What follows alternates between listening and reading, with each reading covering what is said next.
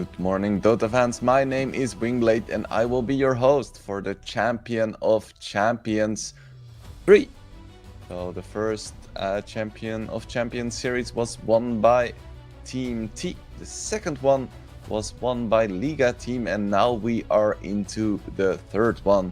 And neither of these teams are participating, so we will not get a repeat champion still. So yeah, we have a full day of Dota ahead of us. Maybe we can take a small look at the schedule for today. I will be your host for the first two matches, and afterwards it will be my colleague DK Truman taking over from us.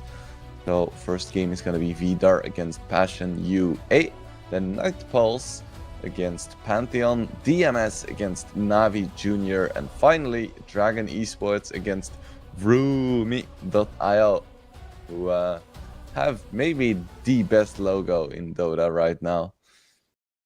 Just incredible. I wonder if they can also bring the heat in terms of gameplay. They have some pretty good players, so we'll wait and see.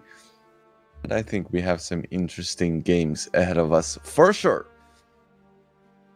Of course, this tournament has a strong mix of some established players that have been around the block, have been in the scene for a long time, and also some teams that, you know, they maybe aren't as experienced. So this is going to be the roster for Vidar Gaming.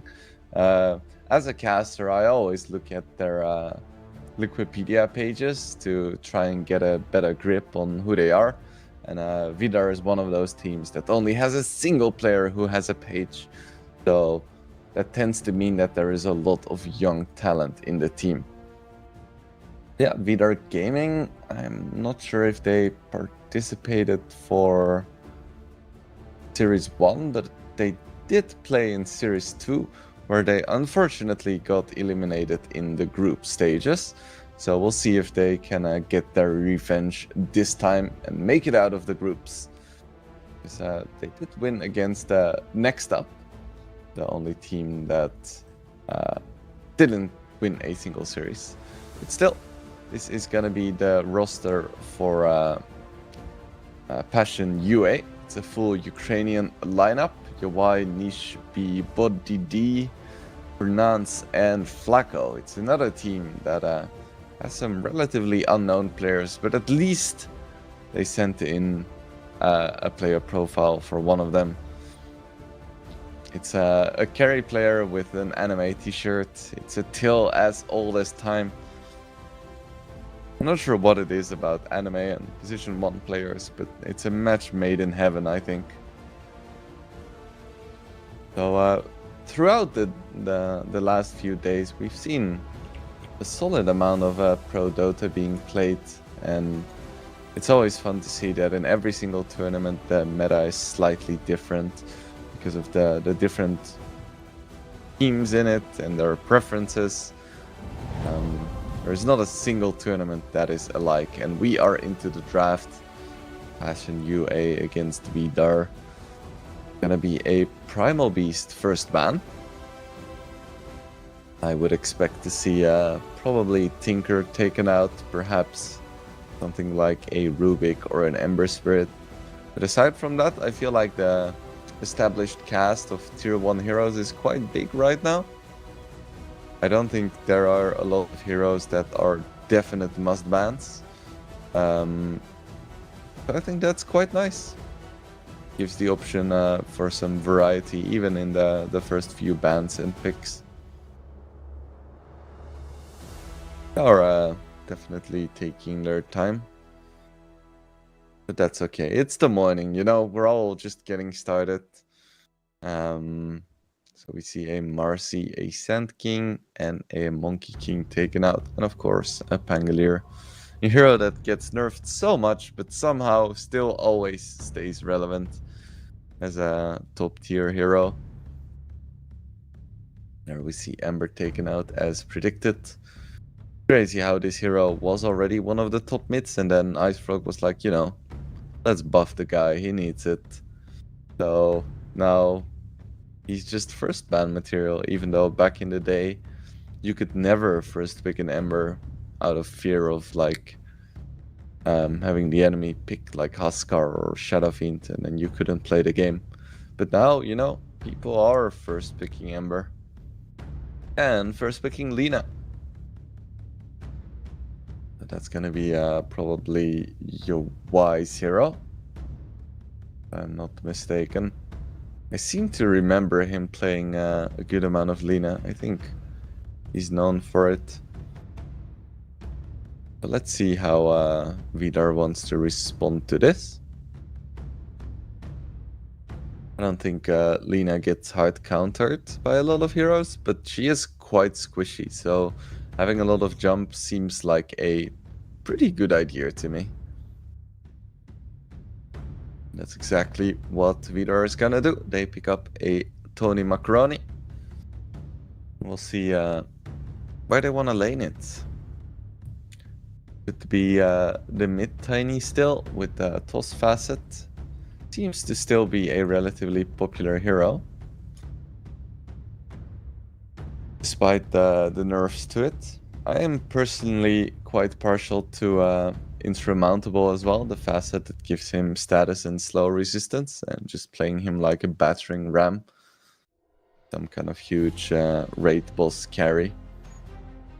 Pretty similar to Ursa, actually. Now, Centaur, Enigma, and Ursa are taken out for Passion UA, and Vidar has one more ban for themselves. I'm not sure. I don't think Tiny has really terrible matchups either, to be honest. So I think they can just ban a generally good hero, or a hero that is good against the hero they're planning to pick. We'll see what they end up doing.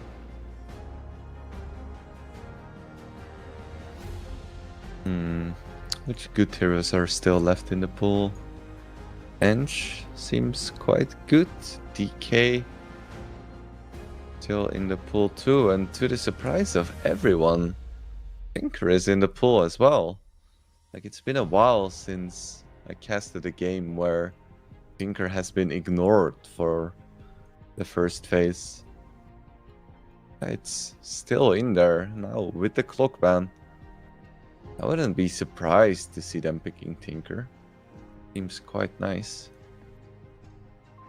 Of course, they can also just go for Jakiro. Jakiro is a very solid hero that is also quite vulnerable to clock. Monkey King, Shadow Demon. Oh, they go for Tusk. Alright. Tusk, interesting. I wasn't expecting a Tusk. Let's see, what do we think is his best facet? It's gotta be tag team still, right? Which has some incredible anti-synergy with the Tiny. Because Tiny is the slowest attack speed hero in the game.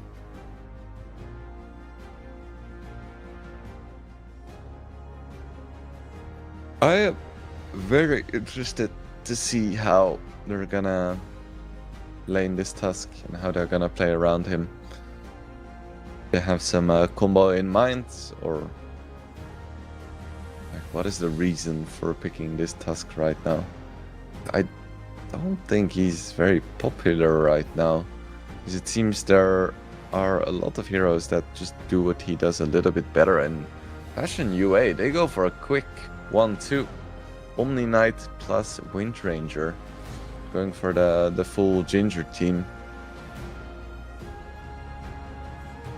There we see DK plus Apparition coming out from Vidar. Damn, some quick picks here.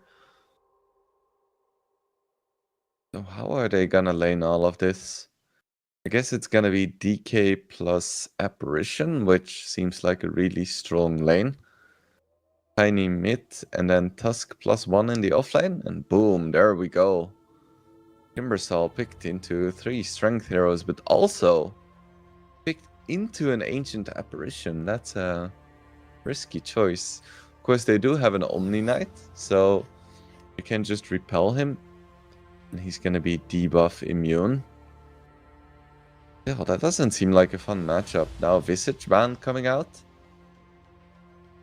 Ah, yes, that seems like a really good laning partner for Tusk. His Visage has high attack speed, he's ranged, and he has a lot of early strength. That's a good ban, I like it. Enigma would have been pretty decent too, but it's already taken out.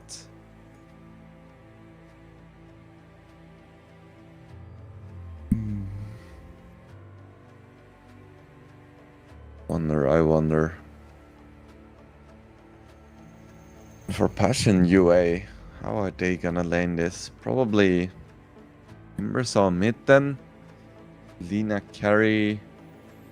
Wind Ranger 4. So both teams, I think, need an offlaner right now. Ooh, or Vidar is expecting it to be a Timber mid, I think. Or a Wind Ranger mid, but I think Timber mid is more likely. But they're banning out more mid heroes. Interesting. So no Puck, no Invoker. I don't think Puck would have been that scary, to be honest, because they have a Tiny and a DK. Both heroes are pretty good at jumping. But still, we're not gonna see any pucks in this game. As I like to say, no pucks given.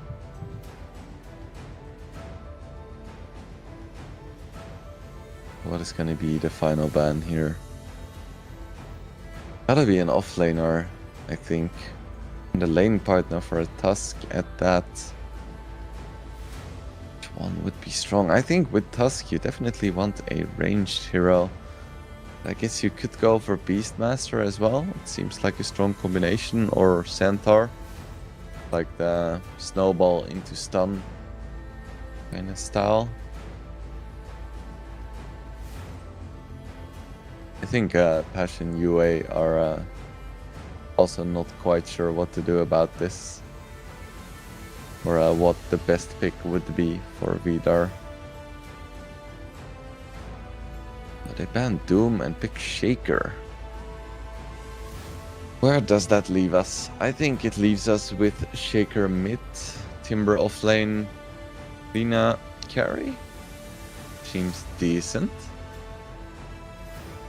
So I would love it if they just did something weird and pick something to counter the Shaker mid. But I think they'll just pick an offlaner. Fine, fine. Which one? I still think Centaur... Yeah, it's banned. It's banned! Oh, very sad. So yeah, no Centaurs then. Is there another hero? Maybe Slardar. I think Slardar would be really good. Having that minus armor for the Lina. I think that would definitely be my pick.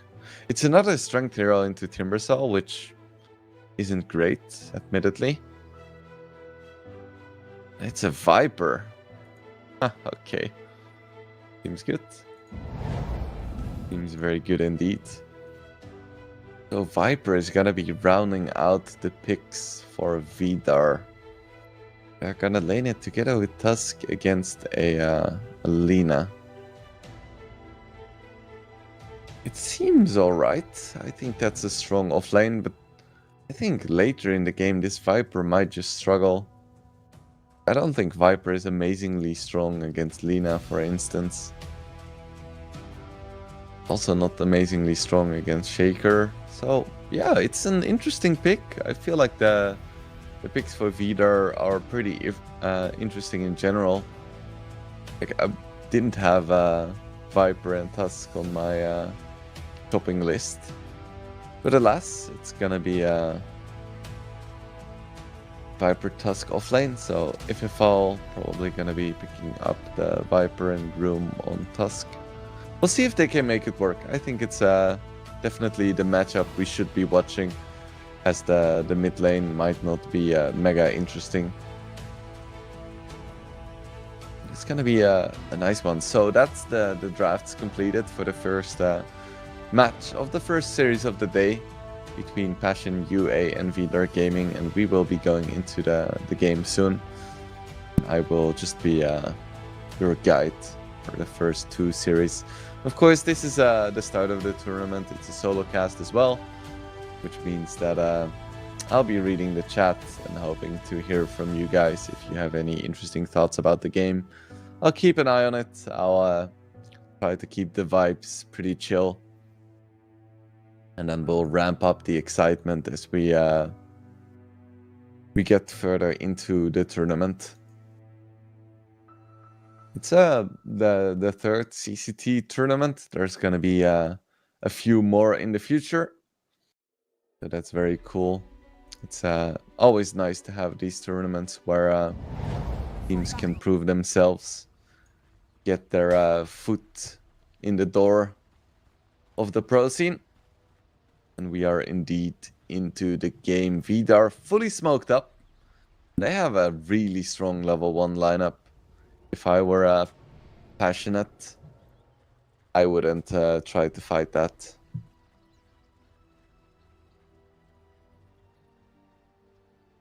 And I don't think they will be, as Vidar, they smoked, but they're just waiting on the high ground. I think it would have paid off to be a bit more aggressive.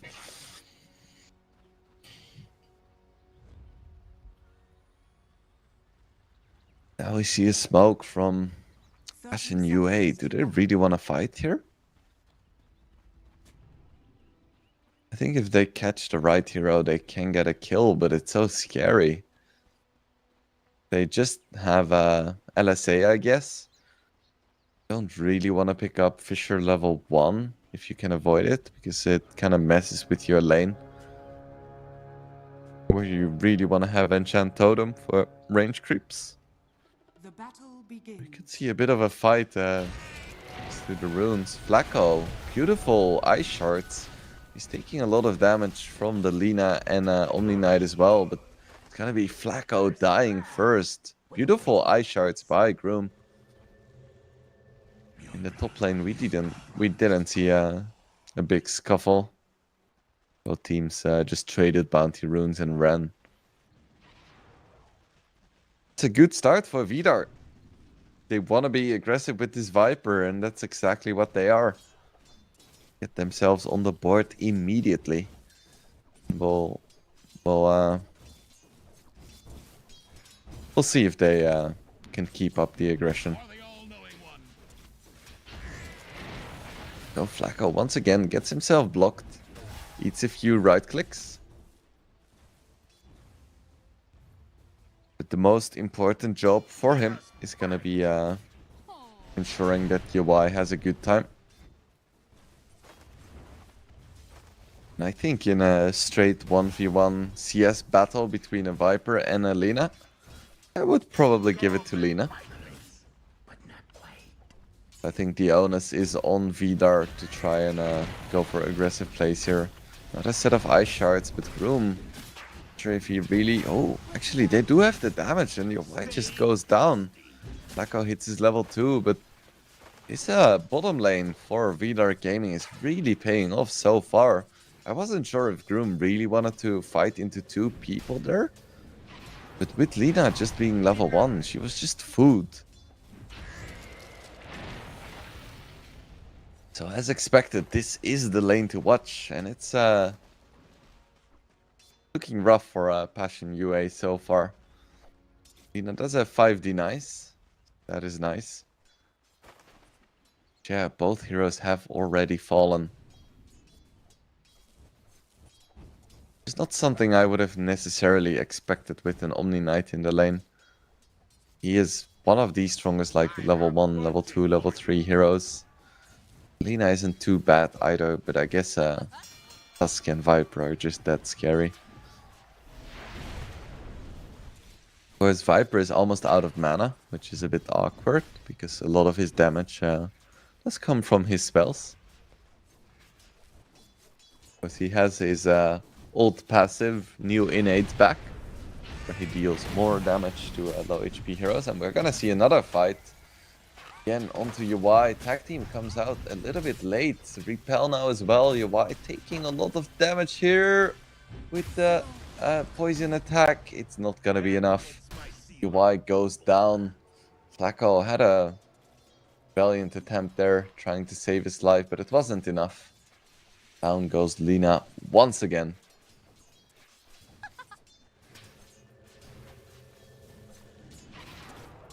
Meanwhile, in the middle lane, it looks like Earthshaker is having a lot of fun. 18 and 8 up against 12 and 4 for Tiny. Isn't a landslide victory so far, but he is definitely owning. In the top lane, it's a little bit more even. We have Timbersaw against DK, 21 and 1 up against 17 and 1. Both heroes just farming creeps, using their spells to last hits, mostly just range creeps and flag bearer creeps.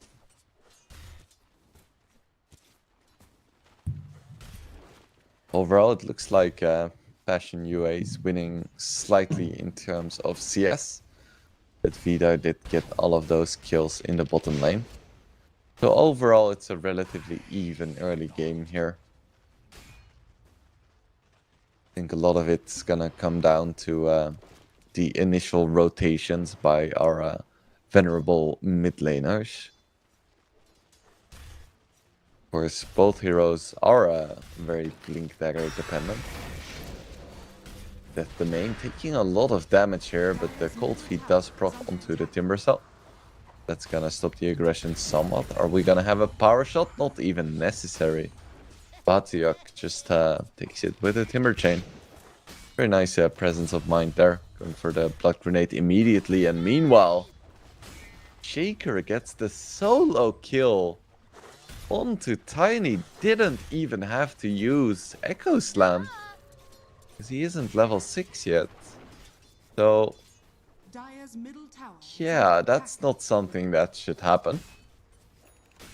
So the bottom lane is going super well for Vidar, but the mid lane is starting to turn into a disaster. With Shaker now almost doubling up on the CS of the Tiny and doubling up on the denies as well. And also getting that solo kill. That's really rough. Another big fight in the bottom lane. This time it might be Passion UA coming out on top at least. They don't lose any heroes here. Not for lack of trying from Vidar. Dina is still doing well in terms of CS, so it's looking really good for Passion UA right now. They're winning the top lane, they're destroying the mid lane, and in the bottom lane, Lina is getting what she needs. They aren't winning the lane, but it's enough that Lina can function.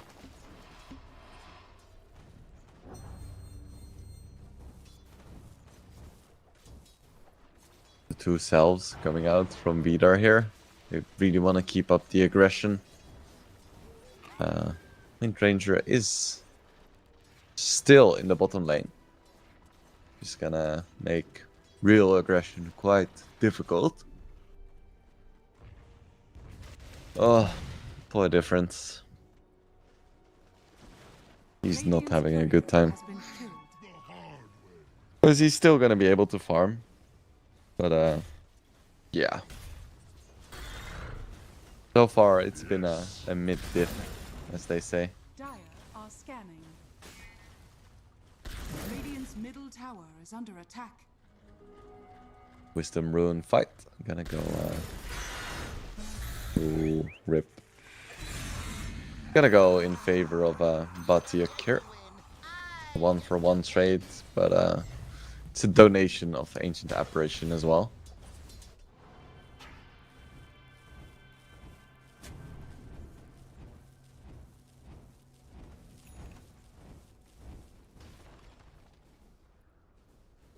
Oh, I wonder what Shaker is gonna go for. If it's just gonna be the quick blink.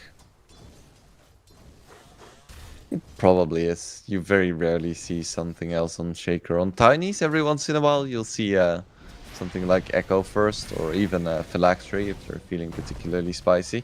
So here we see the first big rotation from Shaker. He does have his Echo Slam still. There we go. It comes out onto the Tusk, but he doesn't hit with the Enchant Totem, and he's gonna die for it. Viper just ignored, gets off all of the poison attacks. Oof, that was a rough fight for Passion UA. The first big rotation from Earthshaker after completely destroying the mid lane turns into a disaster.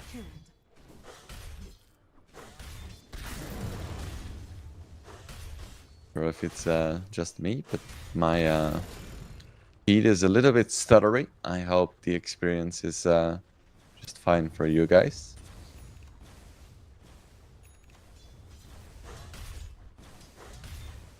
But yeah, going for the first item, Kaya. It's a pretty common choice for Timber Sauce. At the start, you still kind of struggle with mana, and you're already quite tanky. So most Timbers, before buying any tanky items or more mobility, just get the Kaya for efficiency's sake. Because Kaya has gotten a lot better on a Timbersaw now that he's universal. Gives him a little bit extra. Oh, Flacco. It's gonna be another death.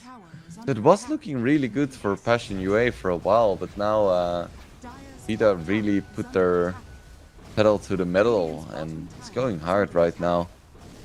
4 heroes in this bottom lane committing for the tier 1. Only Tiny is missing from this push attempt. I would expect Passion UA to just give this up straight out normally with the tier 1 top. Dragon Knight is actually going for an armlet, so no Mage Slayer first, no Blink, no nothing, just straight up armlet. I do like armlets. Such a fun item, and Niche on his Shaker almost has a Blink Dagger. Needs 100 or so more gold. Big fight onto the top lane. Timbersaw is broken, so he's very squishy, getting out a lot of damage, but it's not gonna be enough. He goes down first. Nice twin gate usage. Getting up to the top lane and getting the free kill onto Timbersaw. Looking up for Vidar.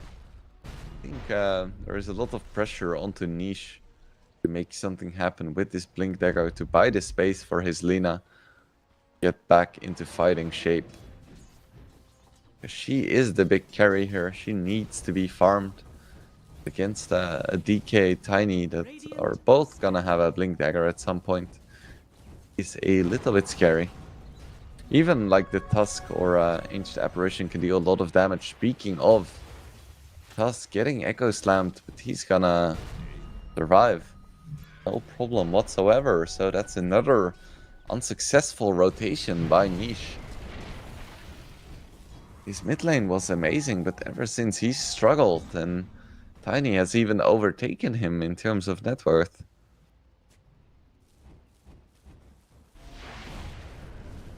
White working towards a Maelstrom. Definitely not the fastest.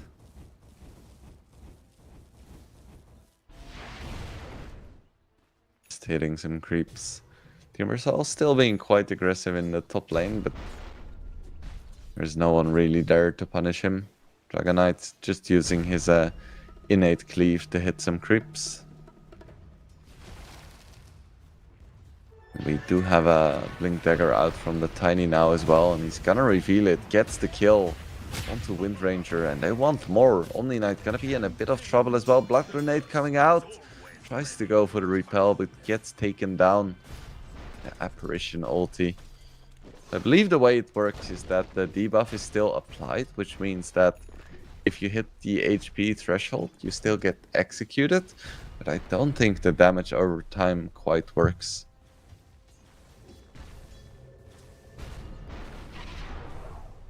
The next up, it's gonna be Aghanim Scepter for Shaker.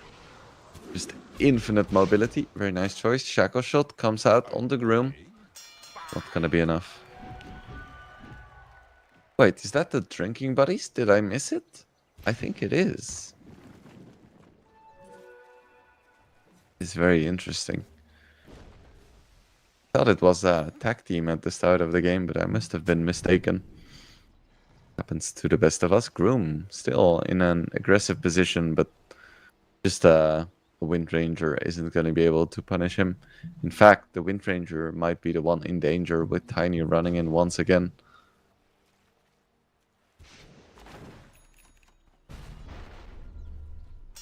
Maybe see some kind of a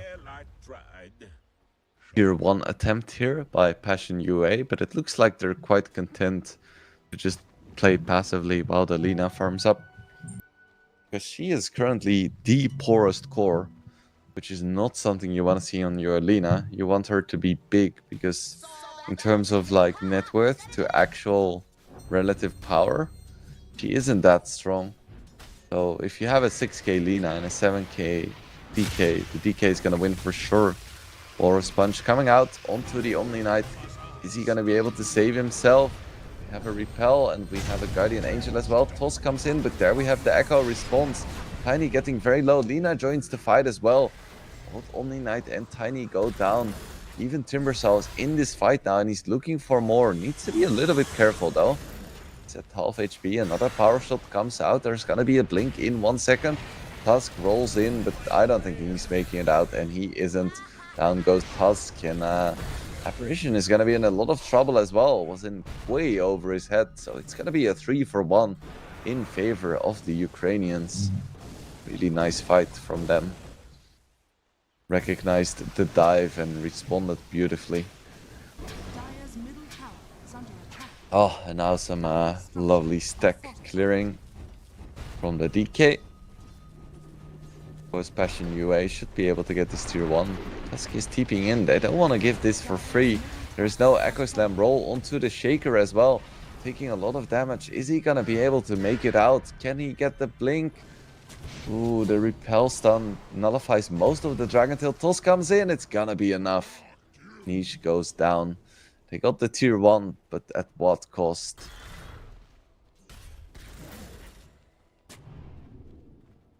Radiant's middle tower is Timbersaw is now at the top of the net worth chart.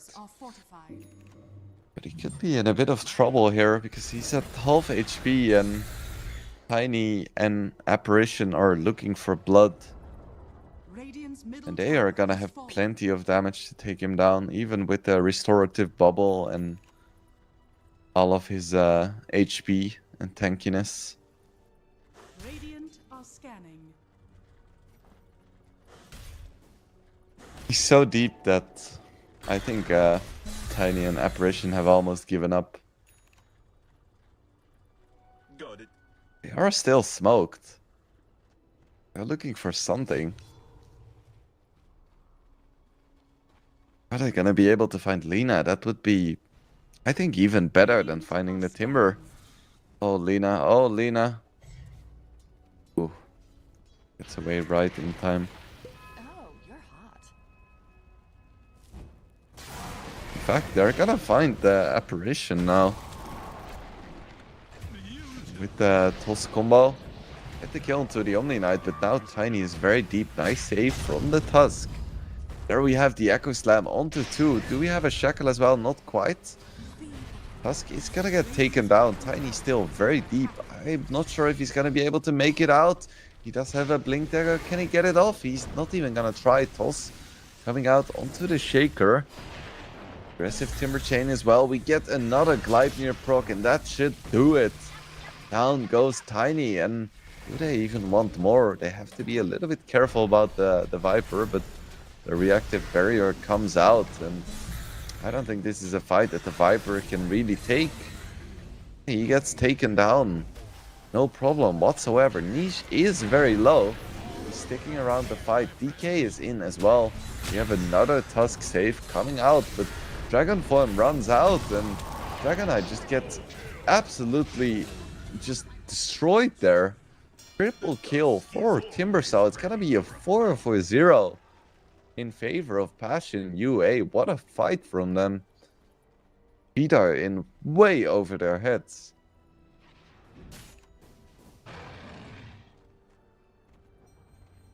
Yeah, it feels like Passion UA just outplayed them in that fight, just in terms of spell casting and decision making. I don't think they're that much stronger, but it feels like Viper is just a creep right now. And Lina's having way more impact than DK right now. Especially once his form ran out.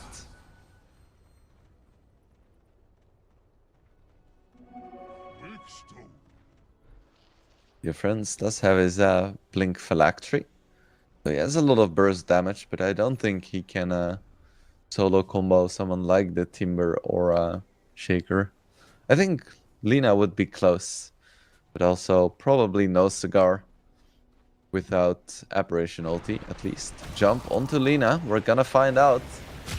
Gonna be enough. Well, it wasn't enough for the solo kill, but they get the team kill, I guess. We have a focus fire coming out onto Groom. You don't want to commit for that. They didn't have enough heroes there. Now it's gonna be Flacco, actually, that gets taken down in way too deep Echo Slam. My goodness, just removes Tusk from the game. Timbersaw is in as well.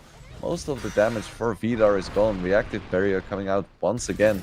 So no one can contest this Timber right now. And they get the Chakram onto him as well. Dizzy and getting incredibly low. Can still go for some fancy armlet toggle plays. And now it's Batyok who's getting very low here. Defensive Fissure comes out. And this is gonna be the end of the fight right here. Yeah, really quick Aghanims from Batyok. I think it's a really nice choice here. So you cannot really rely on your regen against the Apparition. And there is a lot of opportunity for break as well from Vidar. So just picking up that barrier instead is really nice. Niche almost gets clipped there. Ooh, and he does. I think he's gonna be... Ooh, he could have been in a lot of trouble if he didn't have the Aghanims. Is he gonna be able to get the jump away? Yes, he is. Jump in from Timbersaw once again. Pops his reactive barrier, but cannot find any kills here. Not yet, at least. Break comes out now onto him as well. Yowai gets the kill onto Groom. Batyok still so aggressive. Takes down Difference. And it's gonna be Viper in trouble now as well. Dealing a lot of damage to Batyok and actually gets the return kill. So much poison coming out. Not even Timbersaw could survive there. But that was a worthwhile trade for the Viper, but not so much for the Tiny and Tusk. Yeah, why? He hasn't gone for a BKB. He's going full greed mode with the Hurricane Pike. Dire's middle tower is under attack. Small lead for Passion UA.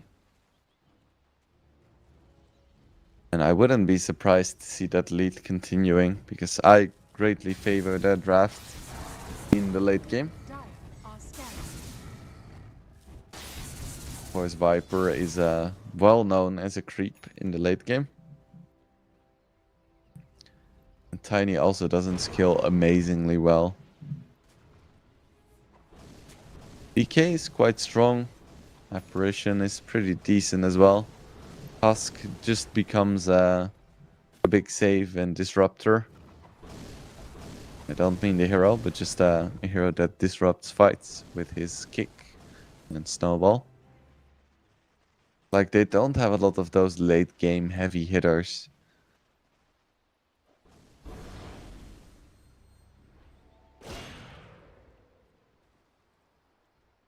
Keep an eye on how this game progresses. It's a 5k lead now for Passion UA.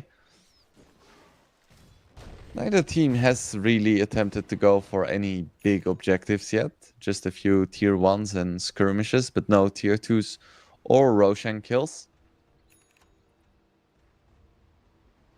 Now a Kaya and Sanj for Timbersaw as well. This man is farmed as hell.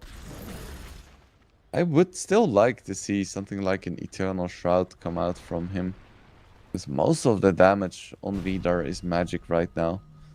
Speaking of damage, we're gonna see a big smoke come out from Passion UA. They really want to find something here. They are ready to fight, but Vidar is just chilling in base. Just chilling. Dire's middle tower is under attack. Or Vidar heroes next to the tier 2 bottom. They knew a smoke was coming. I didn't quite see if they had vision beforehand. But that wouldn't surprise me.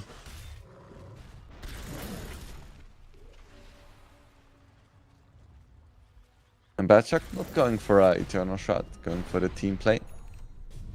With the pipe instead. Now we see a smoke from Vidar. Just when Passion UA is trying to go for a Roche here. Or are they? I don't think they really want to commit. They knew the smoke was coming too. Only DK is far away and he doesn't really have an easy way of joining this fight right now.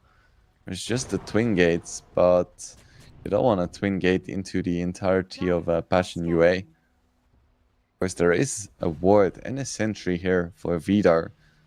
They knew the Roche was happening, but with the smoke, they don't really know what's happening. Are they gonna find the Timber? Yes, they are, and they're gonna get the AA ulti on him as well. Just get the blink away just in time. Well, I think Passion UA wants to just chill for a moment. And now they can go for a fight while Apparition ulti is down.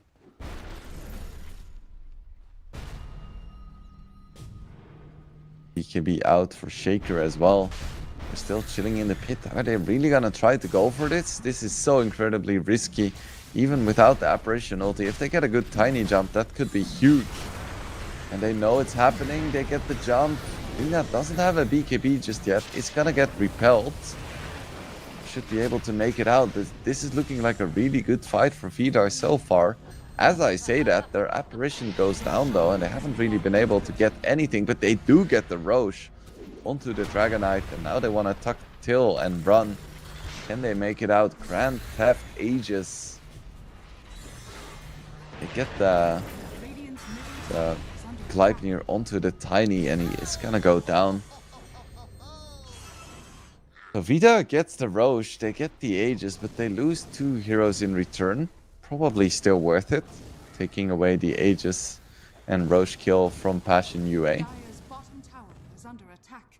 So, good play from them.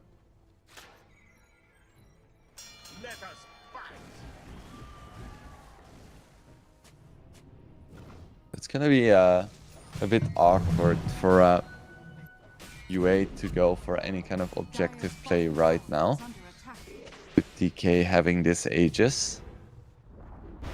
Dire's bottom tower has So I wonder what they really want to do here. Dire's bottom tower is under attack. Boots of Bearing on the Wind Ranger. Very nice game for it. There is a lot of slow and annoyance on Team Vidar.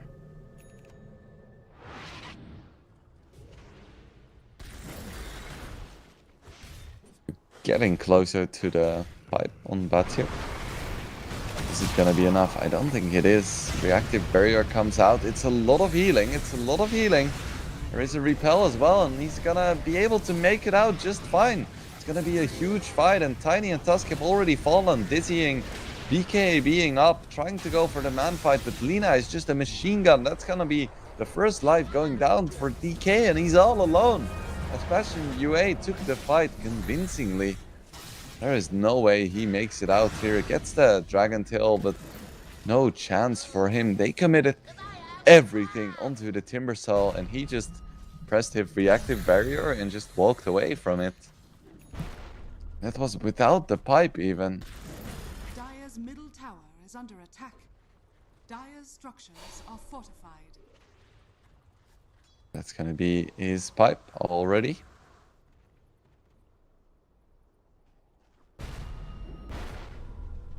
Yeah, Passion UA looks to be in a really nice spot. Dangledor argues that Dire's bottom Viper tower is isn't under actually attack. that weak in the late game because of his becoming universal talent. Money to burn. So I Dire's middle think it tower helps is him a under little attack. bit, but I don't think it's enough to make him a strong late game hero. As Tusk is gonna get caught and taken down. And the reason why I say that is because Become Universal just gives him like maybe 80 damage or so. And if you have a lot of items, maybe like 120 or 150 damage. But I don't think that's enough to make him into a good late game hero. Even if he had a talent that just gave him like 200 damage at level 25, I don't think it's enough. Because what Viper is lacking isn't really damage, it's more of mobility and utility. Because he doesn't have any stuns, he doesn't really have a lot of like silence. He has a bit of slow, but slows are the worst form of disable or CC in the late game. And he's just so incredibly slow. He has an attack range that isn't super big. So that's why people call him a creep. And even if he turns into a high damage creep, I still don't think it's enough to call him a strong late game hero. So once again, we're gonna see an attempted push here from Passion UA. And amazingly, UI hasn't opted to go for a BKB, putting his full faith into Flacco for providing the debuff immunity for him. Instead, he's just focusing on full-on damage. Leipnir, Hurricane Pike, Daedalus. It's looking pretty damn good for UI right now.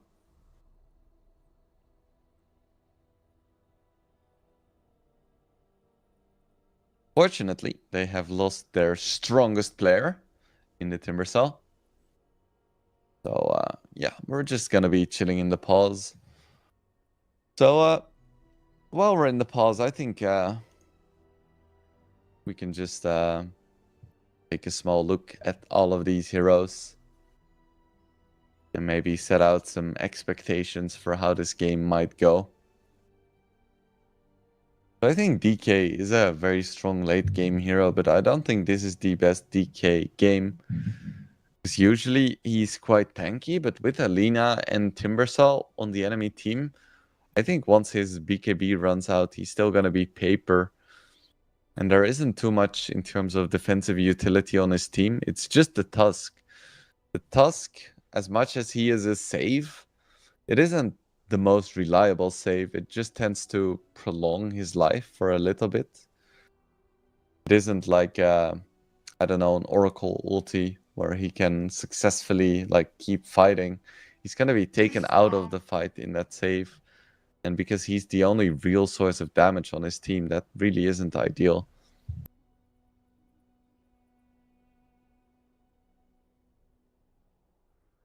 Yeah, I don't have a lot of hopes for Vidar right now.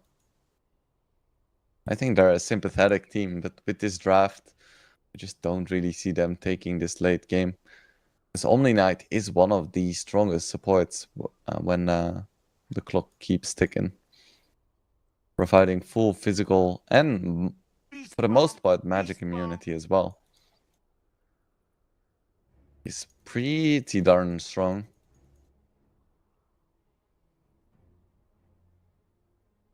So a level 30 Viper with no items is 141 damage. And if he becomes universal, that becomes 242.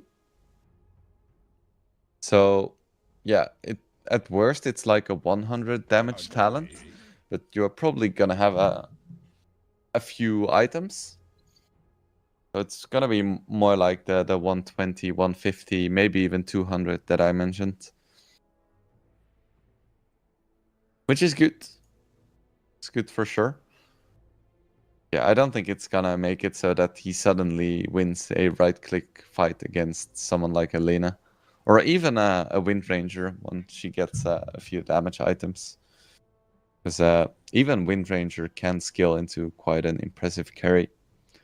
That being said, if this pause lasts for much longer, we should be going into a bit of a break to preserve my voice for when the action is actually happening.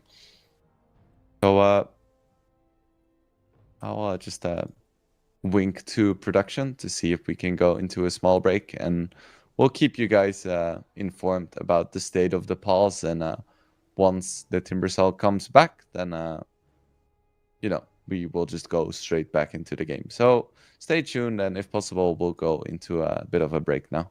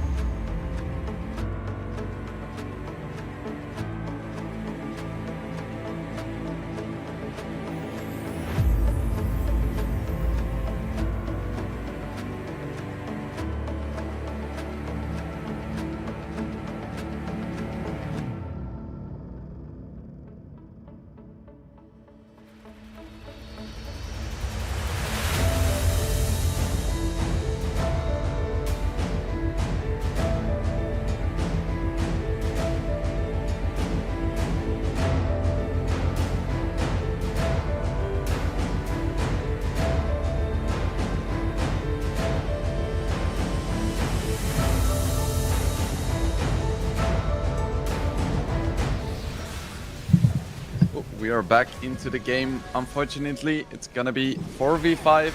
We're still right in the middle of the fight. Lina has already fallen. Now Viper as well. Oh my goodness. It's all happening at the same time, but we are back into the game. Thank goodness. Batyak isn't here, so his teammates are now trying to micro him. There is still a 14k gold lead. Can they still do this?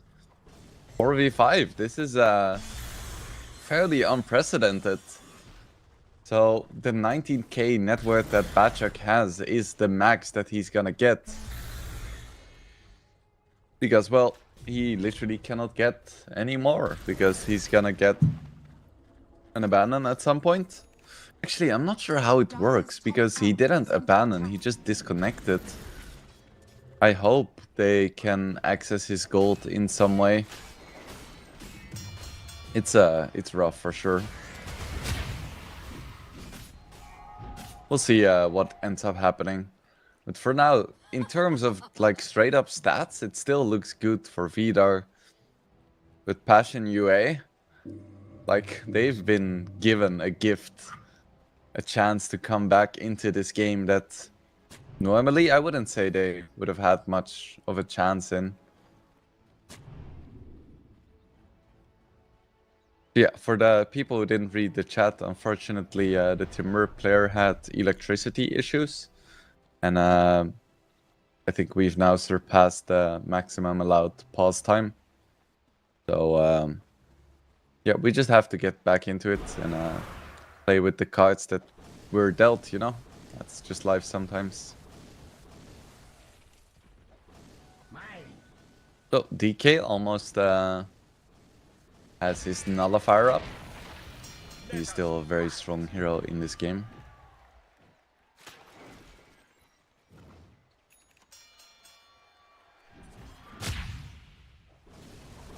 The gold lead is decreasing somewhat. I wonder who's gonna be microing the Timber. Oh, big Ice Blast onto the Wind Ranger, but even bigger Echo Slam and Shackle Shot. But now the Shaker is in so deep, does have his BKB and the Haste Rune as well. So he's gonna survive just fine, and so far it's just gonna be the Ancient Apparition falling. Of cooldowns used there. It's just gonna be the +5 falling, and Vidar wants to be, or Passion wants to be a little bit careful here.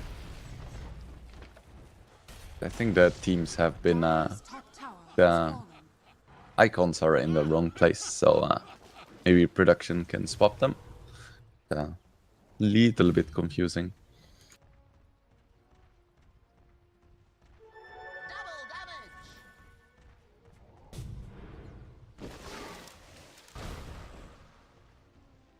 Difference almost has his BKB.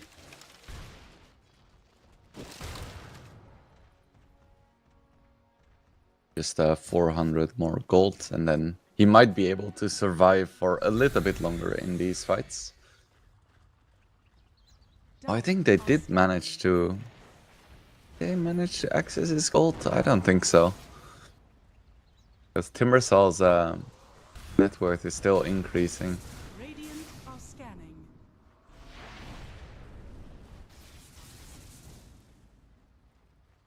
So Lina's still not going for a BKB, instead going for a Satanic, just fully trusting the Omni still.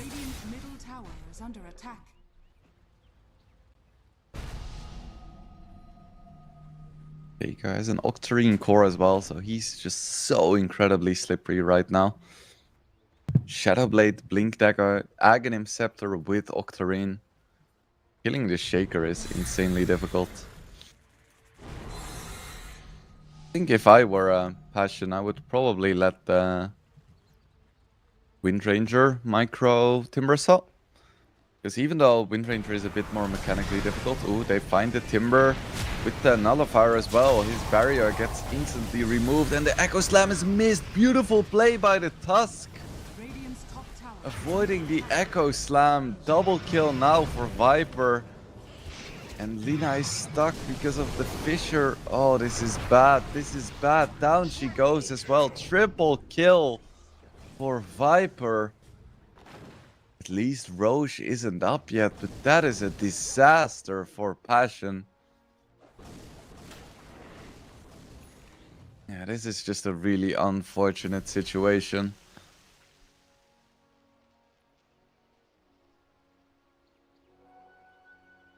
Dizzying with his nullifier reveal really paying off against the Timber. The past few attempts, he's been able to survive the ganks because of his reactive barrier that just gets removed by the nullifier. This solar crested Dragon Knight is really, really scary. Radiant's bottom tower is under attack. Radiant's bottom tower Difference now working towards an AC. Radiant's top tower is under attack. Radiant's top tower has fallen. Shaker is still very strong, and so is Lina. Yeah, the gold lead is rapidly decreasing.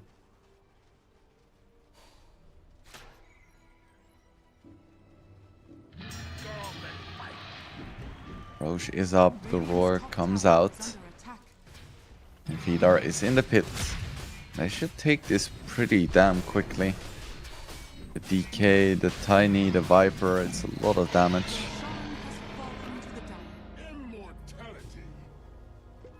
DK now with a fresh Aegis.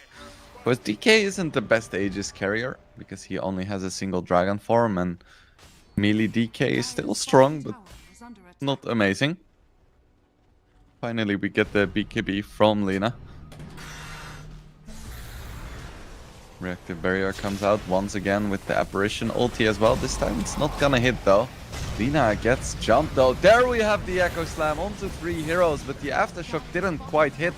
And now DK is just absolutely going ham. Lina gets destroyed. And I don't think Timber is making it out either. That's another 3-for-1 in favor of Vidar. And they don't even lose the Aegis. I think this might be Rax. Radiant's top tower has fallen. Radiant's top tower. So no buyback on Timber, because you literally cannot buy back a disconnected hero.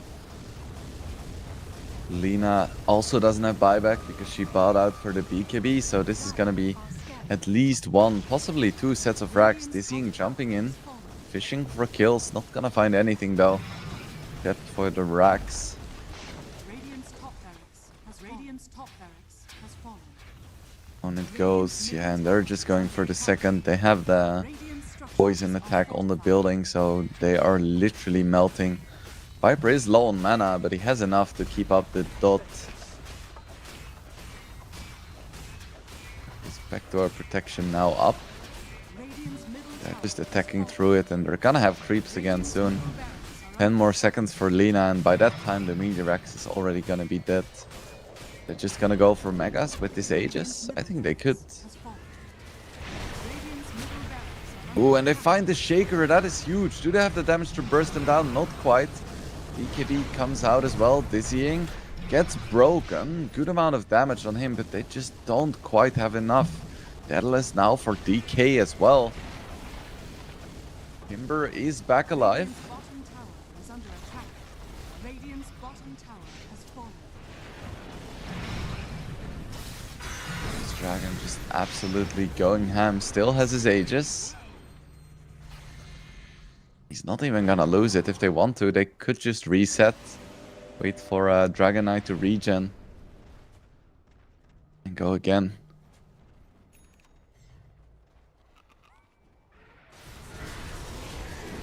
Ooh, jump onto the Lina, and she doesn't have anything, and she cannot be saved by the only down she goes. Doesn't have buyback. I would expect that to be GG. Echo Slam comes out, but is not really gonna do anything. Shaker is gonna get the TP out, and they do get the Aegis onto the DK, but it just had like a minute left anyway. They stop this DK. I don't think they can. Jump onto Timber once again, broken. Is Shaker gonna be able to get the kill? Yes, he does get the kill into Viper. Now I think they might be able to kill Tiny as well, but can they get the big prize? The Dragon Knight. He is so incredibly tanky. Do they have the damage? Ooh, Niche. He's trying his best. So many enchant totems coming out. It's a slow kill, but it's a kill nonetheless. Has fallen. I think Timbersaw has like 8 or 9,000 gold in his disconnected bank.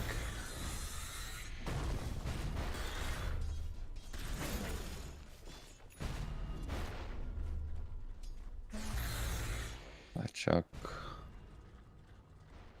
I hope everything is alright at home.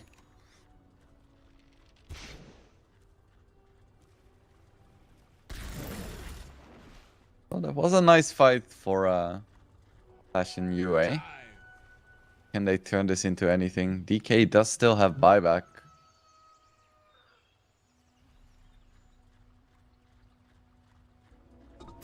I don't think they're really going to be able to get too much here.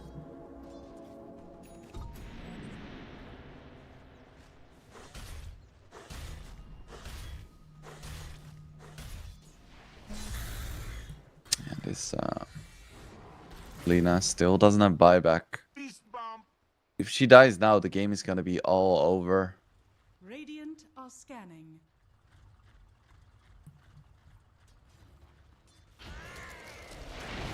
Get something here. I don't think they want to let this drag on for too long. Baker is still very, very strong. Dire's middle tower is under attack. An 8k gold lead as well, but most of that gold is in the bank of Batchuck. Dire's structures. He literally cannot use it. Dire's middle tower. Viper Strike onto the Shaker. Gonna live just fine. DK now respawning. Force Punch coming out onto the Timbersaw. Looks like we are gonna see a fighter. BKB coming out from the Tiny. Big Echo Slam onto 3 by Niche. And they take down 2 immediately. Can he make it out? So far, the answer is yes. Now the big man fight between the Fire Lady and the Dragon. And it looks like the Dragon is gonna come out on top. But do they have enough? Another beautiful stun, but dizzying. This Dragon is just so incredibly strong. The Timbersaw and the Omni have fallen. Jump in by DK is gonna kill Lina. She does not have buyback. They're gonna kill Shaker too. It was a valiant attempt. 4v5. They took that fight beautifully, but it just wasn't enough. I think we have reached the end of the game, unfortunately.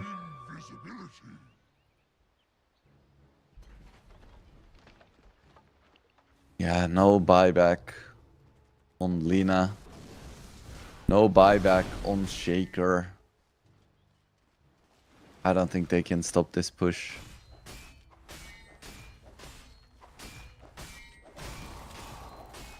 Dizzying just going for the racks, but soon they will realize that there are no buybacks, so they can just end the game. Wind Ranger buys back, but she's not gonna be able to stop this. Radiant's middle tower has fallen. So yeah, it's gonna be the victory going to Vidar. The circumstances are incredibly unfortunate. I hope that Batchuck is safe at home. That it's just a temporary power outage. That for game number 2 we will be able to once again have the full squad for Passion UA playing.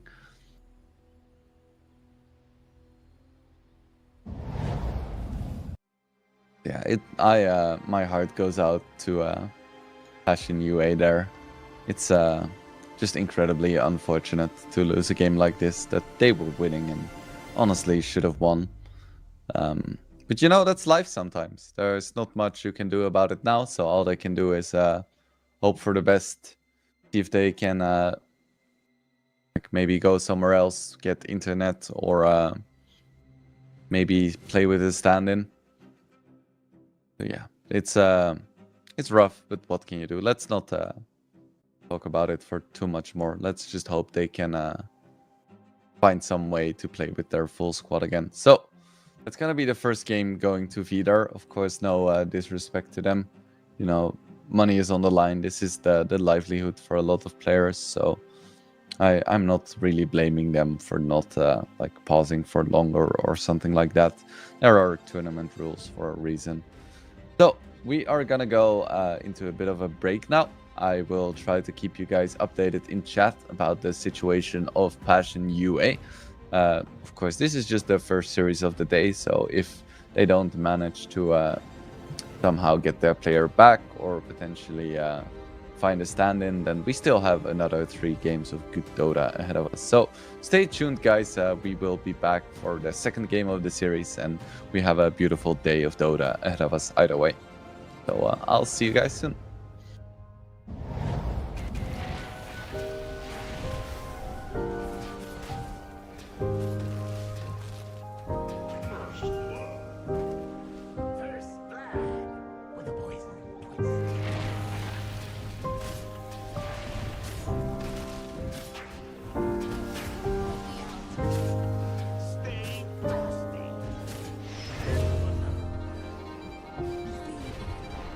Radiant's bottom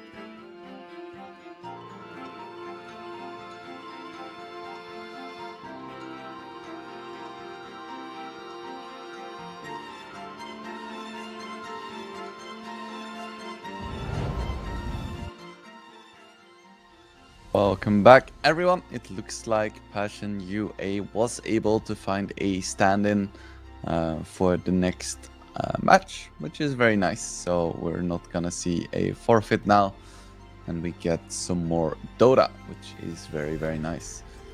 I think it's prudent to just focus on what happened before Bachuk disconnected, to like try and break it down, as opposed to just beating the dead horse too much. Yeah, I think that Passion UA played really well in that game. I think their draft worked really nicely, and even though, like in the early mid game, there were some hiccups, I feel like they just outplayed Vidar for the most part. Like we had the solo kill from the Shaker onto the Tiny before getting Echo Slam, which to me is just absolutely insane how that could happen. That just proves to me that I think even with a stand-in, Passion UA might just be able to take this game. So once we get into the draft, we'll bring you guys there. But yeah, I wonder if Peter maybe wants to change their approach a little bit, or if they want to play a similar style. Because I feel like the DK did a lot of work, but the Tiny and Viper really didn't do that much. Like the Viper did okay at the start of the game, like getting 2-3 kills in lane, but afterwards felt like just completely irrelevant. So I think the Tusk Viper experiment was very interesting, but I wouldn't advise them to go for it again. Yeah, we have Marcy and Pango banned out by Passion. Vidar bans out the Primal Beast. So I think in last series Tinker was actually completely ignored, which is just crazy to me, because to me he's like one of those classic, hey, this hero is broken, you have to pick or ban it heroes. I guess both of these teams just don't really play it that much. Fair enough. Next up, we see Pango and Ember banned, and Monkey King as well. Interesting. I've been seeing quite a lot of Monkey King bans recently, but I haven't even seen that many Monkey Kings played recently. So I find myself struggling a little bit with like evaluating how strong this hero actually is. There was this time, just like a month ago or so, where everyone was playing the zero cooldown monkey jump mid playstyle, but then that got changed to where the cooldown now gets reset upon taking any kind of damage, so even creep damage.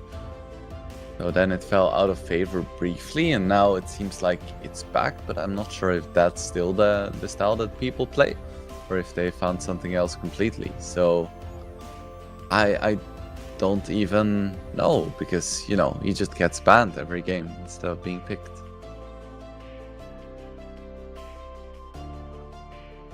So Omni Knight banned as well by Passion UA. I think it did amazingly well last game. So they just don't want to deal with it.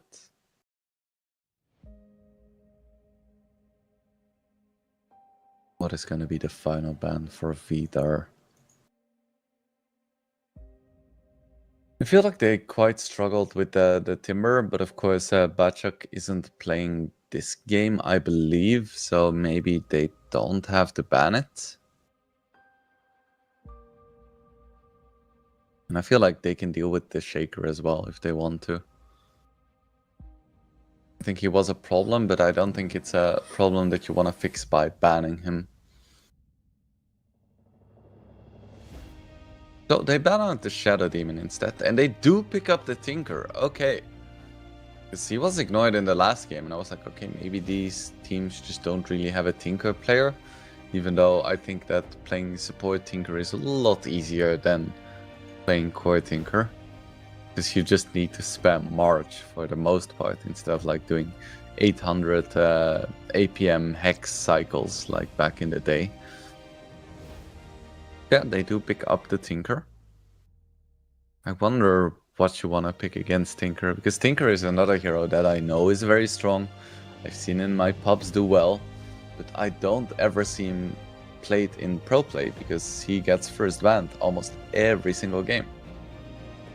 Yeah, I'm gonna be learning along with you guys how the pros really play it.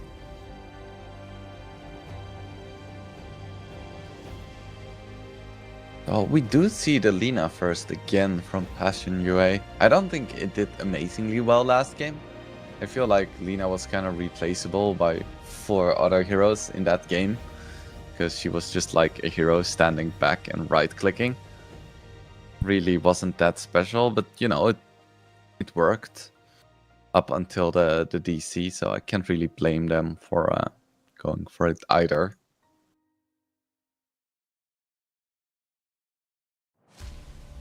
Alright, so Clockwork and Doom banned out by Vidar. Passion is gonna ban... They're taking their sweet time on these bans. They're gonna ban out Ursa.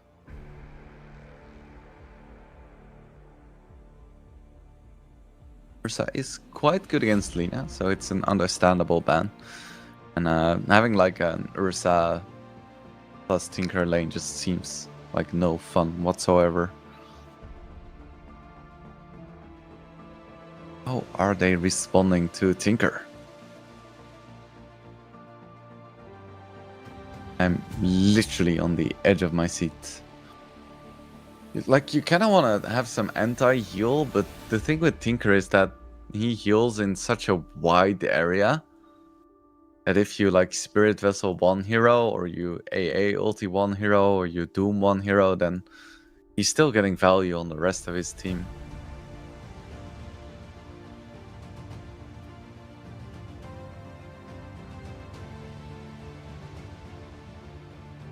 So they pick up a Leshrac. I wonder if this is gonna be the classic mid-Lesh, which I still think is quite strong, or if it's gonna be the support Lesh that I've been seeing pop up every here and now. Just for the Edict and the early trading with Edict. Mostly just the Edict. And Vidar, they pick themselves a Centaur plus Windranger. Those heroes will probably be laning together. A pretty darn strong duo. I think Lina +1 can still do well against it though. I think they do want to pick one of those classic melee buffers for Lina. Normally I would suggest either Clockwork or Omni Knight, but both of those are banned, so I think Treant is still a very good option. Super good against Centaur too. You press the Stampede, you get the Overgrowth out.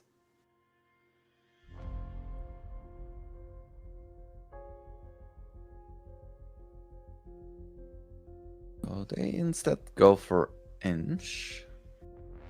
Guess this could still be the position. This is probably gonna be +4 Inch, right? But I guess no, this could be +5 as well. And I think instead of having a hero doing the frontlining, you can just get a creep.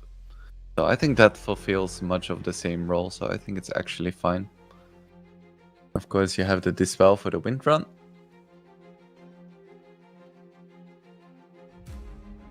Yeah, that seems quite nice. I like this Ench pick.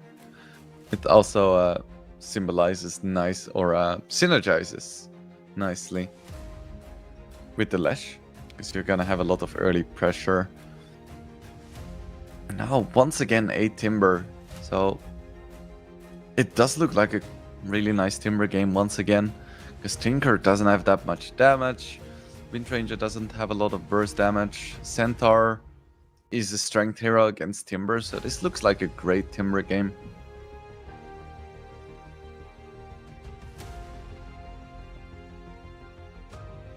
Do they want to ban now? That is the question. Oh, and it's gonna be an anti-mage. What?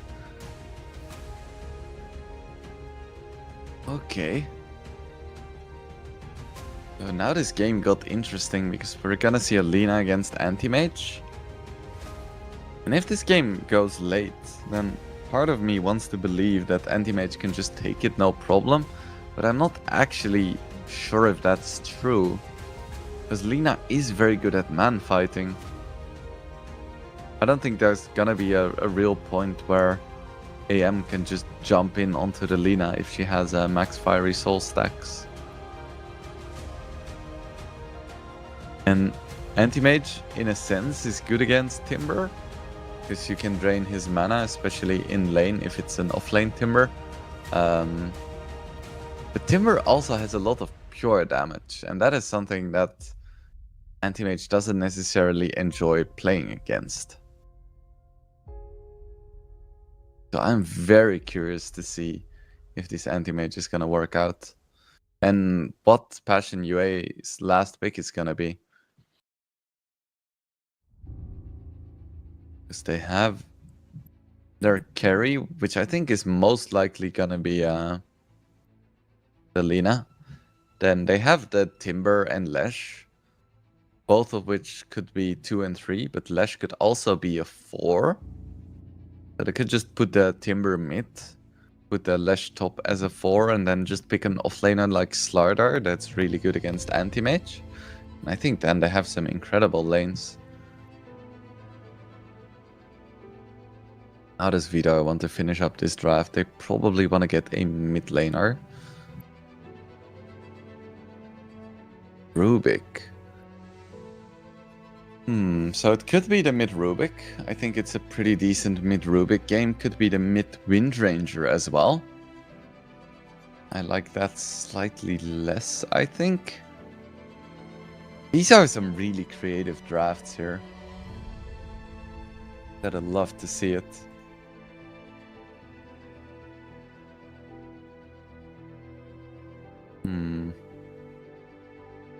A final pick for Passion UA. I still think it should be a strong offlaner that destroys anti-mage. Or something like a Huskar. Huskar would be just a free win. Either offlane or mid lane. I think it's a free win. Actually, if they put the Windranger mid, then the Huskar isn't that great. But putting Huskar offlane is like... No, it's gonna be the Tusk. So that probably leaves the Leshrac mid, Timber offlane. That is so weird. No, I would definitely go Tusk Leshrac offlane as opposed to Tusk Timber. Because if you pick Tusk Timber against Anti-Mage, that's just begging him to free farm. It's like, sir, please take my creeps. Please take my life. That doesn't seem like a great idea.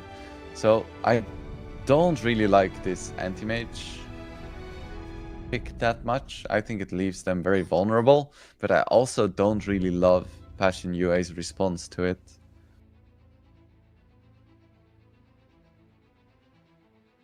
So yeah, we'll see if they can make it work.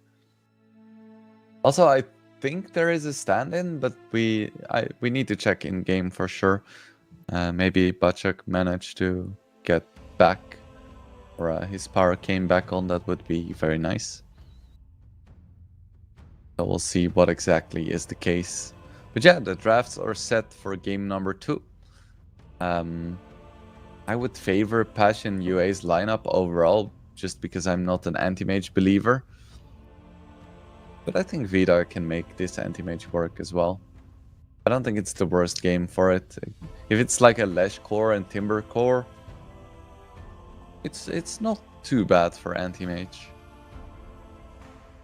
I guess there is a good amount of pure damage, so if he ever gets stunned, then he's gonna be in a lot of trouble.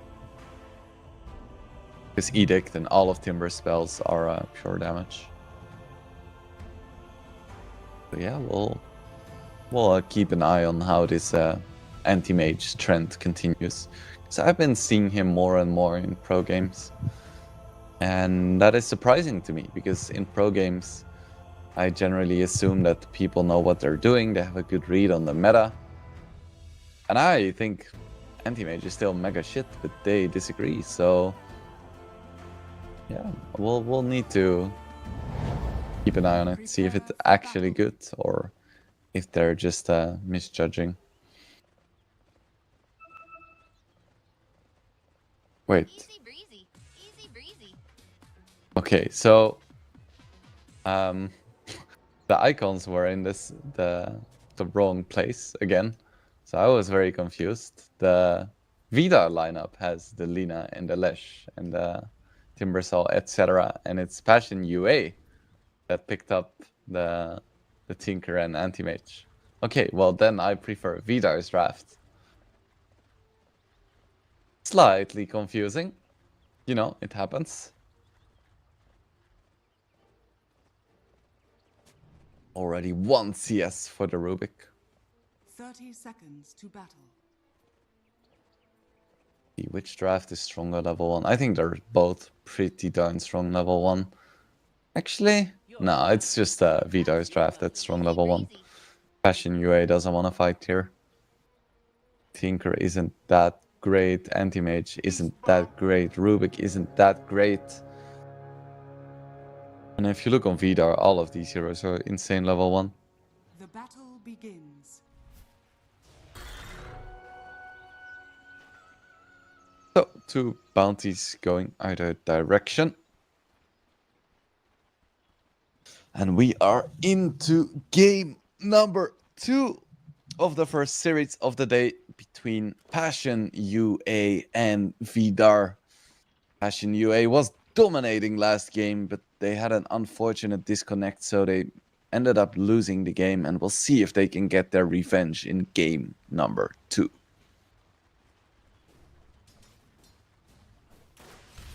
This top lane from Vidar is so strange. I really don't know why they went for the Tusk as a final pick. I don't think it does well at all against Tinker Anti-Mage. It feels like once Anti-Mage is like 2 or 3 levels, he's just gonna trade every once in a while, drain all of their mana pools, because both Timber and Tusk aren't exactly known for their high mana pools. And like a Timber without spells is practically useless.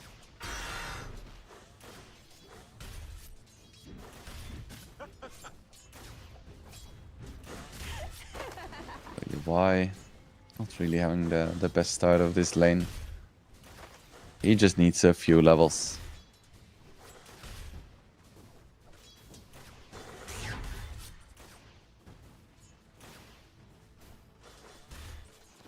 So far, Timbersaw doing super well in terms of CS. Yeah, it's kind of to be expected. First few levels. Now Anti-Mage gets himself that mana drain. Bro, I don't even know what Anti-Mage's first spell is called. I have like 300 games of Anti-Mage. Let me just briefly check.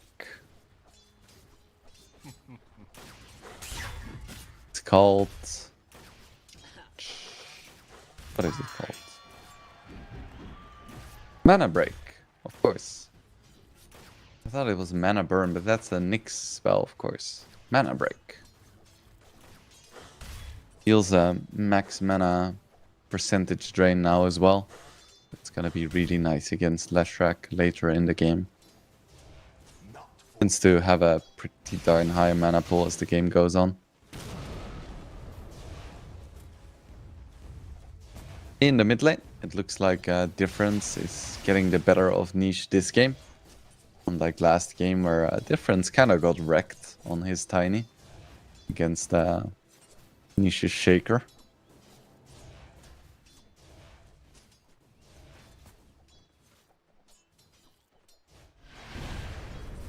In the bottom lane, gonna be a fairly passive lane, I think.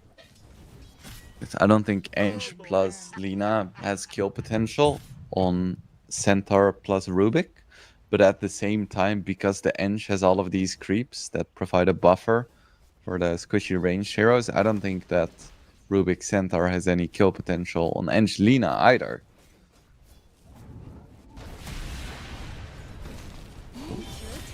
That being said, we see a kill attempt onto the Eng, but with the Wisps coming out, she should be absolutely fine.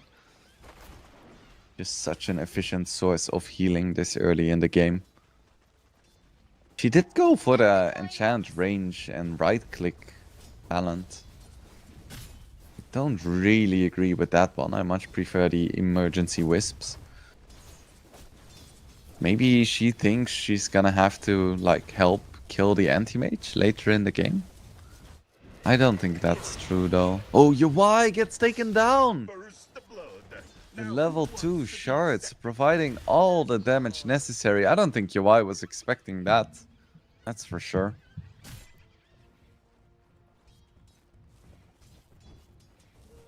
A pretty nice kill. Somehow this Tusk Timbersaw lane is working out. I have no idea how or why this is working. But it is working. Of course, Timbersaw is completely out of mana now. I don't think he's gonna do much more than just right-clicking creeps. Because he's gonna want to get a Soul Ring and Arcane Boots at some point anyway. That's gonna help a lot with still being able to get his spells off.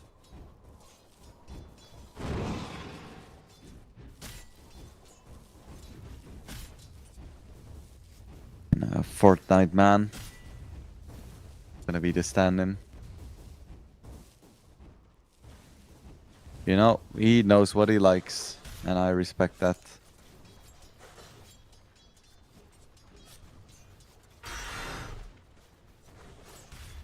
Ooh, yeah, every time a Whirling Death comes out, Anti-Mage takes so much damage.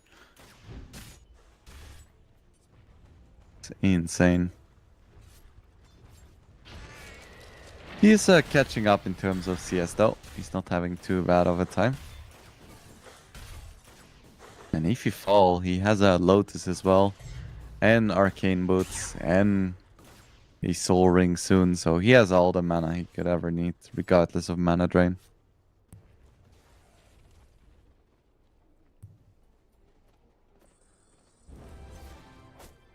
Got it.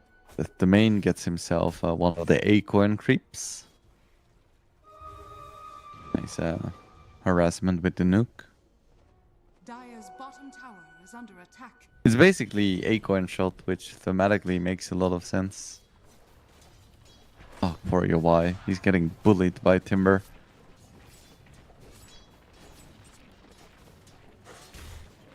He's getting fed some tangos by the Tinker. And of course, with the healing facet, there is a reasonable bit of sustain.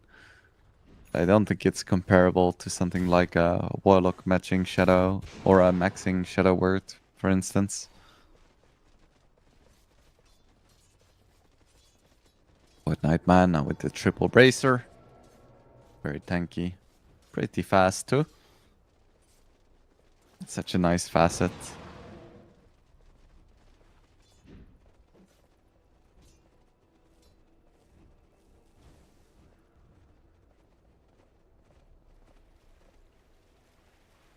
That domain moving out with a Centaur, but it's expiring, so I don't think there's enough time left to really get something done with this.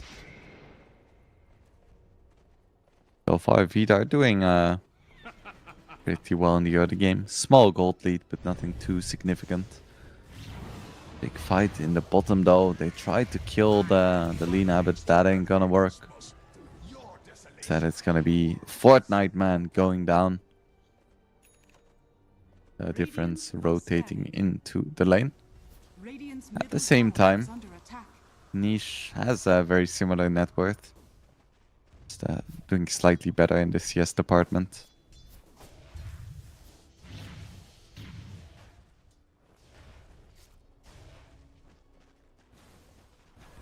Difference is going for the Blink first Leshrac build. It's quite nice against these heroes. Lina, once again, very low, but this time because of jungle creeps. Just carry things. At the same time, Niche gets the solo onto that domain. Stops the focus fire, and yeah, there is nothing an Ench can do. Doesn't even have untouchable yet. Not that that does too much against a Wind Ranger.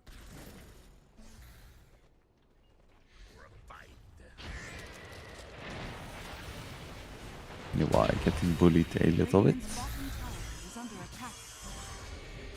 All the chakrams are up. UI goes for a blink, but it's really short. At the same time, difference Radiant's middle gets tower the kill is into under Flacco.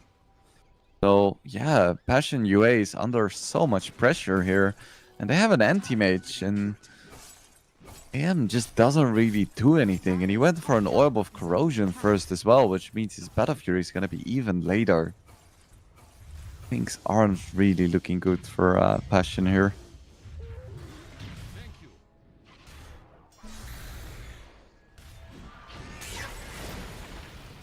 UI getting very low here, needs to be careful. Leshrac rotating in as well. There is a Mana Void ready.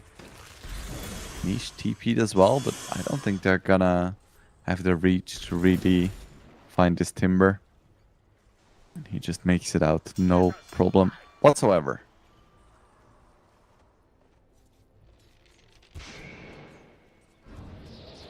Power shot not quite gonna connect. Focus fire is popped.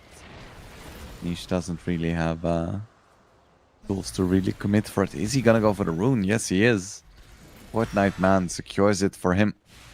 Nice teamwork by Passion UA. Dire's bottom tower is under attack. A lot of damage coming out onto this Timber. Quite surprised he isn't in the top lane anymore, but anti-mage is close as well, and Lina actually manages to find the kill to Centaur.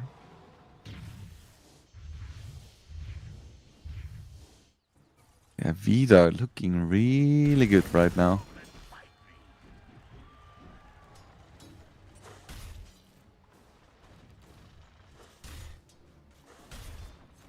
Timber once again going for the Kaya.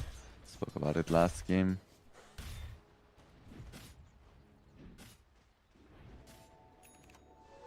Radiant's middle tower UI, I'm not sure where he's gonna be able to farm. His anti-mage doesn't farm the jungle fast at all before his Battle Fury. is under attack. Yeah. And it's not like he can really, I don't know, stay on lane for too long. Dire's structures are fortified. Yeah, it doesn't seem easy for him right now. Radiant's bottom tower is under attack. You know, maybe he'll find those little nooks and crannies of farm. Feel like we could be seeing a fight in the top lane soon.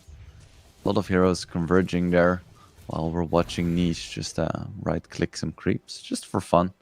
It is very fun to right click creeps. I used to be a carry player back in the day, and just that gold sound, it's like, you know, drugs.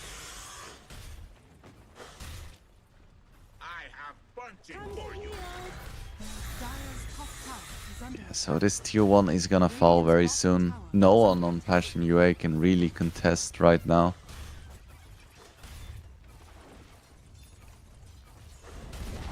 These Timber and Ench just too strong. UI getting in some hits, but isn't gonna be able to do anything significant there. Just a little bit of harassment coming out.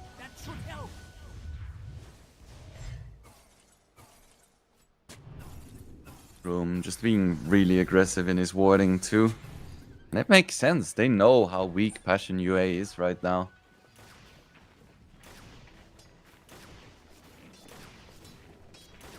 Just picking up my cat real quick, so I have a nice co-caster. You hear some meows, that's the reason why. He just wanted to be involved, and I get it. Who doesn't want to be involved with the CCT 3?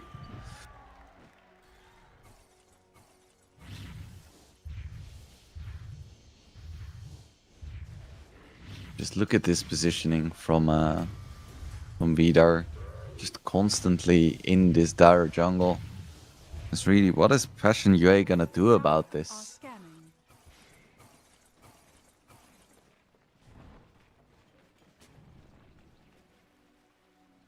Radiant's middle tower is under Still, attack. it's just a small gold lead.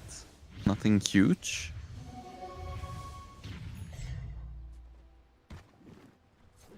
Wind Ranger is still doing very well for herself, and Centaur is only 500 gold behind the Timber.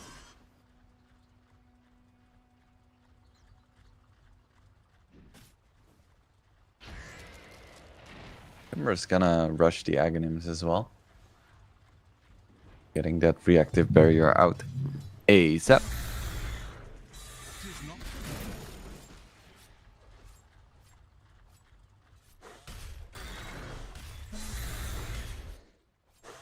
We haven't really seen too much of the Rubik. He started in the bottom lane, but hasn't really managed to set up any real kills.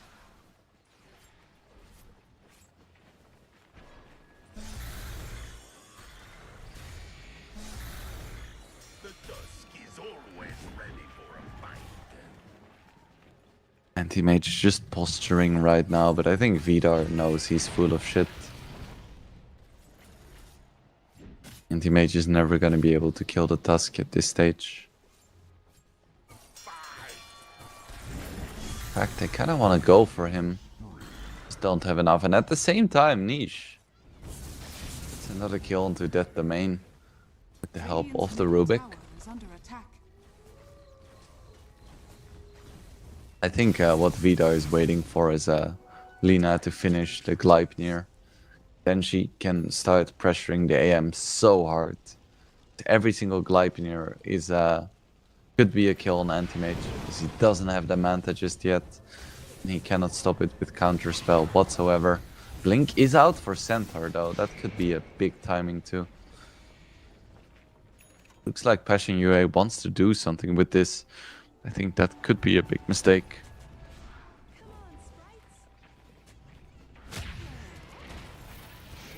What Fortnite man can do. Radiant's courier has been killed.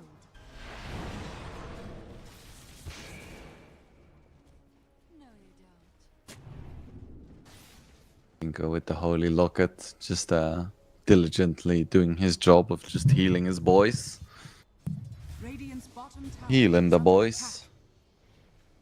Anti-Mage is gonna have his Battle Fury now. It's definitely not the fastest I've seen, but it really isn't that bad considering the state of the game. Pretty good.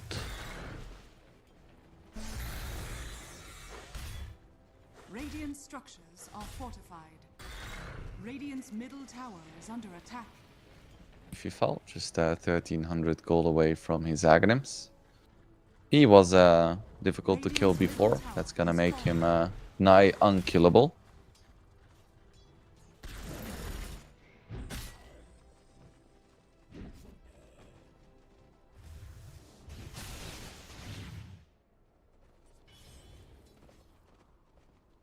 Groom's gonna go for a Radiant Blink are Dagger too. scanning.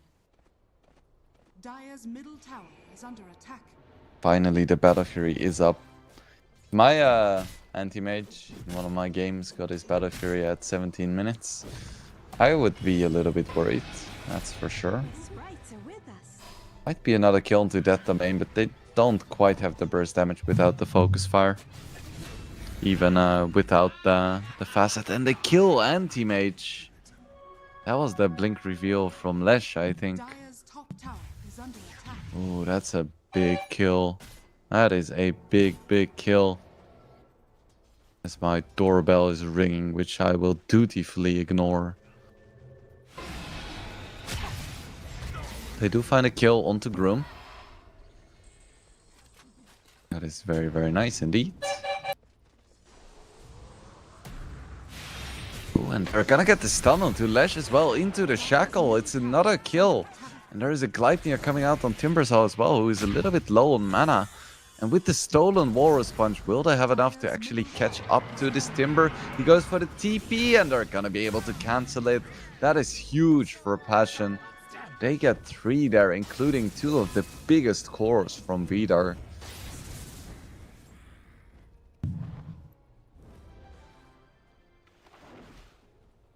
That's gonna buy a lot of space for your Y. It's a triple stack there as well. With this amplified damage rune, it's all coming together. Every coin helps.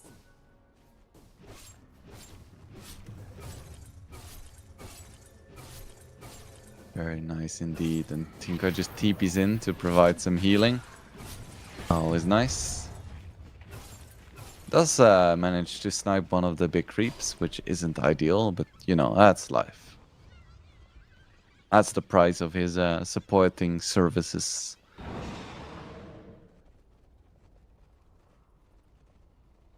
Oh, smoke coming out from Vidar. Who can they find here? I think you're tempted to go for anti-mage, but right now, Windranger is by far the bigger threat.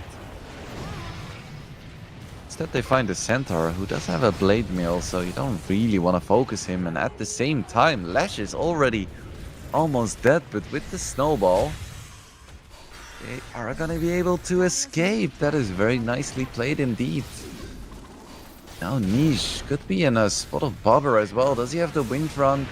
He doesn't, and he goes down. It's gonna be already 2 heroes falling, 3 heroes now falling. Yawai does TP and manages to get the kill onto the Lina. That's a pretty big kill. Can he make it out? Looks like so far the answer is yes. So it's gonna be a 2 for 3. But Flacco isn't out of dodge just yet. In the March of the Machines though, he is very tanky. This is a scary thing to commit into. Flacco still alive. This Tinker hero bought enough time for Fortnite Man to come back in, and Yawai gets 2. So ultimately, I don't think that was worth it for Vidar at all.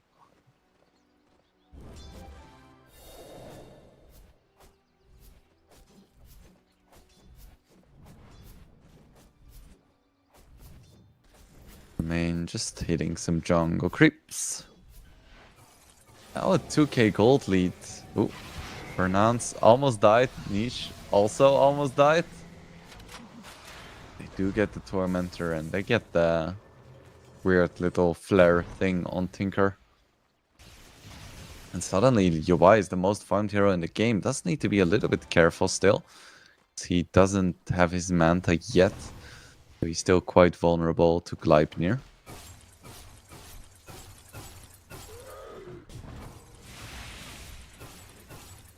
Yeah, the farm train has left the station.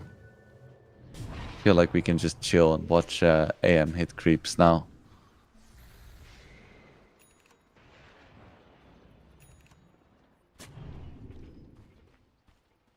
Flacco just going for a mech.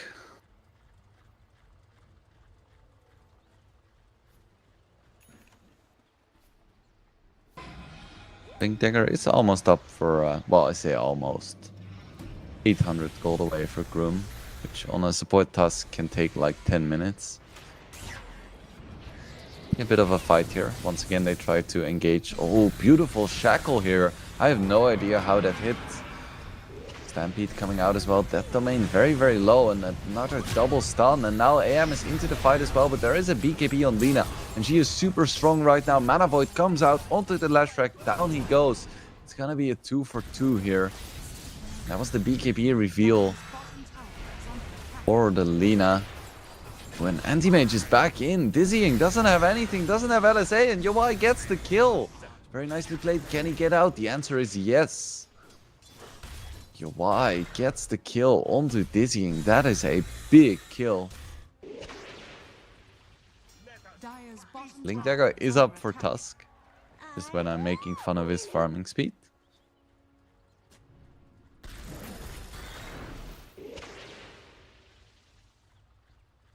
Timbersaw almost has a blink as well. Really wants to get a Hex afterwards, I think.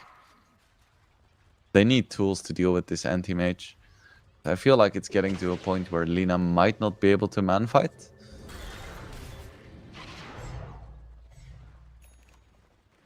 I think this is the kind of game where Lina can never really use the stun offensively.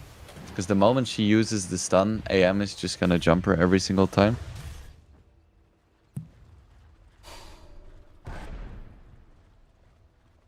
Dire's bottom tower is under attack.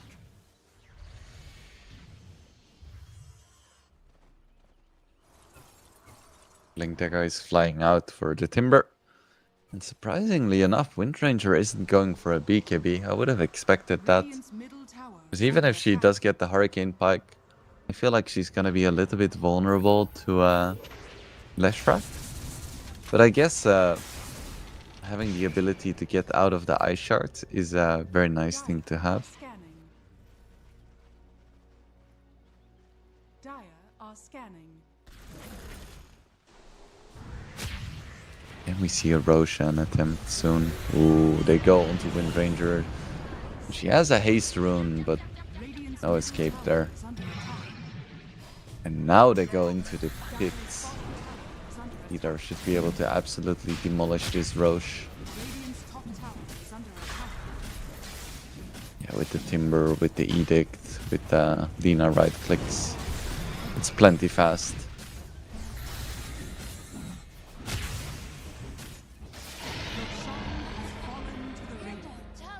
Age is now on Lina. Radiant's top tower is under attack. Means that she can be aggressive again. Because, you know, she has 2 lives. Which is fairly nice. Dire's bottom tower is under attack. Dire's bottom tower has fallen. Almost a BKB on difference as well. That means that he doesn't die in 2 seconds to anti-mage, which is certainly nice to have. Radiant's top tower is under attack.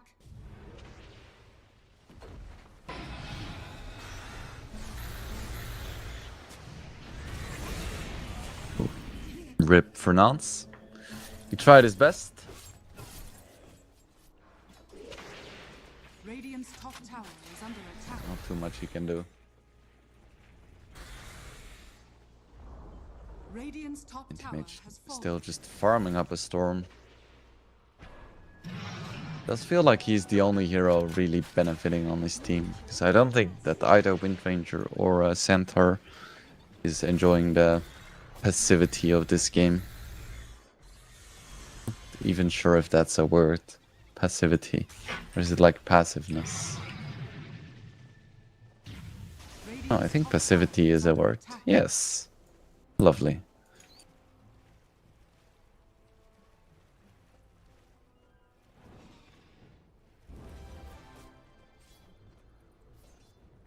We have 5 heroes from Vida gathered up around the bottom lane. They wanna get this tier 2, but at the same time, Anti-Mage is doing Anti-Mage things. Taking down the top tier 2.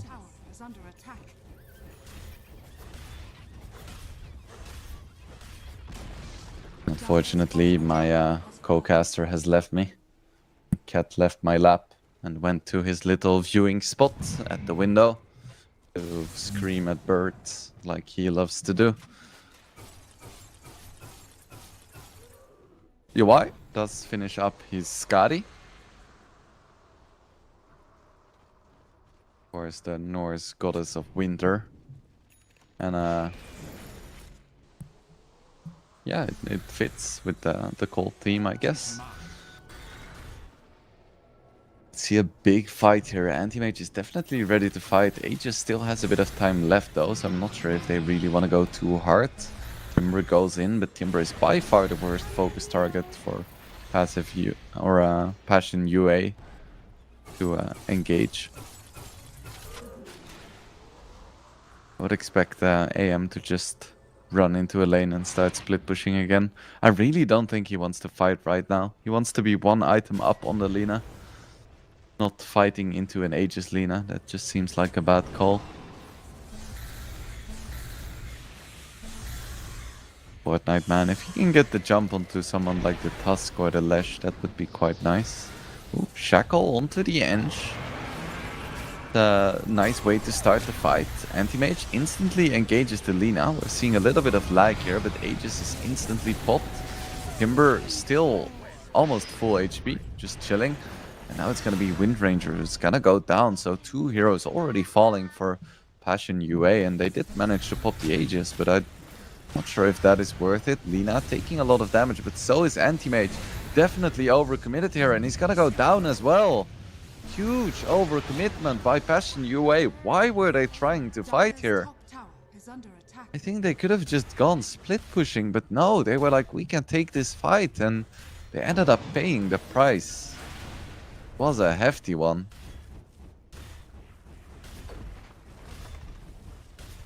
That's gonna be the tier 2 falling, and Dire's top tower they're not is gonna falling. commit for Rax, but it's Windranger and Tinker are respawning very soon, which is difficult to push Dire's into, top but tower is under suddenly attack. the Lina is now ahead of the anti-mage.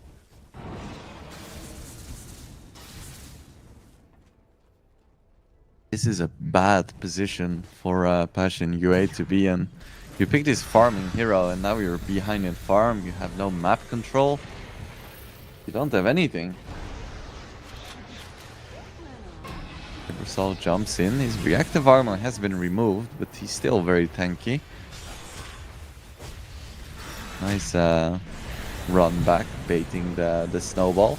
At the same time, Rubik has already died, and now Fortnite Man is gonna fall as well. Pop Stampede, it's not gonna do enough. 3k gold lead now for Vidar, and it looks like they have no intention whatsoever of slowing down in this game.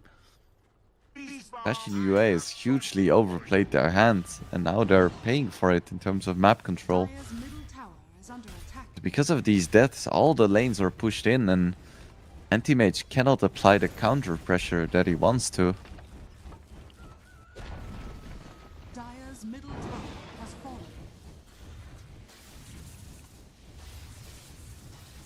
And now a Satanic on Lina, so she can easily man-fight Anti-Mage now.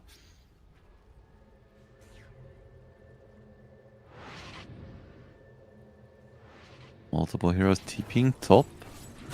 We're gonna find Anti-Mage. A few stuns. UI standing in the trees, just chilling. They're gonna be able to catch this AM. Yes, he used his Manta! Oh no! Anti-Mage falls! Oh, he used his Manta aggressively, gets caught by the Gleipnir, and he falls. Another big mistake by Passion UA. And this is gonna be Rax, I think. He doesn't have buyback, he's gone for 70 seconds. And Windranger isn't close to BKB either. Lina is just gonna be able to batter down the top set of Rax, while Radiant's middle tower is under attack. Team Vida is looking for even more kills, and they find the Windranger, who still doesn't have a BKB. Ice Shards aren't quite gonna connect though, so Niche will be able to make it out, but that's another cooldown used here. And Lina actually has a DD rune as well. That is insane. These towers are gonna melt. Dire's structures are fortified. Radiant's bottom tower is under attack. Come on, sprites. Another 20 seconds before AM respawns, but that should be plenty of time for Vidar to take this set of racks. Dire's top tower has fallen. Dire's middle tower is under attack. Echo trying to deep-push desperately on this Tinker, but it's just not enough. Dire's top barracks has fallen.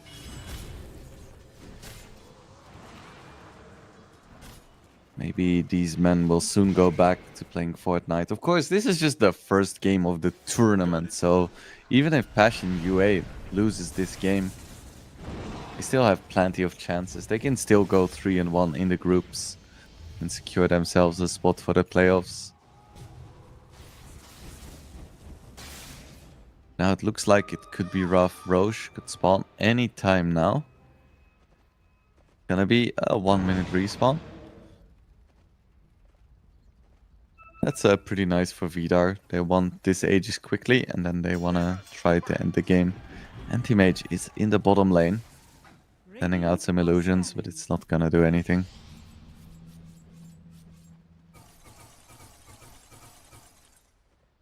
I feel like he always wants to be on the opposite side of the push, to be honest.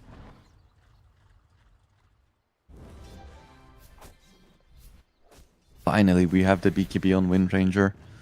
That is a big one, because that means that she can actually commit for either the Lina or the Lesh and actually stand her ground, instead of instantly getting chain stunned and killed.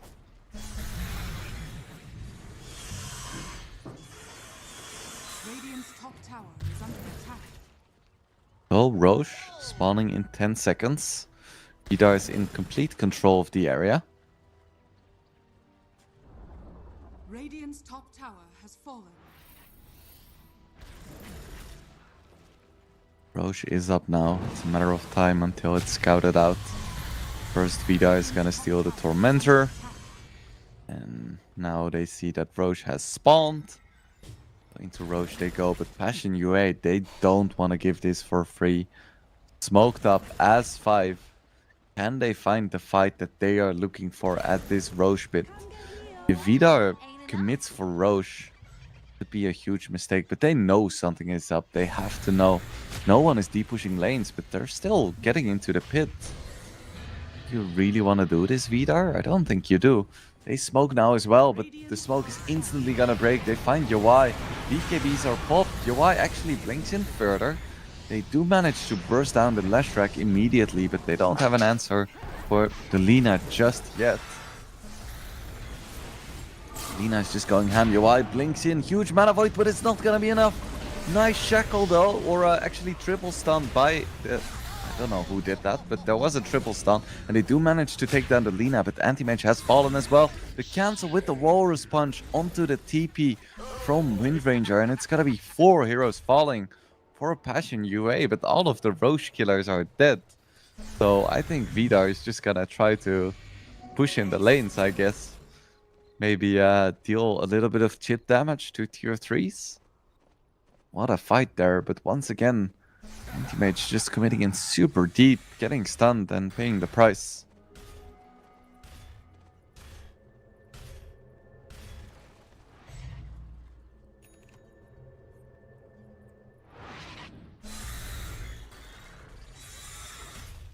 Yeah, they couldn't really do anything with that fight win.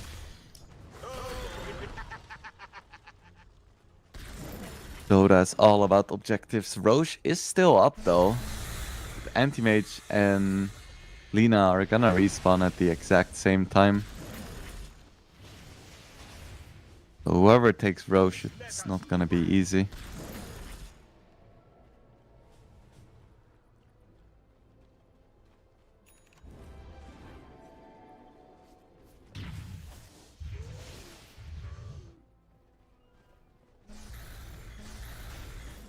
Roche is now, of course, in the top lane. Timbersaw gets started. This is next to the Dire Outpost. Always a little bit riskier, but this Roche is falling so fast, even without the Lina. Passion UA isn't gonna have time to respond to this. Would expect the Aegis to go to Lina. That is exactly what's gonna happen. Immortality.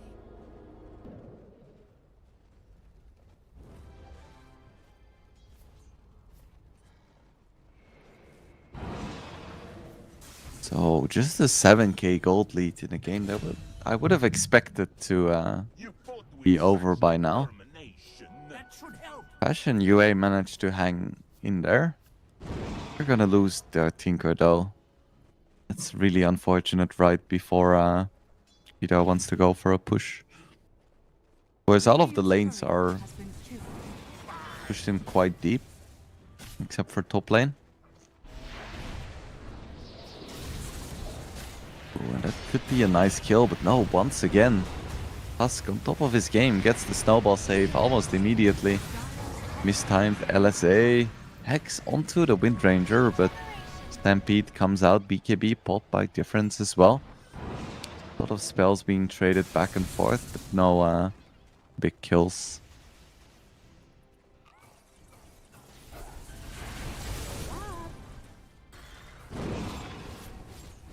Vidar trying to find Anti-Mage, but he's a slippery little fella.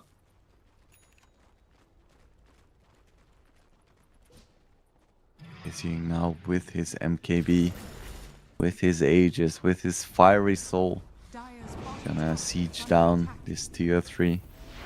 Roshan's banner popped as well.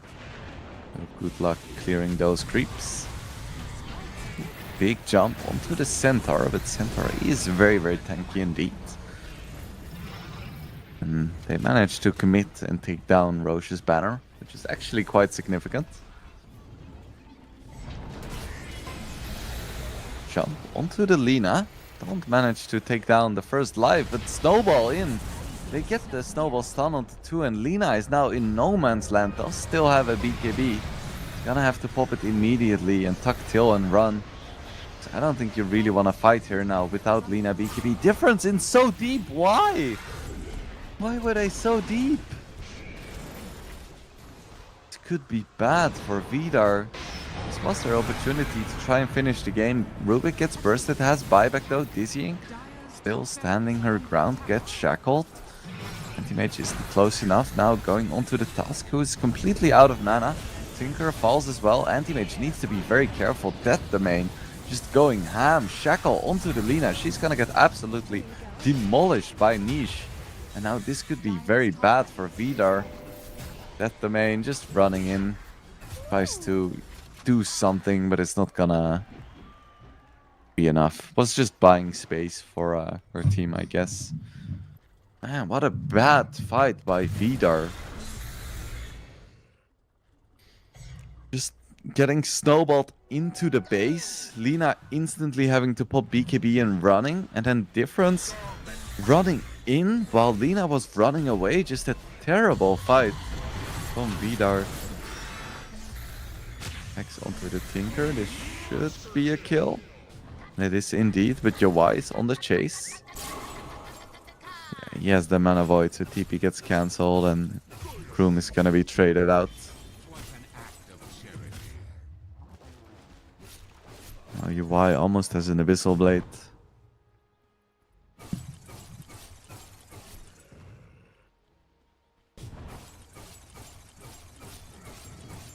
This Abyssal is gonna be a problem for Lina. Even the Basher. I don't think she can super easily man-fight Anti-Mage anymore, even with the Satanic. Of course, AM is still very reliant on his BKB. If he messes up once, there is like a Hex into LSA, into Split Earth, he's just gonna die every single time, no matter which items he possesses.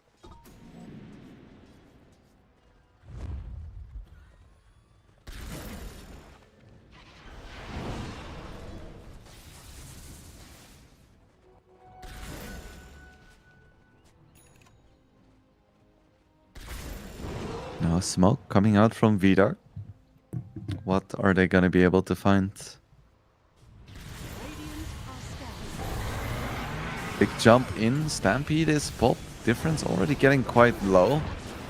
So much damage immediately takes him down, and now it's gonna be Lina in a lot of trouble. Gonna be absolutely exploded, and I feel like Passion, they were given the time, and now they're just so incredibly strong. With this Anti-Mage, with this Wind Ranger. Yeah, we really have to question like the decision to pick the Tusk here. I just don't think it's doing anything.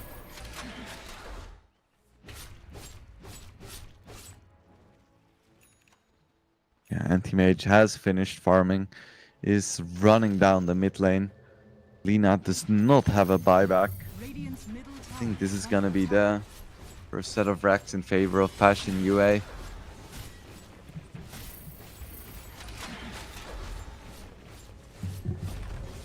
Radiant structures are fortified. Radiant's middle tower is under attack. Still a fortification, and Lesh is gonna respawn in 20 seconds, but I don't think Lesh can really do anything to stop this. Lina doesn't have buyback.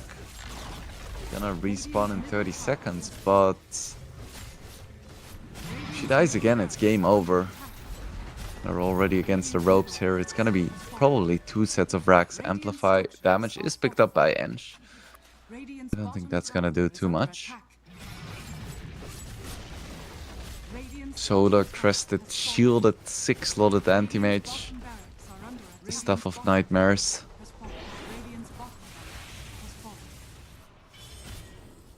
That's 2 sets of racks. Roche could spawn in 90 seconds.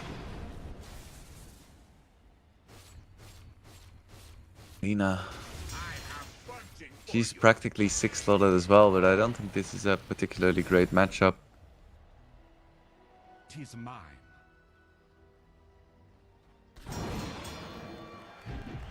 An 11k gold lead.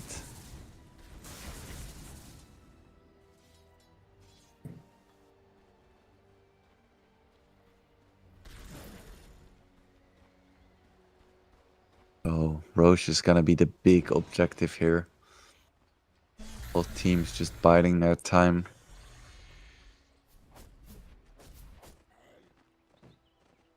That domain has a gem, which I quite like. So make sure you have that map, or at least the map vision against anti-mage.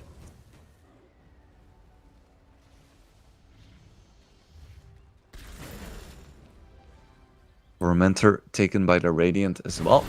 Gonna be a nice shard for Leshrac, which is always nice for base defense applications. Plus, it's hard to defend the base when you're dead.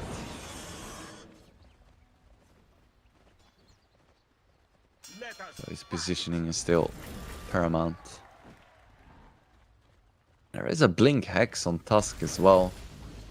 That is one way to deal with the lack of lockdown. If they can find the jump on Anti-Mage, I still think they can kill him in a single stun chain.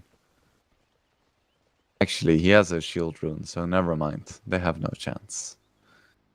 Radiant are scanning. Hex on Leshrac as well. So many hexes, but I feel like they're just lacking a little bit of damage. Everyone using the twin gates. Roche could spawn, is gonna spawn in 10 seconds. I think we're gonna see the final fight of the game here. Vidar have good vision, but they're just so much weaker. Ken coming out. Ash and UA know what's up. Where are they gonna find first? Gonna be the Eng, but she just gets completely ignored. Like, yeah, cool hero, but yeah, we're not gonna try and kill you.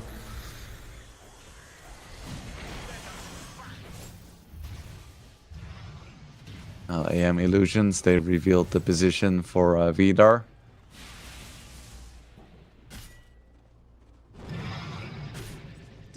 When are we gonna see the start of the fight? Eng still just running in, hitting the anti-mage. That is crazy. What, denied? Oh, well, they're finally gonna go on the Eng, instantly take her down. A lot of damage coming out onto the center. He is gonna live now. Blink into the anti-mage, but they didn't have the hexes. Yeah, Lina is just gonna fall. Quick response on the BKB from UI. Fortnite Man incredibly low. Every single buyback coming out from Vidar. They desperately want to take this fight. They have what it takes to kill anti-mage though. I don't think they do. And now it's gonna be Tusk falling as well. And yeah, I'm not sure if Timbersaw is gonna make it out either. The Shackle as well. Down goes Timber, but Lina is back into the fight and they managed to kill the anti-mage. That is a big kill. He buys back immediately as well. Wanna go for one more fight. Leshrac getting incredibly low. Lina has already died back. Now Lesh as well. I think with the anti-mage TPing back in, I feel like this could just be the end of the game. It was a valiant attempt by Vidar, but they lose everyone. Timber still has buyback, is gonna use it, but can he really defend this? I don't think he can. We'll see. We'll see. Yeah, Passion UA, they just ignored the Roche. They're like, yep, all your base are belong to us. GG was called, everyone disconnects.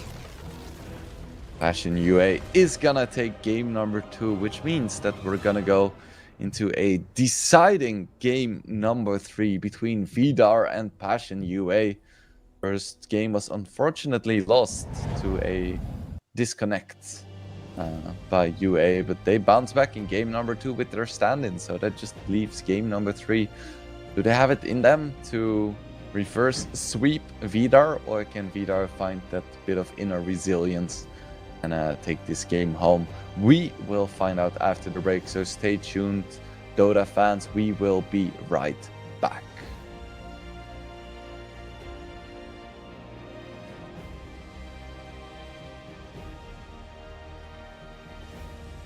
Very soon. Very soon. We will be going into a break, but I think production wanted everyone to look at my face just for a bit longer, to keep it personal and fun. Yeah, of course, this is still the first series of the day, even though we've been at it for almost 3 hours now.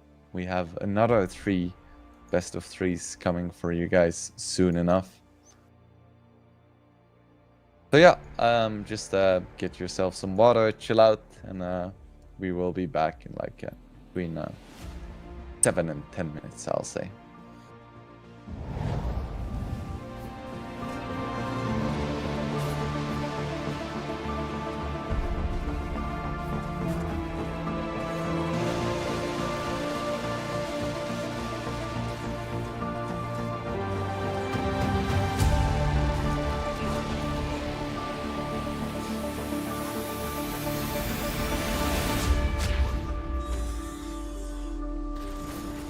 Dire's middle tower is falling.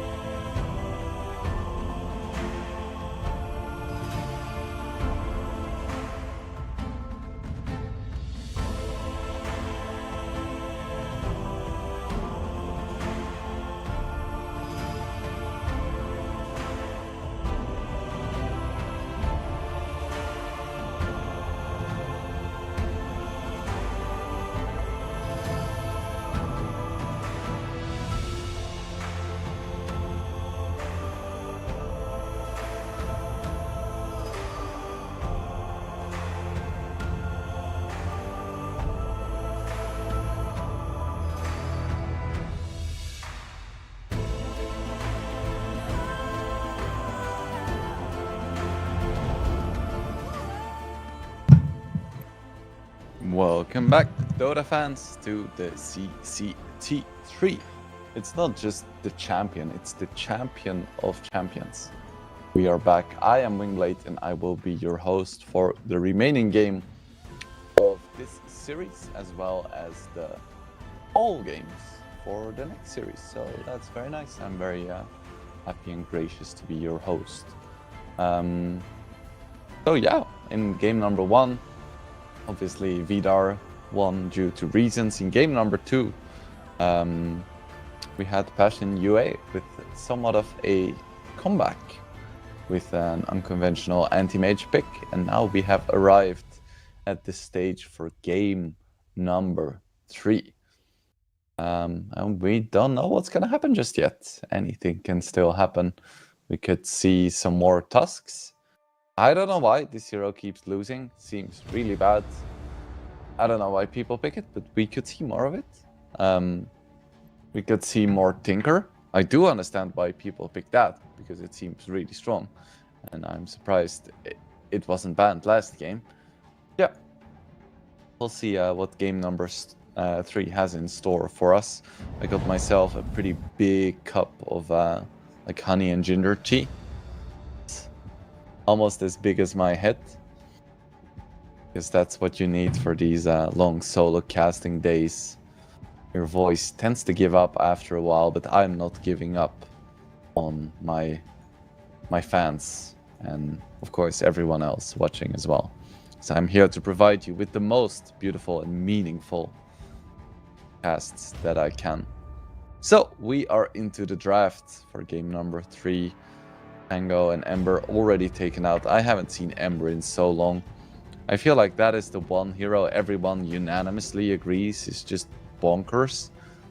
So it just gets banned every single game, no exception. Like, it isn't the kind of hero where you're like, ooh, we can maybe beat it. We're gonna give them Ember, blah, blah, blah. No, everyone is like, yeah, we don't want to touch that hero with a 10-foot pole. Even Tinker seems less broken than Ember, and that is saying something. Oh, we see Lina banned by Vidar, even though they picked it themselves.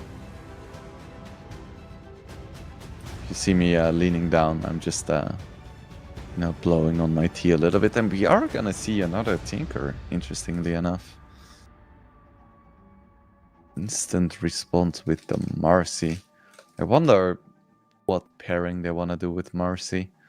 There's a few ones. You can go Io and go more of a core Marcy. You can go Shadow Fiend and just have a really strong lane. And I think those are just my 2 favorite combinations for either core or support Marcy. Of course, Marcy fits in the same category as Omni Knight and Clockwork. It's like tanky melee heroes that you can use to frontline for your carry. And next up they pick Batrider. A hero that has remained relatively popular, but has somewhat fallen out of favor, I want to say. It's still up there in like the I guess, maybe like 40 most contested heroes or 30. But he's no longer a top dog. I feel like he's been a consistent meta staple throughout the past few years. Pretty cool hero though. I like seeing him in my games.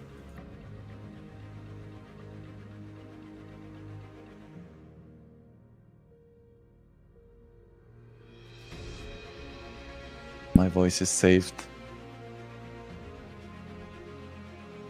Alright, so Wind Ranger once again from Passion UA, and it did a lot of work in the last game. So it is very, very understandable that they pick it again. But why do people keep picking Tusk? I really wanna find out why people pick this hero. Like, is it something that I'm missing? Because I think he really isn't that popular right now in most tournaments. But for some reason, he's just being chain picked up here.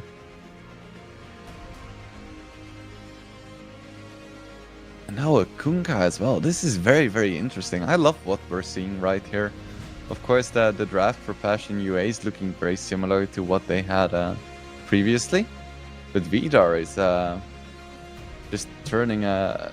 What do you call it? Turning a new page? They're like, okay, we were kind of losing the first game.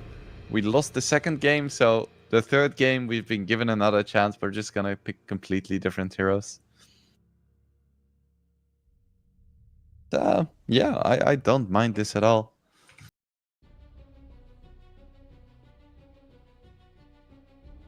Oh, Visage ban, Enigma ban. Ursa taken out as well.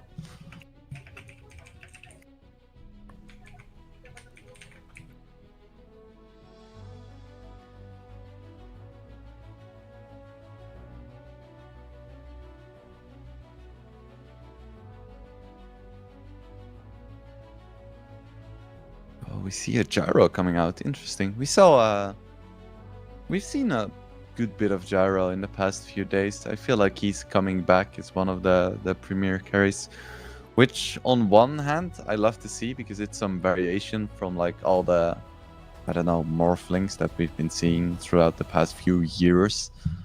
On the other hand, Gyro is a hero that tends to drag out games quite a bit, because once he gets an Aghanims and like one more item, BKB and Rapier, you just cannot push. So I had two 70-minute games to cast yesterday just because of freaking Gyro. You know, I don't mind 70-minute games, but 2 in a row just kind of drains you. So for UA, they pick up a slippery little fish, Slark. Very good hero against Batrider. Doesn't care about picky Napalm or Lasso. Really good against Kunkka, because Kunkka just donates all his stats to him. It's like, here you go, sir. Please take my stats. And pretty good against Gyro as well, because obviously you can just focus him for like 6 to 8 seconds in your ulti, without him being able to do anything. It's not like he can get away from Pounce in any way aside from popping BKB. It seems like a very strong pick here. I like it a lot more than Anti-Mage, that's for sure. So final bans for Vidar are gonna be Death Prophet and Puck. There's some strong mid lane tempo heroes that they don't want to deal with. And Passion UA is gonna ban out, first of all, Timbersaw. It's a hero that just generally does kind of well against Stark, because all of his damage is AoE, which means that Death Pact is kind of a mood spell. And also he kind of wrecks Slark in lane most of the time. Final pick is gonna be a Quap. Quap against Kunkka. What year is it? If it's a Kunkka mid, of course. Could be somewhere else as well.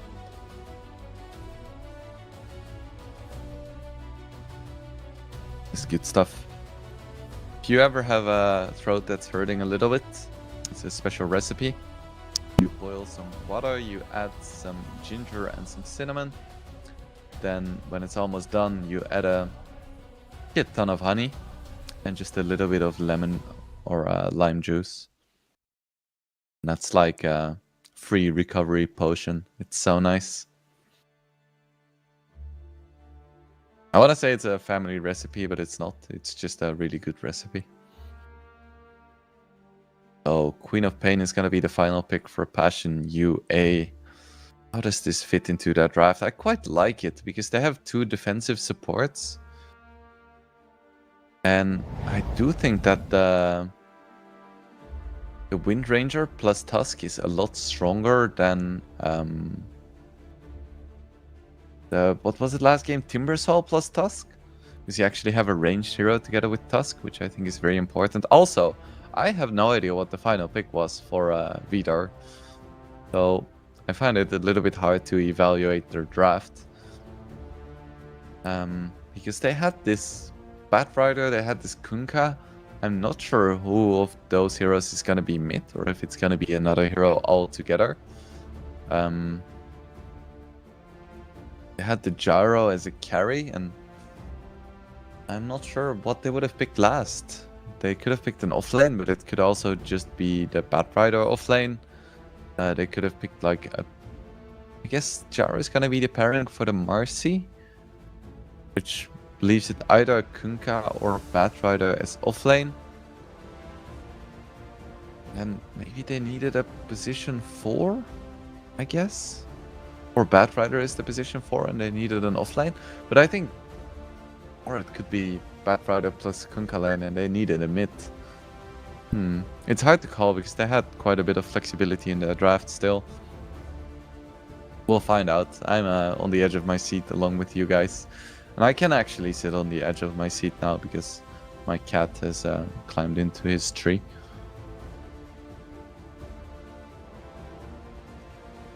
So yeah, this is the final game for the first series. There's lots of great Dota coming your way still. So next up, we're gonna have a series between NP and Pan. So Night Pulse against Pantheon.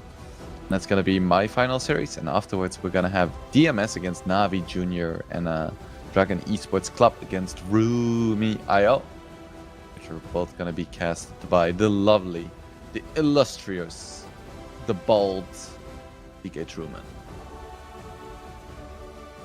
But for now, let's see if we can get into the game, see what the final pick is, and see if Passion UA can complete their redemption arc. The final pick was Dazzle. It's a Dazzle mid.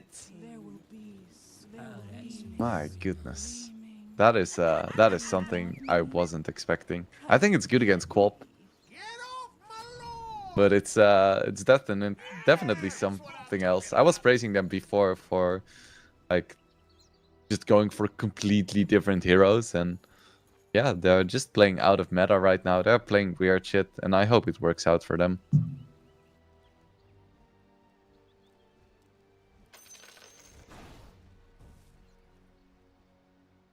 So this is a nice thing of Slark, because he has his passive level 1 now. Means that you can really easily deward the mid.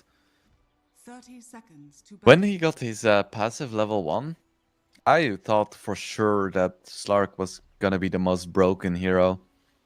Because Slark's weakest time in the game is before he gets level 6, because then he can actually be pushed out of lane. But that is now impossible, because he gets a free double tango when he's out of vision.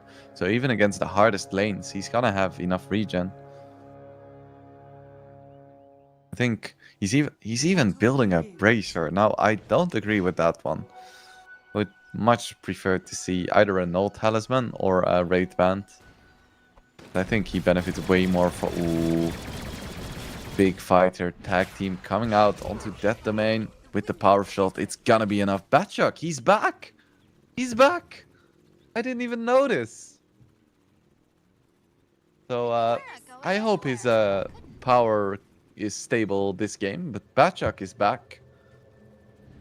That is very nice to see. I'm glad to see he's back and safe.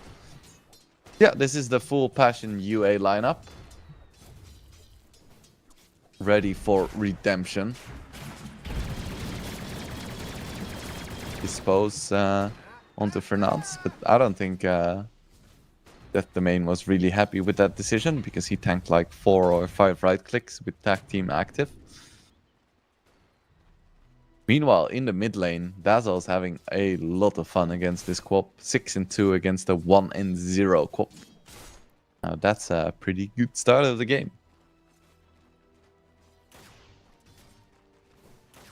It is gonna be Kunkka offlane with a position for Batrider. I think this is almost the best case scenario lane for a Slark. He is taking a bit of punishment right now, but I think with some levels he's gonna be completely fine. And yeah, just gonna be stealing all Kunkka's stats. You know, if they ever engage on him, he just presses Dark Pact and all the damage is gone. Really is quite nice. Ooh, nice. Torrent attempt, unfortunately, does nothing except for, I guess, no, it just did nothing. I'm sorry. Up very low in mid. This is a hard counter lane for Dazzle. Hop can never get close to creeps. You can only pretty much use your blink defensively. You cannot be aggressive. It's really a bad time. All you can hope for is to secure range creeps with your scream. Try not to take too much damage and then try to go for rotations.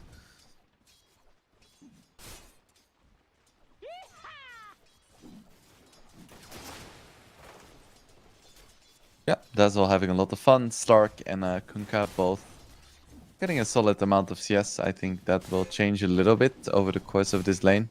Would expect Slark to take the lead at some point.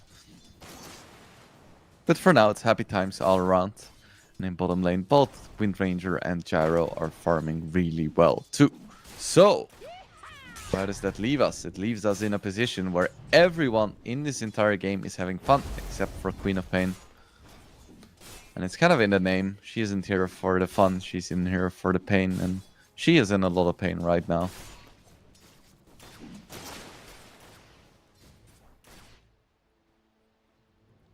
Yeah, having to go for the bounty rune. Worthy tribute. No points in dagger because she knows it's futile. But I wonder if we're gonna see much more action in the bottom lane. Both of these lanes are hyper aggressive. We have Tusk Windranger against Marcy Gyrocopter. I don't think it's possible to have this lane without any kills in it.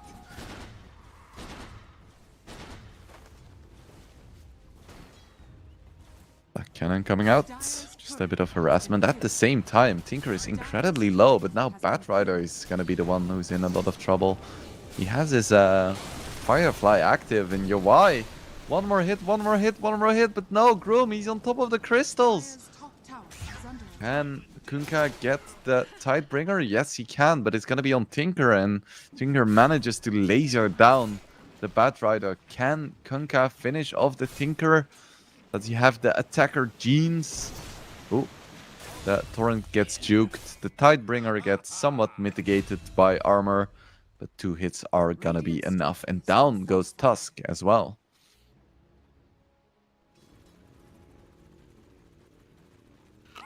So as I said, it's impossible for bottom lane to happen without any kills. And this time it's gonna be Vidar coming out on top.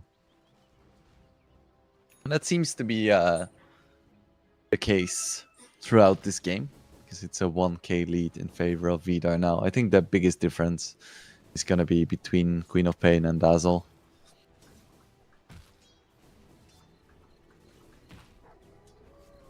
As you can see, both Gyro and Slark are quite close in CS. Both the Kunkka and Windranger are as well. Dire are scanning. Scan coming out, interestingly enough. Dire is anticipating some kind of a Twin Gates play. So Marcy, of course, is missing, but Marcy is just chilling in the jungle. Gonna run into Tusk now. Gonna exchange some pleasantries.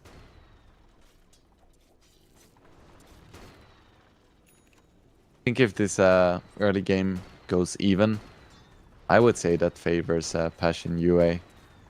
Because the Slark against Gyro matchup is really nice, and Dazzle does fall off. He is a lane bully.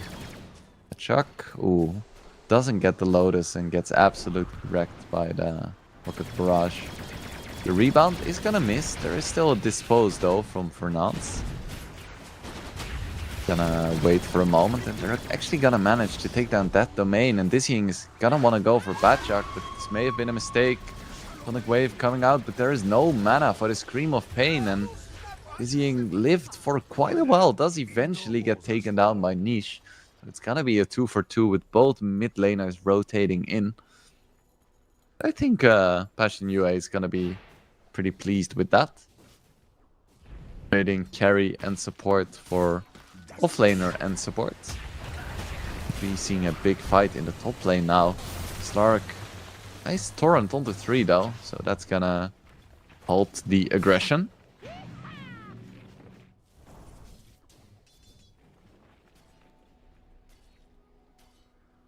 Befall rushing a Blade Mill, very good choice here. It means that both the Queen of Pain and Slark can no longer really be aggressive on you. Because normally against Slark, Kunkka has somewhat of a punching bag. But a Blade Mill is gonna make them think twice, maybe even thrice. Radiant are Royal scanning. Jelly for Dazzle. It's a nice regen. He mostly cares about the mana regen. The HP really isn't that much of an issue for him. I don't even know what playstyle mid-dazzles go for these days. Like, do they play as a semi-carry, or is he just gonna rush Greaves? I think Greaves would be really nice in this game. Kill attempt onto the gyro, but this is very optimistic, and I think they're definitely gonna pay for this, but they do manage to get the kill. So they're gonna lose 3 heroes for it, with a triple kill for difference, but they got what they came for, you know? They set out to kill the gyro, they killed the gyro. You know, that's mission accomplished. Radiant's middle It's not tower good is for under them, of attack. course not, but you know, mission accomplished still. The tasks succeeded unsuccessfully, I guess. Radiant are scanning. Instant Sonic Wave onto FFL. He doesn't have a boat anymore, doesn't have mana for a torrent. Is there a pounce? There is a snowball, and nice ice shards are gonna secure the kill. So that, ladies, gentlemen, and everyone who identifies differently, is permanent agility for UI. Love to see it.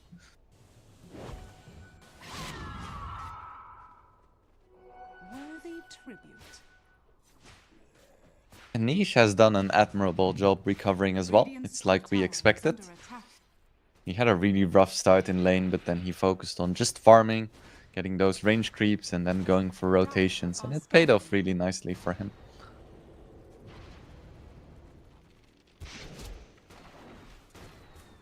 Gyro is doing okay in the CS department. He's been struggling quite a bit. Ooh, and now we have another kill attempt from him. And with the tag team, it's just so much damage. Why doesn't have his ulti? Okay, does have his ulti. Oh, it's a double kill, so that is 2 more permanent agility and a kill on the enemy carry. Now that is value. Almost has his diffusal as well. That's so fast. Dire's middle tower is under It's attack. really, really fast indeed. Radiant's bottom tower is under attack. Bifal has his blade mail, but with the diffusal blade, Slark is just so scary.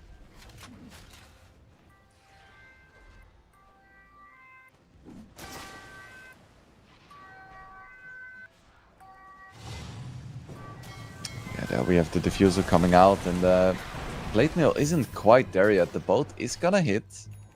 That is gonna buy him some time. Dire's structures And because there are fortified. only a few points in the Essence shift so far, he's not gonna lose these stats forever. Radiant's middle tower is Fernance, under at the attack. same time, gets a kill into that domain. The difference gets a return kill, and they're not done yet. They're gonna take down Batchak as well. Radiant really wonder how structures are well fortified. this Dazzle is gonna do. Because he is owning right now, but can he keep this momentum going? Radiant's top tower is under attack.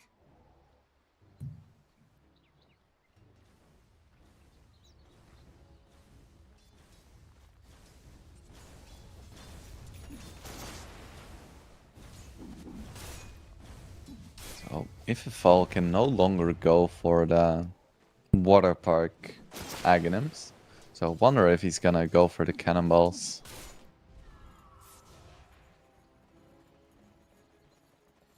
So Dazzle, Radiant's bottom tower is under he attack. went for Dire's Aghanim's top first tower is item. under attack. I haven't seen too much Dazzle myself, so I don't know if this is meta at all. It is pretty damn Radiant's cool. bottom tower has fallen. So for the people who are unfamiliar with Dazzle Ags, it before we go into that, Tinker is being engaged, but with this healing, he looks pretty damn fine. Blade Mail now comes out. Big Sonic Wave onto two heroes, pushing them in the right direction as well. But Quap is very low. Went for a nice push, but paid the ultimate price. So Dazzle Aghanims says as follows. Aghanim Scepter upgrade. Upon making contact with an enemy unit, the bolt now heals and deals more damage. And Dazzle instantly attacks all affected enemy units. And that's about Shadow Wave, of course. And it can now be enemy targeted. So I guess it's like an, hey, I attack everyone with my Shadow Wave kind of thing. It's gonna help him farming, it's gonna help him fighting, and I think it's just really cool in general. So it is gonna be like the semi-carry as opposed to the tanky style of Dazzle. Pretty cool.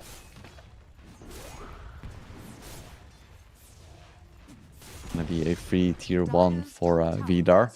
I think the biggest mistake for Passion UA would be to do what they did last game, where they fought with their carry just slightly before he was ready. And they gave a lot of space to Vidar as a result. UI needs to be careful to not give away any unnecessary deaths. But at the same time, I don't think they want to just AFK farm either. Because Slark, he isn't going to be able to out-farm a Gyrocopter. That's just not going to happen. So they need some calculated aggression on Passion UA. And I think they should be able to get themselves back into this game like that. Big lasso onto the Quap. Can they save her? Doesn't look like it. Just too much damage, even with the Tinker. And they take down the Tinker as well. Bat Rider really doing a lot of work with this Blink Dagger. Dire's structures are fortified. Dire's middle tower is under attack. That's gonna be another tier 1. Now a 4k gold lead for Vidar. That is big. These unconventional picks are really paying off for them. I say unconventional, but Gyro and Marcy are fairly meta. Bat Rider is relatively meta. Only really the Kunkka as well as the Dazzle, I would say, are out of the ordinary. But you know, 2 heroes just out of left field. Pretty cool.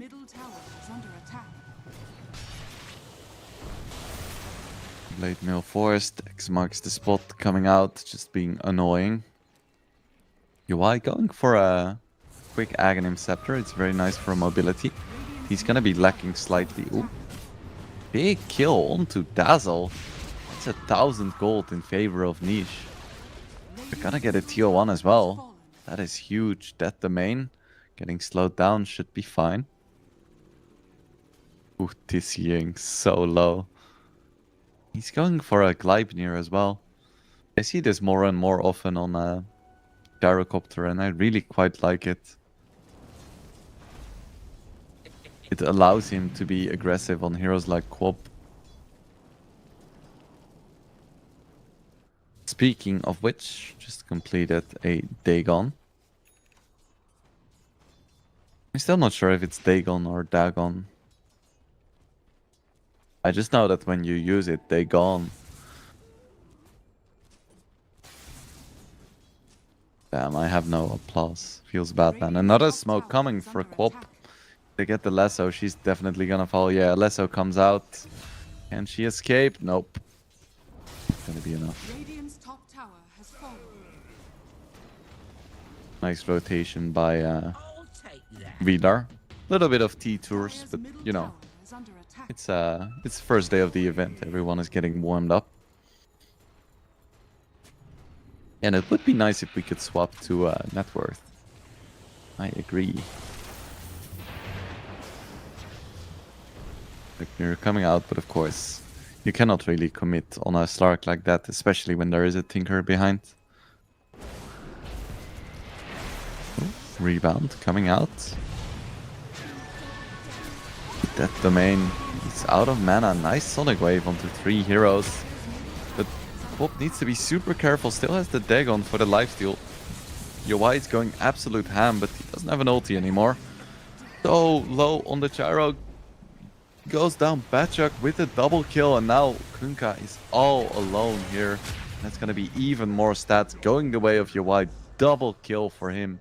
Mega kill streak, and that was a lot of permanent agility.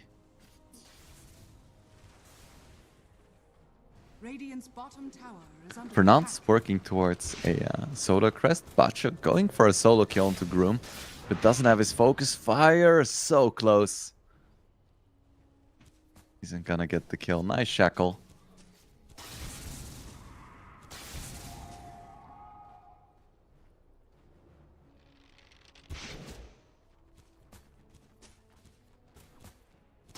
Almost the force staff onto the Batrider. It's gonna help with either dragging the heroes closer or canceling Lincolns, depending on what people build. Just a very good second item for this style of Batrider.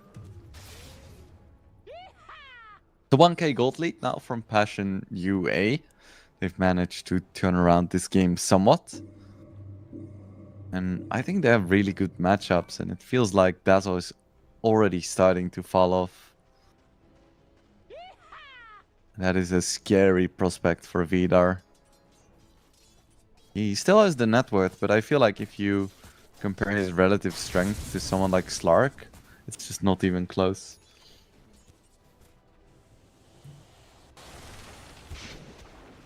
It looks like Passion UA is perfectly content to just farm right now. And so is Vidar.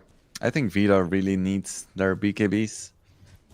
Like, I don't think it's really playable for Gyro without a BKB, but at the same time, of course, Sonic Wave goes through. And I think the biggest threat for Gyro this game is just Windranger focus firing. If she gets a BKB, just pops Windrun, I think Gyro's gonna be in a lot of trouble. There's 4 heroes converging mid for both teams. Only Batyuk is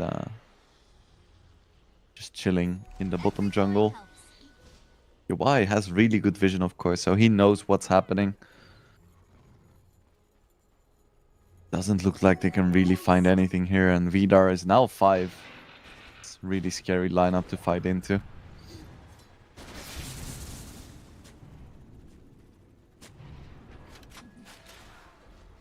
Radiant's middle tower is under attack. Is he still farming? He's the top farmed hero. I feel like he's still a little bit weaker than the Slark. Big lasso coming out onto the Tinker, but he had the shield out, so infinite status resistance. Can he make it out with the snowball? Might be enough. Big jump onto the Queen of Pain. Do they have the burst damage? Doesn't look like it. Very, very close indeed. UI going for the man fight here. Now gonna go ham onto the Kunkka, but Kunkka has Blade Mail active, so there needs to be a little bit of restraint. But they actually managed to get the jump onto the gyro. Do they have the damage? Yes, they do. They definitely do. It's gonna be a 4-4-0. Huge fight for Passion UA. Could be worse. This is starting to look really, really rough for Vidar. They need to be winning these fights because their heroes skill a lot worse. And Groom getting gone on by Niche as well. Dagon came out, goes for the dig.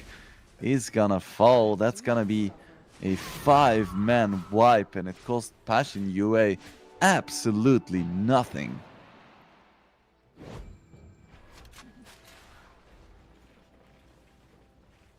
So what does Vidar do now? I think they should pick a deity they prefer and pray. Actually, let's not be that dramatic just yet. It's just a 7k gold lead. 21 minutes. They can still come back. I believe it was Robin Roll yesterday who said, don't GG before the enemy team has a chance to throw.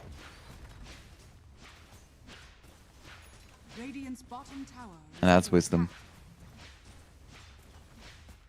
Will Discord now coming out from Queen of Pain.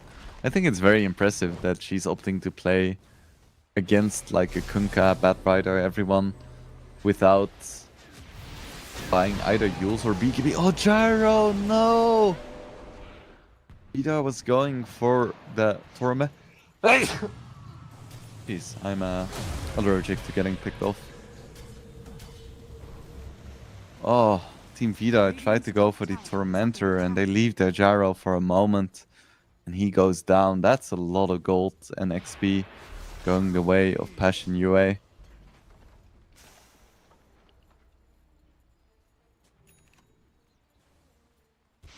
It's just defense mode now for Vidar. We do have a pipe on the Kunkka, but I feel like long drawn out fights also favor Passion UA because of the Slark. But they need some magic. Some real voodoo magic. If they can get another pick off on the Queen of Pain, that would be really nice. She's getting to a stage where she's just really difficult to take down. She has the Dagon spell lifesteal. And on strength threats, she has 2000 or like 2100 HP, which is very respectable.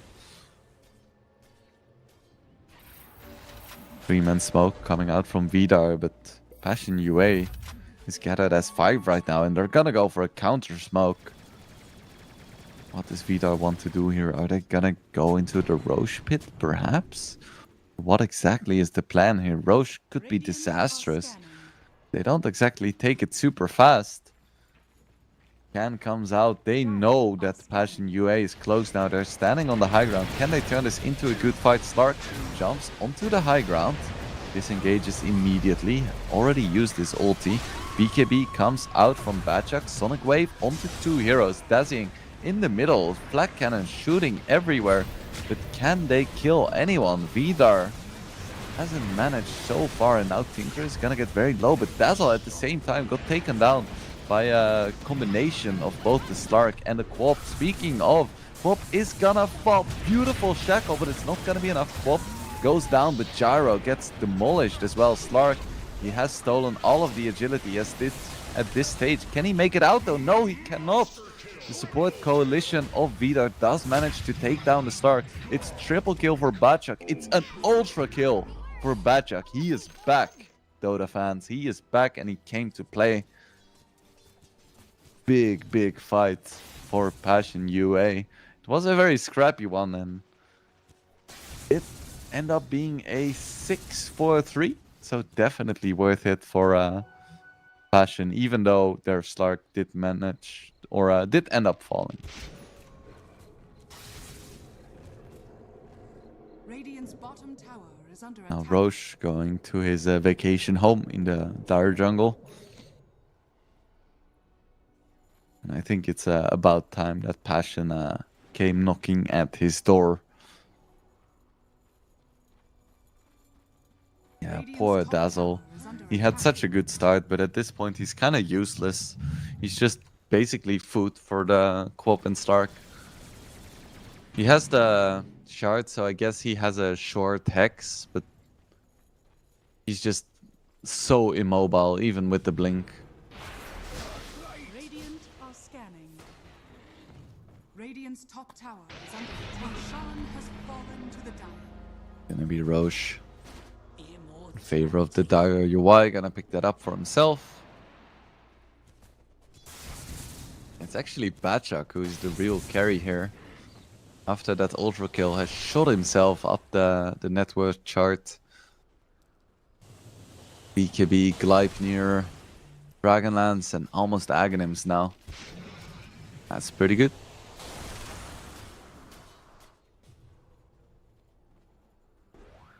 What does Kunkka have in the courier?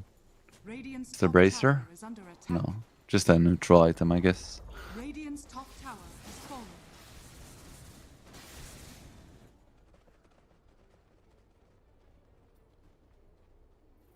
Oh no, just a shard. I think that's what it was. There's the tidal wave now, but there is a tidal wave of Dire Heroes coming in.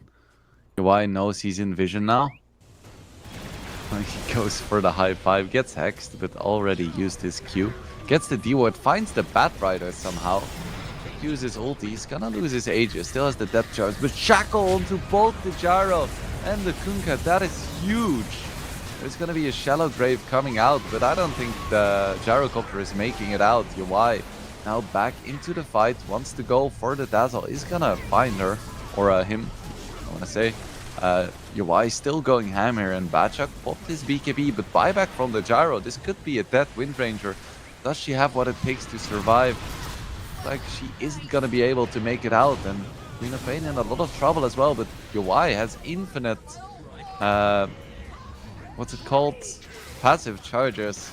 He's gonna try to go for Juke. Can Dizzying find the kill? Yes, he can. That's a big fight for Vidar. Buyback definitely worth it for Dizzying. Manages to kill both the Slark as well as the Wind Ranger. That is huge. I don't want to say they're back in this game just yet, but that was a really nice fight from them. Essence shift, that's the name.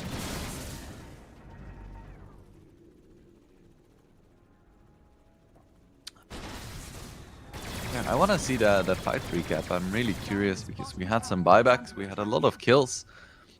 So I'm inclined to say that Vidar came out on top there, considering they also took down the Aegis. I think especially in XP, it's a really nice bonus. The BKB is gonna be next for Dizzying. He's taking too much magic damage. He's died 8 times. My goodness. That's a lot of deaths. That's like every 3 or 4 minutes. Pretty crazy.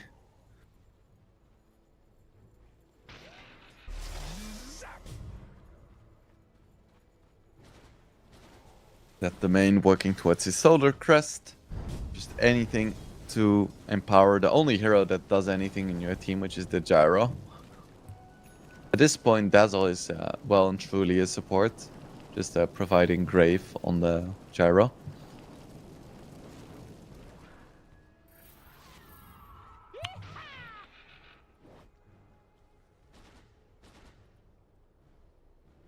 All of Vidar is in the top lane, but Roche has already fallen. But that's not really an option. Do they want to go for a tier 2? That seems unlikely too, so I think they just want to find a pick-off if possible. The Queen of Pain is kind of close, looking kind of juicy. They don't know she's there, and she's just farming the jungle.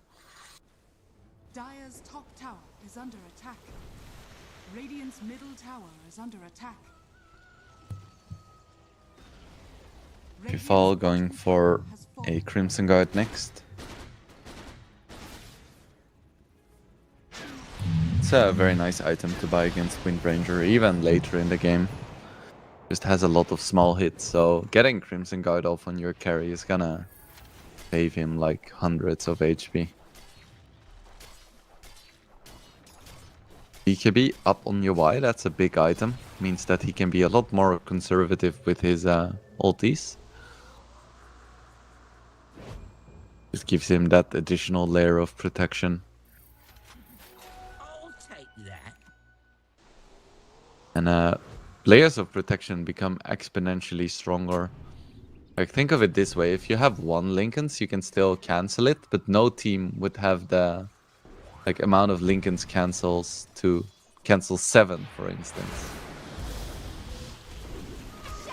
But then it becomes immunity. Nice shackle onto the Marcy. I don't think they can really burst her, especially with the boat coming out now as well. Lasso, it's gonna be on the Slark. Already had his BKB off, so they won't be able to burst him in time, but I definitely think Passion UA wants to disengage here, and that's exactly what they're gonna do. Sonic Wave gonna come out onto 2 heroes, but Slark is back into the fight. BKB now popped by Dizzying. Do they have the damage to take down this Gyro? Yes, they do. Where is the Dazzle? He is preoccupied by the Queen of Pain, who is wreaking havoc in the backline. And yep, this is the stat donation part I was talking about. Yeah, that is a really nicely fought fight by Passion UA. Every hero in that fight precisely understood their role. GG is called. Passion UA, they finally take the game. They fought for it. They went through hardships and they managed to win the best of 3. against Vidar. Well deserved, if I say so myself. If it wasn't for the DC, I feel like this would have been a 2-0. What a game by Passion UA. They were behind at the start. It was looking kind of iffy with the gyrocopter. They were behind like 5 or 6k at some point. I was like, ooh, maybe this could still go wrong. Then they took an absolutely beautiful fight, and from there was no way but up. So they just kept taking good fights, kept scaling, and at some point Dazzle fell off completely. Slark was out carrying the gyrocopter, and yeah, I really like the unconventional picks from Vidar. I commend the effort, but ultimately it just wasn't enough. And yeah, Passion UA takes the victory there, but of course that is just the first best of 3 of the day. We have 3 more best of 3s coming up. I'm gonna be taking you guys through Night Pulse against Pantheon, and then DK Truman is gonna take over for DMS against Navi Jr. and Dragon Esports Club against Vroomy.io. So stay tuned, ladies, gentlemen, and everyone who identifies differently. We're gonna go into a small break, so stay tuned. We will be back in between 5 and 10 minutes.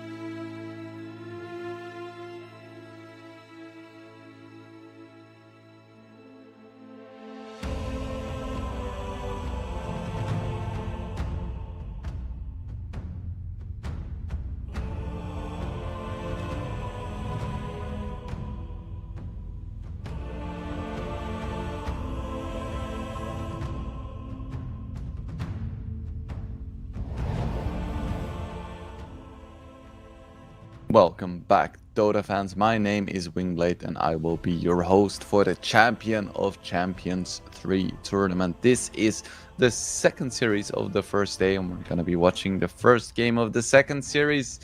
I am very excited to get going. We just watched a pretty exciting match, all things considered, between Vidar Gaming and Passion UA, and we have Night Pulse against Pantheon for you guys coming up next. Of course, afterwards, my esteemed colleague DK Truman is gonna take over for DMS against Navi Jr. And finally, Dragon Esports Club against Frumi IO. Yeah, it's a good day of Dota. It's nice. We're in a new CCT tournament. We have many more tournaments coming up for you guys, luckily. So there is no shortage of Dota these days and no shortage of great Dota. So I'm happy, very happy to be able to guide you guys along the way throughout this first day of this wonderful tournament. So we will be having a draft for you guys very, very soon, which is very nice. But first, we're going to be taking a look at these rosters. First of all, Night Pulse is going to be Kami, Warwick, Toby, Janter, and till the end. Yeah, this is like the offlane Toby guy. Who's played on like quite a few tier 1 teams actually, and for Pantheon it's gonna be Cutie, Nizam, A/Red, Morales, and Feindame. We are already into the draft. Isn't this wonderful? So I think that Night Pulse are coming into this tournament, or at least this this game or this series, as one of their favorites.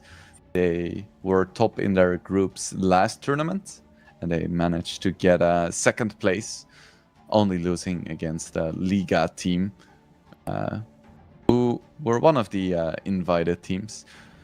But they've gone through a few roster changes, because their previous roster was Vtoon, Warwick, Kami, Janter, and H2O.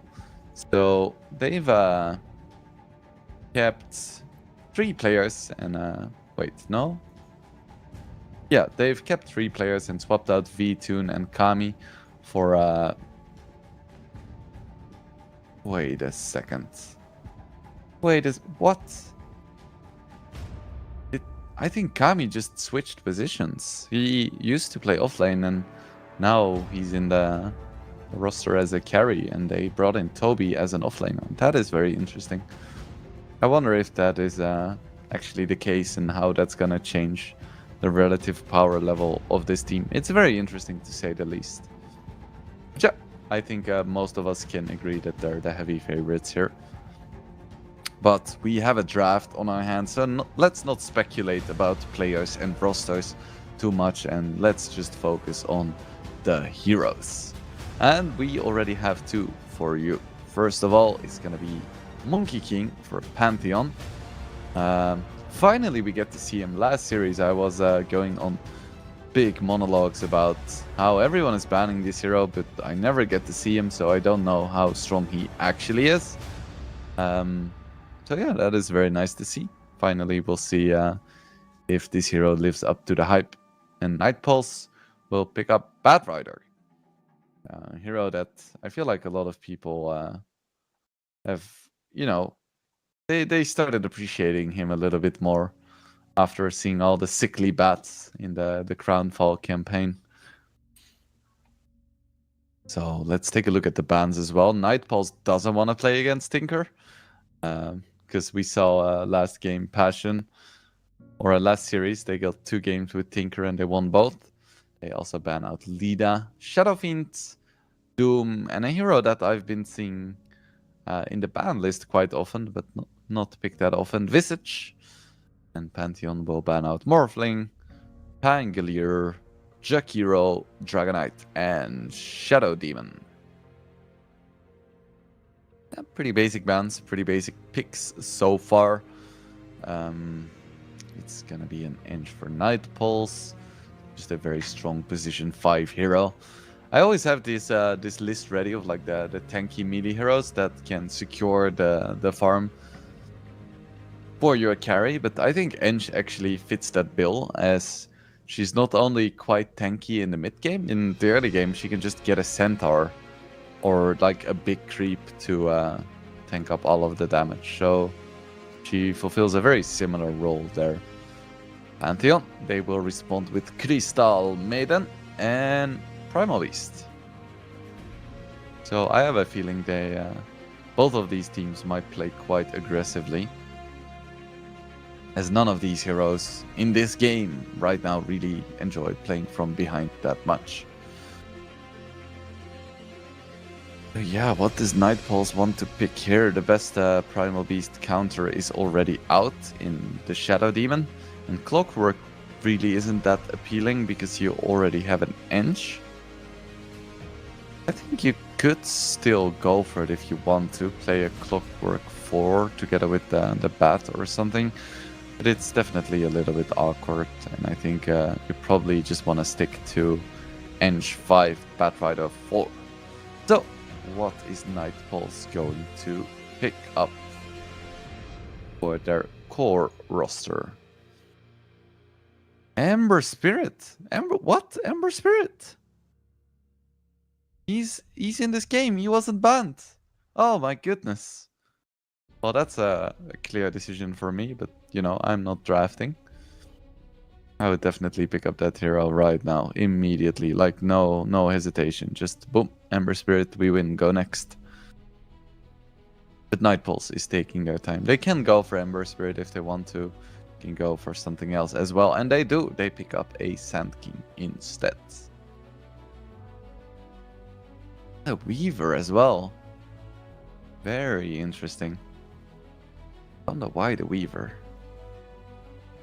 What in this draft makes them think like, yeah, we need a Weaver? I guess they want to be aggressive. Weaver loves being aggressive, so I think I've answered my own question.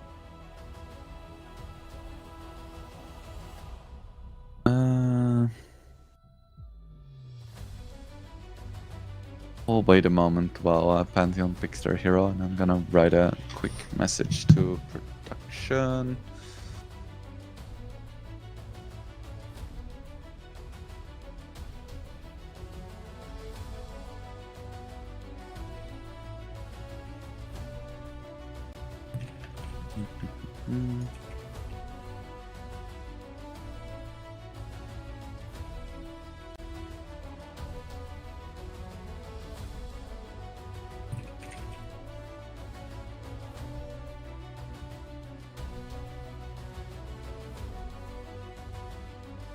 All right. So Pantheon still taking their time, as was I. What do you want here? You want a hero that can stand up to this aggression. I think DK would still be totally fine. Oh, DK is banned, so that's not gonna happen. Never mind. Primal Beast probably gonna be mid. Crystal Maiden probably gonna be 5. As the other heroes are concerned, it's kind of hard to call. I think Wind Ranger could work very well. I think you could go for a Rubik and play the Monkey King as a carry. Because Rubik against Weaver is always like amazing.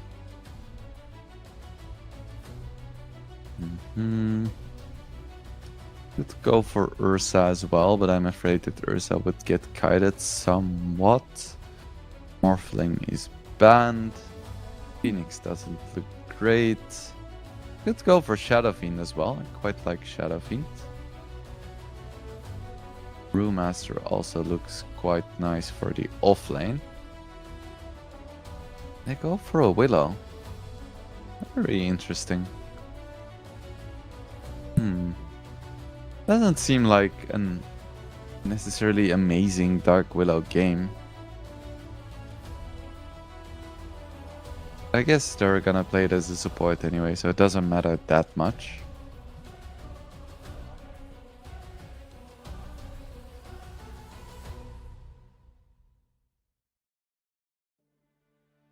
So 2 more bans. So first one is gonna be Enigma. They looks like they're focusing on a on a Toby hero. My man, offlane Toby. What other heroes is he known for?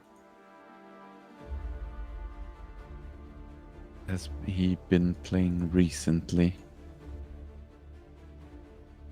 I think they can still pick up the Beast. Beast looks really nice here. Centaur still in the pool as well. Very nice against Primal Beast and Monkey King. Pango is banned out, so I would go for a Beastmaster or a Centaur. And finally, Ember Spirit is banned. I can't believe he made it through to the final ban. That is insane.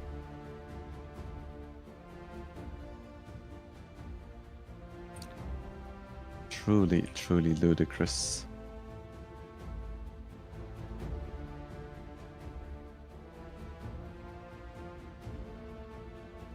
One more ban. I would definitely ban the Beast. That seems like a really scary hero. They banned a Huskar.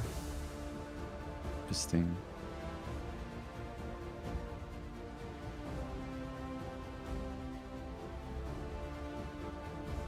I wasn't really expecting a Huskar. They could have gone for it, but I don't think it's that amazing of a Huskar game. It is really nice against Willow and CM, but it's not necessarily mega amazing against Primal Beast and Monkey King.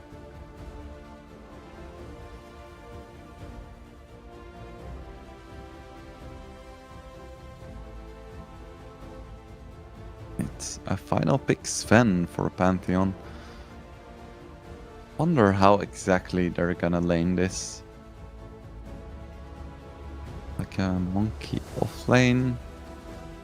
Probably monkey mid primal offlane. That makes more sense against the Sand King especially. Yeah, that is gonna be my guess. Gonna be Crystal Maiden Sven, then Primal Beast, Dark Willow offlane, and Monkey King mid. As for Night Pulse is concerned, I think it's gonna be a Weaver carry. Sand King mid, Eng 5. Oh, I guess it's Sand King offlane, and they pick a Quap against the Monkey mid. That is a cool sidestep.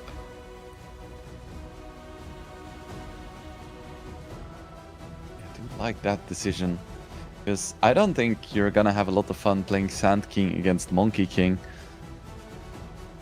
With Sand King against Sven, that's absolutely fine. That is a really nice lane, and Queen of Pain against Monkey King is also amazing. A lot of amazing lanes and amazing picks going on in this series already.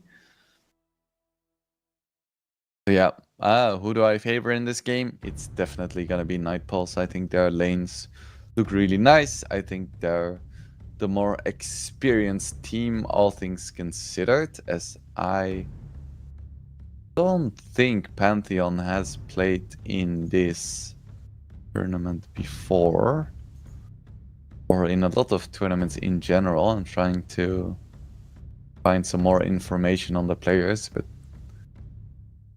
I don't really recognize them. So that could also mean that these are like the most amazing players we've never seen. Nothing here is set in stone.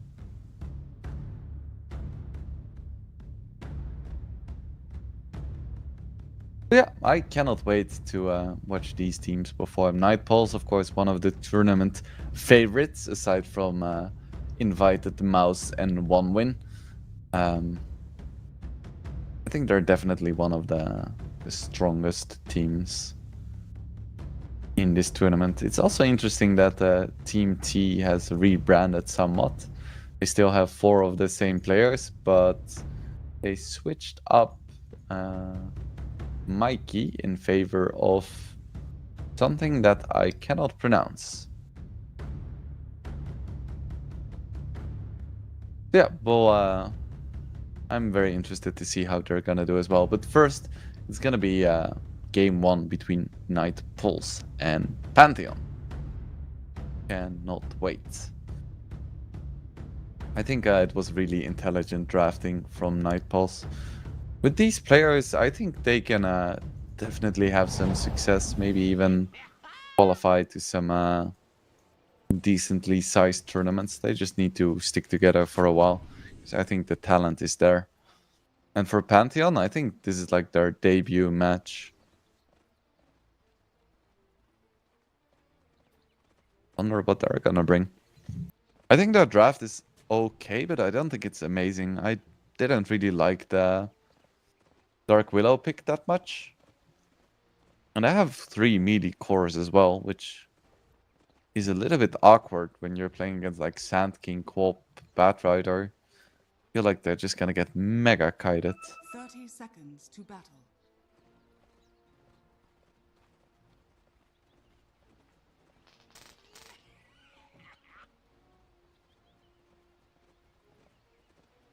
Oh, we're not gonna see any aggression coming out from Nightballs, but Pantheon has other plans. Are they gonna find anything here, or is it just gonna be a bounty rune trade? The battle I think begins. the latter might be true.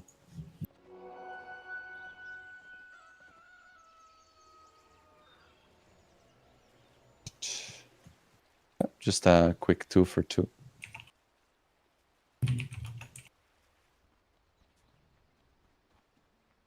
I'll be with the full stats build.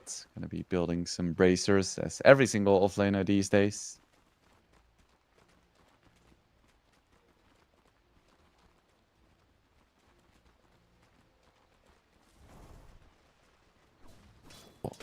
Where are we gonna see the kills? I think top lane is definitely an option. I think bottom lane is a bit less likely, but still possible, and mid lane is probably not gonna happen.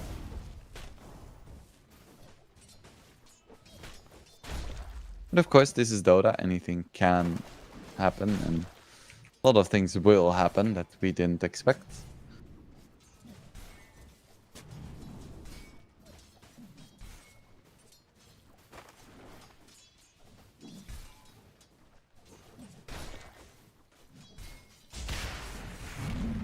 So far, 5 CS for Toby. Having Caustic Finale as an innate is so nice for Sand King, because it's always a spell you kind of wanted to have in lane, but after lane it's so useless for most applications, because you really want to have like maxed Sandstorm, maxed Burrow Strike. But these days, you get it for free, and then they basically just gave him another spell that is also really strong in lane. So I think Sand King is finally in a spot where he's just good. Or in the mid lane, Monkey King is actually doing really well, and surprisingly enough, Queen of Pain is lower than Monkey King is. That's not something I would have expected here. Queen of Pain taking a lot of damage. My goodness. Ah, I can see why. So usually I'm a big fan of just maxing Scream. But I think Scream is one of the easiest spells to dodge with Mischief. So I was fully expecting him to take at least like 2 points into the Shadow Strike, even if it's kind of bad in the mid game. I think it's worth it for dominating the lane, but alas, Night Pulse does not agree with me.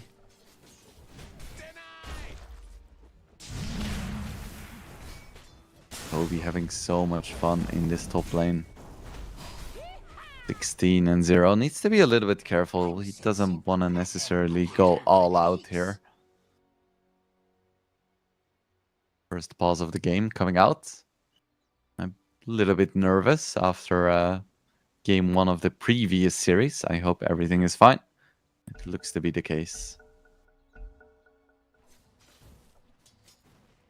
Everyone is ready.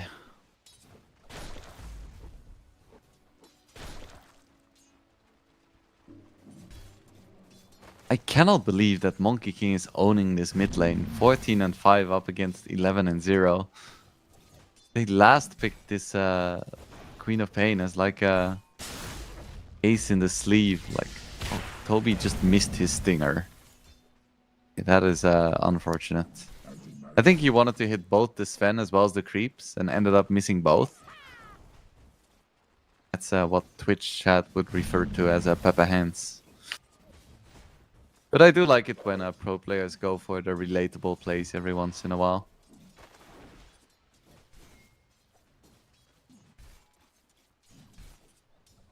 Playing Toby now with his Bracer, Wand, and Null Tally.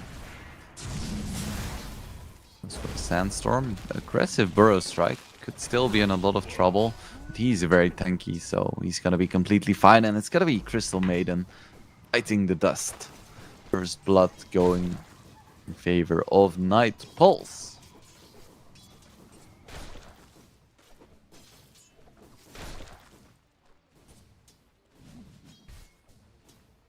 So in bottom lane, Weaver is doing really well as well. So both side lanes are going amazingly well for Night Pulse. It's only the mid lane where they're struggling a little bit.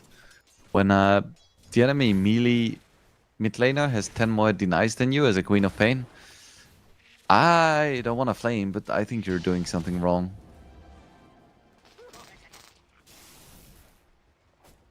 Oh, Chain Lightning creep. Boy, till the end, that is so nice. One of the best, if not the best laning creeps in the game.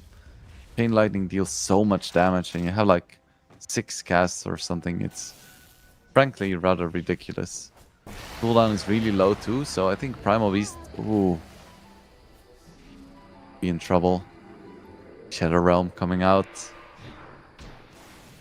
Yeah, everyone just has to run away from this one Harpy creep. No escape from creep.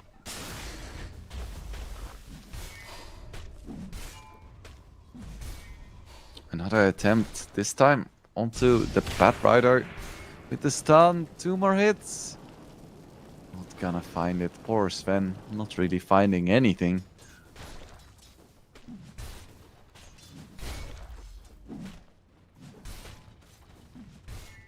Obi 39-3.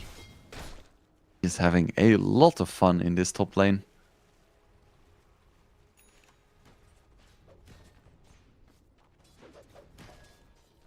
Till the end, rotating mid actually goes for a tornado in onto Nizam, but needs to be a little bit careful. Ooh, Haste Rune, that is a very dead. And sure is it? No, the Haste Rune got dispelled. Nice usage of enchant. Emergency Wisps, not gonna be enough. Crystal Maiden rotates in as well, secures the kill for Pantheon.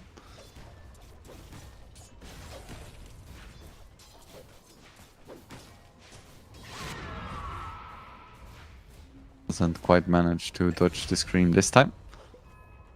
And it's gonna be Primal Beast in the bottom lane going down. Nice rotation by Batrider. Ench is was mid. So Batrider moves bottom because they know that Toby's having a good time. And now it's gonna be Dark Willow in a lot of trouble and he's gonna go down. One more Shikuchi will do it. As we're just chilling with Warwick.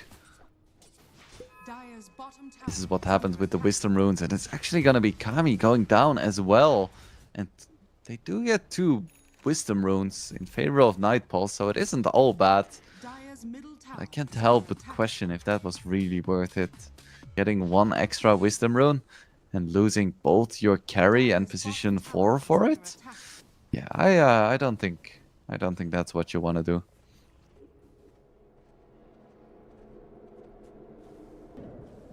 Radiant's bottom tower is under attack. Oh, Twin Gate used by Ench, and she has a Centaur as well. They try to go for some kind of play onto this Sven. Batrider is top as well, but Monkey King is moving in together with his 2 supports, and they're all smoked. They want to see if they can find a kill onto Toby. Oh, Sven, if you show, that is so scary. King jumps in, needs to be careful as well. Epicenter coming out, but gets immediately rooted, so it's entirely wasted.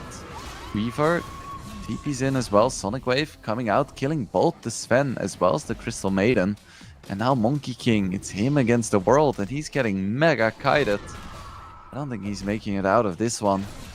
Poor Nizam, the best intentions cannot make the gank work. Night Pulse was more than ready. Dire's top tower is under attack. Morale is just level 4 now. Need to get some XP in this middle lane. It's always nice when your mid laner dies. You can soak up some of that XP as a support. It's like delicious. Dire's top tower Toby is rushing under a pipe. I think it's the normal build these days on Sand Kings. You just want to be a tanky botter as opposed to be a blink, blink initiator. Radiant's middle tower is under attack.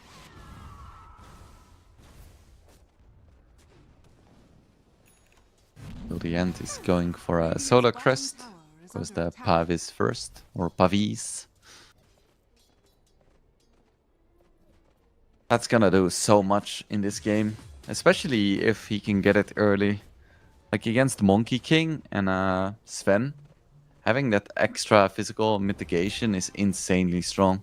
Because they really rely on getting a kill quickly and then getting out. So buying a really cheap item that gives a pretty big physical damage shield is big. But speaking about big, Auric gets taken down as well.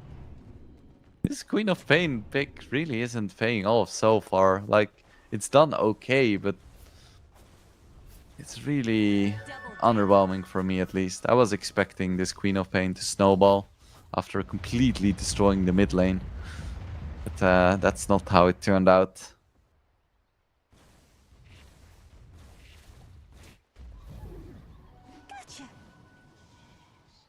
Enchanter will rush a Blink Dagger on Batrider, of course. What else do you build on support Bat? I don't think there is anything.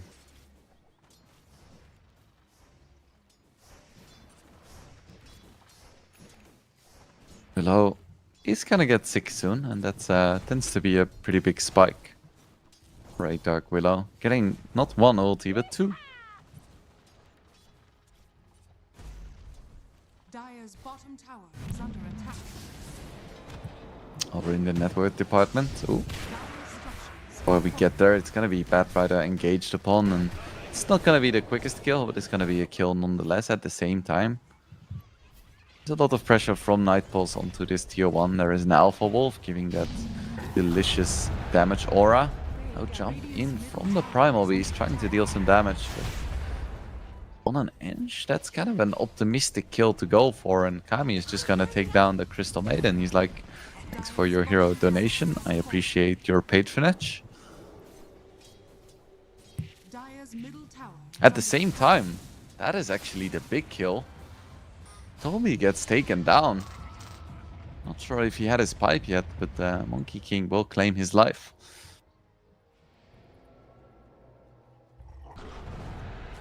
Kami will rush a Gleipnir, and I think that is a really good choice in this game. Because you want to get the Maelstrom for farming purposes, but having that extra disable is insanely strong on Weaver. Dire's middle tower is under attack. Warwick has a shield rune now, so I wouldn't expect him to die again anytime soon. Of course, I don't want to caster's curse in, but I think he's fine. He's totally fine. Dire's middle tower has fallen.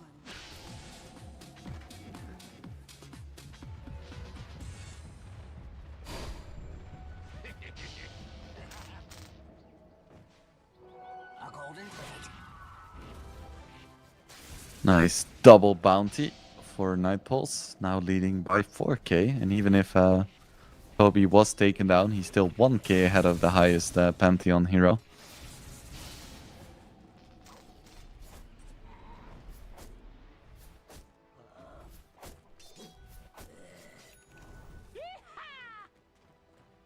Maelstrom now out for Monkey King as well. I'm not sure how much I like this. Because I really don't feel like he should be farming this game. Oh, nice Crystal Maiden ulti coming out onto Jantar, but do they have the damage with the pipe? Even through the pipe, they have enough damage. That was a lot of damage for sure. Yeah, I don't think he should be farming. I think it should be Sven farming, and he should be hunting heroes. Even though it's kind of like there's not a lot of heroes in this game that are very vulnerable to Monkey King. I don't think there is even a single support he can reliably take down quickly. So maybe it is a good call to just go a bit more farming oriented. Radiant's top tower is under attack. Big attempt onto the end. Actually, now big Monkey King ulti as well, and with the Terrorize, it's gonna be enough. Nice Sonic Wave as well, though. Primal Boost is traded for Weaver, but both teams have their full lineups in the bottom lane right now. Ultimately, definitely worth it for Pantheon, though. Beautiful combination with the Wukong's command into Terrorize.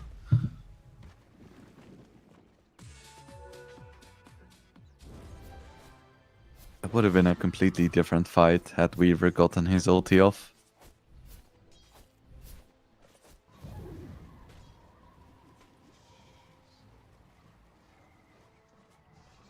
Till the end, almost has the Solar Crest.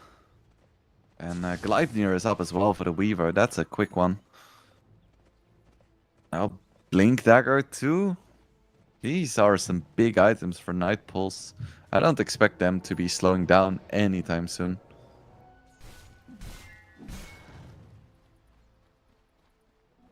Regeneration. Ben is farming okay, but the fact that he's over 1,000 gold behind the Weaver is not a good sign.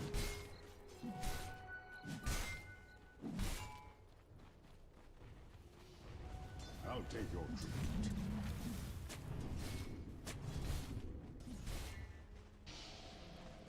Still, not all is lost for a Pantheon. They just need some BKBs to get going. Another big freezing field into Batlam combo until the end. Again, you can be tanky, but I don't think there are a lot of heroes that can survive that onslaught. But we're not done yet. Kami is here. Now Warwick as well. Crystal Maiden completely out of mana, and she's definitely gonna fall. Who else can they find here? Maybe a Morales? No, they find the Sven. That would be huge. He doesn't have a BKB yet. He doesn't have anything. Gets a nice double stun, but he's definitely gonna go down. Nizam gonna go for a Wukong's command, but I don't think you want to stick around here for too long. He needs to get away. Once Gleipnir is up again, he could be in a lot of trouble. He's gonna be able to make it out. And Toby now has a Bloodstone queued up. He's having a lot of fun in this game.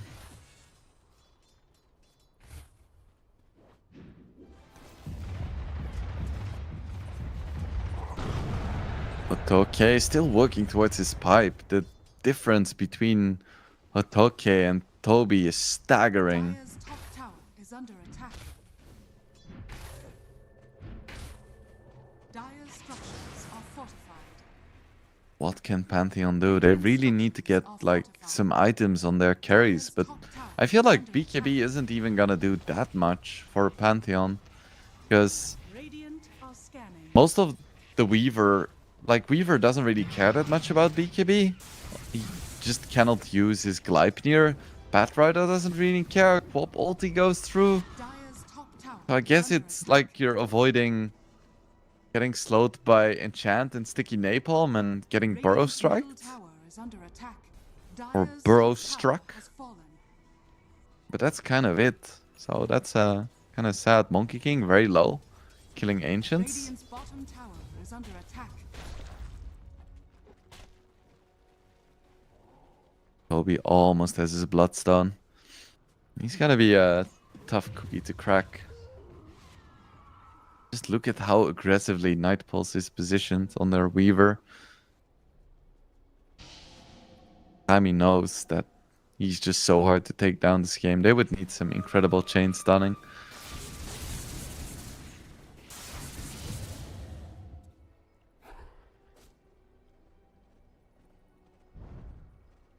Morales working towards those Guardian Greaves. A pretty good Greaves game. Can get rid of all the sticky stacks, the enchant, the shadow strike. Worthy tribute. Quite nice. Heard of me? Warwick, of course, going for the most popular quad build right now. Wukong's command coming out. Are they gonna have the damage? No, they definitely are not. Night Pulse is close and Nizam. Oh, it was a nice attempt, but just no chance whatsoever. Quop, without hesitation, just instantly pops Sonic Wave. Top tower is under attack. This is starting to look really rough for Pantheon. Pipe is finally out on the Primal Beast, but he's getting even further behind the Sand King. Now almost 4,000 gold. That's like an entire Bloodstone difference.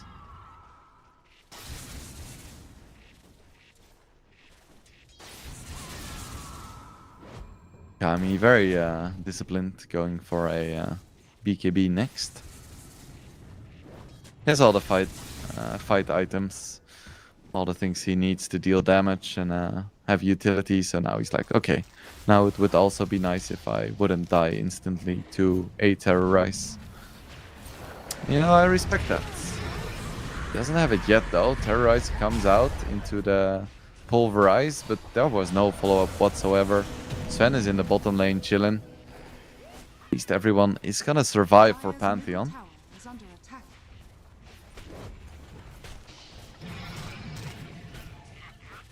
So this tier 2 is gonna fall without much more resistance. Dire's middle tower has fallen. Radiant's bottom tower is under attack.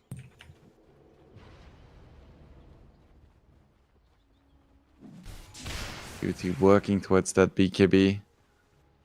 Just 1,000 more gold. Come on, Cutie, you can get it. Oh no, smoke is arriving. Run! Does have a TP, should be able to get it off. No, the Gleipnir just 0.2 seconds away from safety. But Cutie is gonna fall. Beauty fades with age, unfortunately for him. And this fight was very close to Roche, and that is a pretty fun objective to go for. Instead, they're gonna go for the tier 2 first, maybe Roche afterwards. Might as well. Dire's They have bottom time, tower they is have under time. attack. I feel like Toby is just playing a single-player RPG farming simulator. This'll come in handy. Radiant's middle tower is under attack. He's totally content being on the other side of the map from his team and just farming. And Quob is actually leveling up the Dagon as well. Radiant's middle tower is under Doesn't attack. give a heck. Radiant are scanning.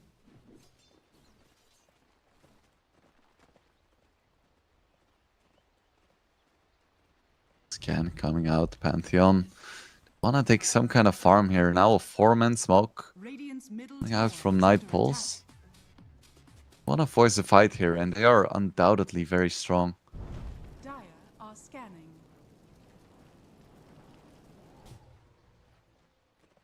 Night Pulse find anything here. Night Pulse stayed behind.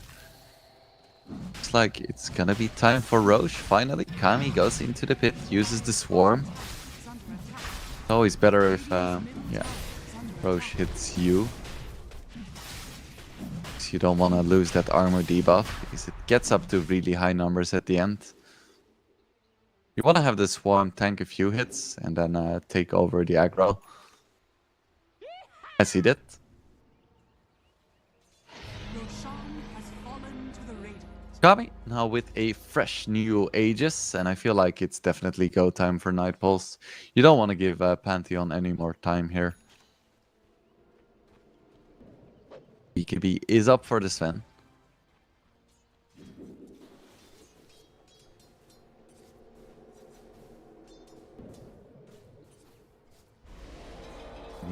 He has his own Gleipnir. Doesn't have his BKB yet. He does need it.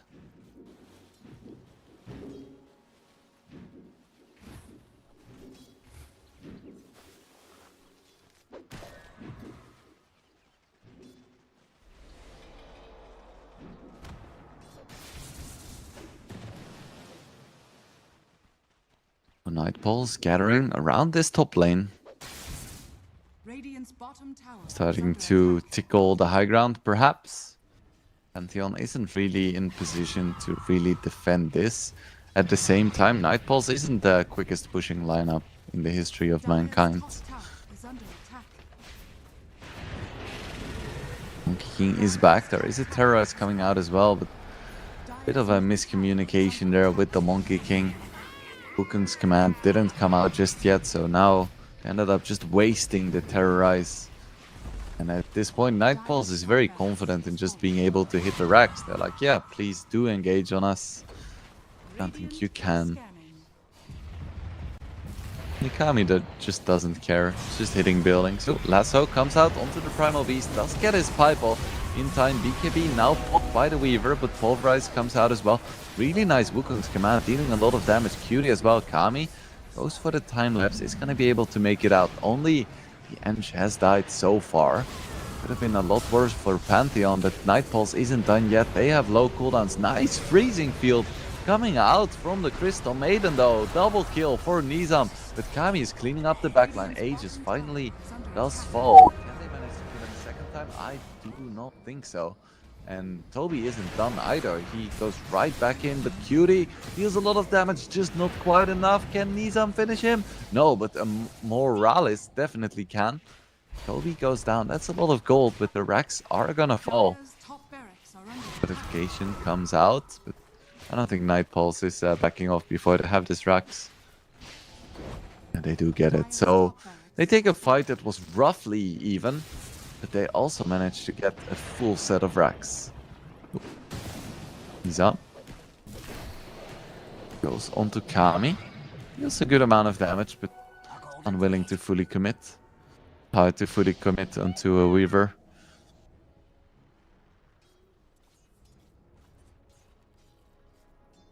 The game is looking pretty good for Nightpulse, but Pantheon has proven that they can still take fights.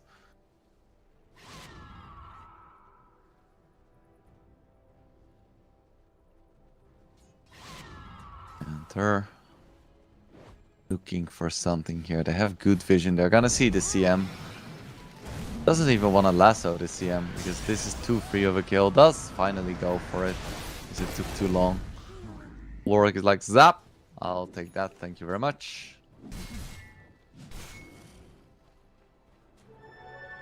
Judy going for a Crystalist next, but he's so poor for a Sven. He needs so much more than what he has. If he had like a BKB, Lincoln's Harpoon right now, yeah, I feel like I would have been quite confident in his ability to do well in these fights. But not like this. Dagon's coming out. Nizam already very low. Didn't have to pop his BKB just yet. Nice Terrorize once again inside the Wukong's command. Can Toby make it out? Looks like it, but Warwick definitely can. Cutie has the damage. 2 heroes for Nightpulse already falling. Pantheon showing that they're still in the game.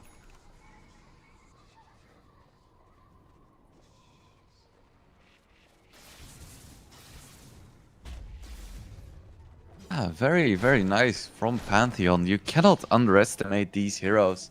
There is a lot of damage and a lot of lockdown in this lineup still.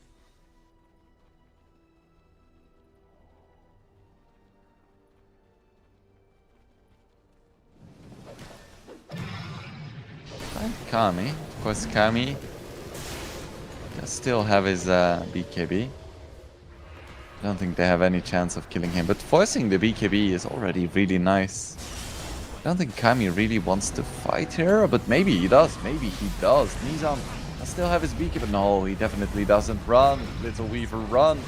Doesn't have mana. Does make it out just in time. Nice epicenter by Toby onto 2 with the Burrow Struck as well. As Cutie gonna make it out? No. Jules comes out. Nizam goes down as well. It's a beautiful fight from Nightpulse, using that Weaver as bona fide bait. A 14k gold lead. No buybacks on either the Sven or the Monkey King. And this should be at least one more set of racks. And Kami is like, racks? What's a racks? Can I eat that? I'm just gonna hit some neutral creeps. Dire's structures are fortified. Radiant Yeah, structures this is are classic fortified. carry behavior. Dire's middle tower is under attack. Dire's middle tower has fallen. You got the creeps, time to join when it's Dire's already, middle you know, barracks are under attack. already over. Middle barracks has You know, he's contributing. fallen. So, another set of racks in favor of Night Pulse. There is a BKB now on Primal Beast. He's very helpful in Monkey King. They want to take a fight right here at the tier 2. Scan comes out. Monkey King finally jumps into it, so now they know he's around. Dire's middle tower is Pantheon under have to be attack. super careful. Dire's bottom tower has fallen.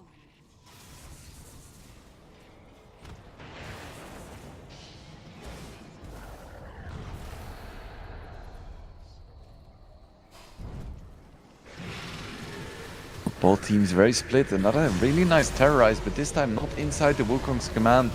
The lasso comes out from Janter, but it's just gonna do... All it's gonna do is waste the BKB duration of Nizam. Pantheon trying to disengage now because Nightpulse has really short cooldowns. Toby goes right back in with another burst strike onto the Crystal Maiden. Trample coming out from Primal Beast. Kami getting incredibly low, but once again surviving. Can he find the snipe? Weaver still alive for now. Cutie going ham, but it's just not going to be enough. He gets disabled. This Sand King is just so difficult to deal with. And Kami is unstoppable as well. Even manages to take down the Primal Beast.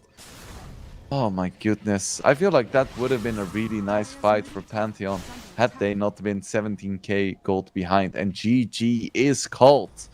Night Pulse take game number 1 in rather convincing fashion. Pantheon, they definitely put up a fight, but from the start I feel like Night Pulse was kind of in control of that game.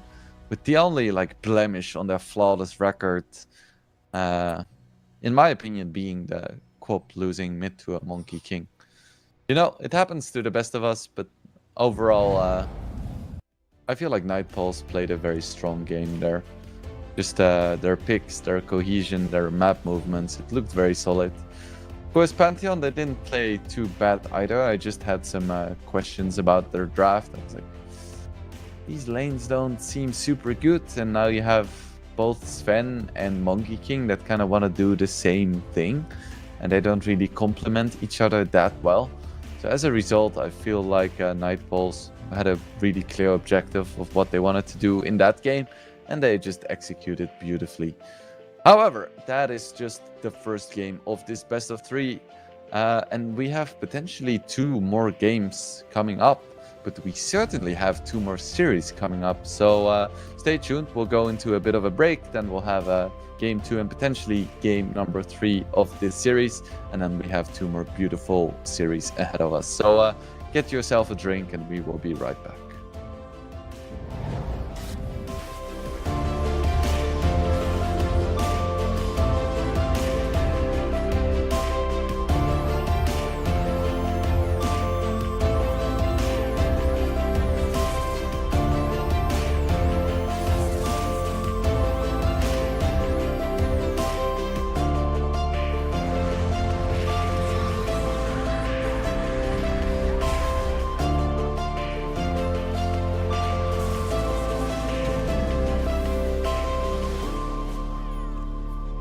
Dire's middle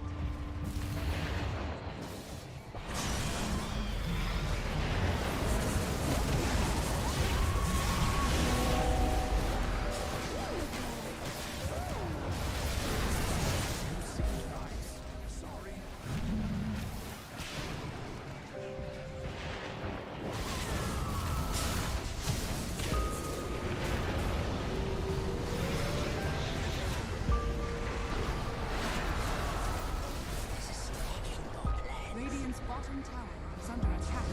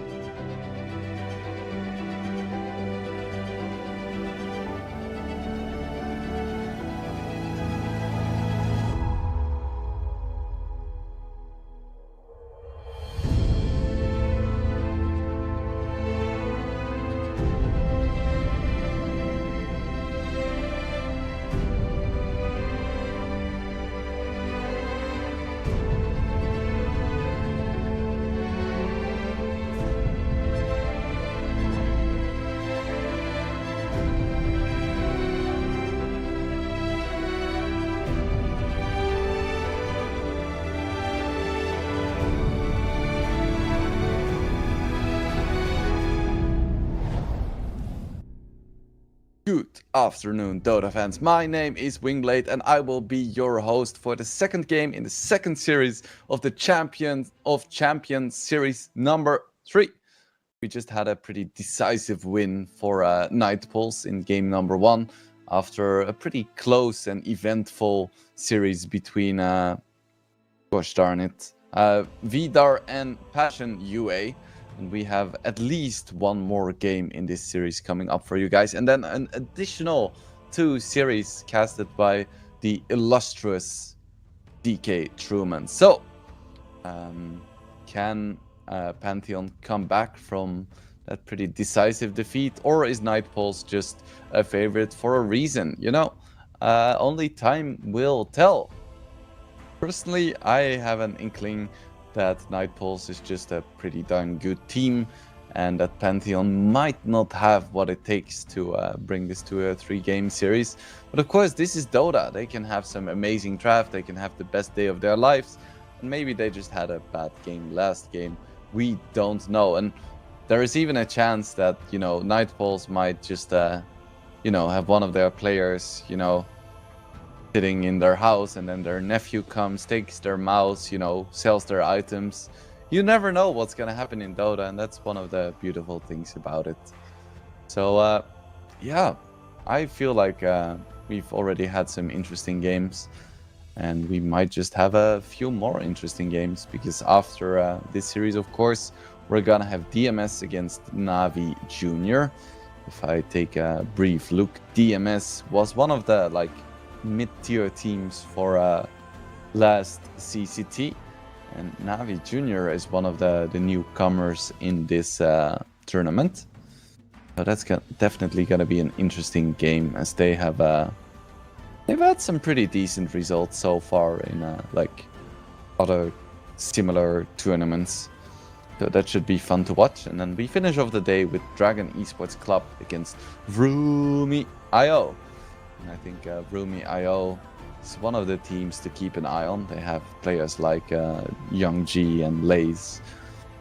So they are pretty darn good. And Dragon Esports Club at this point is a CCT Series veteran. They've been in every single one. And in the first one, they were like the top team in one of the groups, and they ended up getting only 7th, 8th place, so that isn't super great. And in the second one, they went 0-4 in group, so they are a veteran, but their results haven't been amazing just yet. But this might be the tournament where they get their chance at revenge. So, before we get into those, we have to finish off this series, though. Night Pulse, one of the tournament favorites, together with the invited teams like One Win and Mouse, up against Pantheon, an absolute newcomer to both the scene and the Champion of Champions series tournament. So yeah, we have some nice Dota ahead of us. We already had some really nice picks and plays today, and I have no reason to believe anything other than that trend will continue. So if we have a draft, we can potentially take a little peek at what is happening, and otherwise I'll keep on trying to fill the time with some interesting facts about this tournament. So the fun thing about the CCT tournament series is that we're gonna get a lot of them, right? So it's a tournament that's gonna keep coming back, and it's gonna keep being a chance for up-and-coming teams to show their worth and, you know, get a pretty solid amount of pocket money if they manage to win the tournament. Like, I wouldn't be too dissatisfied with myself if after a hard day's work I would come home with 30,000 USD for my team. I wouldn't be too displeased about that. And it's just a very good environment to, you know, practice as a team. You know, get those strategies in, get that competitive experience, learn how to deal with the nerves and like the setbacks. I think it's just really fun, and because it keeps coming back, you know, you're gonna get all of these storylines, like the team that keeps getting second place, or the team that got last place in groups a few times and then comes back with a vengeance. it's just really fun to watch for me as a caster as well, because I've been with you every step of the way. So I'm starting to get to know these teams and these players. I get to know the tournament meta and the way we do things, and it's just really fun to be a part of all of this. So I hope we can get into the draft soon. If not, we might have to go into a small break, just a really small one. But it looks like we have a draft, so that is very nice to hear. Or we're gonna have one very soon, so we get to talk about heroes instead of just tournament formats. So in terms of heroes, I want to see. I just hope we keep seeing. Oh, never mind. We don't have a draft coming up. We're gonna go into a small break. Sorry for the misinformation. So yeah, just stay tuned, get a drink. I'll keep you guys updated either here on the stream or in the chat as always. So keep an eye on that, and we will be back very soon with game 2 between Night Pulse and Pantheon.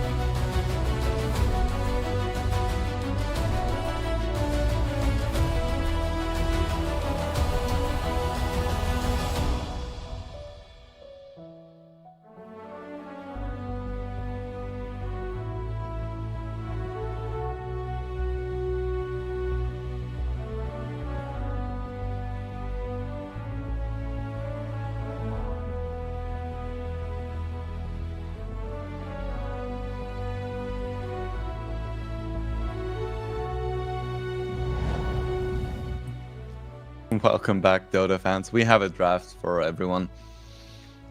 Luckily, it wasn't too long of a break. Players have figured out their issues, recited their prayers and litanies to the machine gods, and we are back into the game. So, what do we have here on this beautiful day? What bans, what picks, which heroes, what are we gonna see? What is the next, I don't know, 40 minutes gonna look like? So, we have a Shadow Demon ban and a Dragonite. Can't say I am surprised, to be honest. Then a Lina and Shadow Fiend for Night Pulse. Doom as well. A lot of notable heroes still in the pool though. Ember, still in the pool. Primal Beast, still in the pool. Ench, Tinker, Jakiro, Pangolier, Marcy, Rubik. There is a lot of good heroes still out there. Let's see what these teams opt to go for. So Tinker is gonna get taken out. Don't want to deal with that, but Ember is still in. I have a feeling that Night Pulse is deliberately keeping this in the pool.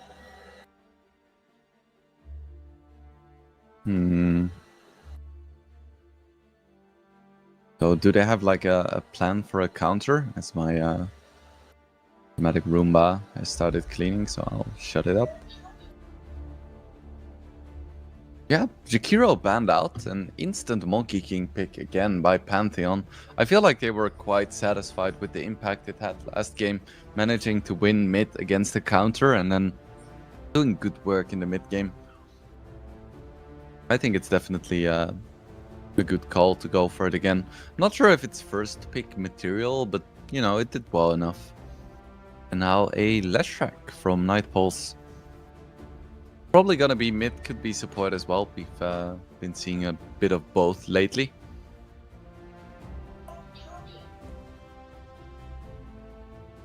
So we see Toby's Pangolier and Toby's Sand King taken out. Pantheon was like, oh hell no, we cannot give this boy his heroes or it's not gonna end well for us. Just like last game, Toby was very impactful on his Sand King. He missed that one stinger on everything in the early game. Just completely missed it in the middle of creeps and heroes. But he didn't abandon. He didn't blame his teammates. He just kept going, kept trucking, played really well, and won the game while still owning. So, if that's not a lesson in mental resilience, you know, what is? So, Night Pulse taking their sweet time on this ban. We've seen in the previous series how Passion UA picked a anti-mage against Leshrac, and it ended up working out for them. So maybe Night Pulse is gonna do something similar, but no. They're gonna ban out Rubik instead of anti-mage. And what are they gonna pick up? Probably not an Ember against Monkey King. I think Ember is an absolutely disgusting hero. I wouldn't expect to see him being picked up against a straight counter. Then again, last game, Monkey King got countered as well and still did well, so what do I know? Night Pulse, pick up an Omni Knight. One of the biggest glow-ups of the past few weeks. He's seen a complete resurgence in play, and he's definitely one of the best position 5 heroes right now, which honestly is wonderful to see. Because I don't remember in the past like 10 years a time where Omni Knight position 5 has really been a top pick, so it's great to see.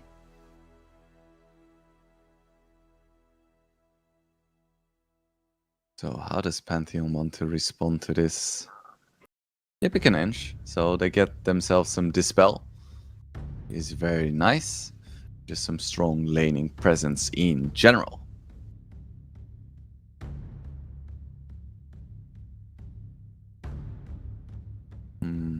What else do you want against an Omni Knight? It feels so hard to play against Omni.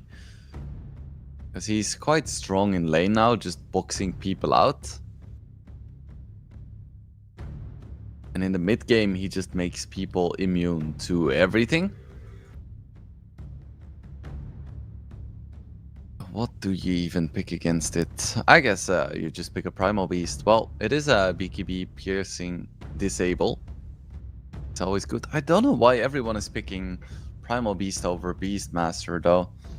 I'm still a Beastmaster apologist. I feel like that hero is severely underrated. If I had to choose between Primal Beast and Beastmaster, you know, one of them is the Beast and one is the Beastmasters. To me, it just makes total sense to go for the Beastmaster, but what do I know?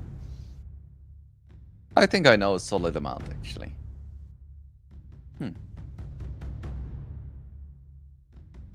So, Primal Beast. Shadow Demon has been taken out already. Clockwork is still in the pool, but once again, we're in the same situation.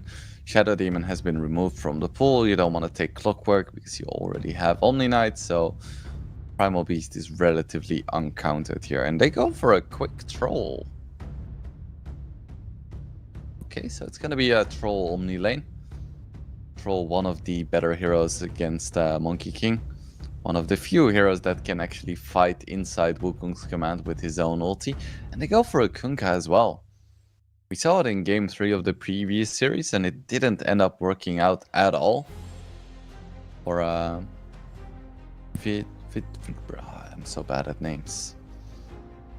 For Vidar Gaming. Maybe Night Pulse can make it work. I'm curious to see where they're gonna play it. My feeling is that it's gonna be offlane most likely. Of course, Kunkka is quite a flexible hero as well.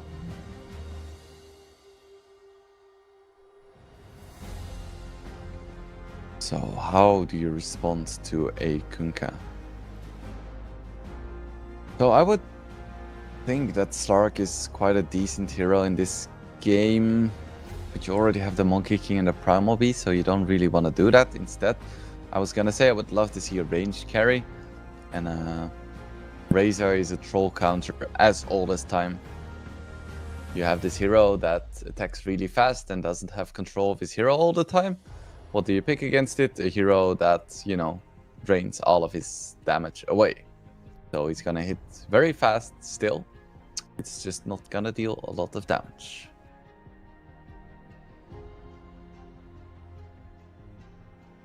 So final picks then. I think Primal Beast offlane, Monkey King mid, and Razor carry are almost a given. It looks like Pantheon is expecting this Kunkka not to be the offlaner, not to be the Toby hero, as they are still removing Toby heroes from the pool as we speak. So yes, it could be position for Lesh, mid, Kunkka, and then some unnamed offlaner. Or it could be something else entirely. So, Razor. What do you want to play offlane against Razor? I definitely agree that I wouldn't really want to play Kunkka against Razor offlane. Maybe there is something else they could pick. I would love something unconventional. But I think Toby plays quite a few conventional heroes. Maybe he can play his Brewmaster. That wouldn't be too bad. I think that would be pretty decent. What else is there? You could also just play offlane Leshrac and like pick another ranged hero just to punch Razor. Maybe pick something like a Hoodwink. So you have double range spam against Razor. That seems really nice. Hoodwink quite strong against Monkey King too. I think that would be my pick. I think it might just be a more classic mid or phosphor or offlane hero. I don't think they're gonna do anything crazy. So final ban will be the Phoenix. I was thinking about suggesting Phoenix, but I don't actually think Phoenix is that good. Maybe it would have been quite nice actually. So, final pick for Pantheon. What's it gonna be? Like, according to their name, it should honestly just be Mars. But they already have the Primal Beast. And they don't have Dark Mago in their team, so they probably don't want to play mid-Mars either. Hmm. 17 seconds left. What do you want? I'm struggling. Wish I had a smart analyst that could tell me what they were gonna pick or what to think about here. I think their lane... Oh, they picked the Hoodwink. Okay, well, maybe it was a deny pick. Maybe my idea wasn't as outlandish as I once thought. They pick a Hoodwink. I think it's a good pick. I think it's a good pick. Little annoying piece of shit squirrel.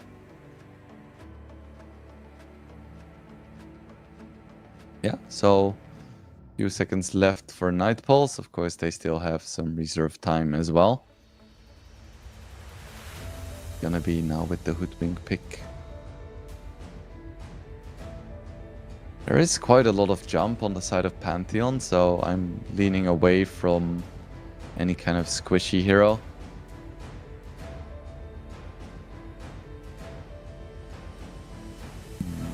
Maybe another save would be cool, or some kind of playmaker. Is the play here? I still think it would be nice if they went for a double ranged offlane against the Razor. Man, I was about to suggest Queen of Pain. God damn it! I wonder if they're gonna play it mid again against the Monkey King. I wonder if it's gonna do better this time. I don't know. This Queen of Pain didn't work out super well in the last game. They still won, but I feel like it didn't do as much as it maybe should have. And this does mean that they put the Kunkka against the Razor, which isn't great. Then again, Kunkka against Monkey King also isn't super fun. So I guess it does make sense that they focus on the mid lane as opposed to the off lane. So fair enough. They finished their draft off with the Queen of Pain once again in a repeat of game number 1, where the Monkey King was picked very early and then they last picked the Queen of Pain to try and deal with it. Of course, they won last game, they won it convincingly, and even if the lane didn't go as planned, or maybe it did, but they're gonna go for it once again. And let's see if it works again. And let's see if the win for Monkey King in lane was just a fluke, or if that's just the way the cookie crumbles now. That Queen of Pain no longer counters Monkey King, and that it's an even matchup now. Who knows? We will find out very soon. Maybe it's just that Pantheon's mid player Nizam is just an amazing Monkey King laner, and maybe Warwick just isn't that great at co-op. There's so many factors in Dota all the time that it's hard to make conclusive statements without watching like 50 games and then seeing the trends, analyzing the data. But we are finally into the game. Welcome everyone to the second series of the day of the CCT Series number 3 between Night Pulse and Pantheon. Night Pulse is fully smoked. Nizam looking for some warding information. Gets axed, but dodges the damage. So basically does a free 60 mana drain onto the Troll. The Troll is, I think, one of the dumbest heroes in the game. Like, of course, Ogre Magi is the dumbest these days because of his impressive 0 int gain, just like all of my teammates in pubs. 30 seconds to battle. The Troll's definitely up there with the dumbest. Primal Beast as well. Like, in general, Pantheon has a really dumb team.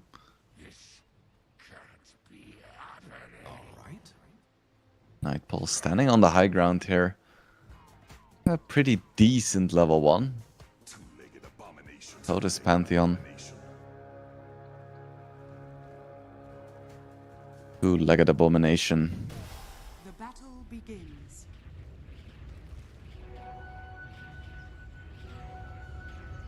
Gonna be 3 bound. Oh, Cutie almost dies there. 2 more hits, 1 more hit. 1 more hit. Chanter gets it. Cutie goes down. First blood in favor of Night Pulse. And it was a 2-for-2 bounty trade as well. So Chanter is gonna be very pleased. But at the same time, Kami isn't. Poor man gets ran down completely. Level 1. Troll, quite a weak level 1 hero. And Primal Beast, if you get the full duration trample off, that's a lot of damage. Till the end trading with Amorales. Definitely think these are some Omni Knight favorite traits. He does like punching people with his hammer, and who can blame him? If you have a hammer like that, it's made for bonking. Bonk. Just a single bonk is more damage than the 2 ticks of Acorn Shot. That's what they call balance.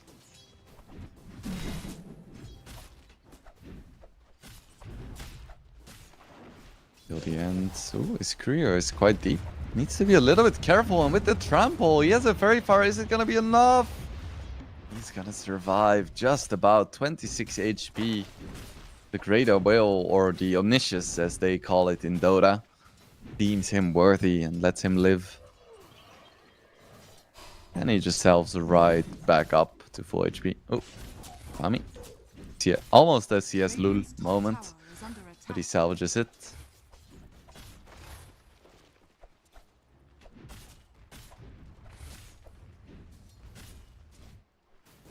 Lane's going pretty evenly this time. I wonder if... Oh, it looks like Queen of Pain still isn't skilling the dagger.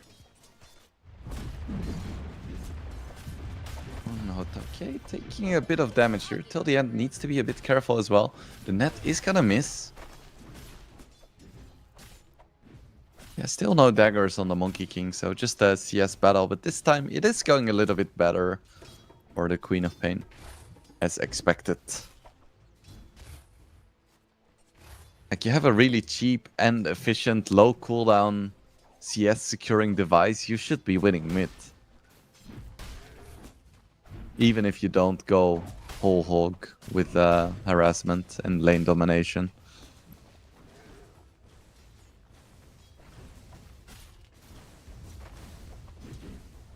Well, bottom lane, all of the lanes right now are fairly even. It's 1-on-1 on the board as well, so very even start to the game. Who does this favor? I don't think it favors anyone. Not dramatically better in the late game, although I think I would favor Nightfall slightly. They have the Omni Knight.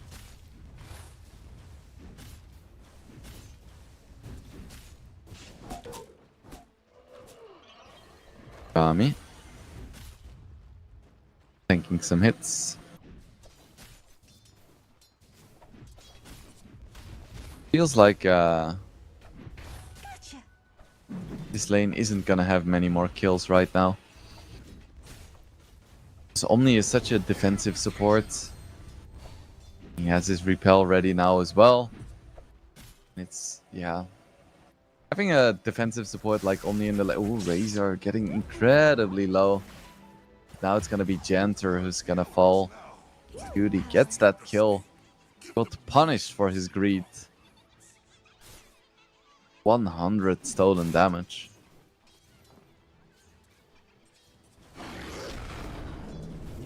Toby still doing okay though. For a melee hero against a Razor. Cannot be too displeased with that. Kami actually going for the kill on Amorales, but the net comes out. And Kami is gonna pay for that. He trades himself, and Nizam rotates as well. Finds the kill until the end. Nice rotation there by him. Of course, this new Monkey King, he's right back in the lane with his 0 cooldown jump. One of the most efficient rotators at this stage of the game. And we're seeing another brawl on the top lane. Razor getting very low. Can he get away this time? Looks like the answer is once again yes. And Leshrac is gonna fall to Cutie once again. Is over aggressive one more time and pays for it again.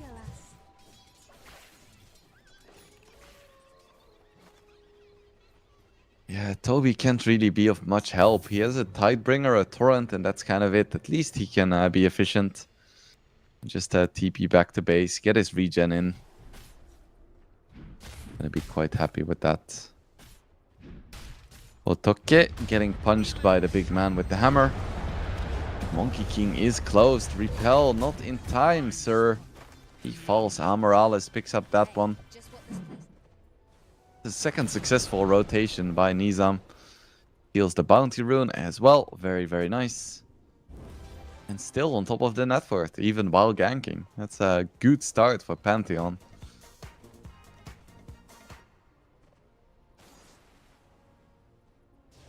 Gantra going for some nice stacks. Wonder if Troll's gonna go for a Battle Fury. Ooh, that's a blink used by Warwick. Very risky. Nizam jumps in, but there is a Sonic Wave. Is there a stun as well? Does get the Jingo Mastery off. Oh, yeah, Pop is just gonna fall. Yes, does fall. Jumping in aggressively with the blink, even when you have a Lesh nearby, just doesn't seem like the best plan, and Warwick gets punished for his greed. 8 kills in favor of Pantheon in 6 minutes, with Nightpulse just having 2 on the board. Feels like a reverse of game number 1. They have some good matchups as well. Radiant's middle tower is under attack. Morales, they have full vision behind the tier 1. So I definitely think they want to keep being aggressive, and Toby is getting punched.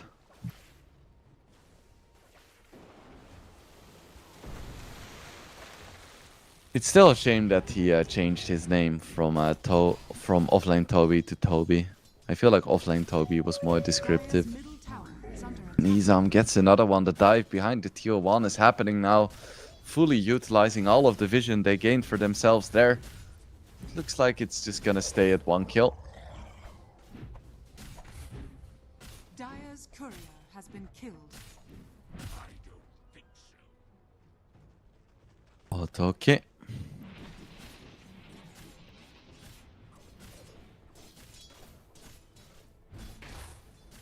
Almost has his level 6. He's gonna have it now.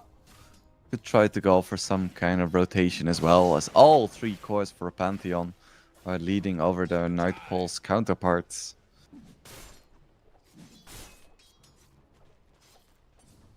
You know, I'm not fully convinced about this Kunkka just yet. It seems to lose every single lane it goes to. So can Toby make the magic happen once he gets his boat? Dire's middle tower is under We will attack. find out soon, as we see a big fight bottom, and Kami gets bursted down before even being able to use his ulti.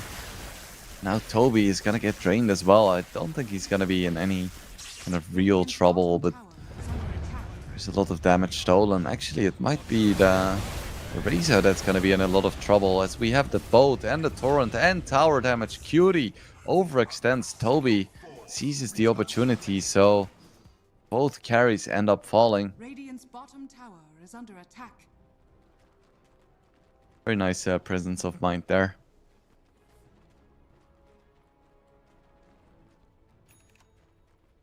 Dire's top tower is under attack. Warwick will try to go for a Dagon once again.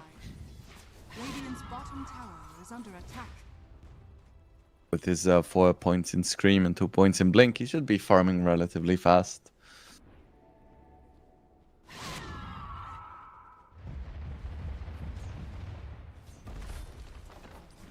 Safety bubble for Radiant's Cutie. bottom tower is under attack.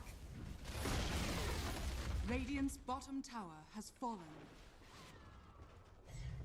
Dire's top tower is under attack. Invisibility. Invisibility. Warwick, can he make something happen with this Invis? Supposed to take on the occasional bounty. Let's run into the Hoodwink, but yeah, that's a difficult kill to get. I feel like Nightpulse as a whole is kind of struggling with finding kills. They don't have a lot of great setup. It's mostly the Kunkka, because the Lesh and the Quop, they require setup to do something, but they don't have a lot of setup heroes in the first place. Dire's courier has been killed. So we're gonna see a big boat into a Sonic Wave as well, so that's gonna be a quick kill onto the Eng, but they've used all of their spells, so now it's gonna be Toby falling for sure. Boat runs out, gets absolutely wrecked. Amplified damage onto the Monkey King, and Gentler also, is it gonna survive for long? You know, I spoke about this Pantheon draft being really dumb in terms of end game, but cohesion is definitely there right now. They do lose their tier 1 tower, which is not ideal. Under attack. But it's been going pretty good. I think the game will start to get a little bit harder for them once Corp has the Dagon and can actually deal some real damage. But you know, skies are looking bright and clear. As they know they have a good carry matchup as well. With this amount of farm, Razor will absolutely wreck a troll. Like, not even close.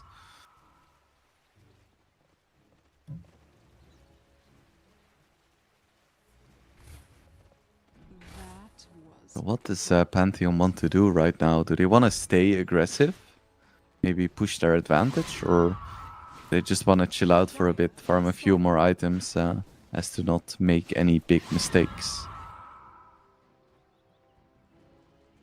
Time will tell. Enge is once again posturing very aggressively. She knows that she's a difficult kill to get right now. There's a point in her ulti and she has the wisp, so it would take either a lot of heroes or a lot of time to take her down, and she's fine with either.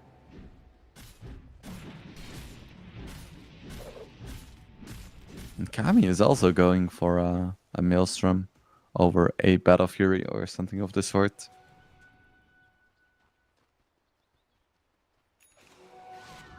Hey, how you going?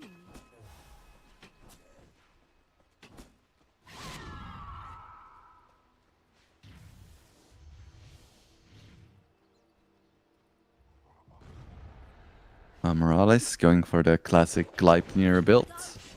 One of the few pos 4 carry builds that actually works and is worthwhile. Cutie isn't quite deep. Love Night Pulse is close, but they haven't spotted him just yet. I think now they did. Now they definitely did. Yeah, Cutie is in a lot of trouble. He has a safety bubble. But he manages to just avoid the X marks the spot. The Enter gets repelled. He's gonna try to go for a TP out, but there is a Pulverize. Because it pierces debuff immunity. Now it's gonna be Toby who's gonna fall. Blade Mail or not, you're going down. He just couldn't find Cutie in time. It took too long, and then they were stuck between a rock and a hard place between the towers. So Night Balls, it really isn't working out for them right now. Gonna try to go for a chase onto Warwick. They have what it takes, not quite. Repel comes out. Not sure if Guardian Angel was used as well. He makes it out, no problem. Wukong's command was used. A small win for Night Pulse.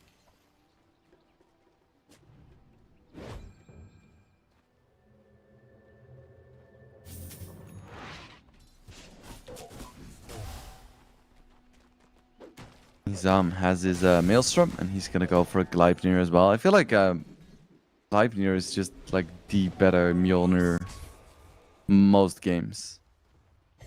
Mjolnir is slightly more damage, and you have, I guess, technically some utility with the active. But honestly, Gleipnir is just better in 99% of all games. I just don't know why anyone would build Mjolnir right now.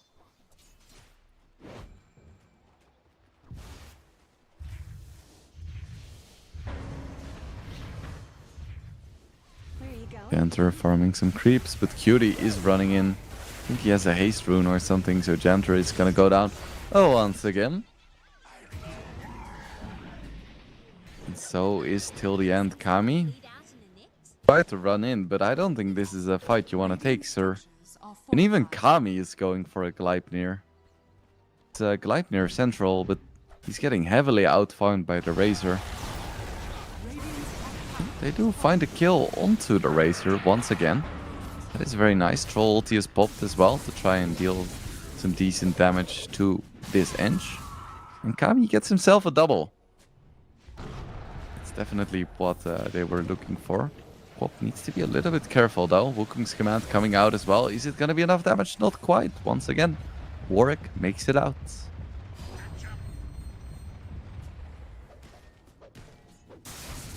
So nice that Omni Knight always tells us what his favorite condiment is. Radiant are scanning. Imagine if one patch changes and he starts saying mayonnaise instead of ketchup.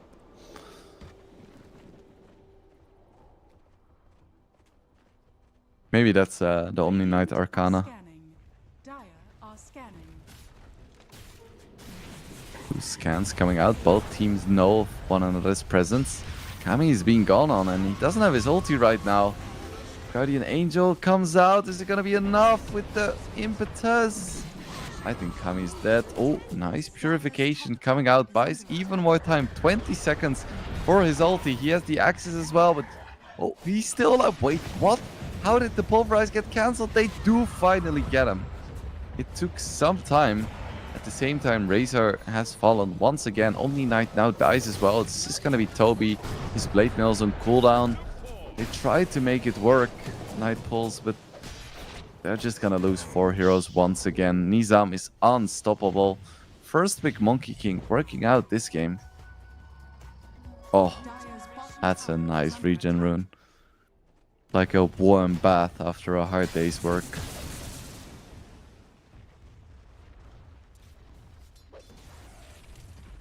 Nizam has his Gleipnir. He is pretty fat. 7k gold lead now, 7 against 21 in terms of kill score.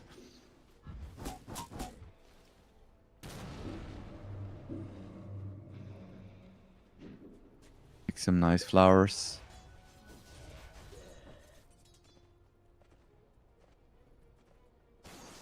Panther going for a blink.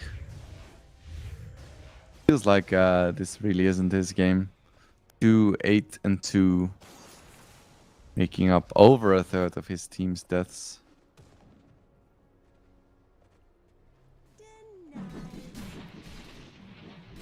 Till the end is just babysitting Kami. Like, yeah, try and go on my carry. You can try. I wonder if Kami's gonna go for BKB. Ooh, Nizam. Nizam, that's a lot of damage with the bow. Down he goes. Is under attack. Oh, they cannot afford to make mistakes like this. Nizam gave up over 1,000 gold there and a shit ton of XP as well. Now he's down for 30 seconds, which means that Night Pulse can try to go for either another fight or a different sort of objective. That is very scary.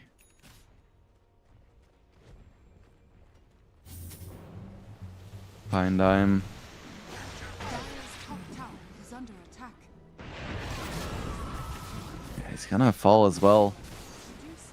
Pantheon needs to be careful about this phenomenon, which is Dire's top tower commonly is under referred attack. to as a feed train. Radiant's middle tower is under attack. Dire's top tower has fallen. He has his Gleipnir now going for Yasha. Dire's top tower is under attack. Radiant's middle tower is under attack. Andrew just chilling next to Fine Dime. Is he gonna be able to cancel the TP? No. Close, close. Dire are scanning. Night Pulse is roshing. They don't have the best Roche lineup, but with the Radiant's troll, courier has been should be able to take it in time. Yeah, I think they're gonna be able to sneak in this Roche. It's not exactly fast, and now they had to commit troll ulti as well, and Pantheon is closing in. The boat is coming just for the damage reduction and the damage onto the Roche. Kami gets the Aegis, instantly TP's out with the repel, and Grand Theft Aegis is successful without any losses so far. Maybe Janter will still fall. No, they just get away with it. They steal the Aegis and they get away with it.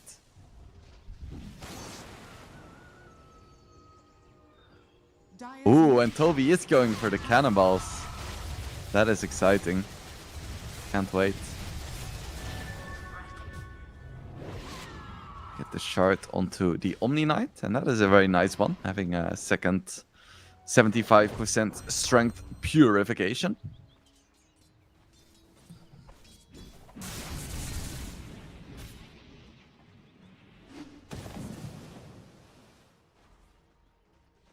I mean, now with an amplified damage rune, I still think he's a lot weaker than Razor, but his team has a good amount of control. Morales. Middle tower is under attack.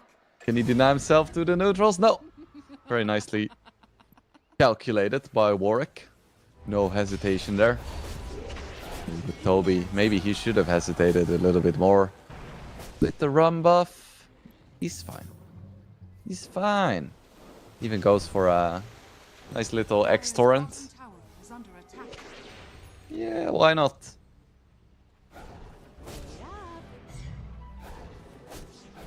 The end getting bonked by Fine Dame. Need a repel. Let's get it in time. Could be a pulverize still. Doesn't want to commit for it. The end is just too tanky. And we're gonna see a fight in the bottom lane actually, with Nizam already taking down the Lesh, Jantor, but Warwick killed Cutie. That's another death for the Razor. Ooh. Roll does fall in exchange though. But suddenly it's just a 2k gold lead. It used to be 7 or 8k just a few minutes ago. Oh no, I'm getting worried for Pantheon again. They had this game.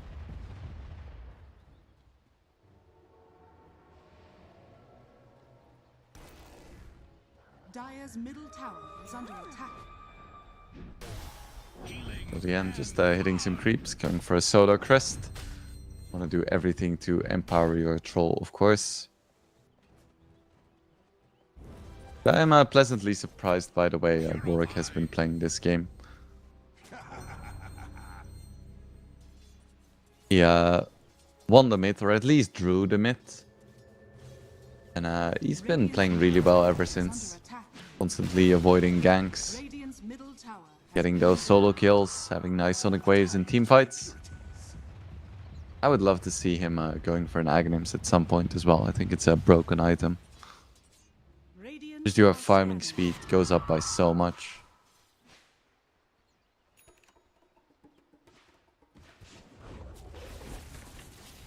Aghanims is up for Toby, so Radiant's bottom I'm so ready for the tower is under cannonballs. But finally we have a BKB from Razor. It took a while, but he has it now. attack. Dire's top tower is under Bursting him down is going to be a lot more difficult from this point on.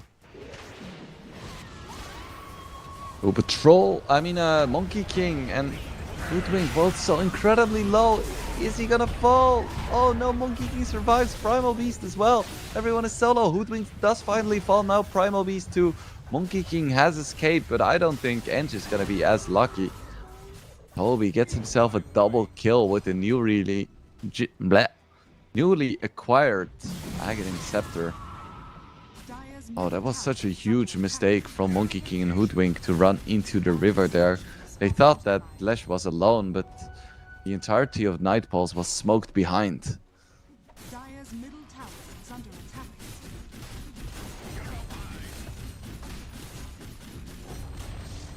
Dire's middle tower has fallen. He has his SNY. He's going for a Satanic next. I honestly don't mind Lincoln's on a Troll. Because I think the way they lose fights is with him getting drained. But I think he's just relying on his team to get him out of trouble. Like if there is ever a situation in which Razor gets a full drain off on Troll, that's his team's fault. Oh, fine time. Hello? Hello? Nice to meet you, sir. I'll take your gold now. Dire's top tower is under attack. We're stacking up. This tower is gonna fall very soon. Pantheon isn't really in a position to get anything back from that.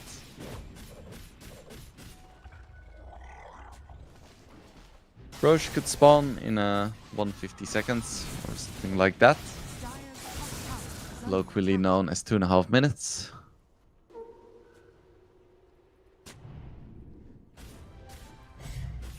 And Kami is just hitting high ground. They were 8k behind like 6 minutes ago, and now he's hitting high ground without Aegis. This is madness. Nice tidal wave as well. They want to kill this Enge. They do want to, but I'm not sure if they can. Now a drain comes out. Solid amount of damage stolen. BKB put by Cutie though. They immediately kill Janter. I think Nightpulse wants to back off. They don't have Sonic Wave. Don't really have that much. BKB comes out from the Monkey King though, and Troll. I'm not sure if this is a fight you want to take, sir. Does finally manage to kill the Troll. Maybe I was mistaken. Now he's getting fully drained and Cutie is going to be incredibly strong. Does Kami have what it takes? No, I don't think he does. Cutie wins that man fight and Toby now has to run away. Till tucked between his legs. But Warwick, he gets the snipe with the Dagon. Toby is gonna die for it, but what a fight there. I have no idea why they tried to burst the Enge. Enge is such a pointless hero at this stage. She has 1800 HP. She like bought a bracer and a fluffy hat just because. And her impact in fights is so limited, but they committed freaking Boat and Sonic Wave just for this glorified range creep. And it is a very glorious range creep, I'll be honest. You know, it still kind of feels like a creep at this stage.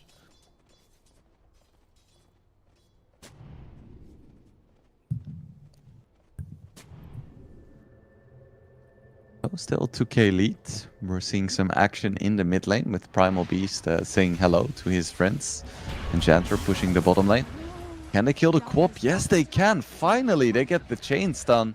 The Quap didn't have time to get off the Dagon for the lifesteal. Janter does get the bottom tower, but now he's gonna pay with his life, I think. Oh, Cutie doesn't quite find the connection. But Monkey King... Nizam might, it definitely does. Stun comes out, just a few hits, down goes Janter. Oh, once again. Gotcha. This game is now incredibly even.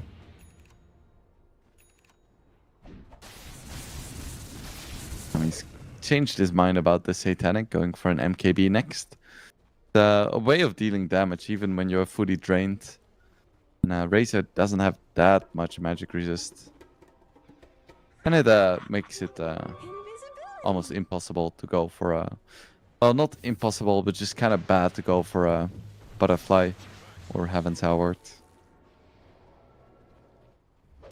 I think Halberd is still worth it for a hero like Primal Beast, just for the active.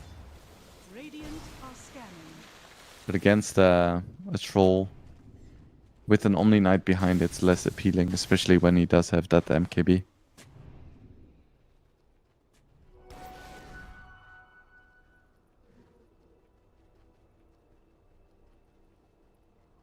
Morales finished his Gleipnir now like 3 or 4 minutes ago and is now finally buying support items ish.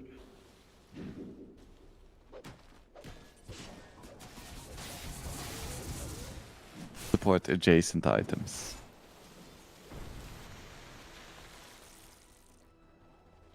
Offlane Toby, what's next for him? Lotus Orb? That is one way of dealing with the Razor, making sure your Troll is always Lotused. Hoodwink breaks the smoke, scuttles away. Or I guess scurries away, doesn't scuttle.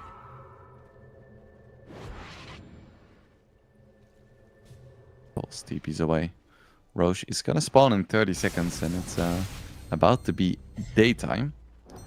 Means that Nightpulse definitely wants to play around the bottom lane. But so does Pantheon. And they have Aghanims on Primal Beast now on top of a pipe. But they have a break, which is very nice against Troll. And now Satanic for Razor as well. Doing a kick-ass job farming the map. Radiant's middle tower is under attack. Gonna be a quick Roche, it's already up. Nightpulse, they have no idea. And a 5-man smoke from Pantheon. Now 5-man smoke from NP as well, but immediately breaks. This is an awkward position here on the low ground. Findime tries to bait people into focusing him, and there we have the drain onto the Troll. This is a terrible fight from Nightpulse. He can try to get a kill perhaps on the Monkey King, but the Troll is absolutely useless, dealing 0 damage now, and all of Nightpulse They're very tanky, but they're all starting to fall. So far, just the 2 supports, though. Could have been a lot worse. Oh, no, and it is going to be a lot worse. There's going to be a Dagon. Yes, there is, but it's not going to be enough. Stun comes out from Monkey King, and Warwick dies as well. Night Pulse, no.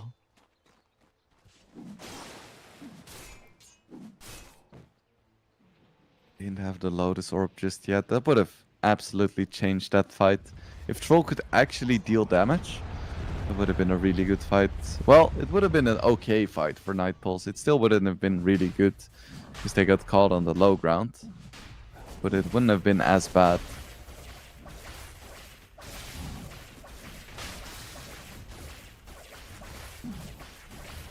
So this is a historically slow Roche. This Razor is one of the worst Roche carries. So I'll just take a sip of my drink and wait while we watch this Roche fall.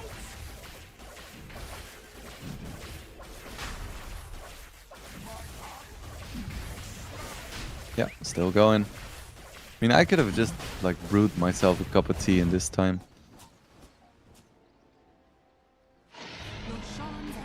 Finally.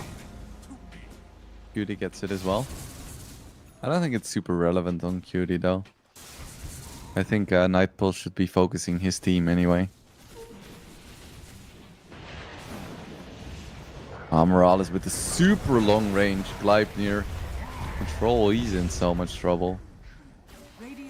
Oh god, Kami. Yeah, he didn't see that super long range Gleipnir coming. That's rough. 8 knots and full ahead.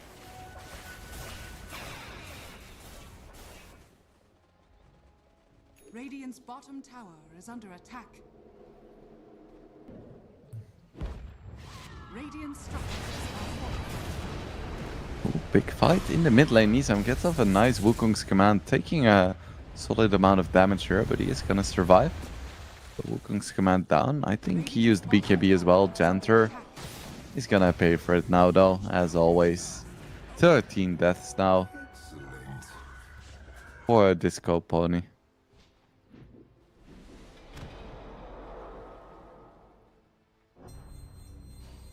He's both literally and figuratively poor. But I find Toby as well. Now the BKB comes out. Toby. I don't think he's making it out of this one. That's another death for Night Pulse. It was looking good for them briefly, but now they've slipped back into old ways.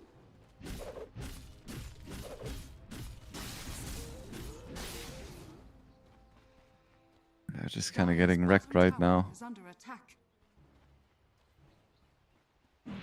Kami has gold. What a MKB.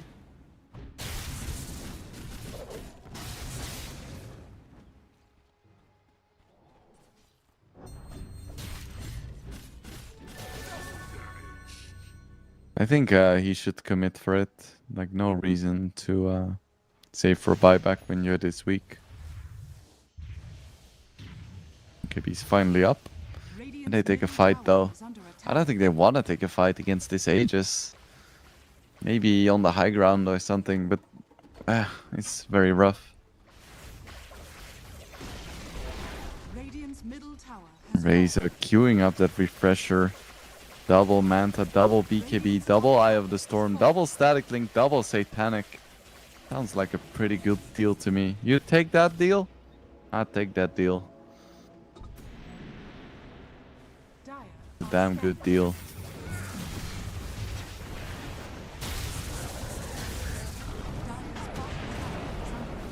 Oh, this is a big pickoff till the end. Let's survive with the Repel and Guardian Angel, and Kami is going ham here. Didn't use his ulti yet, and Cutie is going very deep. Use this BKB. Is he gonna survive here? No. He doesn't have a BKB now, and Kami still has his ulti. This is such a scary position to be in. Force Staff comes out, but there wasn't X, marks the spot. Troll is committing here, but doesn't have the right targeting with his ulti. He's in the middle of the Wukong's command, broken, running around, cannot do anything. Kami in so deep. Can he get anything there? He does get the Monkey King. finally, is the fight over already? Cutie incredibly low as well. Toby falling. Cutie, can he survive here? He's tanking the Tier 3 fire all the time. No, finally, Sonic Wave comes out again. Nightpulse is gonna take this fight. Can they take any more? Find him. Amorales is gonna try to go for a heroic save, but it might have been a feed train. Amorales run away, goes for the TP now, but I think he got X'd. Did he? Did he? Yes, he did. Amorales is gonna fall as well. He's gonna get a double kill. Oh my goodness. What a beast. What a beast. And only Findame makes it out. I cannot believe he just got the double kill. And he had a 5 times mega kill streak that he just donated to the co-op. Man, what a fight. Now it's a co-op in the lead. And I said that Troll was kind of countered this game. But I think this is an incredible co-op game. I'm not sure which item she has. But if she has like Shiva's, Hex, maybe Aghanims at some point, that's insanely strong.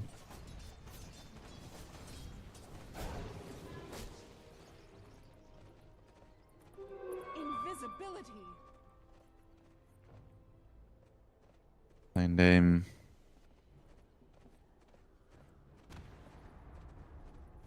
Just going for the Boots of Bearing. Such a nice mid to late game upgrade when you have drums.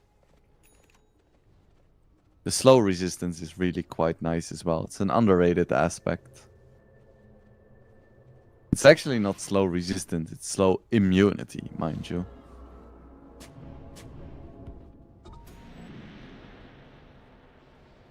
Just a 5k lead now.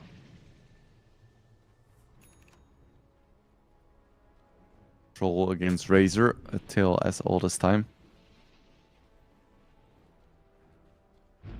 And the only difference between these teams is kind of the difference between the supports. Hoodwink being 3.5k ahead of the Flash Track, and Eng being 3k ahead of the Omni.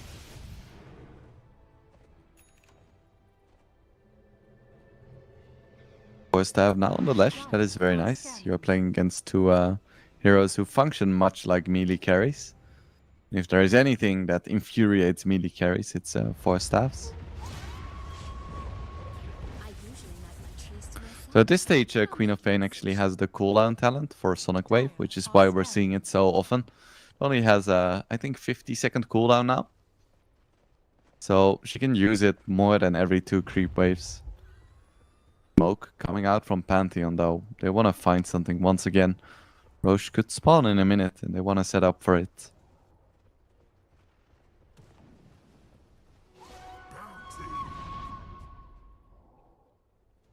Another Sonic Wave.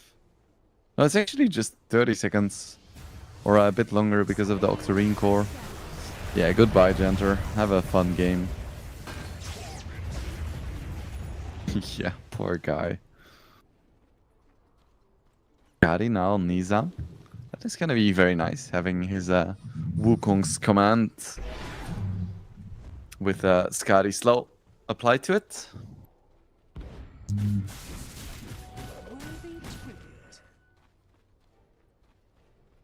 Kami almost has a beat Kibby. He's like, Repel is very nice indeed, but I want to get a BKB too. He doesn't have it yet, and if he gets caught here, that is so big. Run away, Kami. They didn't see him. Smoke breaks. Pantheon was running the other direction. Oh my goodness, that was so fortunate for Nightpulse.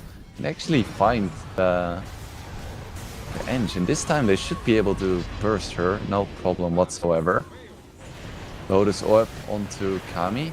Makes it difficult to engage on him, but now it expires. Nice double stun. Refresher pot by Cutie, committing really hard onto Kami. And he should be able to win this man fight, but he's kind of out of mana. Troll ulti coming out, but Troll deals no damage. It's only the MKB procs. Do they have the damage to kill the Razor? Yes, they do. That's gonna be a trade then. Warwick goes for another Sonic Wave. Lots of damage onto the Primal Beast as well. Monkey King jumps back in, but is disarmed. I don't think this is a fight you want to take, Sir Monkey King. There is so much control. They're kiting him so nicely. Finally, they get the the proc onto the monkey. Oh, actually manages to dodge the Dagon with his mischief, but he's still gonna fall. So that's another fight that is slightly in favor of Nightpulse. And it's all because of the Quap. The Quap is going for Refresher Octarine as opposed to the Aghanim Shiva that I suggested. Just hyper offensive.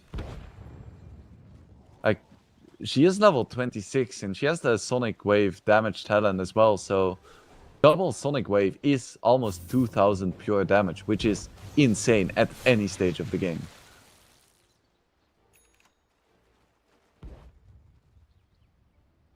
Yeah, I like this Quap gameplay. I think Quap is keeping them in the game right now.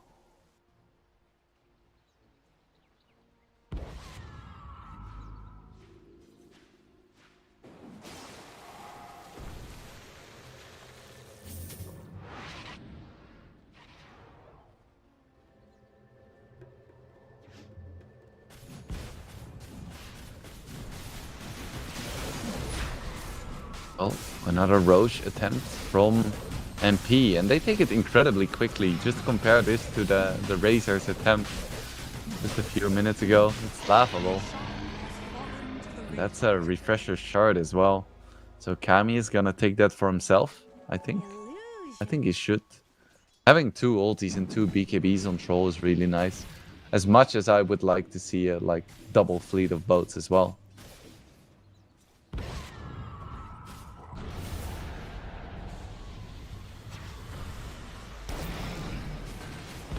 Big Dagon coming out. They find the Primal Beast heavily out of position there. That's a really nice pick off Gone for 83 seconds. Does still have buyback. I feel like Nightpulse is in a really good spot right now. With Kami as a battering ram, just taking down these buildings so incredibly quickly. Roche's banner comes out as well. Yeah, this is just a set of racks. Incredible.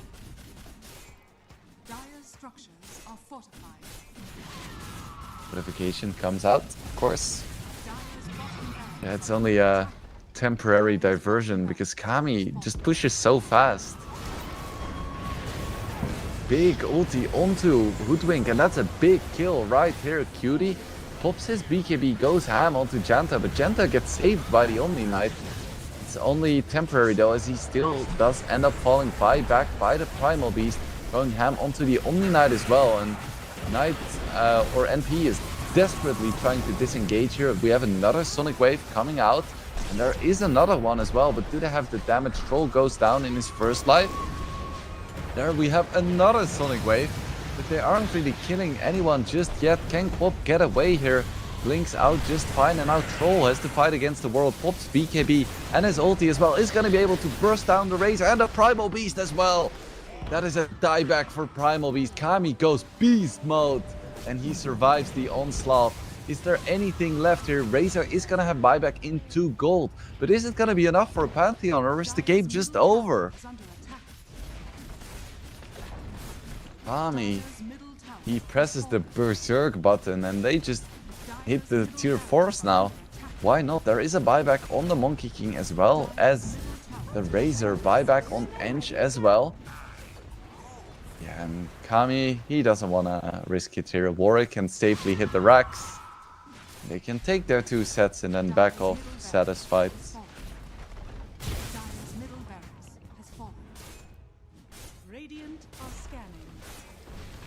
They're actually gonna go for mega creeps here, but just ooh, Nizam goes for an ulti, immediately gets Sonic Wave. Is already incredibly low before even popping his BKB and goes down immediately. Does have buyback.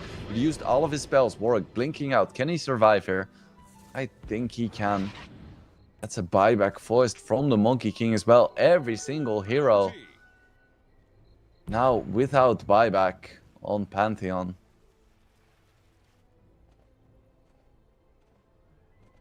I cannot believe Janter is gonna win this game with his 17 deaths. It's looking so good for Nightpulse.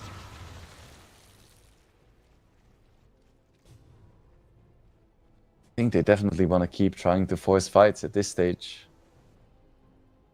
They know there are no buybacks And they do have their buybacks. They have their tier. They have a tier 2 bottom. They have their tier 3s. It's definitely go time.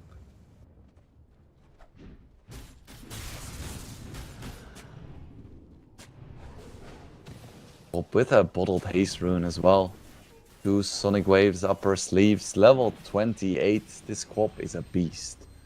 If we had an MVP vote, I already know who I would vote on.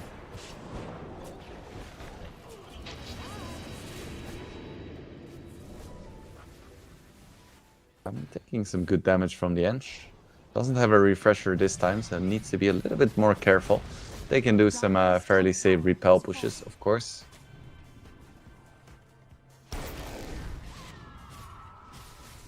They're just chilling. Roche could spawn in 3.5 minutes.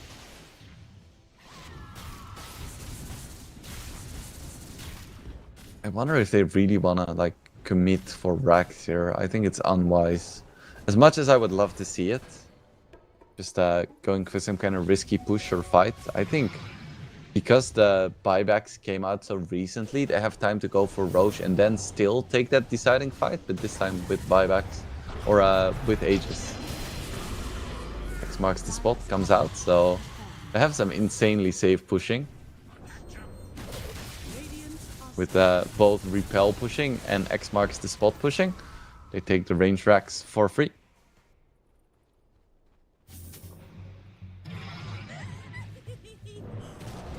Yeah, another X marks the spot push. That's a little bit of nice damage.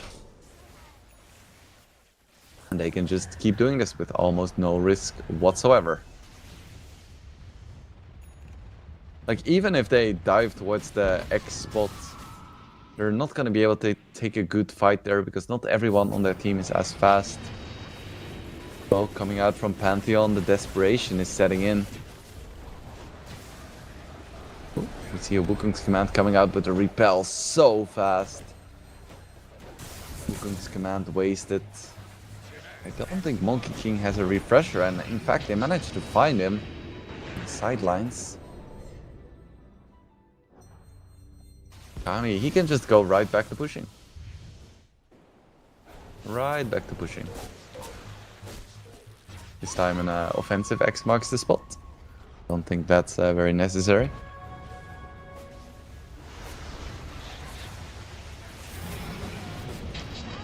Another X marks the spot, plus repel this time. And he's just gonna get to take megas. No risk. No stress. Just goes for it. Getting a little bit low.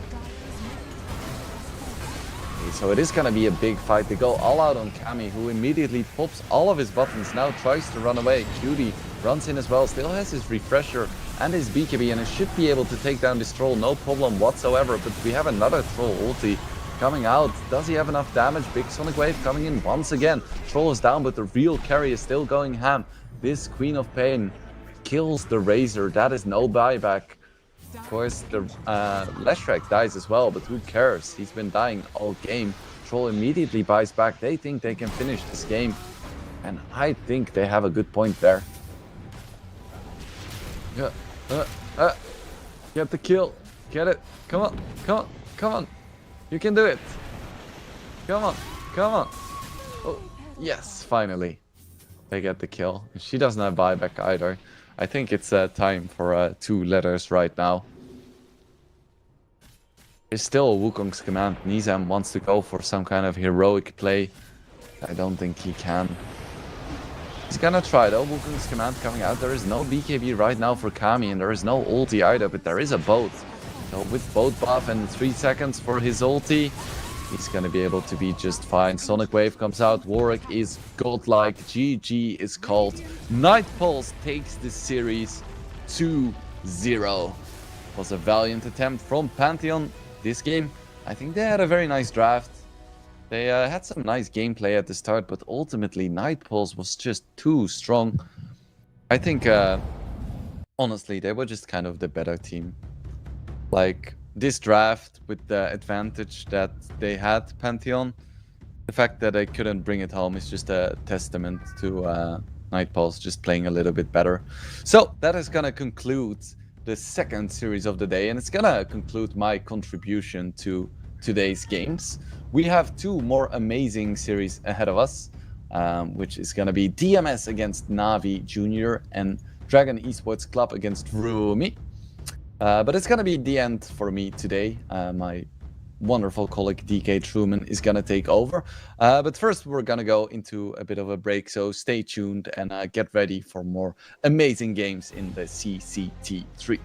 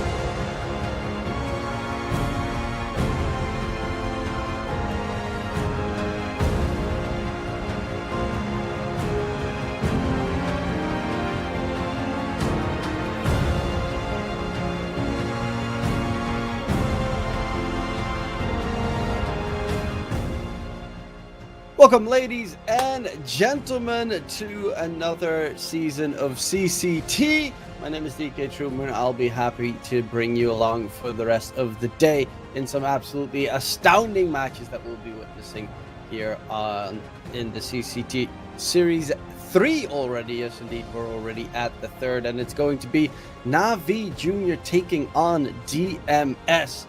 DMS actually played a grand finals yesterday, lost that one. I think it was EPL up against Avalos, so very interesting in that regard. And they're taking on Na'Vi Jr. Na'Vi Jr., of course, a team that is, I mean, normally played in Western Youth. Saw them play in the Eastern European qualifiers recently. They did not make it through, which was very surprising to me, but an absolutely astoundingly good team. Got the Juice Niku, PMA, Days and Ridders, PMA even subbing in for the main Na'Vi squad in the Chinese LAN tournament last month and looked incredibly solid in his performance there as well. So a real star-studded team. Na'Vi Junior's got an amazing academy to back them up. But they're going to be taking on DMS, which is not an easy team to beat either. As mentioned, they did manage to make it towards the finals in a different tournament yesterday. Shigetsu, amazing safe laner, renowned for his Slark and his Weaver. Mello on probably the Pango to Huck while he played off lane heroes even when he was a safe laner. And then Problems and Ike to finish out the roster. It is a deadly roster, and it's very dangerous because especially the flexibility of the Huck can make it really hard for a lot of teams to try and beat them, to predict where their draft is going.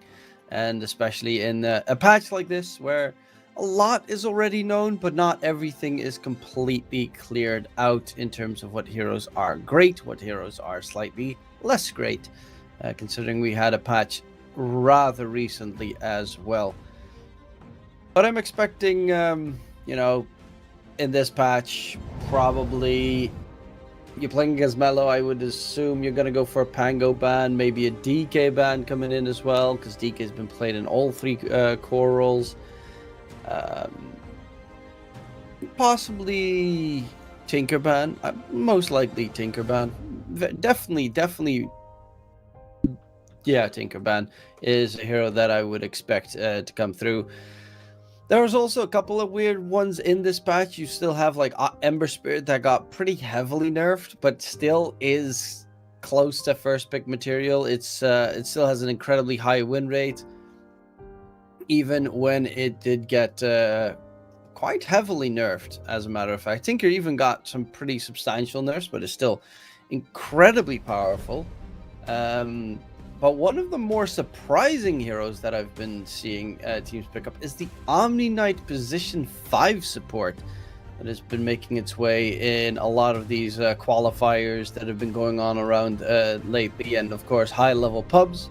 There's a lot of Omni Knight being picked and secured. Shadow Demon, same story. So I'm looking forward to seeing what we will get to witness here. Maybe we get a little bit of a fun draft. You know, Hoskar's even a hero that gets picked up more often than it used to. So that's definitely kind of surprising. But we will be getting ready as soon as possible. Hopefully that won't take too long.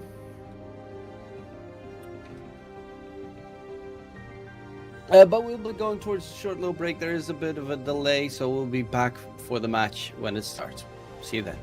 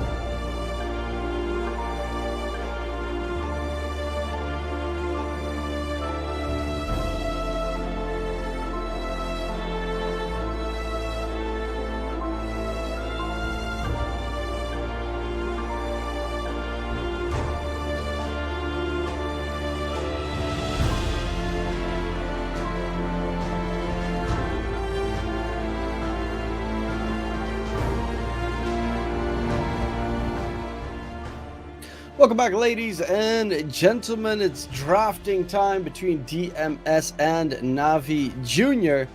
And let's see, the first couple of bans, not too surprising. Of course, you see a Visage ban. Yes, that is correct. They're probably one of the only teams on DMS that religiously likes to play Visage because they have Dahak. So it gets removed. Other heroes that you always have to be careful of as well would probably be the Nature's Prophet off-lane potential for DMS. Yeah, he liked playing off-lanes, even when he was a safe laner. And that's why you see a little bit of a change-up in that regard. Pango removed, still very strong here in this current patch, mainly because it flexes to the off-lane a lot of the time as well. And Marcy has safe lane potential, but is mainly played as a post 5 yet. The Nature's Prophet ban coming out, unsurprising there, but Navi Jr. really focusing on making sure Dahak doesn't have a good game. And with the Shadow Demon pick themselves, they already have a save. They have a counter to a lot of different heroes. Like Darkseer, for instance, doesn't really like playing against the Shadow Demon because of the Demonic Purge later down the line. Ooh, Enigma is okay. That's another hero that Dahak can play. Obviously, he has minions, and he likes minions because he likes microing. But Shadow Demon can save anyone that's caught in Black Hole, which is a huge plus. And obviously, there are, they could potentially go for a Rubik on Navi Jr. as well, or something else that pierces BKB and interrupts Black Hole. So that's why Enigmas these days tend to be more of the aura builds instead of just the straight up Blink Dagger BKB rush. But it, of course, depends on exactly what you're playing against, because Blink BKB can be very effective if the enemy has no save/interrupt. Tiny removed. And they pick up the Slark very early on the side of DMS. Did mention, of course, previously that Shigetsu likes playing it. I think Slark and Weave are probably his two strongest heroes. But Slark's an interesting pick. It's okay against Shadow Demon. The problem is Shadow Demon can save someone. Also, if you just disrupt Slark, his Dark Pact ain't really gonna do anything to help him out. And Demonic Purge is really obnoxious for Slark, especially if the Shadow Demon at one point gets to the stage of Aghanim Sept. It's not as bad as it used to, because you don't break the innate. You just break the his essence shift essence steal thing. It's essence shift. I always get confused with the attribute shift. Navi Jr. Against this, you already see two cores. Potentially Enigma could be a support, but you already see two cores, and they go for the Naga Siren. I've seen some Naga supports being flexed around, but this is a really good pick. Naga does not care about Slark. Obviously, Slark can pounce on the correct Naga, but do you really care about that? Also doesn't really care about Enigma. You've got the save with the Song of the Siren potentially. You've got a setup to catch the Enigma in the team fight. You have Shadow Demon to create more Naga illusions. You can cut creep waves. They're not the greatest at defending against that. I love the Naga pick, even though it's a bit early, but considering they have two cores already secured, I mean, they're going to be looking for a mid laner right now on the Dire side, and then the closest thing that you get to trying to break even would be Leshrac. They could also go Leshrac on Navi Jr. themselves, because Lesh is really good against Slark.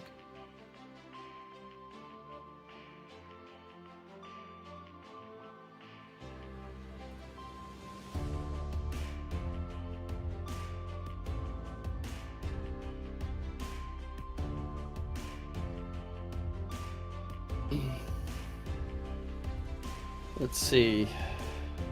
They almost have no reserve time on Navi Jr. 6 seconds left. They took so long to think of Crystal Maiden. These are some of those moments where I'm like, they're taking forever. They're taking forever. Okay, what magical hero are they going to pick? Crystal Maiden. Are you kidding me? Yeah, Batrider doesn't really care about your Shadow Demon Crystal Maiden as much as you'd like. Alchemist pickup. Wait, is this a mid Elk then? Oh, versus a mid Timbersaw. Oh, I'm loving Navi Junior's draft. Because the Alchemist pick is good against Naga because you build Radiance, which is evasion, is always nice. And you can possibly, because Naga is such an early, late game hero, that with Alchemist you might be able to get the early game timing on top with the Enigma and his auras, and then the Slark with probably like Echo Saber Diffusal or something, and try to run down Navi Jr. Which is a good idea, especially with the Batrider. You can set things up pretty nicely. But Batrider hates that anyone can be saved by Shadow Demon, and Timbersaw is amazing against any strength hero in the game. It's great against Enigma. It's as well. It's also good against Slark, even though Slark steals his stats. Slark doesn't love big, fat, pure damage charging into the team fight.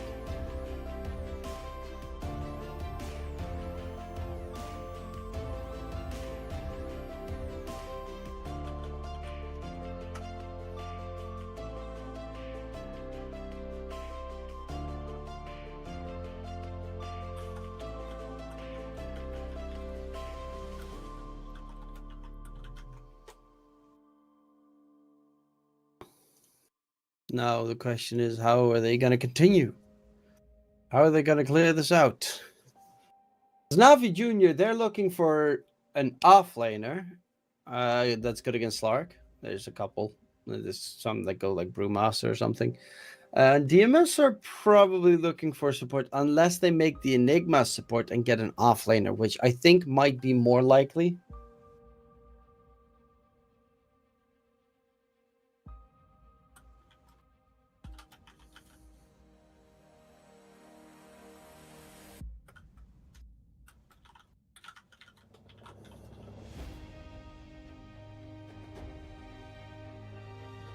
Leshban.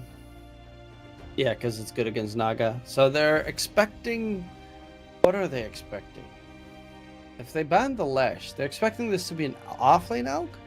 Which I could understand if they make this Enigma 5 Slark save flame Batrider 4 Alchemist offlane and then pick a mid laner. Which wouldn't be that bad of a choice. Then you just put the... Because last pick is for DMS, so they can always flex accordingly depending on what Navi Jr. pick as their last hero. Unless Navi Jr. pick up something that can play both roles, like a DK. No, maybe not DK, because then you'd be laning DK against Slark. But a hero like that, where he could also be off lane as well as mid, just like the Timbersaw is. Because Naga has to be safe lane, that's just without a doubt. Okay, they ban DK themselves and pick the Puck. Okay, that's Puck mid and Timbersaw off lane then. With DMS going for Sniper.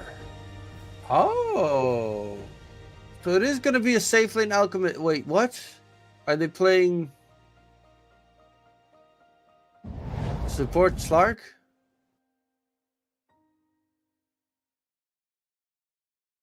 What? They haven't picked just yet. So it's support Slark. Okay. I mean, I've seen the ATF offlane Slark. I can't remember the last time I saw a support Slark.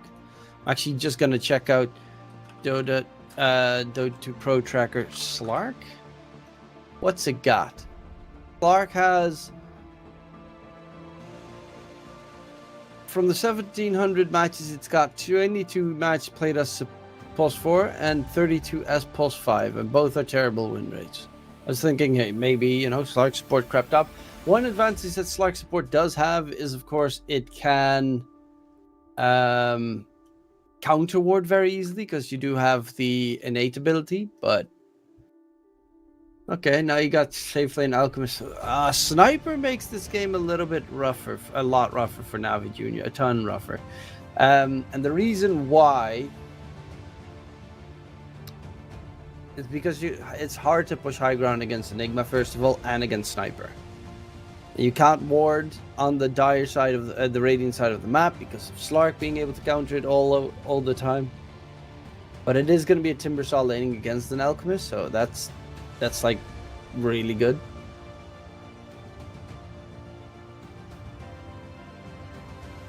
Okay. I actually don't know who I prefer right now.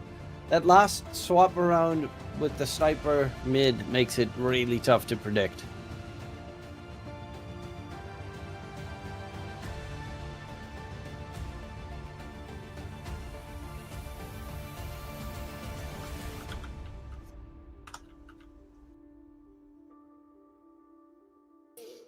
Alchemist pick is the one that I'm like, is it going to be good enough?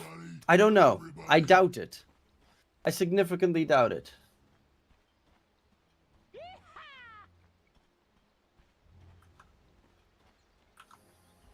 You mad?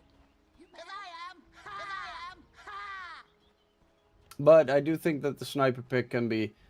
The thing is, I always really like teams that can high ground defend or high ground siege very easily. In this case, both are on DMS's side, but on the other hand, sustain is so good for Navi. They've got a save in the Shadow Demon.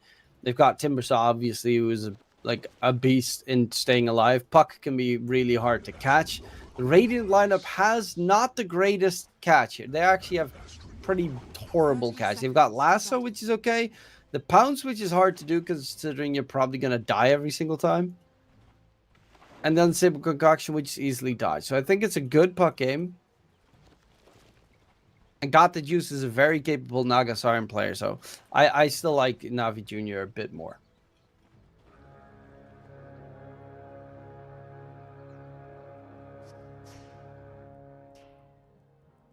The battle begins.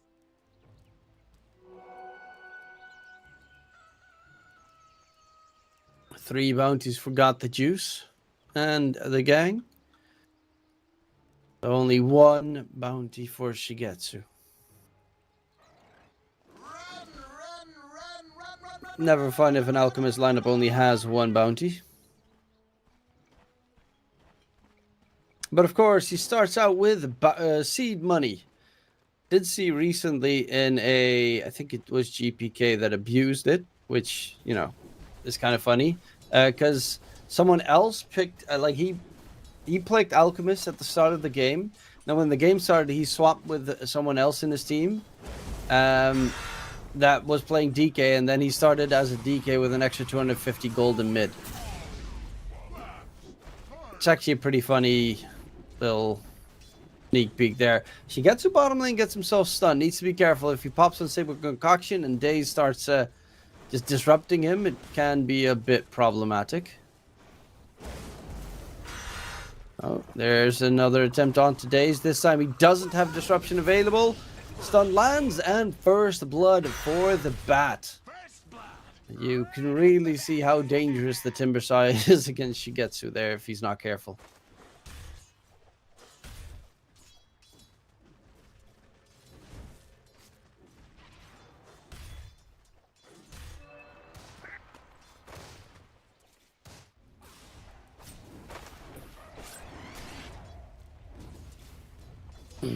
In top lane, it's a Slark pulse for... I don't even know. Does he have a...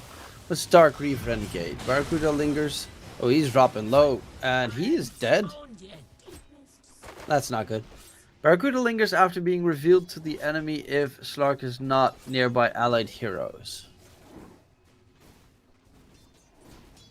Okay.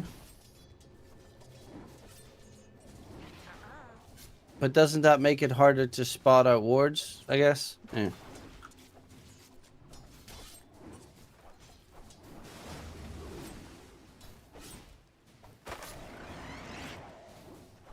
The Hawk top lane gonna have a pretty okay time on the Enigma. One of the champions of denying.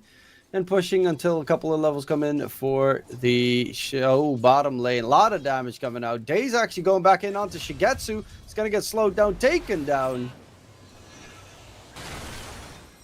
Yeah, once Naga gets a couple of levels, top lane should be easy peasy for the Naga. But at this point, the Enigma is stronger. Speaking of which, the Enigma is deader as he gets gone on by Got the Juice, who's now trying to farm up those lesser Eidolons.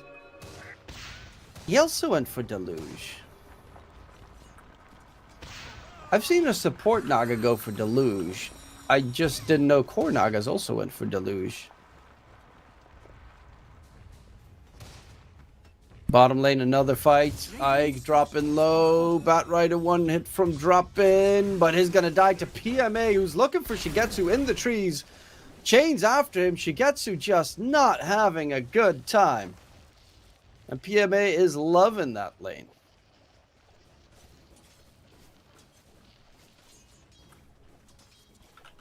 Let's see, Naga Siren. Safely Nagas. Almost all of them go for Riptide, but Deluge has a higher win rate. Okay, the more you know.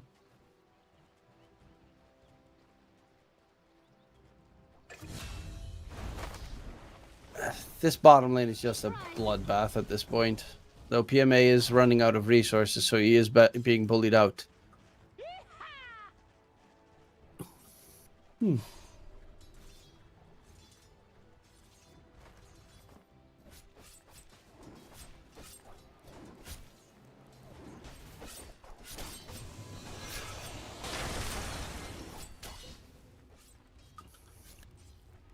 Doc with 10 denies so far. Mellow in mid, of course, doing pretty okay against Niku. He's a sniper against the Puck. You should have a great time. Puck actually also went for the curveball talent instead of the facet, sorry, instead of the duck in, push out facet. So a couple of different facets than what you'd expect at the start of the game. Ike on the Batrider also went for the sticky napalm. Arsonist one where you can sticky napalm damage the structures. So they're really looking to win this game fast. I love that actually on the Batrider. Shigetsu though being chased down almost drops dead to PMA's just insane pure damage. But yeah, actually that's a really nice pickup from the Batrider. So the Batrider now also adds tower push, which their team needs a lot of. This late game against Naga is not fun. But if you kill him early game, then you might not care about late game. Got the juice taken down. You got the juice a little bit on the struggle. But so is the Batrider in bottom lane. PMA.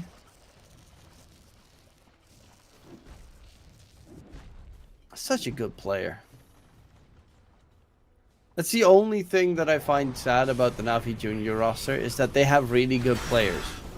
Which sounds weird, I know. Oh, Days dies to the dot, but will be getting the kill onto Shigetsu beforehand.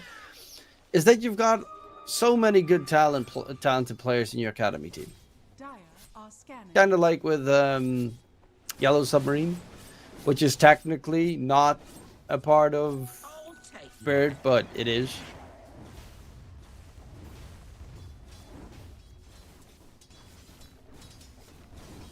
Dire's bottom tower is under attack. Yeah, Mello's got a little bit of farm now, so he is looking very dangerous in that mid lane, popping away at his opponent. Shigetsu is top net worth of the game, though. Unsurprisingly, Niku jumping in aggressively. Dream Coil comes out. A little bit of a miscommunication, but it does give time for Ridis to join in. And Mello is dead. Big rotations coming out from Navi Jr. to make sure that Mello gets dropped. Buck has two ways to dodge. Oh. Ike going in for PMA. Who's going to grab it? It's the Wisdom Rune for Ike. Secured on Labat. But Ike is now being chased in the trees. Can he get away? Days. He's not even really needed. PMA gets a killing spree. Top lane. TP coming out. Problems is going to get taken down. Got the juices on the run. Will be finished off by the Huck, actually. But Mello's rotation does bear fruit, so they get a counter kill secured. I still find Deluge a weird one. Bottom lane, Shigetsu. Nice stun, just in time to make sure PMA can't chase.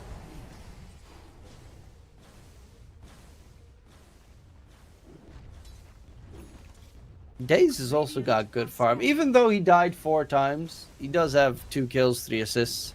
He's happy with all those deaths. And Daze is also making some juicy stacks happen, which Inaga is definitely going to be pretty happy to be able to clear.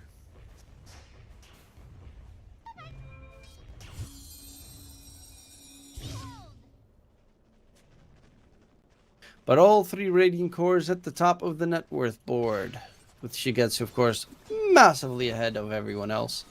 Even though his lane wasn't as easy at the start, he does have about 50 creep kills at the moment.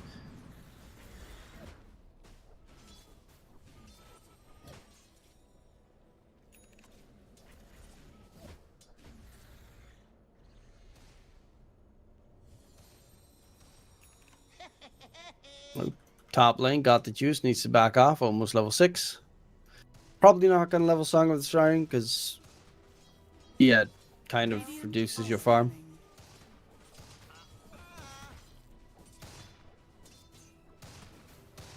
But if there's like a standoffish, nothing happening moment, I don't know who I prefer in that case. Dire's top tower is under attack. Because Alchemist is getting closer and closer towards his Radiance, which is always scary. Enigma is level 7, still has a point that he can put in Black Hole if need be, but they're going for the tier 1 tower top. To try and clear it out. Everyone on DMS's side disengaging. Firefly, everything needed to get out of dodge.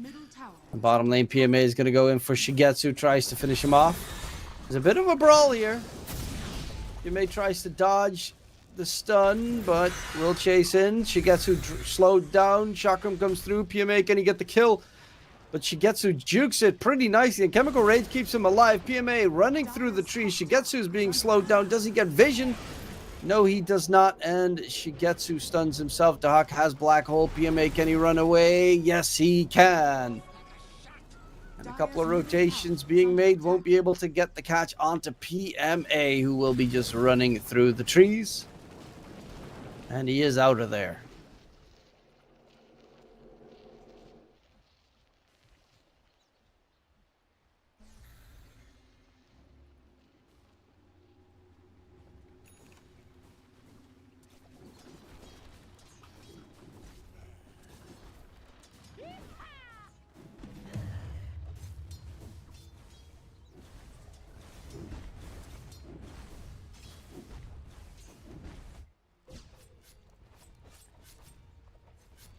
Yeah, got the juice. Continuing to farm. Shigetsu, he's closing in on the Sacred Relic. 600 gold away.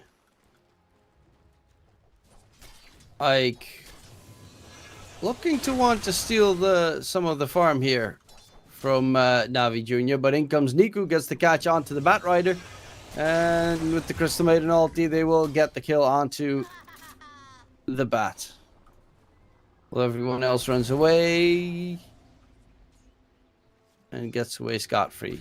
Enigma's just going to farm up a couple of the creeps. But they're looking to clear out the Ancient stack, which is the more important one. The Huck has a Vlad's available at the moment. There's going to be a purge onto the Sniper, who's slowed down, can walk it off. We'll be able to get out of dodge without any bigger chase or fatalities.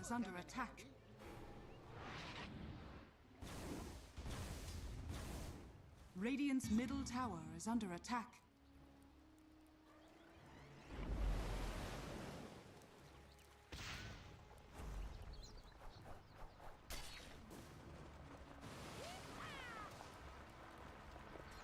Niku is going Witchblade.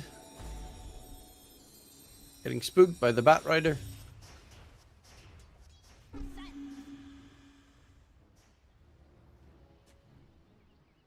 Any interesting item pickups? Mellow's going Maelstrom. Yeah, he definitely is going to need to get some wave clear against the sniper, the Naga Siren.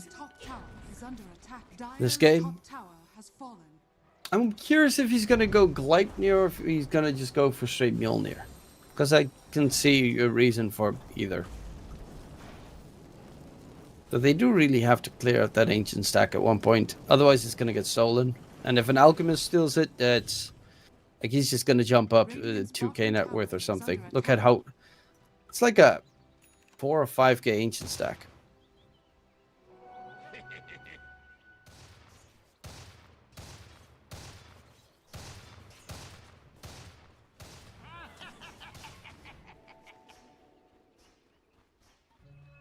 Okay, it's stacked once more. I think they marked it up that they're gonna try and clear it. They even smoke for the ancient stack to make sure that PMA just doesn't die to the ancients.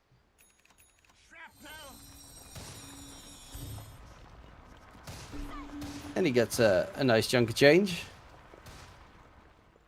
Got the Kaya being delivered.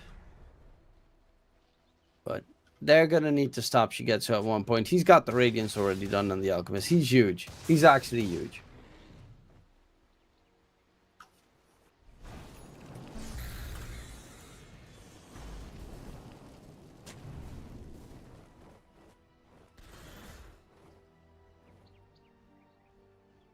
Kind of interesting to see both teams started this game like really aggressively in their lanes, trying to kill each other, killed each other multiple times, and then all of a sudden both teams are like, game's a bit too spooky.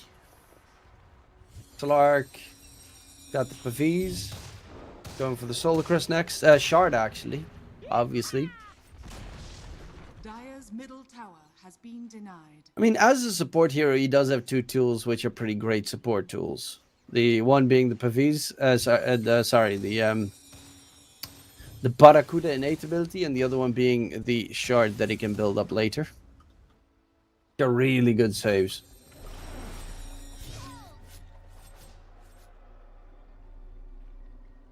They're smoked up on Navi Jr. looking for a fight top. The Huck would be a great catch. It is trying to catch up, but there's mass TPs coming in towards the top area of the map. The Huck is already taken care of. That puck illusory orb goes weird, but he's gonna illusory orb right towards Ike Shigetsu, gets a double kill on the Alchemist, and everyone on Navi Jr. needs to back off because PMA was too far away. And needs to chain down to the low ground to be able to still get himself out of there with ease. But Navi Jr. definitely pushed back a little bit. Nagano has max level Deluge.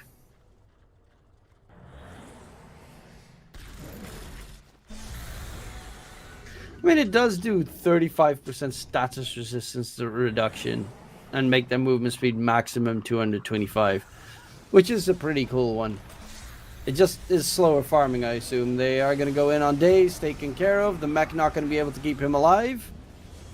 Red is now being hunted by the Slark, who's going deep, almost gets blown up by PMA. But it's really PMA that's the only one that they fear a little bit. Everyone else in this game is just easy fodder for DMS. Dire's middle tower is under attack. Radiant's top tower is under attack.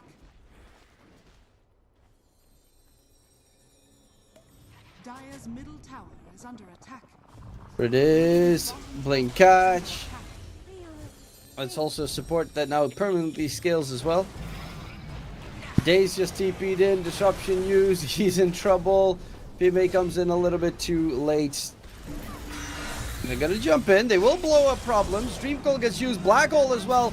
They lasso drag back PMA. The Timber Saw is dead, and now Niku needs to get himself out of there. Which he will attempt to assassinate, comes through, Mello gets the kill, and that is 4 deaths on the side of Navi Jr.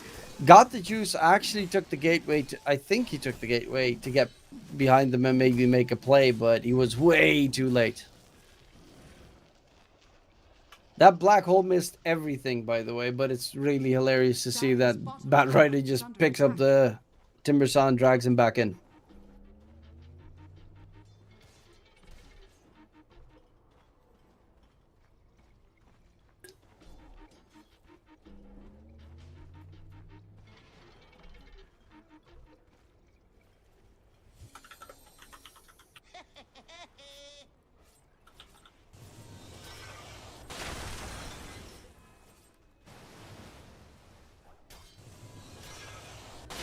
Yeah, this not. I'm not. I'm not sold on Deluge as the facet. It's just. It feels to me that his farming is taking way too long compared to when he has the other facet. Dream Coil onto Slark. He snaps it, quickly runs away. Thanks to the Solar Crest as well, we'll be able to disengage. Keep himself alive. PMA is going to be the target here. Jumped up. Disruption keeps him alive for a bit longer. Can he get out of there? There's the chain to the side. Lasso wasn't being used just yet. Pounce in. Crystal Maiden blown up. And DMS, the aggressors in this fight. Jump in. She gets who gets the cast off.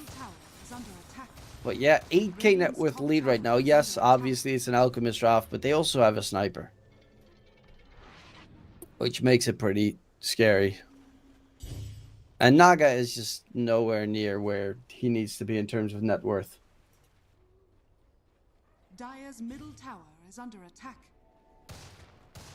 Radiant are scanning.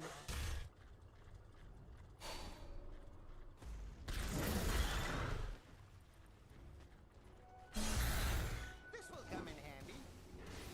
Radiant's bottom tower is under attack. Almost full BKB done on the Alchemist. Dark's going hand. It's going hand to Midas after Solar Crest Shard. That's interesting.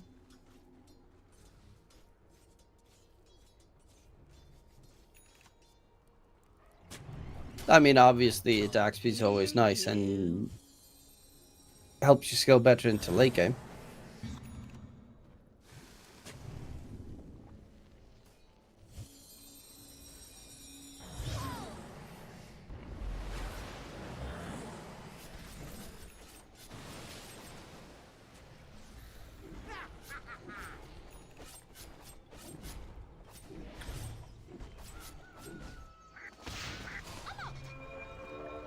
Mellow's got... Okay, so he has the full Mjolnir done.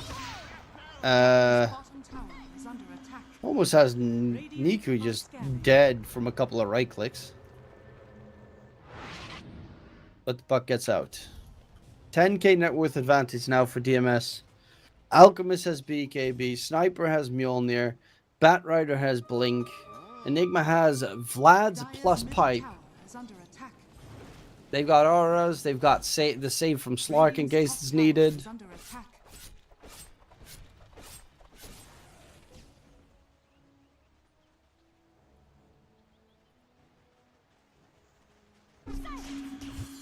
Dire's bottom tower is under attack. Radiant's top tower has fallen. Dire's structures are fortified. Dark almost dying in the Roche pit, but they will secure the first stages. There's a Wisdom Rune and a Tormentor to grab on both ends, but Slark was fast enough to grab their own, and has a gem coming in. Dire's bottom tower has fallen.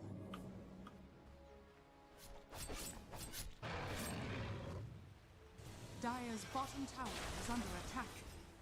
Finally got Juice has overtaken Mellow. That's not good. That took so long. And they're gonna lose their own Tormentor. Batrider gets a free shard. It's a pretty terrible shard for +4. Yeah. Like, it's not the worst, but it's not great.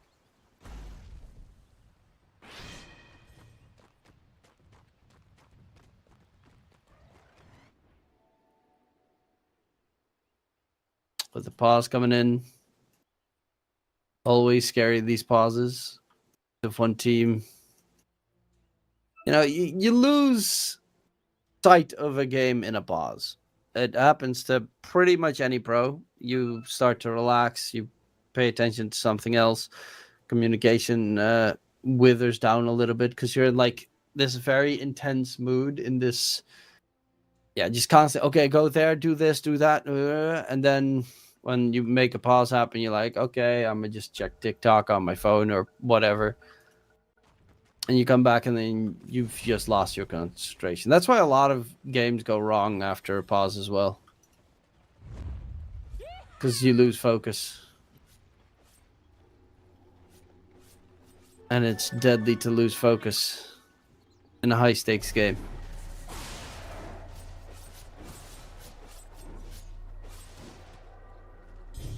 Dire's courier has been killed.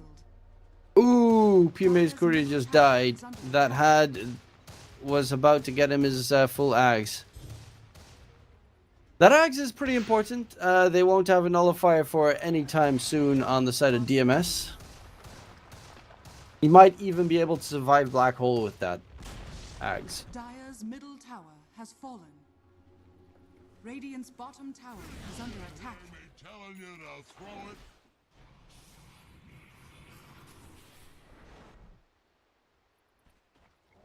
Dire are scanning.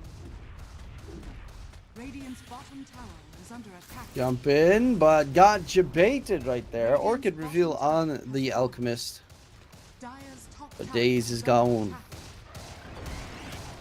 A bit of disappointing for Daze that he can't get a free shard. Dire's top tower This would be a really good shard game against the Malefice that you can dispel, Batrider's Burn, Dire's top tower is under the Alchemist Orchid now.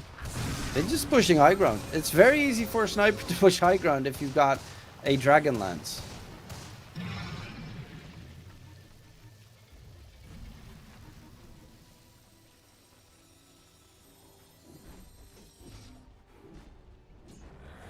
Radiant's bottom tower is Got the under juice, attack. trying to continuously farm.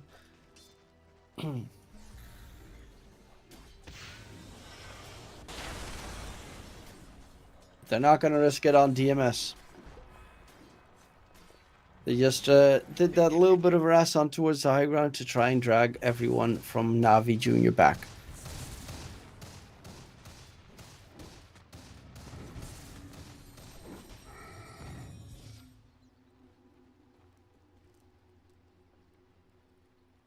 Which in a sense worked, but in a sense you got everyone except for the Radiant Naga are back. scanning.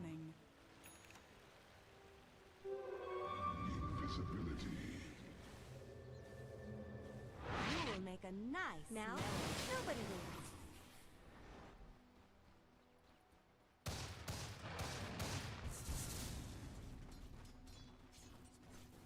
wins. Invis on the Enigma. They're trying to keep baiting this DMS roster with all the illusions that the SD is trying to make. Okay, jump in. Sniper is losing his Aegis. First life gone. PMA pops his Aghanim Scepter. And the Sniper needs to be a little bit careful because there can be a lot of damage. Luckily enough, PMA's Ags just pops. And they'll be able to back off. But they got rid of the Aegis very quickly. Does show that they are in need of a BKB here. On the side of Navi. On Sniper. He needs a BKB against Timbersaw.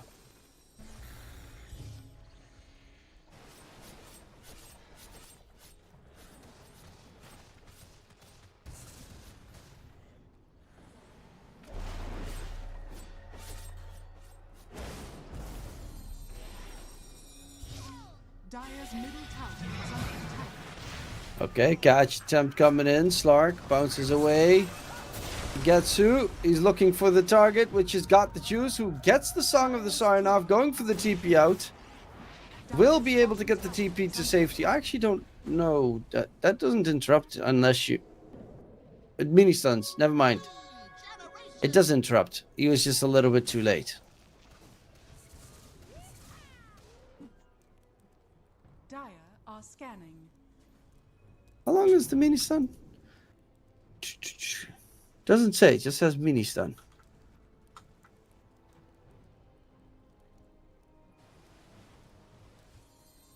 Got the juice. Now you don't have song. Ike looking to get closer, but there's an observer ward on the high ground. They know what's coming. They know what's popping. Enigma doesn't have a blink dagger just yet. Shigetsu, jump in, silence onto the puck. There's going to be a jump in response. A lot of damage onto Shigetsu. Demonic Purge slows him down. He's trying to chemically rage out of there. And Alchemist needs to be careful because his BKB is about to end. And the Timbersaw is greedily looking for blood. But once again, PMA probably going to be forced to get back. Lasso attempt there from Ike is going to get dodged. Those illusions literally do nothing. And the rest of Navi Jr. to disengage. But again, like, half a second PMA jumps into the fight, Alchemist loses half his HP. That just really shows the threat that they have.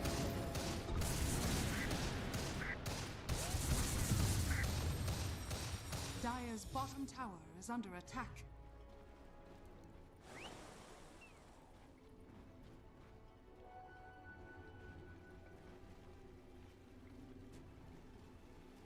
Smoke up. Radiant's They have middle Dream tower is Coil. under attack. They have the Timber Saw's reactive armor again. They honestly have most of the tools required here. Problems walking up. Really obnoxious Slark. Gives away. Ah, they have a ward here because otherwise they wouldn't see me. Counter ward. Slark support's obnoxious. Like if you can play a game with Slark support doesn't get you punished, as enemy supports, it's just horrid.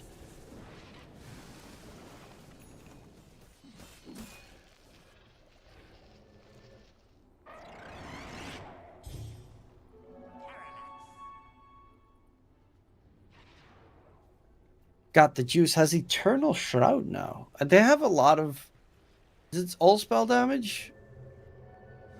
First mana equal to incoming spell, enemy spell. Yeah, it's all spell damage. So it's also the Alchemist spells, which is important. Because Alchemist, of course, does physical damage on his Unstable Concoction and Acid Spray. And I guess it also works against like Black Hole's pure damage.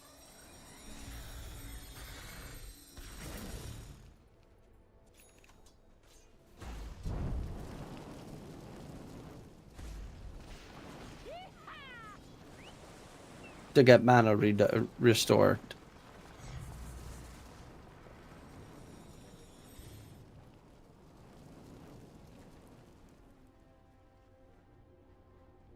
But the magic resistance part ain't actually that good this game. A Midnight Pulse, that's about it. Midnight Pulse, a bit of the Batrider's Burn, and Shrapnel, I would say. Radiance, but is that really worth it for the Radiance burn?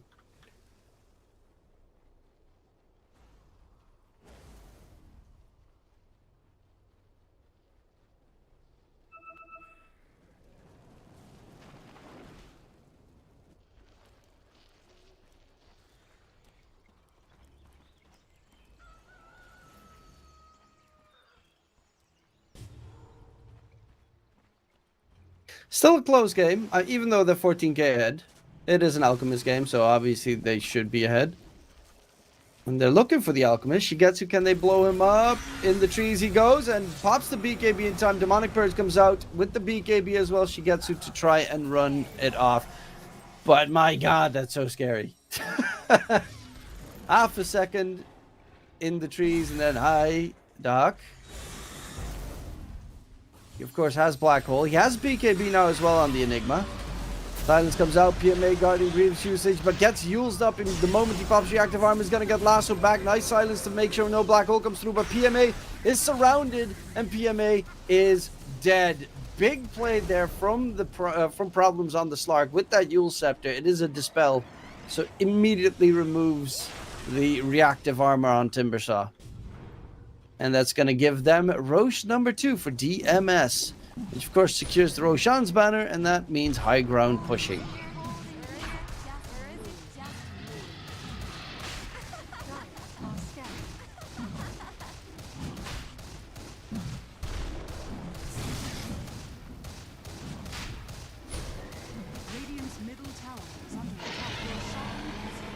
Age for the sniper. And drop the banner for the Huck.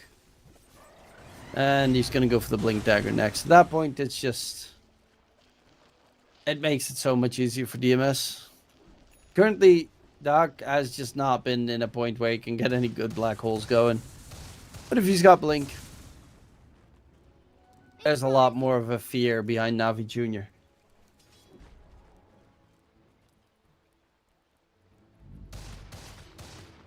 Fox also got Lincolns against the Orchid, which is a pretty good pick. And against Lasso.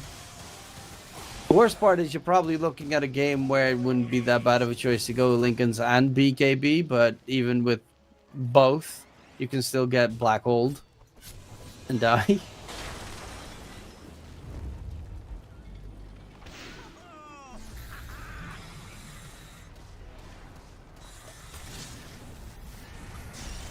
Lasso drag onto the Shadow Demon. That's the big one. That's the one they need to kill. Because he's got the save.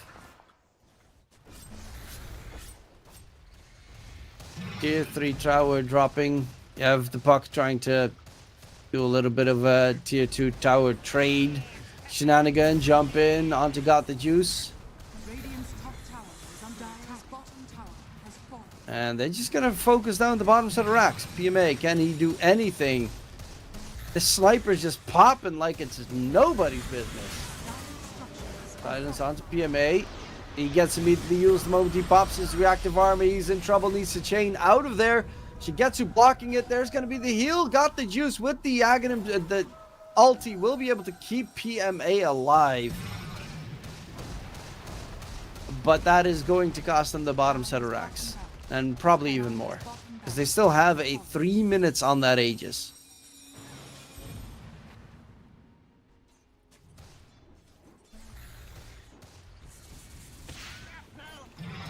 Dire's middle tower is under attack.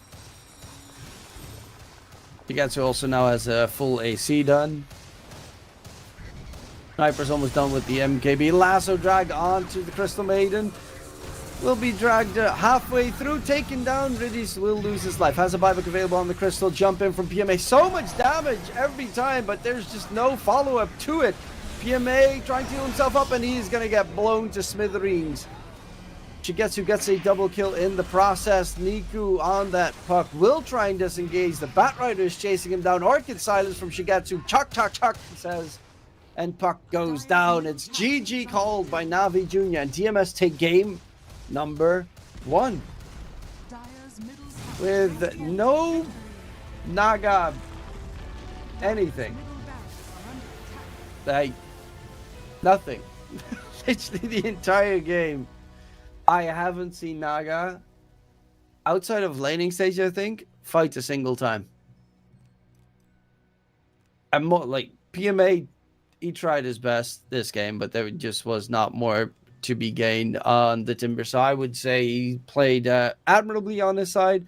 And of course, DMS did manage to take home the victory here with a pretty straightforward performance from them. I think they played really well with their rotations, their moves, but Na'Vi Jr., they were just down a player. And a lot of the time, they were lacking a solid 500 damage to kill off the Alchemist in one fell burst, which was just a little bit too much. Nonetheless, DMS take game number 1 in this series against Na'Vi Jr., but game number 2 can, of course, be a whole turnaround. Will we see it happen? Na'Vi Jr. need to step back into the ring to try and take down DMS in game number 2. We'll be right back.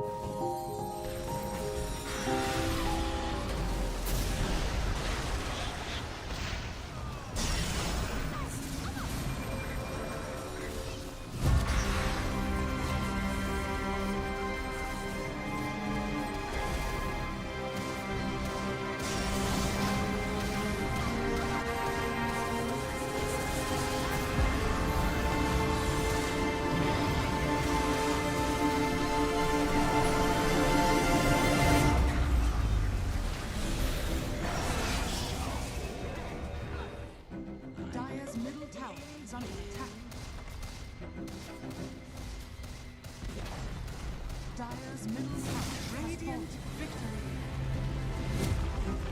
Dire's middle barracks are under attack.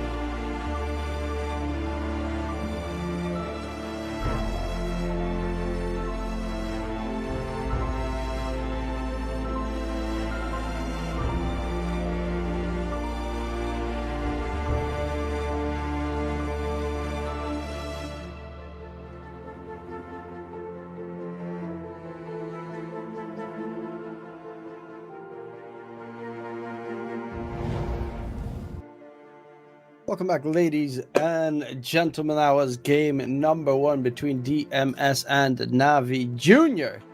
Game number 2, a draft will start momentarily, but yeah, that was definitely a very one-sided affair.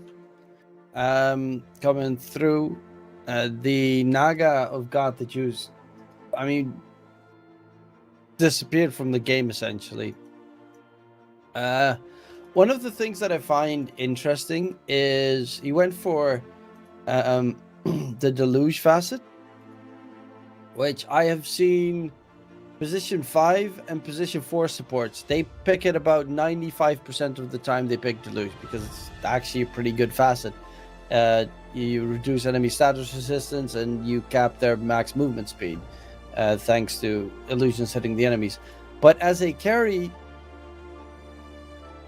like Riptide seems to be a lot stronger. It gets picked 90% of the time because it just farms a lot faster. You can just keep sending the illusions to all different camps and they can all clear it a lot easier than with Deluge. So that's why I'm a little bit confused on that choice, especially considering you're playing against a Alchemist and Sniper lineup, so you really want to ramp up your farming speed as fast as possible, but it just never came to that point. Pyume played a really good game, I think. He looked very good when he played for Navi in the Chinese LAN tournament recently, when he subbed in for the big Navi squad. For the rest in that game, the Slark Pulse 4 was pretty obnoxious to deal with. I think that in general is always just a pain. Batrider played well. Doc, even though he used... Did he even use 2 black holes? I can only remember one, and that's because and that one was only successful because the Batrider lassoed someone, the Timbersaw, back in towards that black hole. But yeah, I think Navi Junior need to make a little bit of a change in either their draft or their game plan, because with Got the Juice kind of not joining any fights, you need to pick a hero that can really win late game. I think Naga is a good hero that can win late game, but not if you're up against that DMS lineup. And also, yeah, he kind of fell flat when his team needed him most. But it doesn't take away, of course, that on the side of DMS, Shigetsu played really well. His laning stage went a little bit rough, but he was laning against the Timbersaw, so all things considered, still coming out of the laning stage with a 2k net with advantage over everyone else is not that bad, considering how rough his lane was. And Mello and the Sniper. I mean, Mello was just... he was just cruising that game. It was such an easy game for him. He started off, of course, with the matchup against Puck, which you win. You just win. You should never lose that matchup, unless big fat rotations are being sent towards mid every time.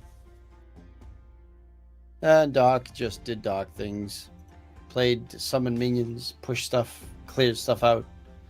But DMS looking pretty good. Navi Junior definitely...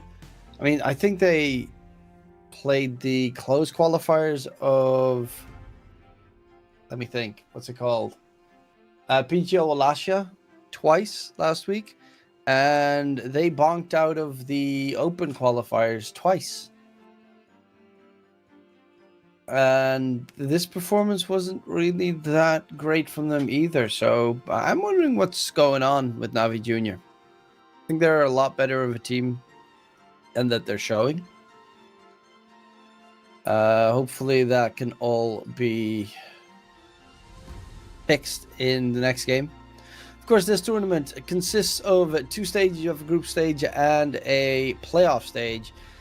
In the group stage, you've got 2 groups, and in the playoffs, there will be 2 teams joining as playoff seeds. Those are going to be One Win and Mouse. Which, I mean, One Win right now is looking like an incredibly strong team. I think they're actually playing a series now or in a bit. Yeah, against One Win, a best of 5, actually. Okay, that's interesting.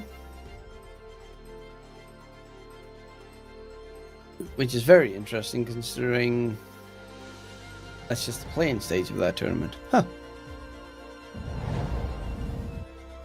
But we've got the draft starting. Any surprise bans?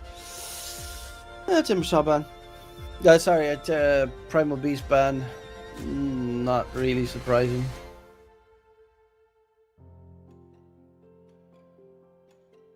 Lena, they banned it last game as well. I would assume if you're DMS, they're probably going to ban the Visage.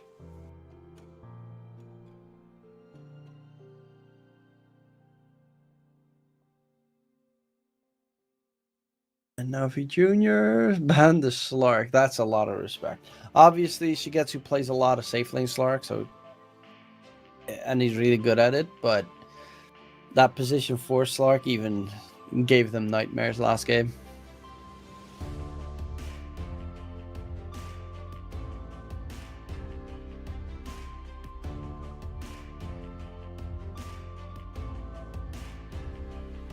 Ember ban, no big surprise. I'm curious to see if Navi Jr. is going to go for more of a team fighting lineup this time. Like, Buck was a good team fighting hero. The supports of Navi Jr. were a little bit maybe too defensive to play with, because Crystal Maiden and Shadow Demon can't really play with the Timbersaw Puck because they're not they're not there. They just, like, if you have maybe a Tusk or a Nyx or a Clockwork or hell, even a Disruptor, you can make pretty good plays. But Crystal Maiden plus Shadow Demon, like, Shadow Demon is more often than not a saving hero, and the Crystal Maiden is there, I guess. It exists. A little bit of magic regen or stuff. Tinker ban. Tinker didn't get banned in the last game first phase, but did get banned in the second phase, which was kind of surprising.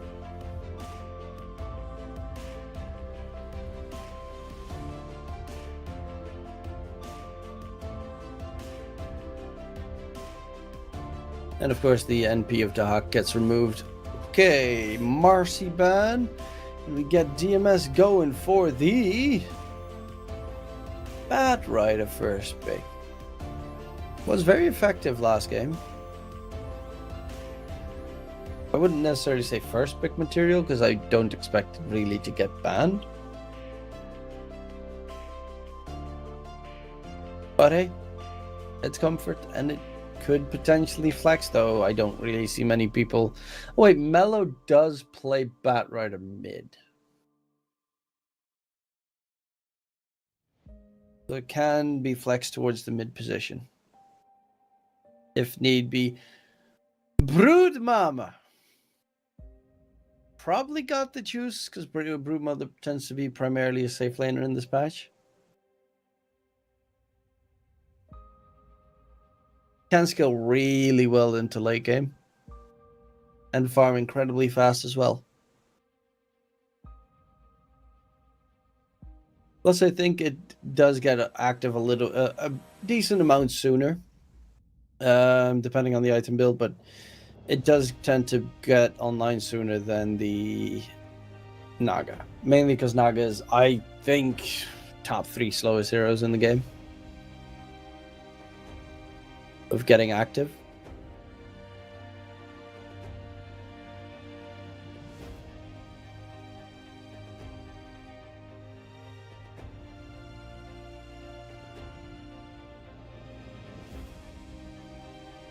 What's DMS afraid of? Broodmother does add push.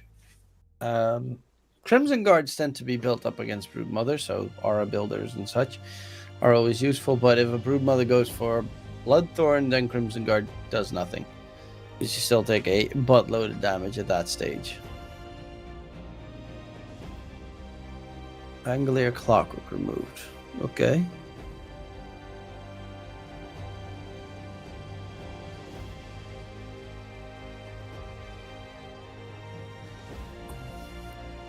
I guess Broodmother, I always think of Grimstroke because he just like one-shots those spiders with his Stroke of Fate, which is kind of funny. But with a Bat Rider, I mean, Bat Rider Grimwood could work because you could go double lasso. You could also go for Doom offlane in that case, which is good against Broodmother so that he cannot regen with his first spell.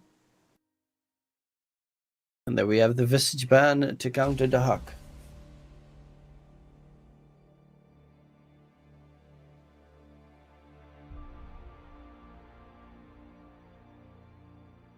Rubik. Okay. Also counters Enigma immediately. If you pick Enigma on DMS, Rubik's gonna steal Black Hole every time. You can still lasso, but it's a little bit like it's doable, but it can be problematic because Batrider has such a short cooldown on sticky napalm, so you can just pop it.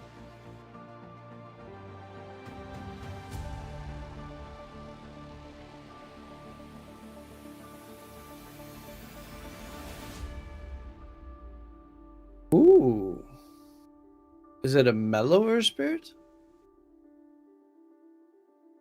I love Earth Spirit. I think it's one of the coolest heroes.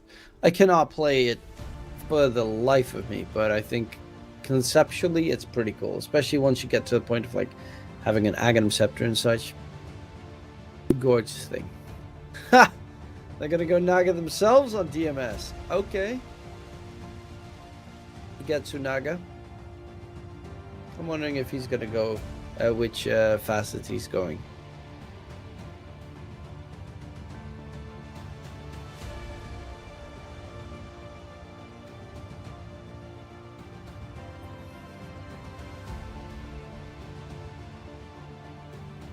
And also the question is this a core support Naga? Because I wouldn't be the most surprised if they went for like a position 4 Naga this game either. Considering how they ran the Slark last game on DMS. Now if Junior goes like Lash plus all out on defeating the Naga, it might be a problem for them. So Lash wouldn't be a bad choice. Grimstroke themselves, plus Doom, plus Sven. So Broodmother offlane for PMA then. Sven safe, Grimstroke 5, Rubik 4. Got it. Soulbind, double Lasso, Soulbind, double Hammerstorm. Always great. Does really show that they want to heavily counter the Naga though. So turn it into a support and get like... I mean, Life Seed is kind of terrible right now. Roll or something. No, I think then that you'd probably get run over. Stick with the Naga, kite the Sven. You've got Earth Spirit, you've got Naga with the possible late game Ags as well, Lasso. Or you go PA and you actually make this... Is it a Dahak Naga? Or is this a problem Naga?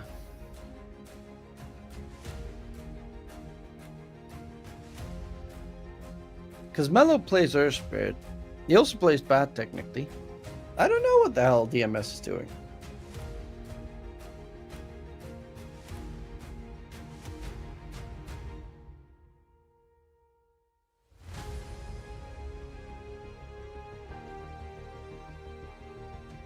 It's a good Aghanim Scepter game for Grimstroke, but it's a plus 5, so he should not be able to get his Aghanim Scepter for quite some time. Because if you get an illusion of Naga, it's always great, and an illusion of PA is also great, because then you get the crit of PA, which is neat.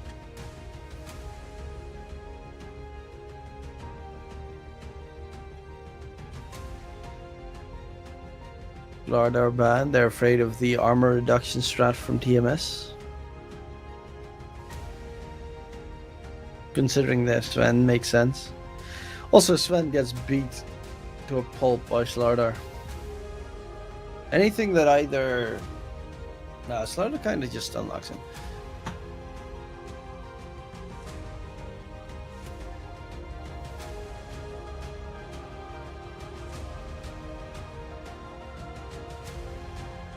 I'm trying to think, which I'm not good at.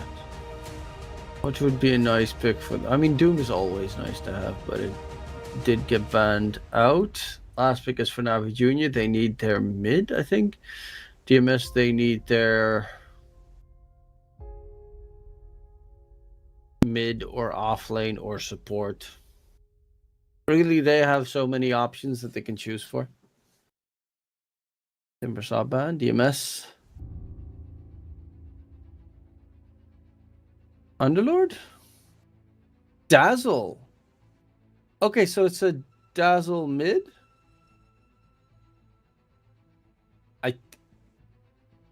The Huck plays offlane Dazzle. It's an offlane Dazzle.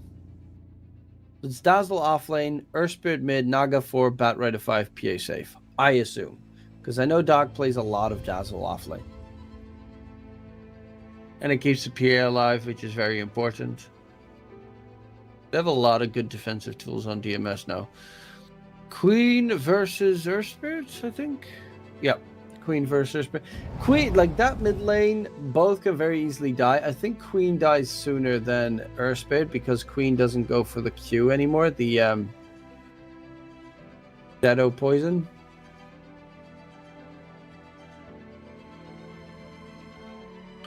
For the Shadow Strike. Damn it! Shadow Poison is Shadow Demon spell. I'm liking DMS's draft here. I think they can 2-0 this.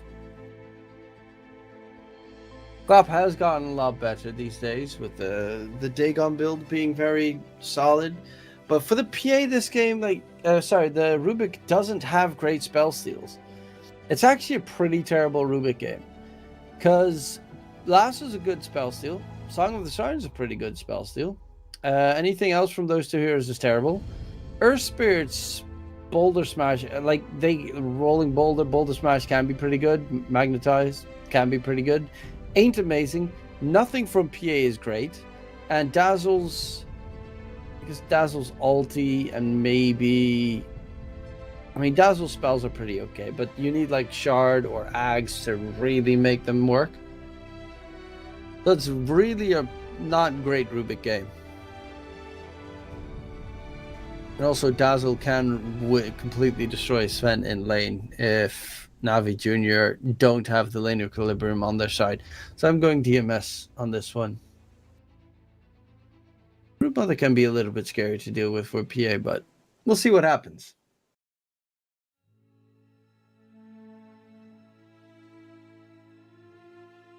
I am liking the fact that Problems is going for another game of playing weird support heroes with the Naga +4. Game 1, Slarg. Game 2, Naga. Making it a continuation of impossible to draft against this DMS lineup. I mean, Avalos, of course, did it yesterday by beating them completely heavily in the finals. But new game, new chances. Prepare for battle.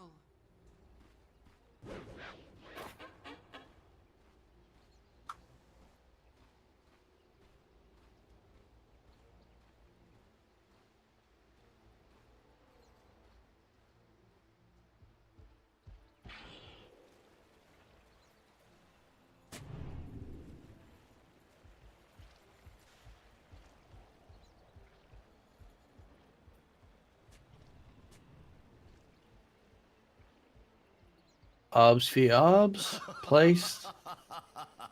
Both teams don't know from each other where the enemy is at.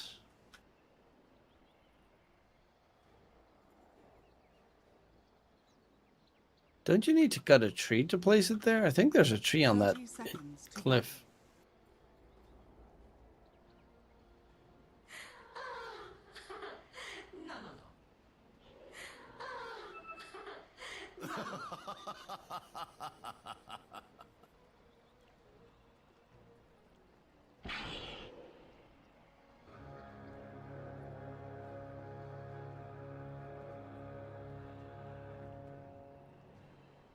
The battle begins.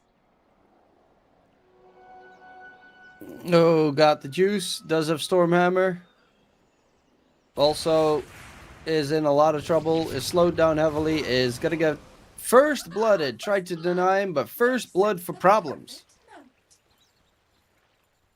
Deluge is pretty good with a Dazzle. I mean, Deluge in general is really solid to have as a support. I still think it's terrible as a core, though.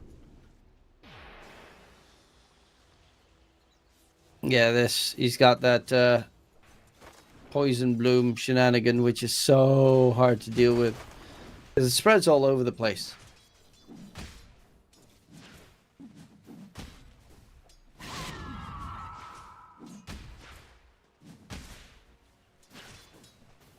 And top lane, PMA taken down as well. Bat PA started off pretty nicely.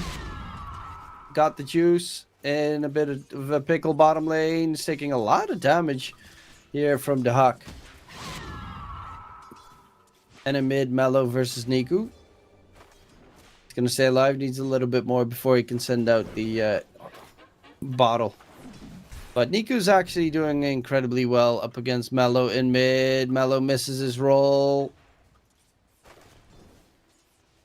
And this, yeah, definitely in a bit of a struggle now without any mana left.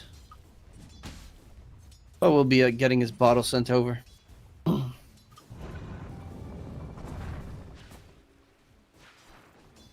Niku has his bottle now, so Mellow's got to be a little bit careful with his rolls.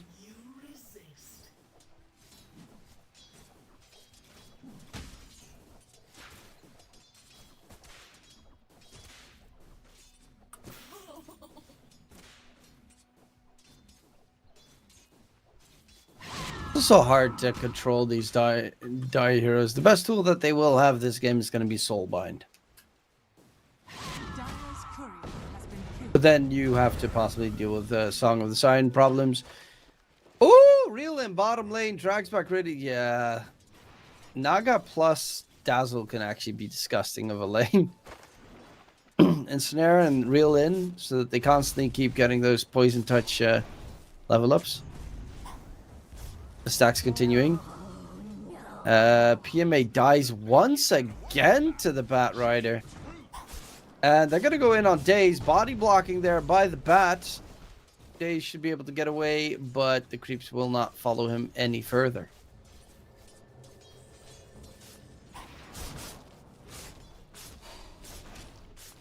Daze, once again.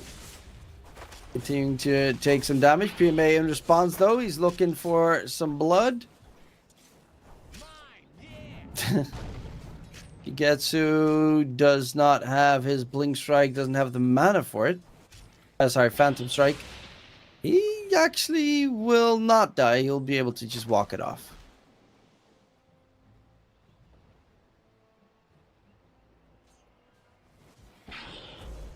And Mellow slightly recovered in that mid lane up against the Queen of Pain. But top lane, they're going to need... Honestly, Ike, the Bat Rider, probably should just die to respawn and get regen for Shigetsu. Because that top lane is... He's setting out a Healing Salve plus a Clarity, which is going to take quite some time before they can get aggressive in mid. Speaking of aggressive, Niku almost taken down by Mellow. And it's going to be the Water Rune for Mellow on one end. And might try and grab it on the other. Niku won't be able to get the bottle refill, and he's really hoping that his supports die at this stage. He's going to be forced to either go back to base or secure the bounty runes, which, I mean, unless he's fast on the blink. But he can definitely die mid. Problems. Walking up, coming in from behind. Might be able to get the catch onto Niku. Queen of Pain dropping low. Niku gets the blink out before the ensnare comes out. But Mellow is going to be chasing. No boulder smash. Niku even sent out a Healing Salve, but he might still be forced to go all the way back. Shigetsu dies in the meantime. Top lane to Daze and the Riddy's rotation. So, got the juice is level 3.5, is a full level behind the Dazzle, and they decide to just say, okay, you're going to farm jungle. He's got 1 point in Great Cleave. and Sven is jungling. Like Naga was gone. Naga's been in mid for the entire time. And now got the Juice rotating towards top. They're going in. Daze is dropping low. Inkswell charge onto the Batrider. Batrider is going to lose his life. Problems is also here. Now he's going to get chased down. Got the Juice. Can they help out? Do more? There is no TP on the Earth Spirit. So Melojule can't actually help. And now they're going for a 4-man rotation to secure the tier 1 tower top. I guess that's a better choice than just go for the jungle on the Sven. But Got the Juice is getting absolutely no fun. Dire's top tower has fallen. Niku does get the haste room bottled, so is going to be very happy that he should not be in any kill threat for the time being. But the Huck, top net worth, is going to be almost done with this Ogre Axe, so he's going to go for the Aghanim Scepter rush. The Huck needs to be careful, wants to go and dive, but there are supports on both ends. Navi Jr., they're looking for the Dazzle. Lift up, drag him back. Gonna get out of range. There's a Batrider TPing through as well. The Huck is almost dead, pushed to the side. Turn his attention towards Got the Juice. Shallow Graves himself, which is hilarious because that's his level 6 that he put in Shallow Grave instead of going for Bad Juju. And Batrider dies. Double kill for the Queen of Pain. While Mello is looking for PMA, but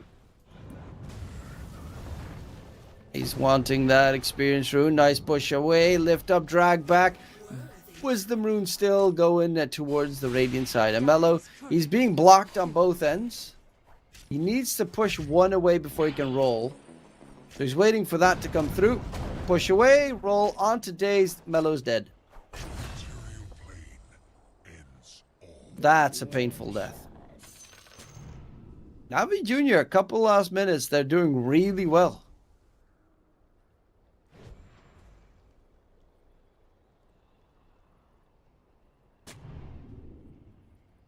Gank on the Huck is huge.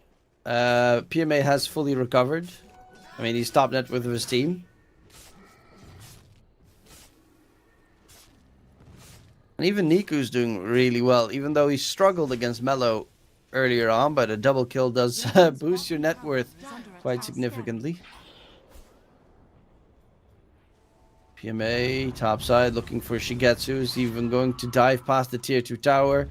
PA is not an easy kill with the material. Dire's top tower is under attack.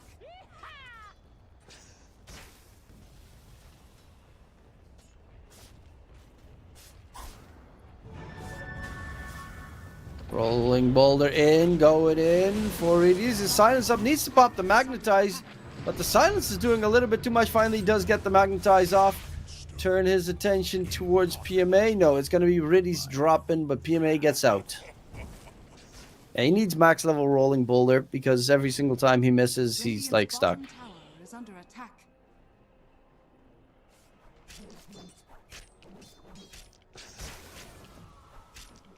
Shigetsu going for the Battle Fury. Dire's middle tower is under attack. Of course, skills well in the late game that way, but Got the Juice already has 3 points in Crate Cleave, so he's got his innate Battle Fury ready.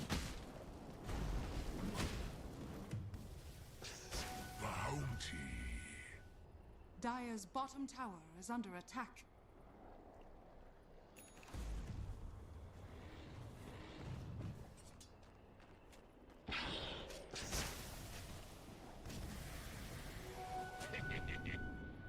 PMA is going... Okay, he's going for the mech build.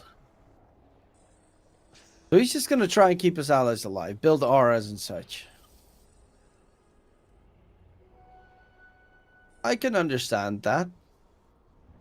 I would still probably prefer like the Orchid build, but I can understand that.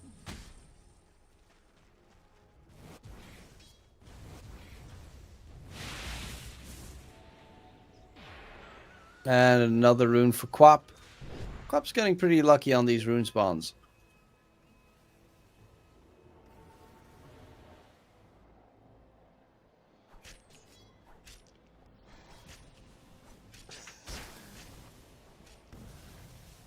Problems is actually like really aggressively walking about with the Naga, looking for anything.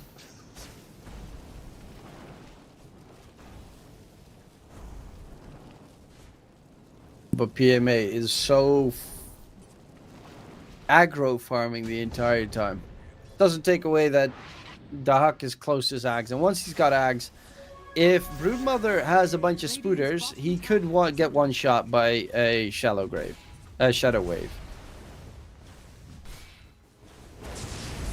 That you have to be very careful of. Going in onto Ike bottom lane. Song of the Siren used by Problems should TP out. And a great save there. Attempted, sorry. Daze came in from the side and will be able to get the kill onto Labat. Still a nice attempt to try and keep him alive. Dire's courier has been killed. Loaded to the gills. Dire are scanning. Net worth wise, still a favor for DMS because the Hawk has just been farming like crazy.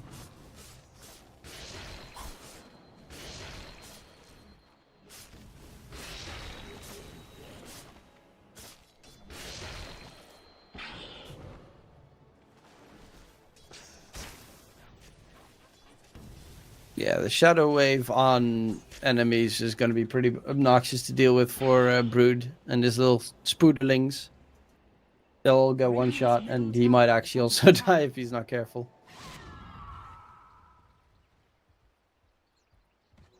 For my coffers. Day's not level 6. So possible to get some nice spell steals.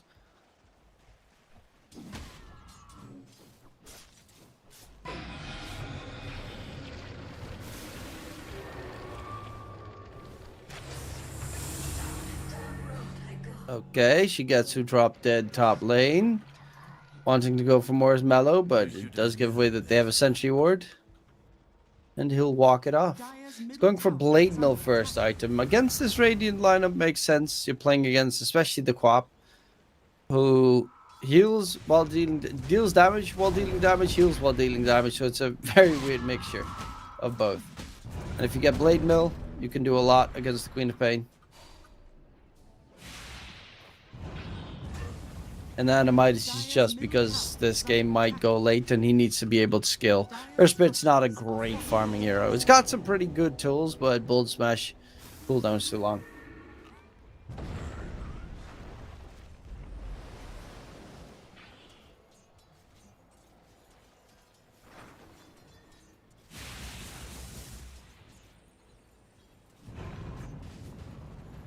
Wrong boulder, Daze. He has Phantom Strike stolen.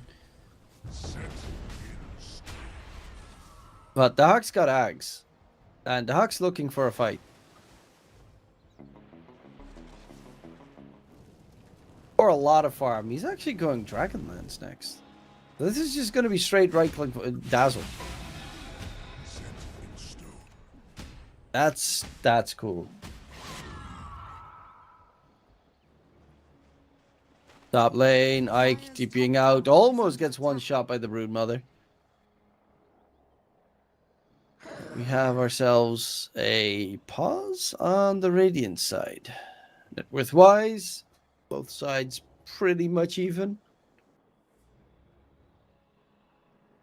And Gaben also says a slight advantage to Navi Jr., but it's a 56 to 44% difference between the two sides.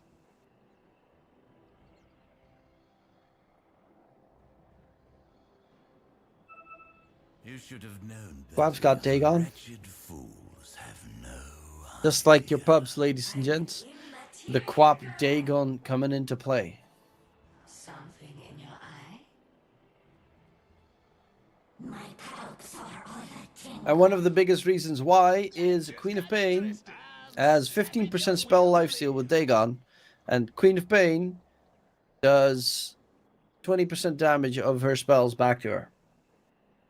So, yeah. Queen of Pain's kind of obnoxious like that. It is really a hero that likes pain at this stage. Just constantly keeps hurting herself, but also healing. A full-on masochist.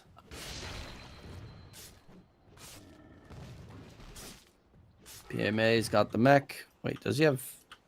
PMA has the full Guardian Greaves. Tower is under attack. That's a lot of healing. Puts mid, release.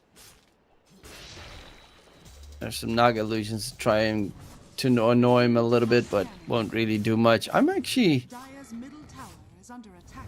curious on, like, Melo's trying to get some catches every single time, but there's just no fight behind him because the Huck wants to farm. Obviously, she gets who wants to farm. He is done with the Battle Fury now. It's not a fast Battle Fury. It's a 15-minute Battle Fury, which is not a terrible time, but also not the fast. Like, fast Battle Fury is 13 minutes. However, considering he also does have, you know, full boots and Wraith Band, it's not bad. Radiant's top tower is under attack. Top side, Ike in trouble, on the run, trying to juke his way through. Goes for the TP out. And we'll get the TP to safety. Out he goes. Well, there's a bit of a push coming out from DMS in mid. Radiant's middle Got the tower juice. is God's under Strength is actually on cooldown now on the Sven. But he's got Mask of Madness plus Echo Saber.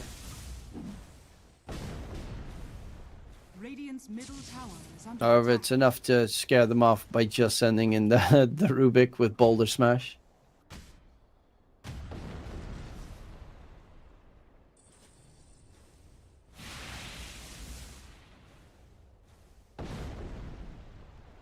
I'm surprised that Naga is the one with the lowest net worth. You should be able to, like, farm a bit somewhere.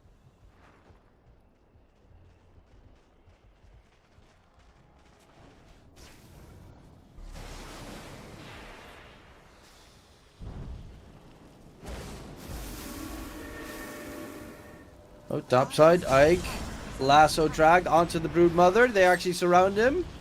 Can they kill him off? PMA slowed down. One more hit is tickling down. But with Melo Yule joining in, they will be able to get the kill. However, bottom lane, they lost Shigetsu. Melo's actually taking the gateway bottom. Lift up, drag back. The Huck in mid. They're looking like they want to go in on the Dazzle. Oh, he's going PKB instead of Dragonlance.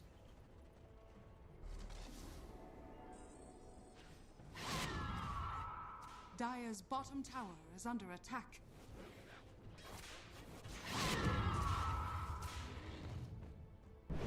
Dire are scanning. Radiant's top tower is under attack. And the Huck solo at the top in net worth. This team so far behind. Rubik Days has done a pretty good job with only the Boulder Smash. He's been able to just constantly keep pushing out that mid wave.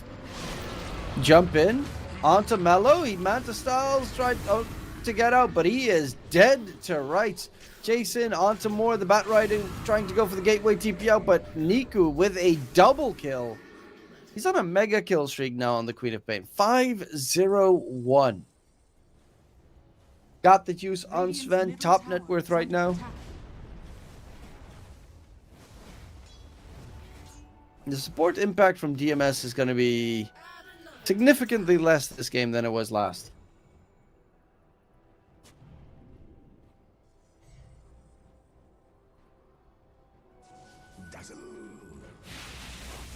Hell, Rubik's almost done with the Lotus Orb. Against the Root, Lasso, Silence, Magnetize from Earth Spirit. And against, of course, the Dazzle, Poison Touch debuff.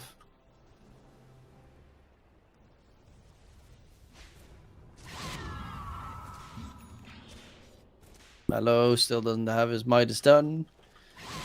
Niku spotted out. Smoke gets broken. They don't guess correctly, and they're gonna be able to get out. They even run up towards the observer ward, make sure that they still have the high ground vision on their side. And yeah, gank attempt failed. Mellow's just not finding anything on the Earth Spirit.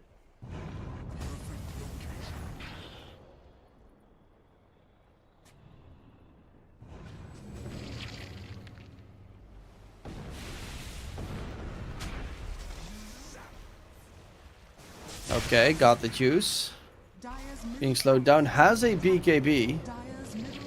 And Grimstroke's got shards. So they're going to have Lotus Orb. Lotus is done on the Rubik.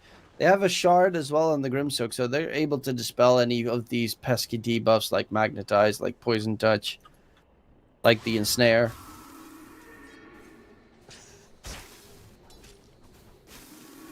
Or the Silence from Geomagnetic Grip, which for Quap especially is going to be important.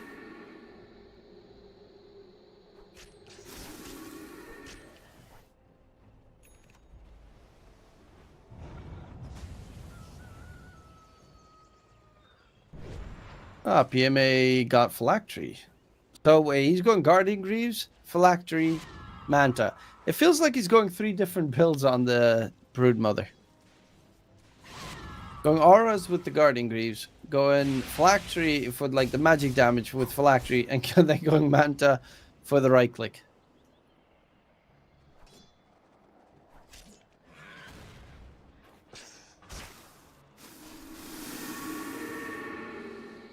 Problems. In a bit of a problem. Being ran down. Summons some illusions. Kills off the Spooters. But it's going to get blasted by Riddy's Lasso Drag on to the Broodmother in response. PMA trying to run away. Guardian Greaves doesn't keep him alive. Soulbind is immediately going to get broken. PMA ran down by AIK. And they lose the Naga, but they get 2 is a response, which is definitely worthwhile. BKB's finished. Sven is going Shard, then SNY. A lot of armor being built up this game. Even the Queen of Pain is going Shivas. Obviously, the healing reduction is also nice to have against the Dazzle, but...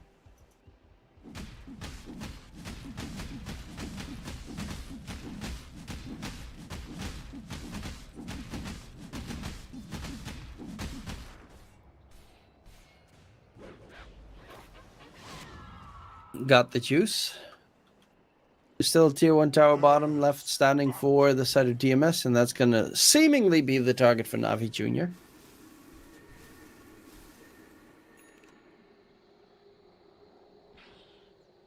Radiant's middle tower is under attack.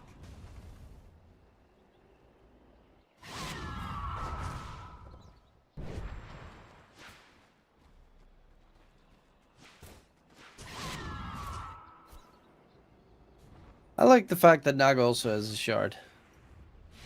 Obviously, he did get the shard from Tormentor, but it's a good shard to have. The max HP regen per second on Song of the Siren is a big buff up.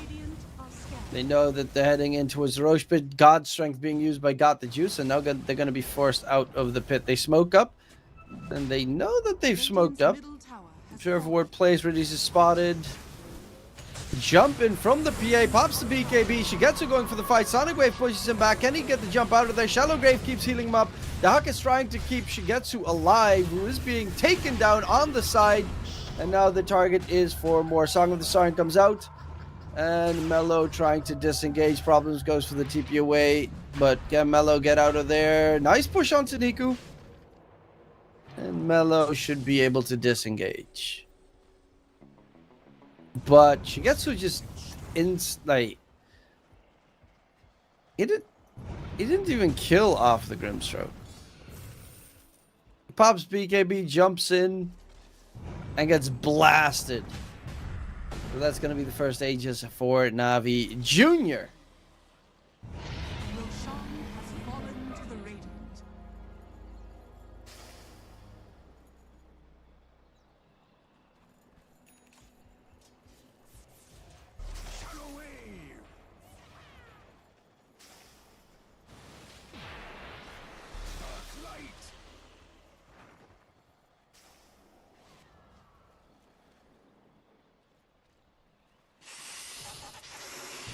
rune is a haste rune for Mellow, who's going for his own Shiva's Guard.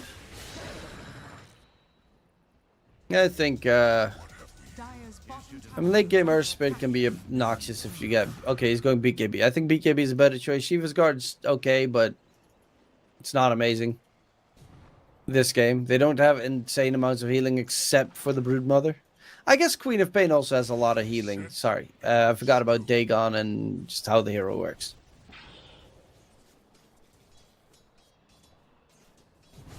Perfect location. Radiant's top tower is under attack.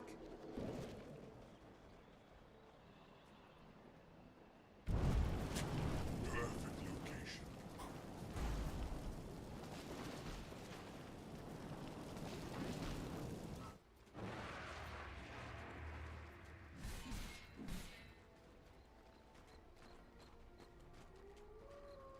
And Mellow is as good as done with his BKB.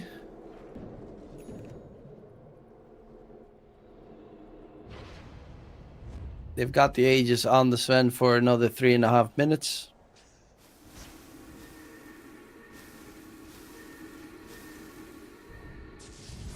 Radiant's courier has been killed. Ike on the run. The Bat Rider is going to get controlled up. Got the juice. Blows him up. With the God Strength usage, though. And is going to turn it into an objective with the Tier 1 tower of DMS being the target. They have fortification. Dire's They don't bottom care. tower has fallen.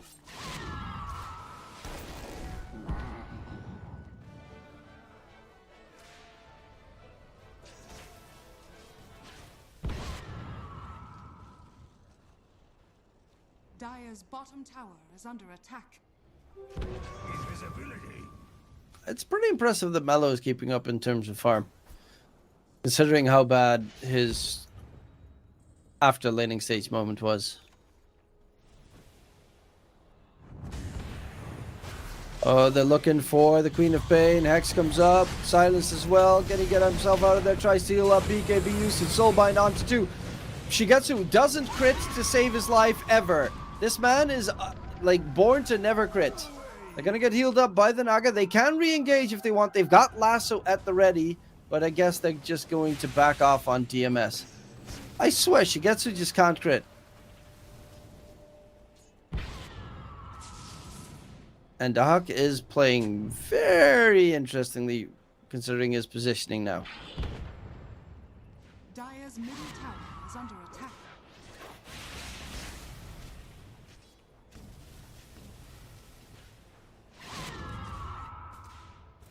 Why does he have 2 belts of...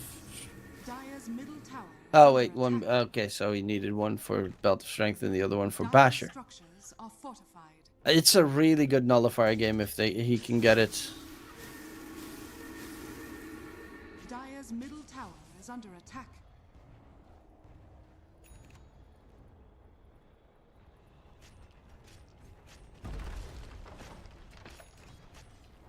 And Dahak, what's he got? So he did buy Shard last. Dire's middle tower has Kills off Got the Juice's Demon Edge for his MKB. That's a painful loss. Got the Juice though, pops God Strength with the Spooters. They're gonna blow up the tower if no one is coming to defend. Radiant structures are Which it fortified. looks... Okay, Dahak is coming in. But if he gets anywhere close, he's gonna get jumped and lose his life. So... Jump in from Got the Juice. Lasso dragged all the way back close towards the fountain. His BKB is about to end. Mellow rolls in, gets the stun onto Got the Juice, but he still has the Aegis for 20 more seconds. Ridis is going to be the target. Sonic Wave onto everyone. Big heals onto Shigetsu. Keeps him alive by Dahak. And reel in by problems being used there onto Got the Juice. Aegis expires in 4, 3, 2... Wait a freaking second. Going in, forgot the Juice, possibly to secure the kill. Reel in again by Naga Siren. But Dahak is going to be the target. He pops the BKB. Can they control up the Queen of Pain? The Queen of Pain just refuses to die. And Shigetsu needs to disengage once again. How is this Queen of Pain without BKB never dying? 6-0-2. Unkillable. He is literally just shrugging off any spell coming his direction. Half the time, you see like a rolling boulder or a boulder smash come out, and he just ever so slightly sidesteps it.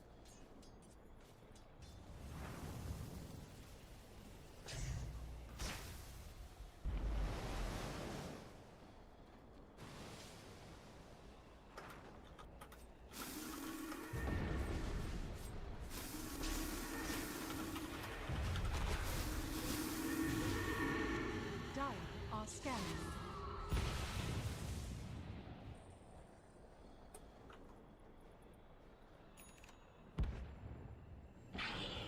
But the melee racks are still standing, and they hold on the side of TMS, so the game continues. Dire's bottom barracks are under attack.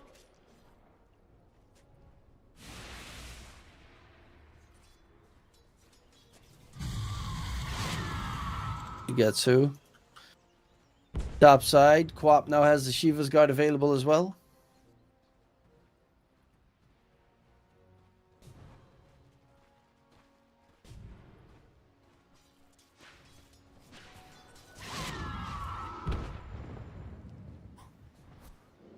It's really bad. Like, this Quap is gonna be so strong once she gets Axis later down the line.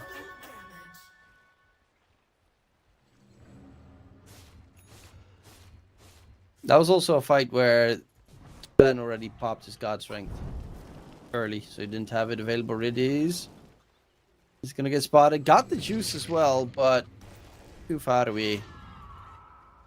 How's Dark doing? He's going Octarine, more cooldown reduction, more healing.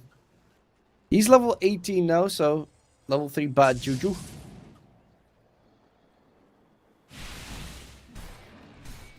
It's going to be impactful. Mellow and Shigetsu farming the same camps. Shigetsu now done with the Basher, but still, yeah, that Nullifier might actually be a game changer. Unfortunately, you cannot dispel Warcry anymore because of the Shard. But you can instantly remove stuff like the Inkswell so that it doesn't bloom. It's going to be pretty important. Any runes they have. That's about it. They don't actually have that many like nullifier tools, counters. Gripstroke's going for the Ghost Scepter. I guess that's a good counter. And there's a Pavis on Rubik. Radiant's top tower is under attack. Got the Jews walking up the high ground. There's no tower, so the smoke, they can just get close. The Huck would be the best target. Are they going to go for him? Inkswell, jump in. The Huck, blow him up. Can he get the tools done? No! He is dead. The Huck falters. They will Song of the Siren to try and get the counter catch onto the Rubik. Rubik will be not dead yet. Soulbind holds Shigetsu in place while he's got the BKB going. Mellow going in with the Magnetized Daze. Is just going to jump away. Once again, got the juice to target. Sonic Wave. Shigetsu, shallow grave saved. Once again by the Huck. Had to buy back for this. But everyone else is dying on the backline to magnetize from Mellow. PMA trying to heal up with his insatiable hunger. And will be left to his own regard because they even find Niku.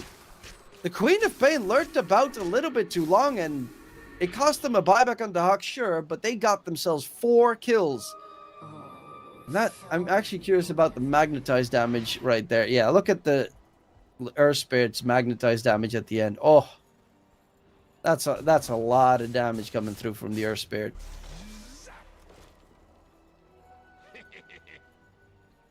And Roche, luckily enough for Navi Jr., won't be up for another minute.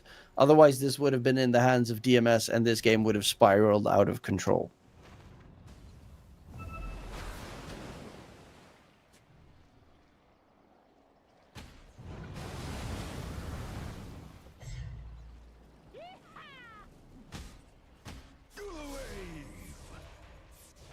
Radiant's middle tower is under attack. Closing in on the Octarine for Dazzle. Mellow's almost done with his Shiva. She gets to his top net worth. He's actually almost done with the full-on Radiant are scanning. Nullifier. Dire's top tower has fallen. Roche gets scammed, but it still isn't up for another 25. And this is going to be PMA trying to force a TP back. And as a Broodmother, he can get a full set of racks before Roche even spawns. So, yeah, Mello is going to try and counteract that by heading top. But that's the tier 3 tower gone, and Roche isn't even up yet.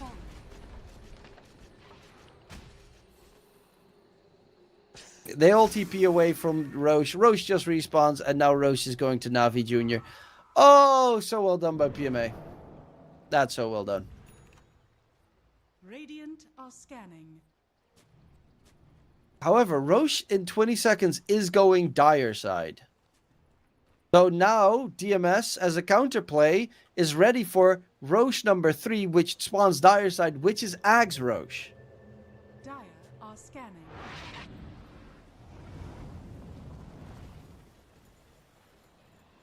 And they're going to try and lock Roche down. Do they have enough control to take him down? Yes, they do. Sonic Wave comes out. He's being slowed down as well. And they will kill off Roche in time. Maybe. Is the damage going to be there? He's going to go for the TP. Yes, he drops just in the nick of time. And they get themselves the... Is it Refresh Your Cheese? Or was it like free Ags or something? It was the third Roche, right? Was it the second? Maybe it was the second. I guess it was the second. My bad. But it's still going to be the Roche for Navi Jr. I think I'm confused with last game. Whoops. Oh god, the Juice wants to steal the Tormentor.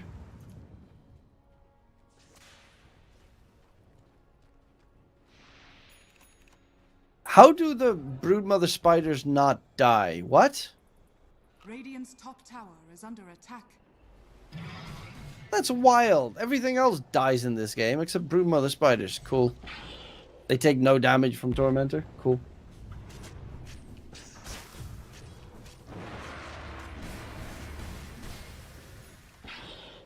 Radiant's top tower is under attack.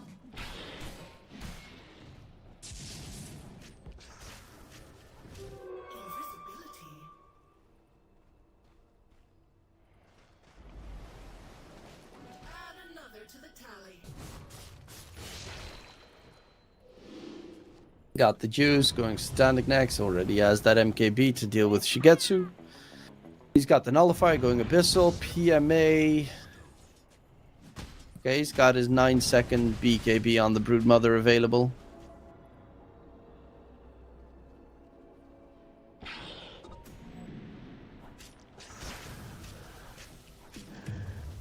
And the Hawk's got the Octarine finally.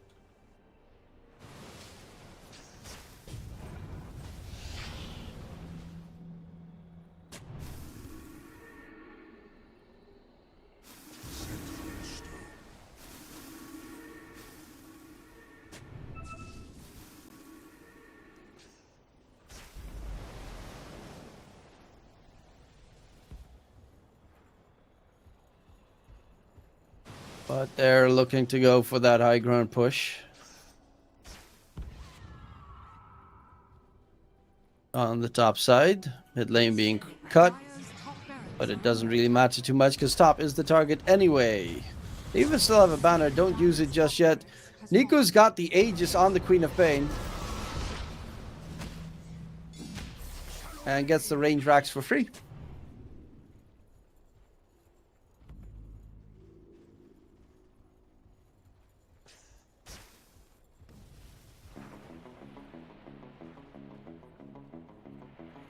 That dog doesn't even have a TP scroll on him at the moment. Just checked. And neither does Got the Juice. But he's getting his delivered together with the full-on Satanic. So more strength equals the God strength doing even more damage. Radiant are scanning. And he's close to his level 25.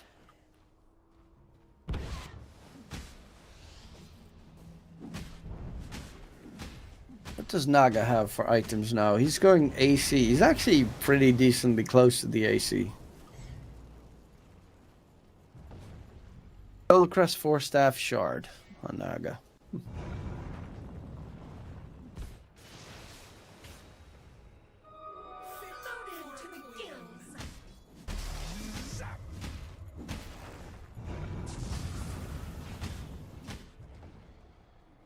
Duck has a buyback in a minute, but he is 1,000 gold away from buyback as well. I think the Huck, like if the Huck dies, they lose on DMS, pretty much. The Huck's the big ace in the hole.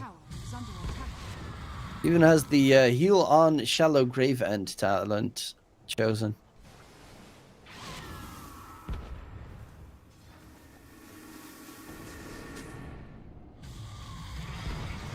PMA being obnoxious, a lot of damage coming out onto Mellow. Can they keep their spirit alive? Shallow Grave comes out. They heal him, they force staff him, get Mellow out of harm's way. He'll be able to disengage. But a lot of damage without any real commitment from Na'Vi Jr.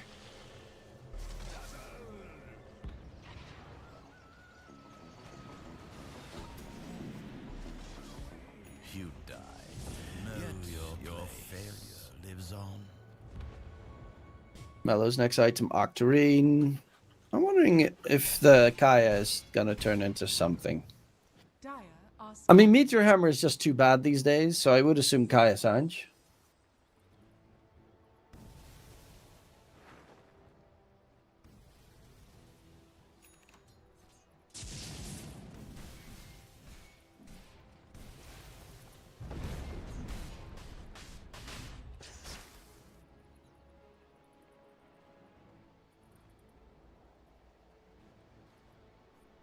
Dire are scanning.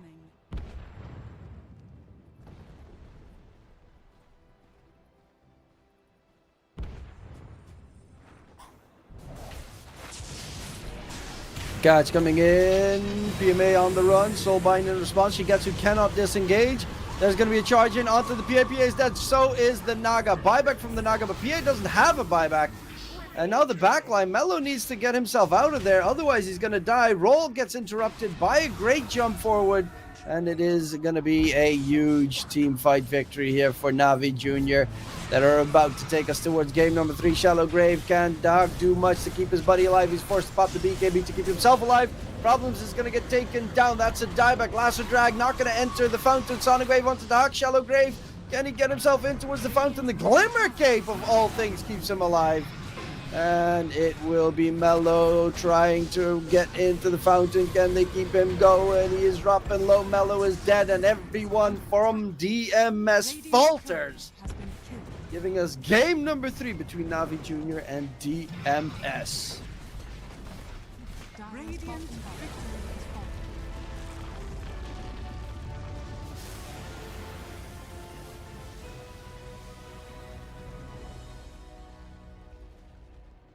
And yeah, an astounding game so far, a series so far. Na'Vi Jr. take game number 2 to take us to the final deciding game. 1 death coming out onto the Rubik. Marvelous play coming out from Na'Vi Jr. Quap only died a singular time as well. Really well done. Like, so many times he should have died. But the Queen of Pain is so stupidly tanky in this match, as we saw multiple times. There was just no damage coming out from the PA. The Sven aura is coming in, Guardian Greaves aura. Then you had a couple of defensive tools with the Solar Crest. And of course the Inkswell from the Grimstroke coming into play. They just could not get the damage to kill anyone. And every single time you saw PA pop BKB and jump in, Soulbind got connected to an ally. And then PA just can't hit stuff. He was stuck. And in that regard, it was a really well done game by Na'Vi Jr. But that's game number 2. We're going to game number 3. Yes, indeed. After the break, we'll be right back.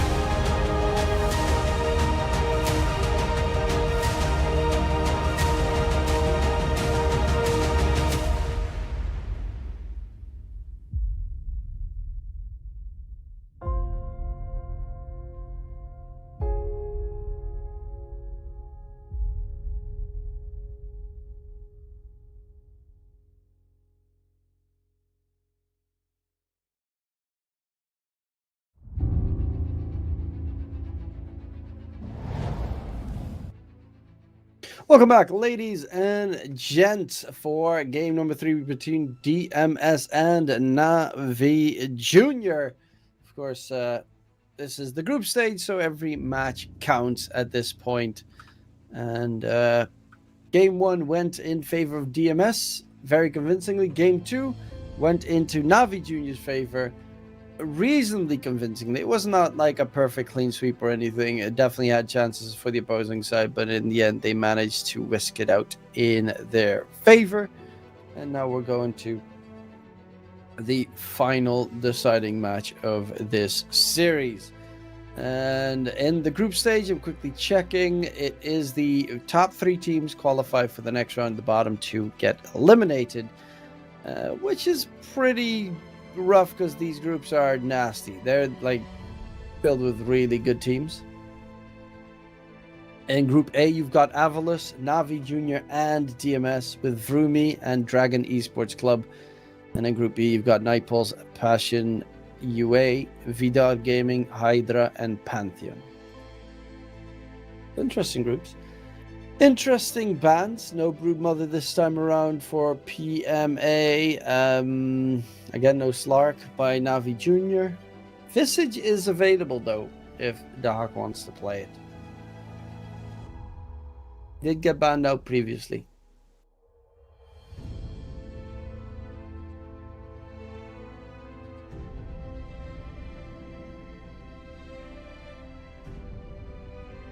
So what will it be? First pick.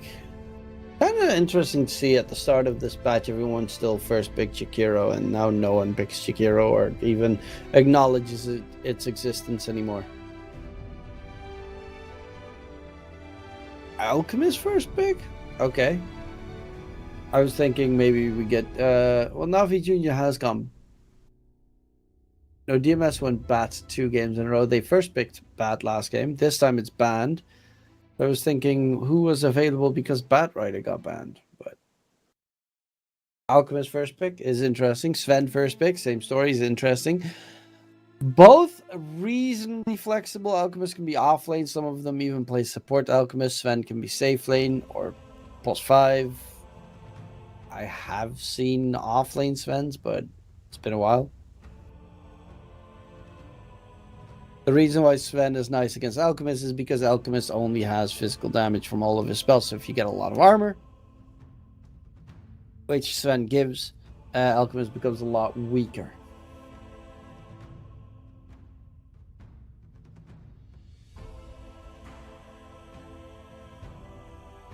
Morphling and Gyro both banned out.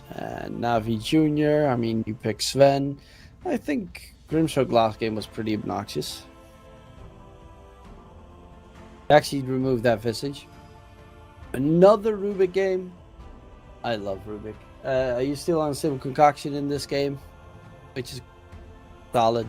And you also counter a possible Enigma pick, because that would be suicide. Picking Enigma into a Sven Rubik.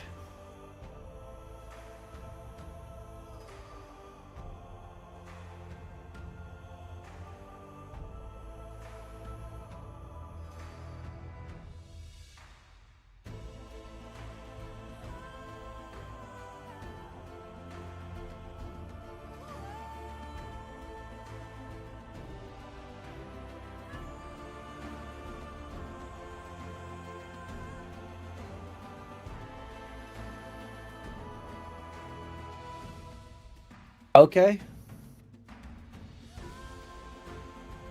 It's a choice. I guess, to be fair, Doc did only use one black hole during his whole first game. So, I guess just never black hole. With the Phoenix added in, you do have a good tool against a hero like Sven, who doesn't really want to hit the Phoenix Egg. And if it's support, Sven doesn't ever hit the Phoenix Egg. I'm baffled at that Enigma pick. I really am.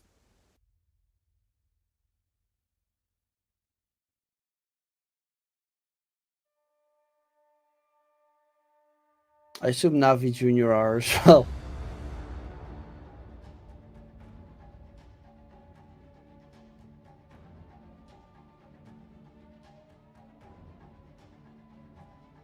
wouldn't be too surprising if Alchemist gets played as boss 4 and then you get the Phoenix 5 Enigma off lane.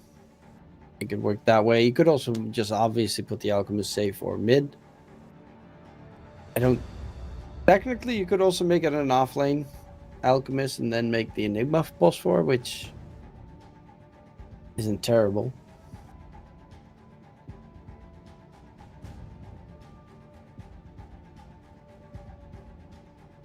But Navi Jr., they don't have to give away if the Sven is their safe lane yet, or if they're going to pick something else. Obviously, Gyrocopt would have been nice if you consider you're playing against Enigma, but Monkey King is another one that a lot of teams tend to pick against Enigma for the Boundless Strike in the laning stage.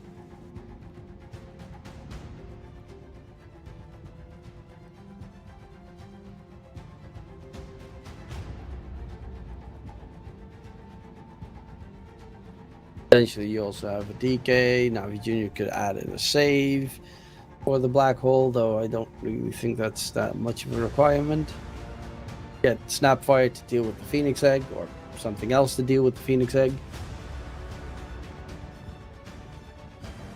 Mirana to deal with the Phoenix Egg, sure. Plus 5 Mirana, I guess. The Rubik plus 4. Pangolier is another hero that can go for a basher later and then interrupt BKB Black Hole.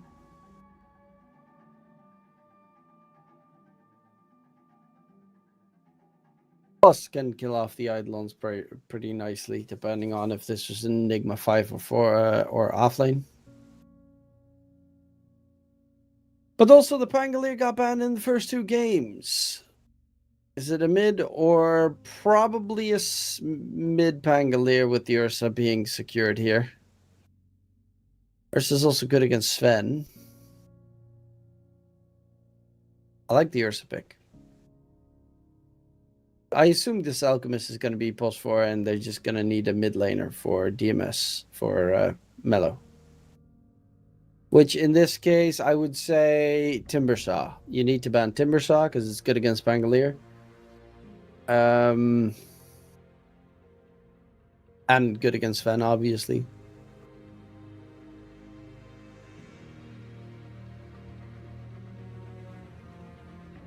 Other heroes.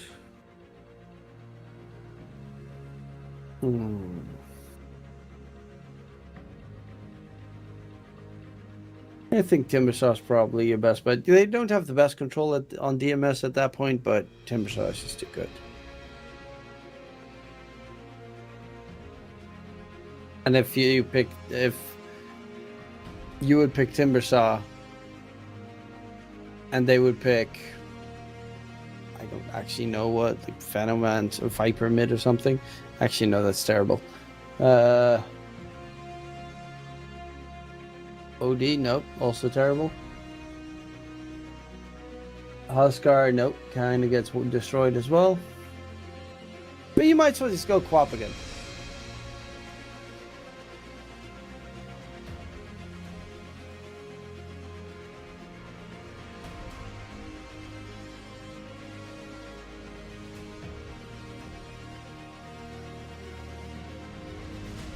Kunkka ban. So they expect this last pick to be an offlaner?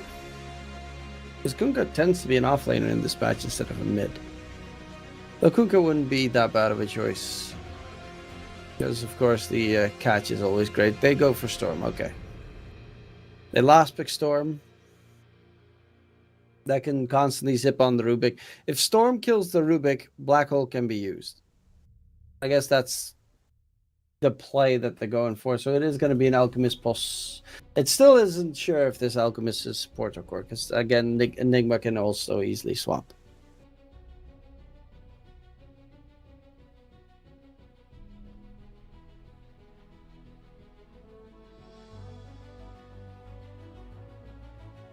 Navi Jr., put the Bango mid and get yourselves an off-lane Underlord?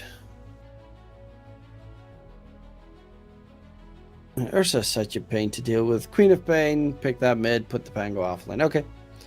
Any strange choices here? It is going to be the Huck on the Enigma, so 3 games in a row, Problems is playing unconventional post fours. I think he's trying to be the Zinkyu of Eastern Europe right now.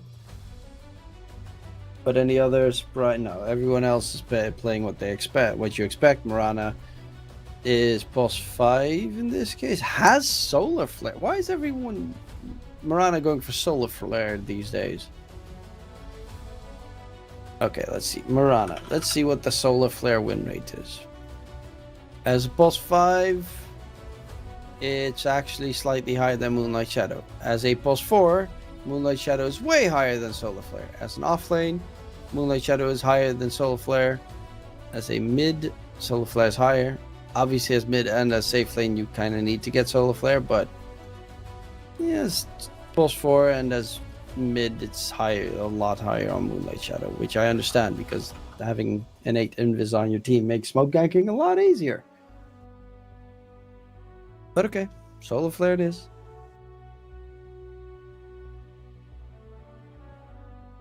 They've got a pretty okay attack speed to deal with the Phoenix Egg. Later down the line, I think that's going to be the most important point when Mello gets his Ags. You get the AoE Electric Vortex, which is always going to be nice, into Unstable Concoction, Black Hole, Ursa with the Battle Fury Cleave. Danger spells to steal Black Hole, obviously, Unstable Concoction, Electric Vortex, nothing from the Ursa. Phoenix Egg? First dive, maybe? I mean, it's not great for him, but it's a way to get out, which he really did use last game pretty well by stealing the Phantom Strike from PA. But we are on for the last game of the series, ladies and gents. Who do you think is going to take home the bacon and get ahead in the opening round of CCT? The Champions of Champions Tour group stage.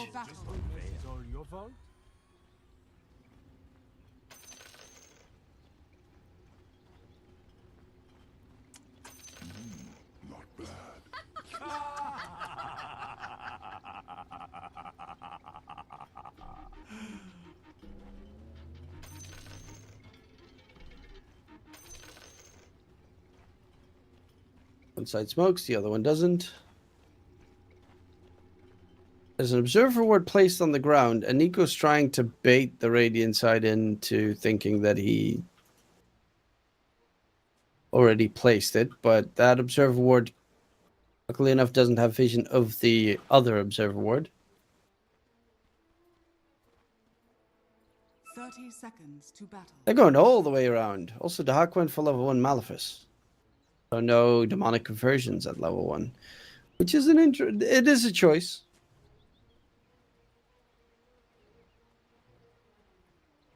Oh, look at the positioning of the Radiant side, though. They might run into 4 or 5 heroes, which is the scary part, but they might also just get the steal.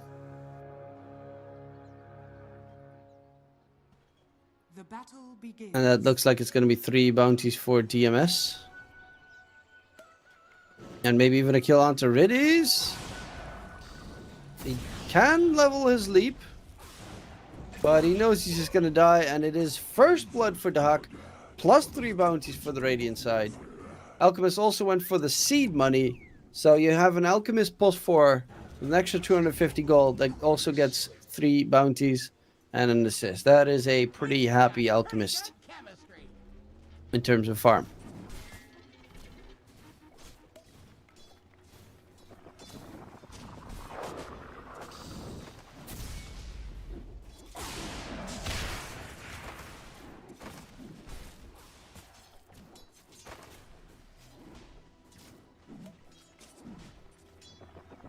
Problems is just going to keep on throwing his unstable concoctions as much as he can in the top lane. Bottom lane, yeah, Phoenix is good in a man fight against a Rubik. Phoenix is good in a man fight against almost every hero.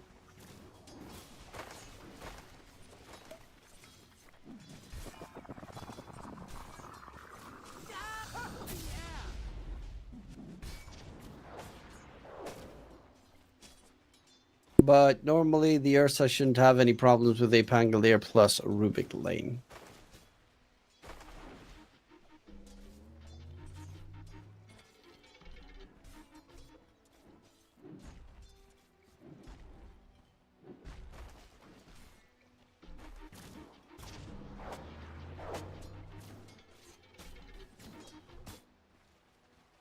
Bit of harass on the side lanes. Niku versus Melojul pretty close.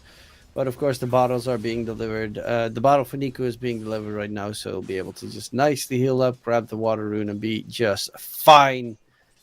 And with advantage slightly in favor of DMS, only a 1k lead. That's because you got Alchemist on your side and 3 bounties, and that early game, it does take on, add up.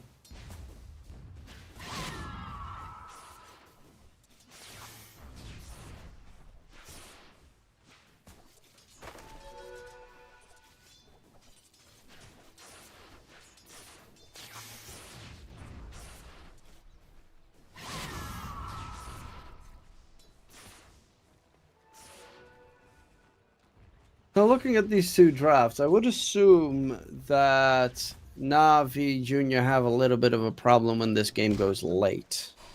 But they also have a problem in the early game because they don't have any push at all. They have 0 push on the side of Navi Jr.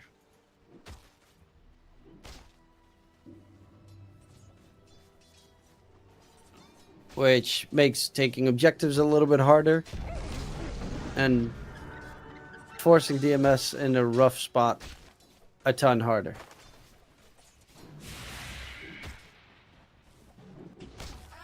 I'm still baffled at the fact that the Hawk went for the for the Enigma pick against a Rubik. Just fully focused on, I'm just gonna build auras, gonna chill.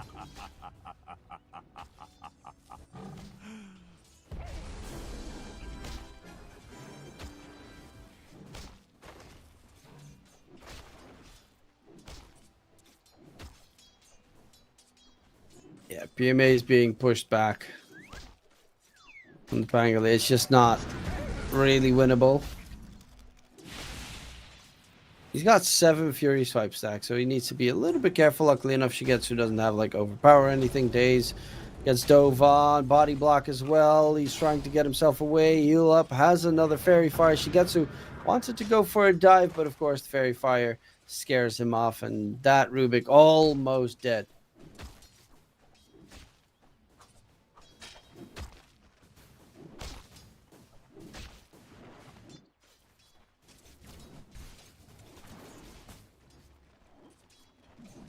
Niku having a slight advantage in the mid lane.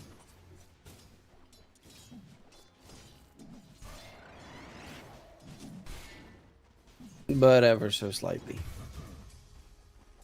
I say that the moment that Niku just blows up Mellow out of nowhere. Just walks up to him, blasts him once, and he dies. Problems, though, on the Alchemist is the same net worth as PMA on the Pango. That's how, securing the bounty runes and that early gold do stack up. Rana taking the gateway actually towards bottom. PMA is being chased. Is there an arrow? Riddies doesn't have arrow. Days dropping low, lift up, drag back onto Shigetsu. Shigetsu needs to be careful. One more hit is gonna get denied because Days zaps him down. And Shigetsu falls. That's a big rotation, and just in the nick of time, Mirana arrives.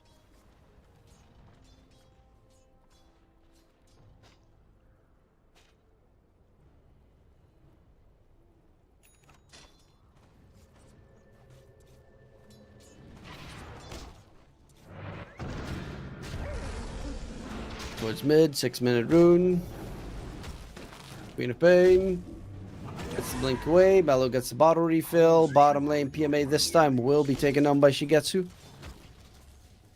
Radiant are scanning.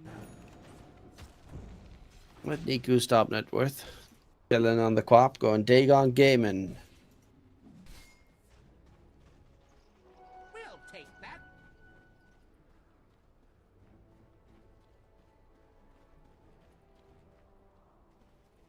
And now Niku's heading bottom. Shigetsu, before his enrage, is a pretty easy target to kill. And now that got the juices coming in from behind as well, Shigetsu... They won't chase him down. Quapo's a little bit too far away to go for the engagement, and they'll get himself back. Hasted Storm Spirit running in, going for days. He also has the zip, of course. Ike is in trouble. They lose the Phoenix already. And Mello is not going to continue going forward because you have to respect the Sonic Wave Scream of Pain combo.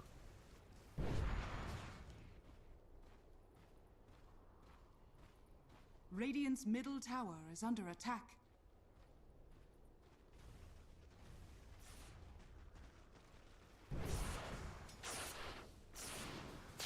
Very exciting, but I don't have much choice.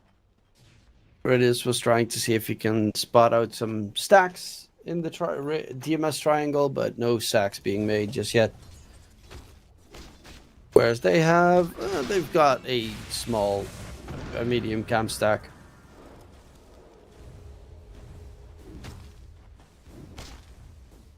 And got the juice already jungling. He knows that now that the Huck is closing in on his level 6 and has lane equilibrium on his side, it's gonna become rough if he wants to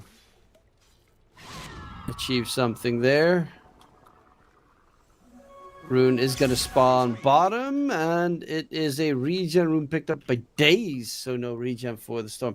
But yeah, considering Enigma is almost level 6, you do not want to be in lane against him, because otherwise he might just randomly get level 6, instantly black hole you, and you die. The problems is looking for Got the Juice. He's even countering the most safe camps in the game right now with some sentries. Oh, that's disgusting. Gateway being taken towards bottom. Got the Juice coming in from behind. Shigetsu needs to be careful. Pops the enrage. Rolling Thunder lockdown is almost perfect. Shigetsu, can he get over the cliff? No, he's going to get bounced all over the place. But Shigetsu is dead. It's a 4-man rotation. Hell, with the Quap there, make it a 5-man rotation for the kill on Shigetsu. Dire's middle tower is under attack. No, Ike needs to be a little bit careful himself. He doesn't actually have a TP on the Phoenix. Dire's top tower So he is straight up dead. Radiant's bottom tower is under attack. And they lose the Phoenix as a secondary in the bottom lane. Problems hasn't really gained any farm in the meantime. Well, it's probably for the better if he just focuses on farming at this stage in the game, instead of constantly keep hunting. Because Mirana is about to overtake him. Top tower has fallen. You deserved it. And we have ourselves a pause, because a Pango DC'd.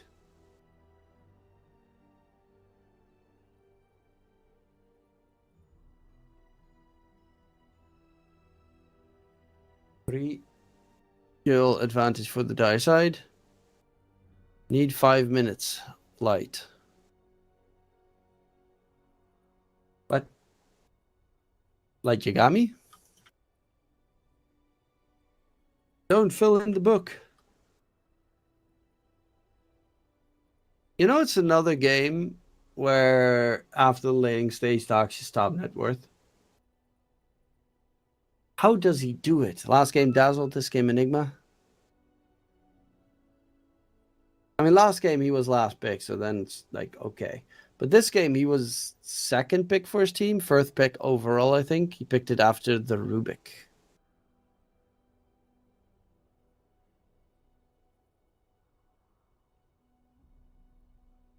So not bad at all. Hello going Orchid, Niku going obviously Dagon. And Shigetsu wants his Battle Fury. He's actually still pretty decently farmed, even though the bottom lane is looking rough right now. He does almost have 2 pieces of his Battle Fury done. What are you doing? Not bad. Does this hurt? Does this hurt?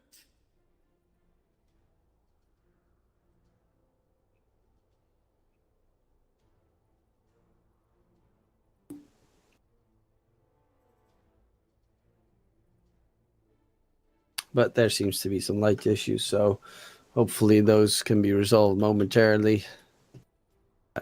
Or I assume light issues.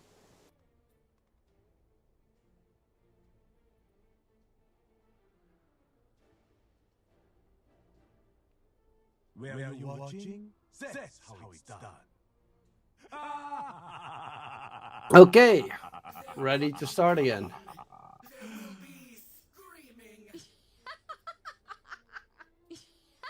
Both sides have taken each other's tier 1 towers on the off lane down.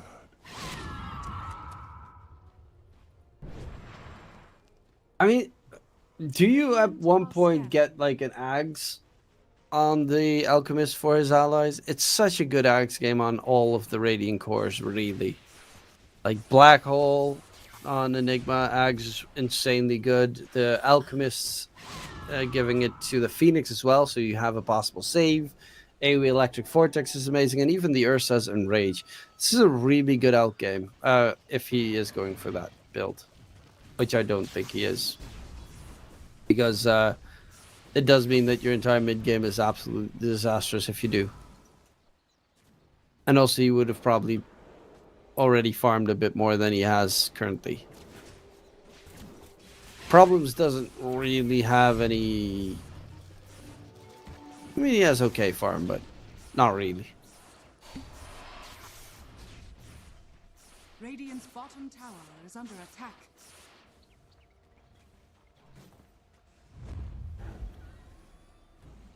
Oh, they're going to smoke up Mellow and Problems, looking for the Sven. They have high ground vision. They know where God the Juice is. He has already used God Strength, so he can actually do a lot of damage, but he's going to get stunned, locked in place, taken down, and a kill for Mellow. That's a pretty nice one. Sven in the middle of his God Strength, removed from the equation. Radiant's middle tower Blink? is under Wait. Darkwing? This game, he went for drums first and then Blink after, so... game where the enemy has Rubik, which is obviously very scary, he's actually going for the earlier possible Black Hole plays. Maybe. They have a lot less way to interrupt the Black Hole, though. They've got Stormhammer, they've got Rubik Lift, and of course the Steel, and they've got Arrow and Rolling Thunder, but Rolling Thunder is really hard to hit. They're going to go in for the Queen of Pain, who is dropping low, get controlled. Queen of Pain gets the blink to the side, drops the Sonic Wave, is going to get taken down by the Phoenix. Speaking of which, that egg ain't going to drop down. Mellow Yule on the run, will be bounced to the high ground, but taken down. Ike is chasing after days, and the rest of his team is gone. And they're just going to back off on the side. Okay, it looked really good for DMS, and then they just kind of like dipped. Dire's bottom tower is under attack.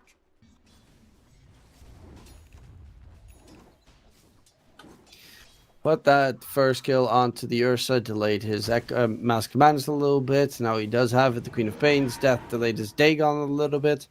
They're kind of crucial timings of getting those kills. Ursa's almost done with his Battle Fury, and it's looking to be a 13-minute Battle Fury, which is incredibly good timing. Dire are scanning.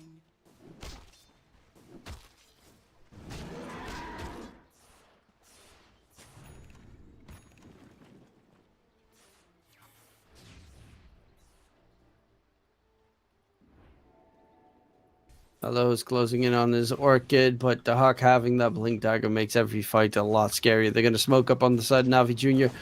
Look for a fight. Rolling Thunder's back up on PMA. He has an Orchid actually on PMA, so another way to interrupt the Black Hole. And that should probably be his Orchid reveal as well.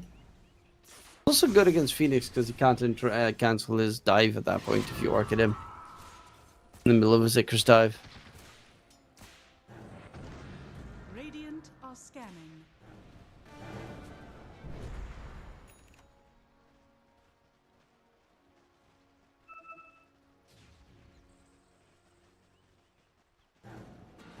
Radiant are scanning.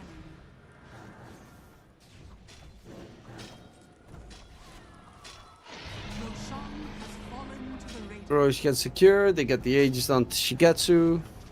But towards mid, there's a fight brewing. Ike trying to get out. Already dove in. Gets Dagon down. Silence onto Mellow. Storm Spirit. Arrow stunned. Sonic Wave. Zips to the side. Tries to stay alive with the blood grenade on him. Not going to die. Stolen Zip though by Daze. But doesn't have the mana to catch Mellow. And Mellow will TP out. So they use... What, Rolling Thunder, they arrow him Maceration, and they Sonic Wave him, and the Storm Spirit just ever so slightly survives. Thrilling. What's up next? Radiant's middle tower is under attack.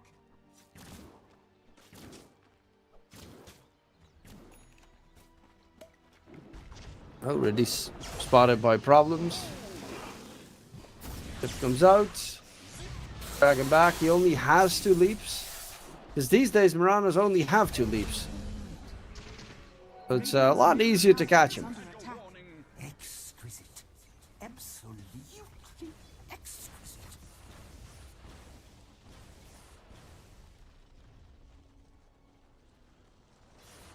Shigetsu closing in on his blink. Bach still hasn't really done anything with his blink. And Niku Yules is a okay item. It's obviously you're playing against Ursa, so Yules is one of the strongest items if you play against Ursa. He pops his enrage, you just Yules him, slash Gare, walk away.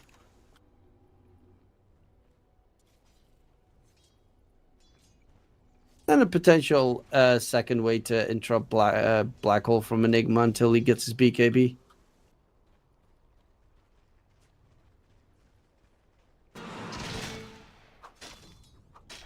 Dire's middle tower is under attack. This Alchemist still doesn't really have any farm.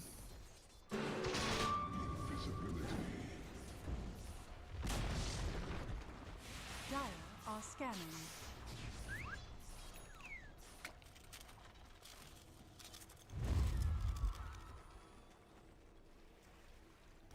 Dire's middle tower is under attack. I think DMS could play a little bit more farm heavy with an Alchemist Phoenix on their lineup. I don't really consider the Mirana... Like, Rubik skills nicely. Mirana's like, okay.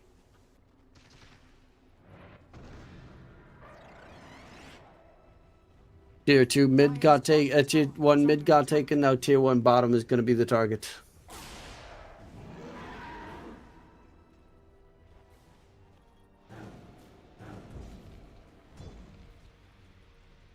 Getsu.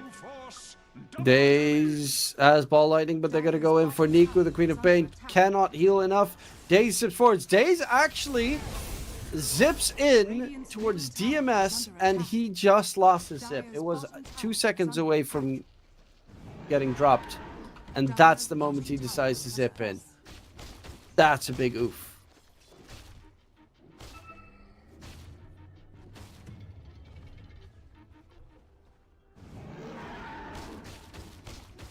Dire's middle tower is under attack.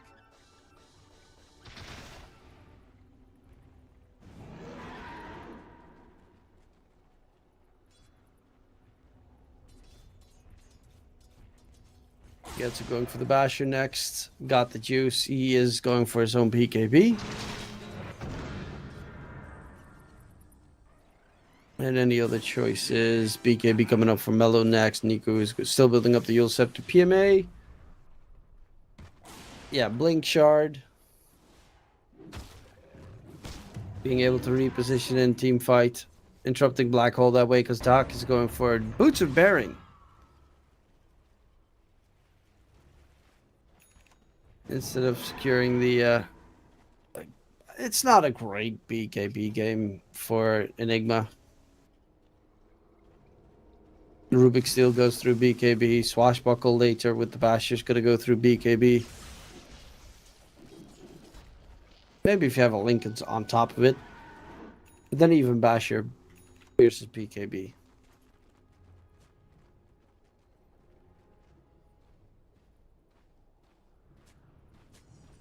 Nonetheless, Shigetsu is top net worth on the Ursa. Dire's top tower is under attack. I've been wanting Aegis does get reclaimed by time. Bottom lane, they look to find the Phoenix.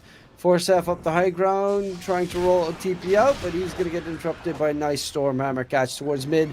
In the meantime, Rubik is the target, loses his life. Now you got to be careful of Black Hole. With no Rubik, Black Hole does become a lot scarier. Sonic Wave onto Mello. He's trying to disengage, got the juice to still change things. Dark's got Black Hole. Is he going to use it? Arrow flies out, Mello is dead. They lose Niku in response. Dire's And Ark's still like, is under attack. maybe I'll use it for next game. Black holes for suckers. I could also just use it to farm.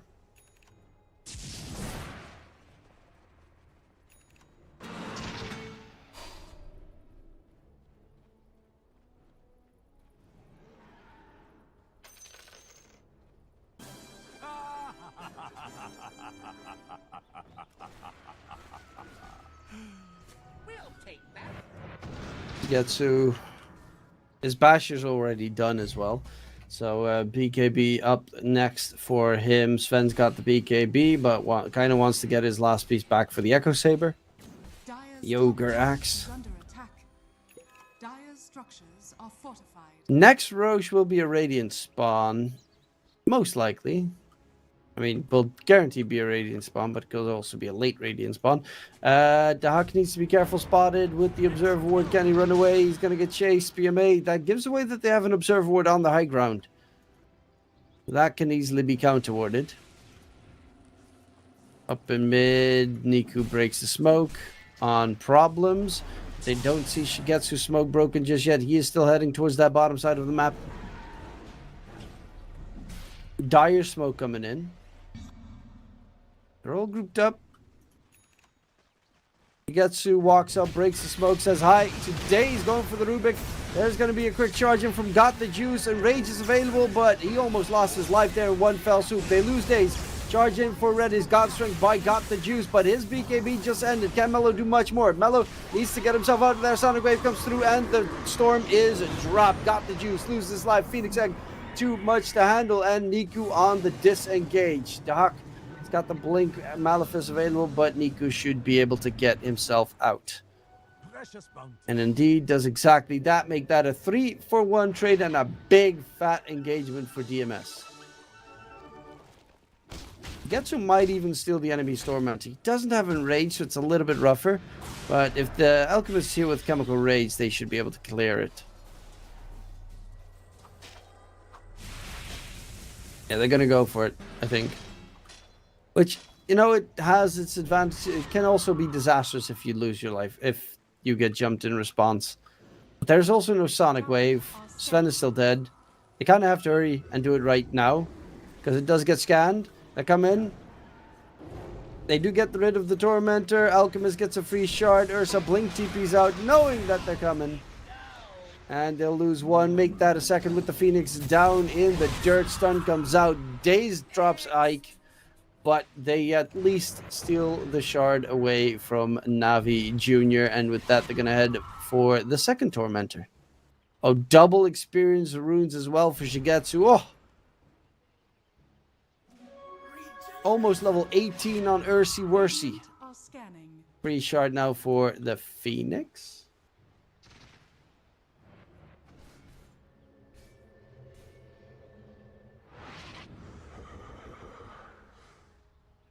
And Royce is going to be up in a minute. Dire's top tower is under attack. Mello also has his BKB now finally done, so he'll be able to survive. They're going to smoke, take the gateway, and look if they can catch Mello.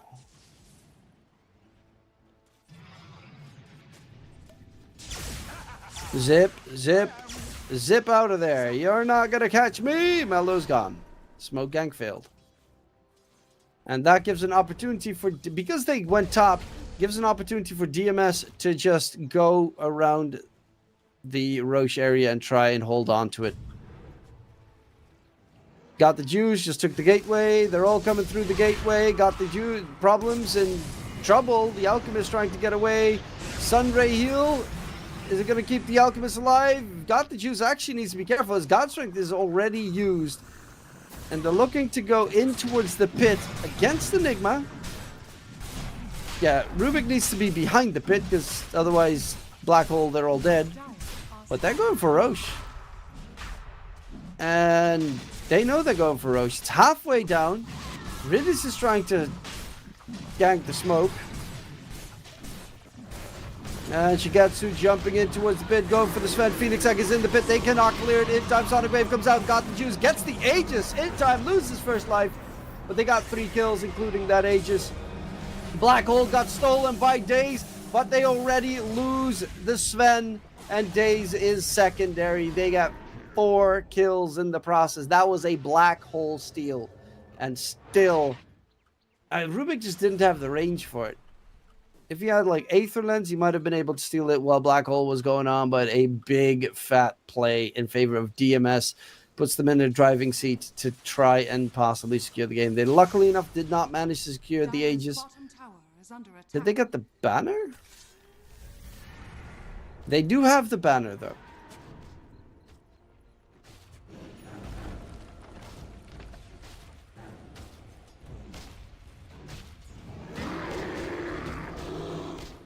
Bottom tower has fallen. Bounty.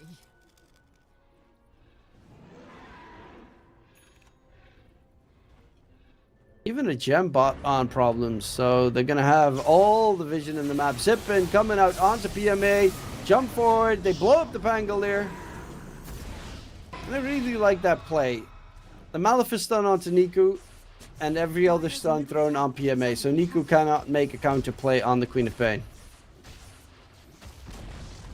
Dire's middle tower has fallen. Yeah, Daze is the shard, the static remnant. It's so beautiful. It's so beautiful. I love it when Rubik steals static remnant with the Storm Spirit facet of static slide. Oh, got the juice. Trying to go for the TP out top. Has a BKB, has God Strength, is going to pop it to try and kill off the Enigma, but he's got himself a Ghost Scepter. High Five's got the juice. Got the juice, will go for the Phoenix Egg, but of course... Sorry, we'll go for the Phoenix, but of course the Phoenix Egg gets popped and got the juice is dead for 50 without BKB, without God Strength. Dire are scanning. The biggest threat is gone. Right now, DMS, Melodiol zipping in, going for the Queen of Pain, trying to lock him down in one Orchid. The bash comes out at the very end and Niku is dead. Zipping in for more. Can the Storm get anything here? Daze hiding behind the singular tree. Oh! He's juking his way as expertly as he can.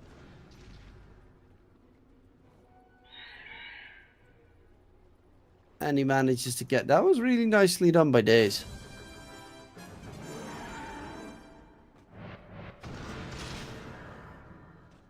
Getsu looking for PMA. They're delaying a little bit here. But PMA is going to get spotted out. Roll up. Gets bashed in his roll up, so he couldn't go for the Rolling Thunder. Actually, he doesn't have a Rolling Thunder. He's dead. He didn't have a Rolling Thunder. PMA, she gets to just slowly charges him down. Godlike for Ursa. And he's almost done with the full Aghanim Scepter on the Ursa as well. At that stage, you can also pop your ulti when you're stunned, which is very important because the Dire won't read. I mean, the Orchid can be still very obnoxious, though, from Pangolier. That's, I think, the only thing he has to fear at that stage. Oh, no. Got the juice.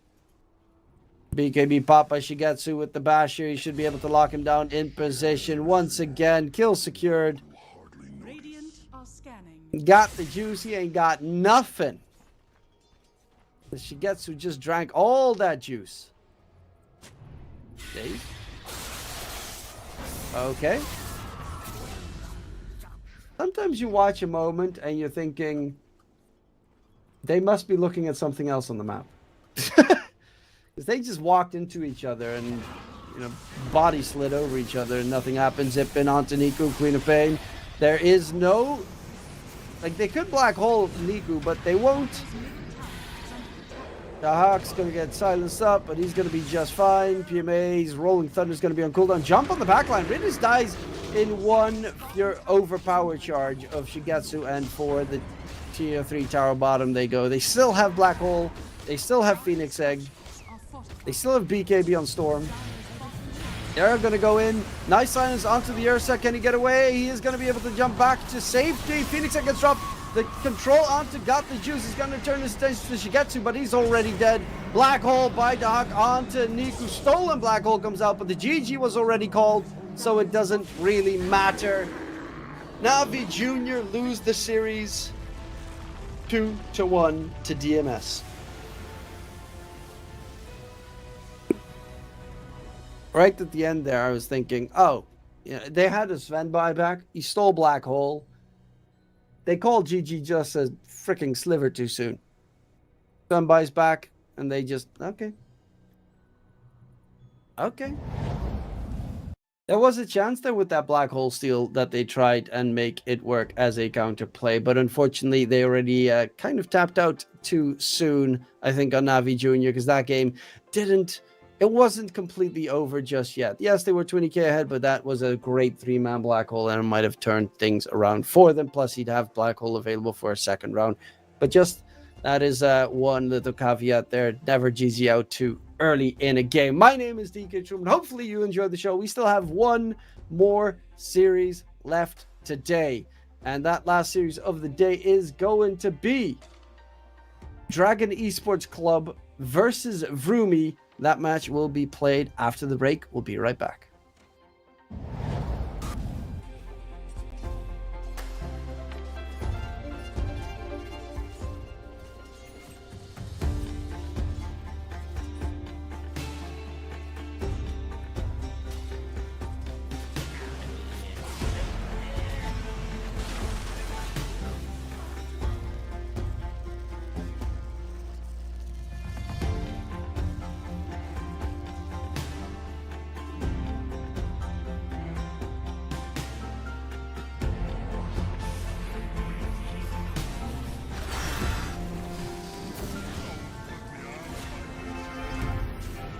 Dire's bottom tower is under attack.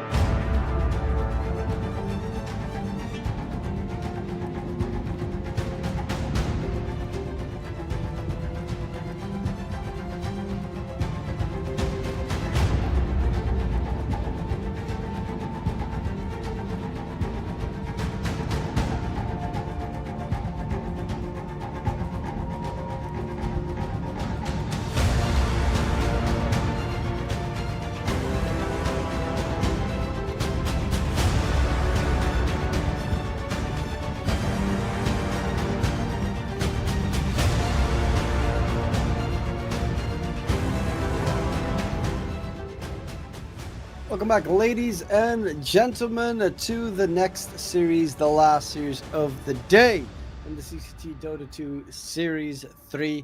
It is Vrumi.io versus Dragon Esports Club. And Vrumi.io, of course, looked very solid recently in the Eastern European closed qualifiers for the PGL Wallachia tournament. But now they're going to have to start from the bottom up again. They're taking on Dragon Esports Club, a team that has two players I know in it. They've got Pa and Dual Razi, with, of course, also Norma, Signum, and DRT. Those three I'm less familiarized with than the first two.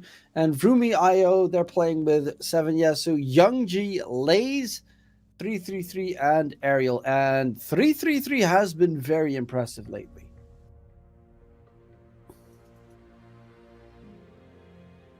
Of course, we have, Dragon Esports Club, a full Ukrainian lineup. I think it's Passion UA also is a full Ukrainian lineup. A lot of Ukrainians in the tournament. Let's see, the bands coming out. Vrumi removed the Tinker, plus the very surprisingly not picked in the last series Omni Knight. I don't see an Ember band just yet. I'm thinking possibility that might be coming through right now, because Lena is removed, and that's normally one of the stronger Ember counters. Primal's also taken care of. Why is everyone banning Primal at the moment? Marcy first pick. It actually got almost every game first pick in the last series. Bodyguard Facet is kind of busted though.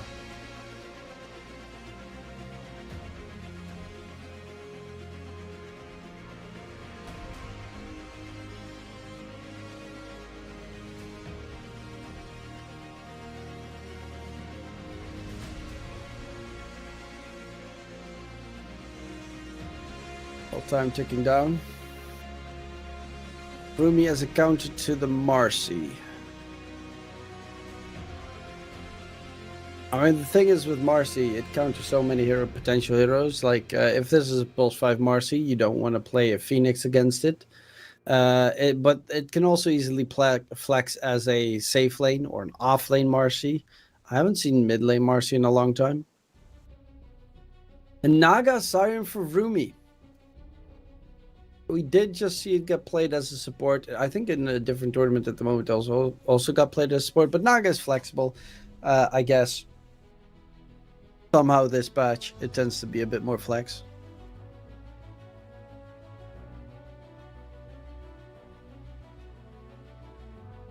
I find it a weird hero to flex though. I guess it does have scouting tools. The ulti heals you, and you can reset a fight that way. It has a route that you can drag someone in. Like, those things are nice. It still feels weird. Even his third spell is actually kind of a support spell now. His Facet, if you go for the Deluge, I think it's called, instead of Riptide.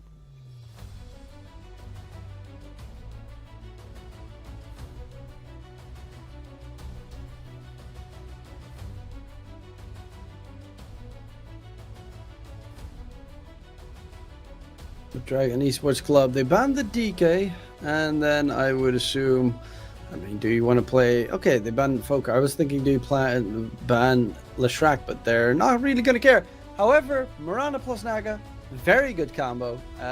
Root into Arrow, pretty much can play Mirana 5 that way as well. Wind Ranger plus Pango. I hope this is a Whirlwind Wind Ranger instead of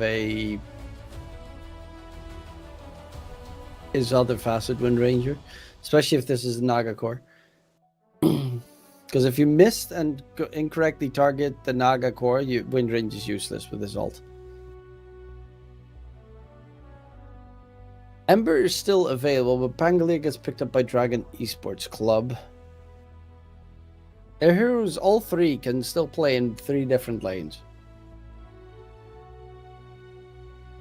Kunkka, would presumably be offlane, is okay against Wind Ranger because you can, even if she tries to Wind Rain, you can still whip. And if she tries to run away, you X mark drag back into the torrent, go shebang, blah, blah, and then you kill them all.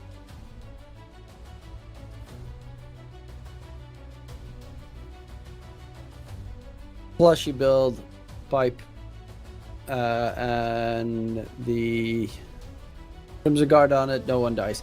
There's the Lesh pick. They pick it themselves so that it doesn't get yoinked by Dragon Esports Club. It's good against Pango in lane. It's good against Wind Ranger in terms of damage. It even has a late game potential with the Aghanim Scepter. That's always nice to have against a Wind Ranger. So I have seen some teams go for Muerta, just in case. But in this situation, I mean, it's also okay against Naga, I guess. But I don't think we're going to get to see a Muerta.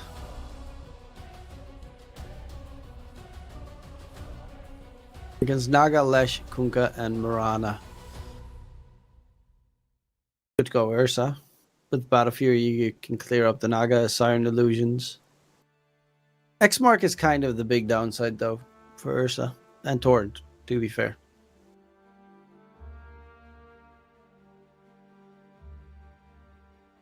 So it's a Queen of Pain against Lesh, Pangolier offlane then. Wind Ranger can still be Wind Ranger and Marcy can still be flex. Wind Ranger can be a position 4 or safe lane. Marcy can be 5, 4 or safe lane. But I would say Pangolier should be set in as off lane and Quap should be set in as mid.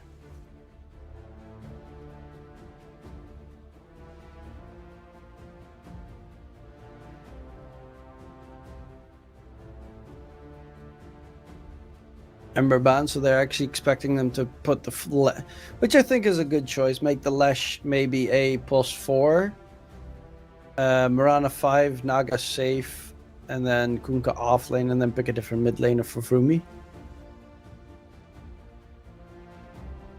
I don't really understand the sniper ban, but okay.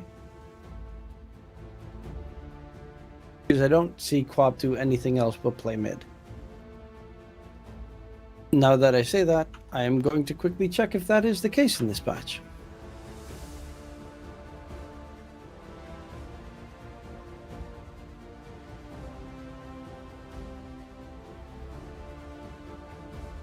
Queen of Pain. Ah, it actually does get played a bit as a +4. About a 50% win rate. Then they go for the Shadow Strike build instead. Which makes sense, because otherwise with Scream of Pain you're just going to push out the lanes.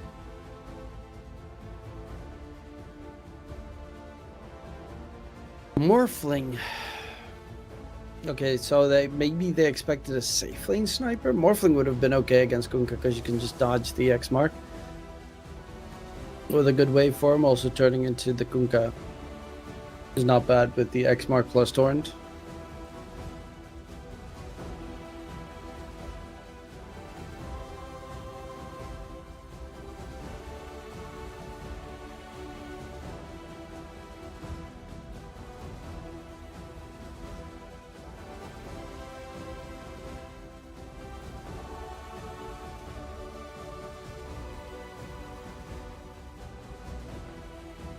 I don't really.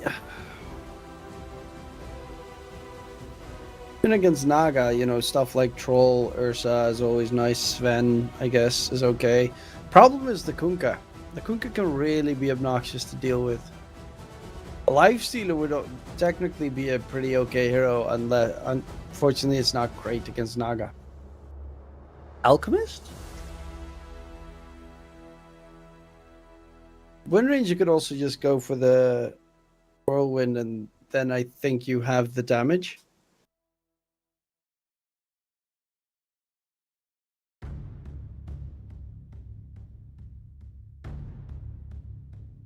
Buck remove, they're going to go for the last pick, Rubik. So it is going to be a Wind Ranger +4. Wind Ranger safe lane. Maybe. Actually, Marcy could still technically be safe lane. And if you go Battle Fury, you can quickly destroy Naga illusions. But I assume it's a Wind Ranger safe lane. The Marcy 5, Rubik 4, Pango offlane, Queen of Pain mid. That seems the more standard setup. And Vroomi's side, they still have a couple of choices to make. Will they put the Lesh mid? Lesh and Kunkka both lose the Quap mid. Actually, these days, not so much. Not so terribly anymore, because it's a Scream of Pain, Queen of Pain. If Queen of Pain goes for max level Q, then you lose. If goes for max level Scream of Pain, then you don't lose, actually. As much. I mean, you still could, but tough.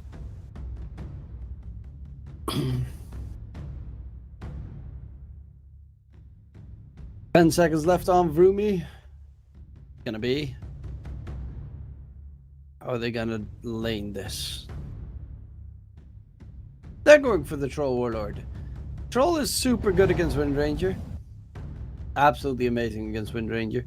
It is going to be a 5 Naga, 4 Marana, mid Lesh, offlane Kunkka, Troll Warlord. I'm going to go with Vroomi.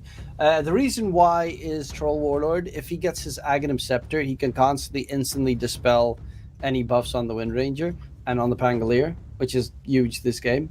You get rid of dots on you with one of the Whirling Axes, and you use the offensive range Whirling Axes to just constantly purge off the Wind Run. And that weakens up the Wind Ranger. Plus, Wind Ranger went for Focus Fire. I despise Focus Fire, so I'm going with Vroomi IO to take game number 1. They got Sustain, Troll Warlord, obviously, Kunkka with his whole run buff and his Ags, his run buff primarily, and all the auras he builds. They've got the Naga Siren with his ulti to heal. I don't know why Marana has Solar Flare. I don't know. Why does every Marana go for Solar Flare? What's wrong with the Invis? I thought Invis was actually pretty useful. I mean, a lot of damage is also nice, but still.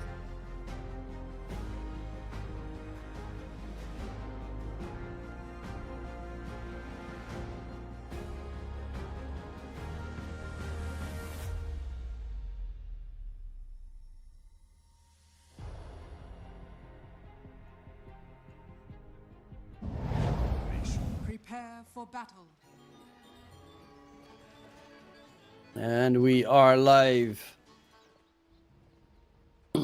Dark side doesn't smoke up. Let's see, there is only one level 30 in this game, and that's the Pango. Only Norma.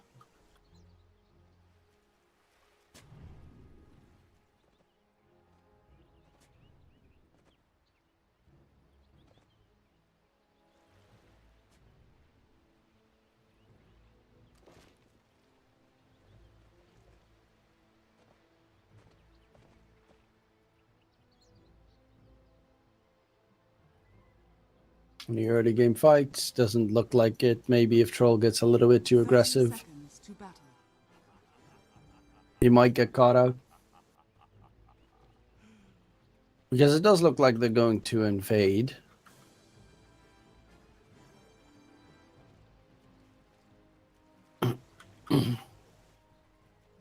Oh, he's just gonna dip out.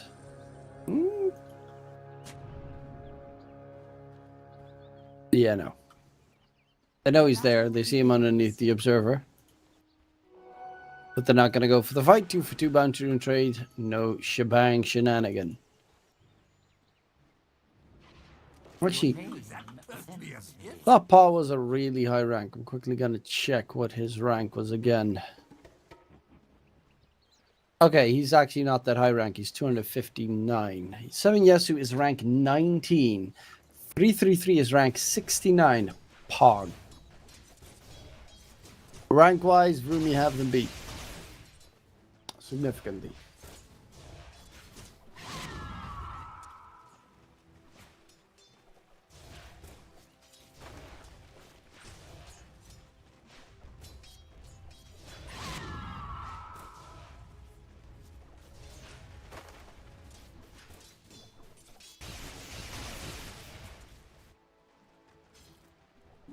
But of course, MMR is just a number.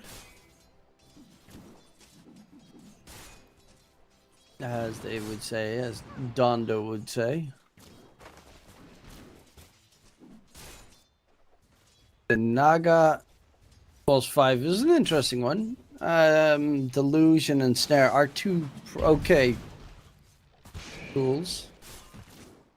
Top lane, DRT is trying to be obnoxious, but accidentally pulls the creep wave with him.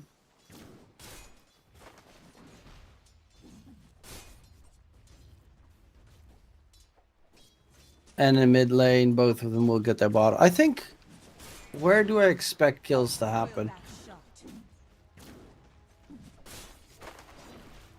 I think bottom lane has a pretty good chance for kills to happen. Mid lane, obviously, but that's really a mistake kind of a situation. And top lane, same story. Marcy can maybe drag in the Kunkka. The Kunkka is also very tanky with the Admiral's Rum. Mirana's not easy to kill because he's just got 2 leaps once he levels it. And then Mirana can just dip.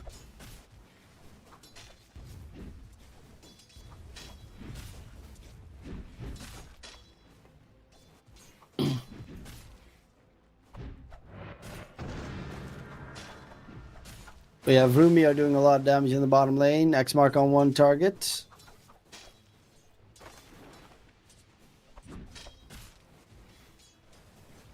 Because X mark also gives the damage delay, the run buff to allies, which is kind of bonkers. It's actually wild that it gives run buff to allies. But can you do this?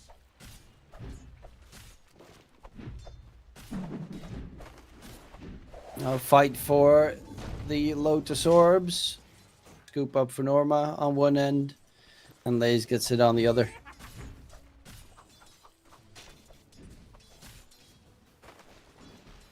So far, a little bit of a harass, but no kill attempts being made just yet. Now some sound issues. Hopefully those will be all sorted momentarily.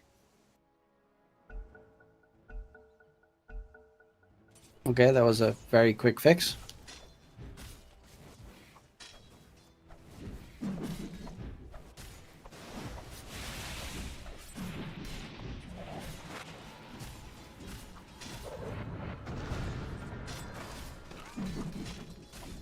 X mark, arrow, top lane, bottom lane, Armageddon gets first blooded, but top side, DRT 333 gets taken down, and they find a Trey, another kill coming in. So both side lanes, a kill gets secured.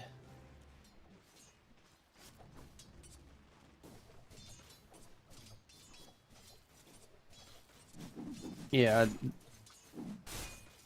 Marcy actually survived the X mark arrow combo, which is pretty neat. Bottom lane, you also have to deal with reel in and snare, reel in, drag back onto the Pangolier. Does have the swashbuckle to be just fine, but it's so such a weird one.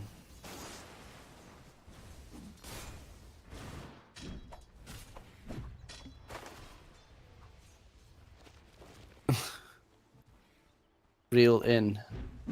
Feels weird. Nagasai and the Fisherman.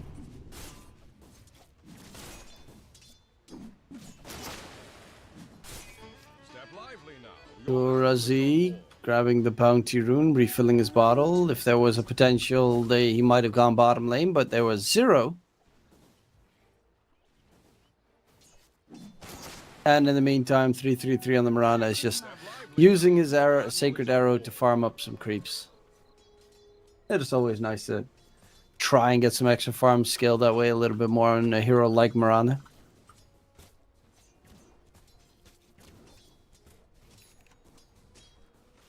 Same with Nyx Assassin these days, where you can one-shot creeps with mana.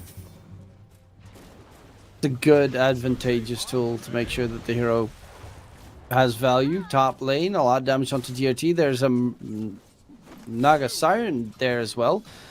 Will come in and gets hit by the net. The arrow lands, Paw trying to run away with the wind run is going to get taken down, and they find a good kill. Nice rotation from Ariel.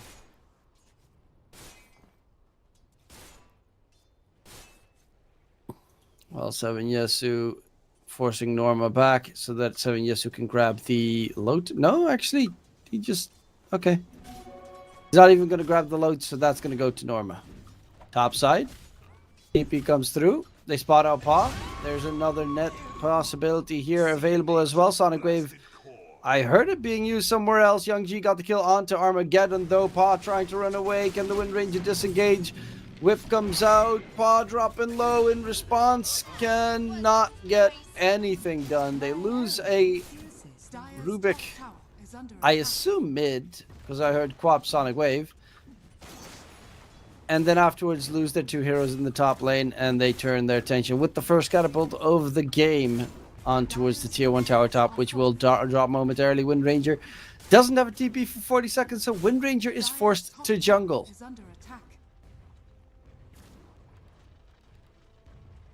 Looking like all three lanes currently in favor of Vroom Vroom. Dude.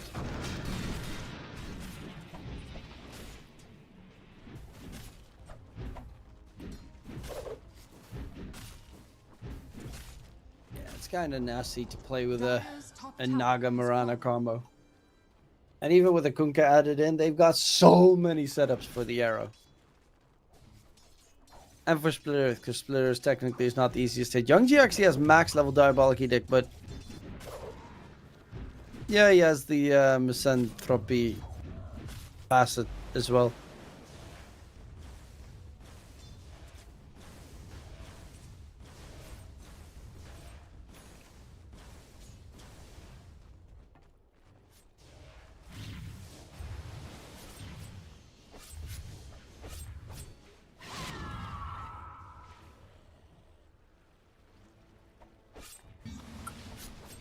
Well, of course, it doesn't hit buildings at that point anymore. So the pushing power is significantly weakened, but the damage output's a lot stronger. And they almost got themselves the catch on the quad, but they're going to turn their attention onto Marcy instead. Quick kill comes out for Young G. And the tier 1 tower in mid taking a beating. Troll pops his ulti just in time, but is regardless going to die half a second later. However, the tier 1 tower mid is also going to be secured by Vroomy, and that's going to open up the map a lot with the tier 1 tower top and mid removed from the equation.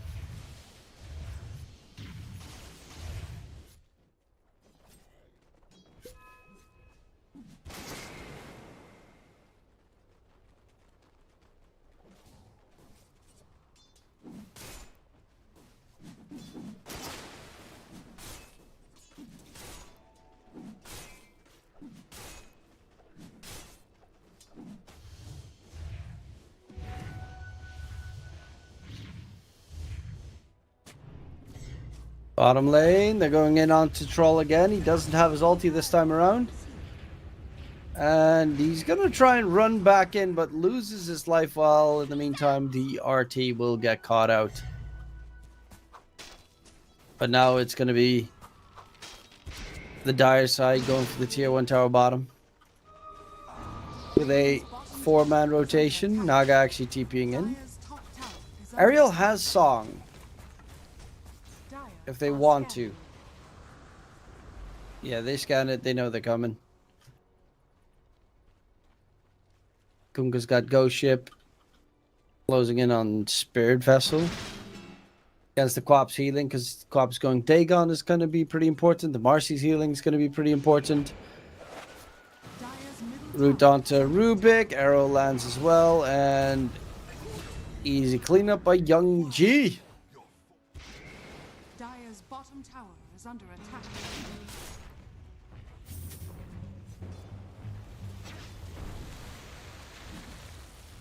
Step lively now. Your admiral is on board.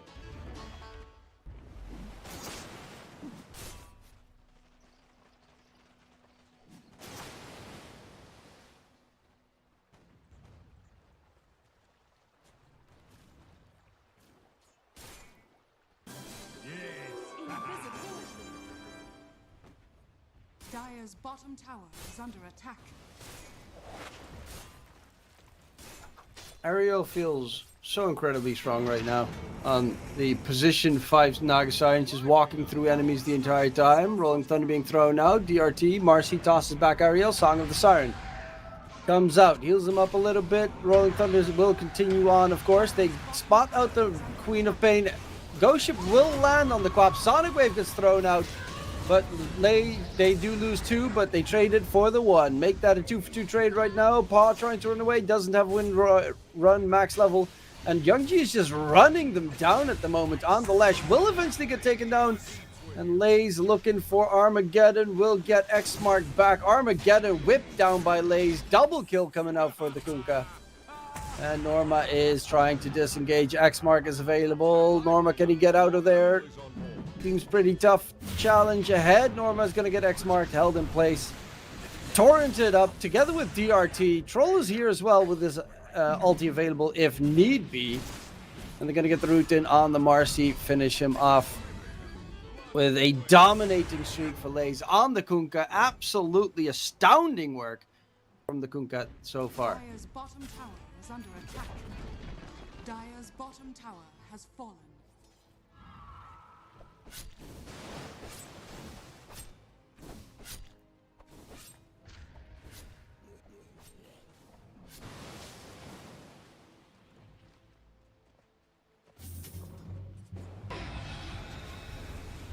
Top side. Sorry, mid. They managed to get another kill onto the Rubik. Worthy tribute. And there's no reason really for them to stop. Lay's got the full Spirit Vessel done. He's going for the pipe next.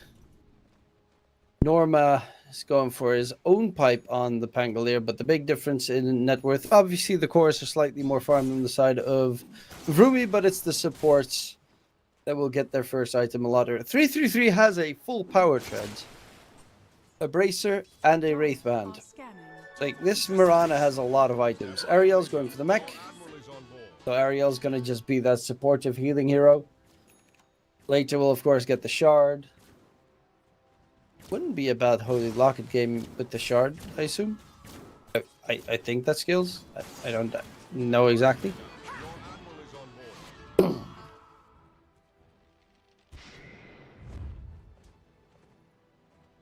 Armageddon won't be caught. Dire's middle tower is under attack. Mirana ulti gets used. Ghost Ship in mid. Quap's not going to get control.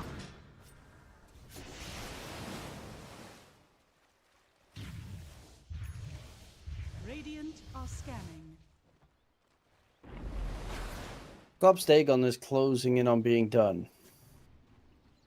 But Troll has his Battle Fury already completed and a Band of Elven Skin to boots. Is going in for the Marcy kill bottom lane, but luckily enough Norma's close enough to help out.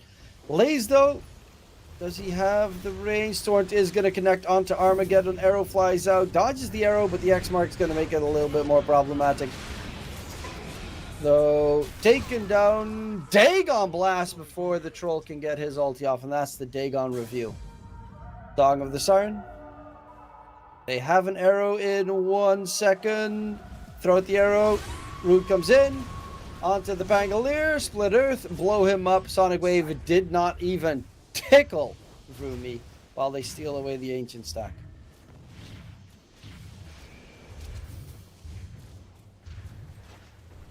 X-Mark, Doran, Split Earth.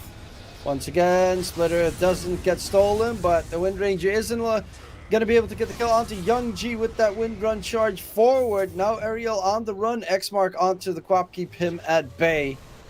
And Ariel doesn't get the TP away. No, he does not, because Armageddon zaps him down. And it will be a big loss there, especially losing Young G, top net worth of the game, in that engagement.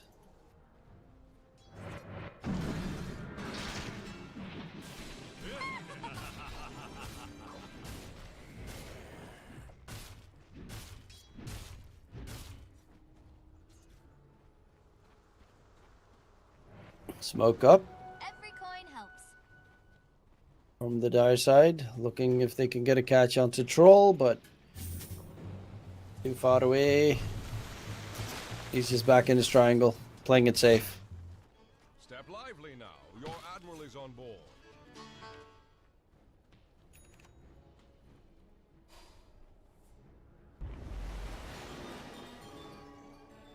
Blaze is almost done with the Rod of Atos. And that means it's probably going to be a Gleipnir game as well. Late game scaling for the Mirana. It's not the most surprising. It's, you know, Rod of Atos is always absolutely amazing to have against a Wind Ranger.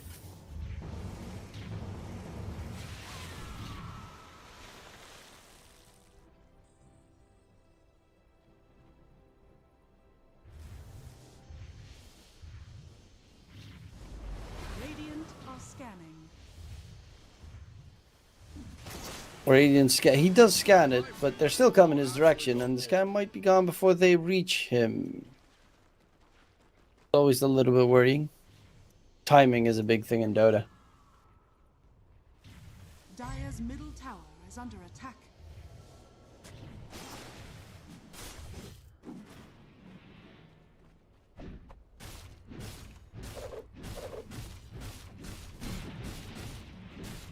Radiant's top tower is under attack. Dire's bottom tower. Young Chi still does, like, no one of his team is nearby, and he still feels he can't die.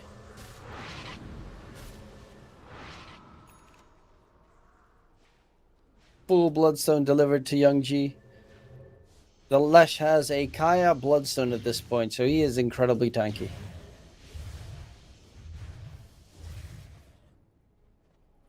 Paw. Spotted out. X-Mark Ghost Ship comes flying out. He does get stunned into a secondary stun. Young G. Nice save there from DRT. And it will be...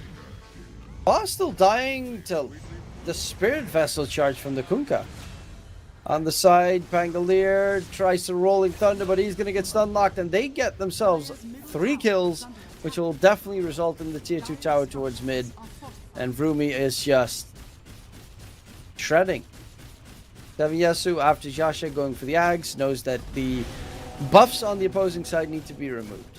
You get rid of the Pangolier shield crash and the Wind Run. They have nothing they can throw at you at that point.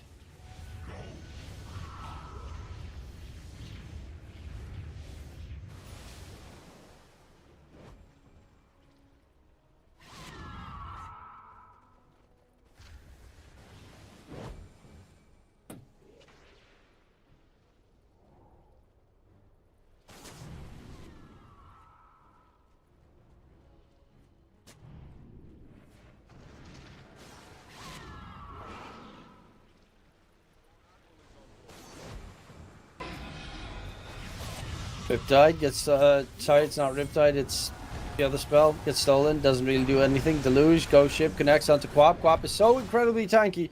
Will be able to jump out of there safely, but the rest of the team might be in a bit of trouble because they're chasing after DRT, and Paw is the big one. X-Mark still doesn't have the BKB Torrent lift up. Paw has another Wind Run in a second, but he is dead before he can respond. They catch out the Marcy as a secondary. Split Earth gets stolen by Armageddon, which is a great steal. Especially if he manages to get a shard, which could be possible in about 30 seconds. But more kills for Vroomy.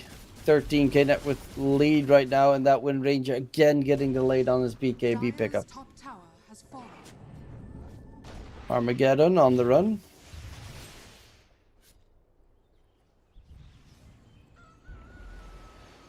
There's only one tier 2 tower left standing, and this one in the bottom. If they manage to take it, they might even be able to steal away the Tormentor. Yeah, they're possibly aware of this on the Dire side. I don't think they can kill it before the Radiant gets there, though. 40 seconds until the Experience Room spawns. Are they going to back off? Are they going Roche?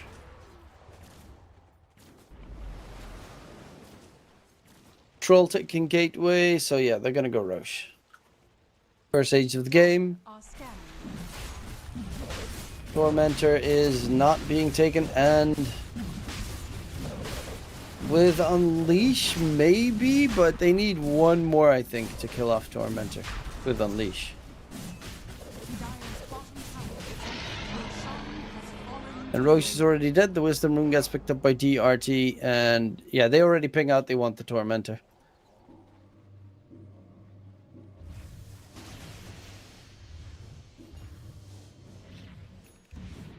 3 shards always nice to have on Murana, which is actually a really good shard these days. And on Naga, he already bought his shard. So then it would go to possibly Kunkka, which is also a really good shard. The Tidal Wave. Dire's bottom tower has fallen. Armageddon walking in. Steals the Torment. Oh, that's big. He steals away the Tormentor. They're all half HP. Rolling Thunder comes out onto the Lesh, pops his Bloodstone, trying to stay alive. Norma's actually dropping low. I'm actually baffled at the fact that Rubik stole it. Like, gets a free shard for the Marcy. That's amazing. And he even got out on the Rubik.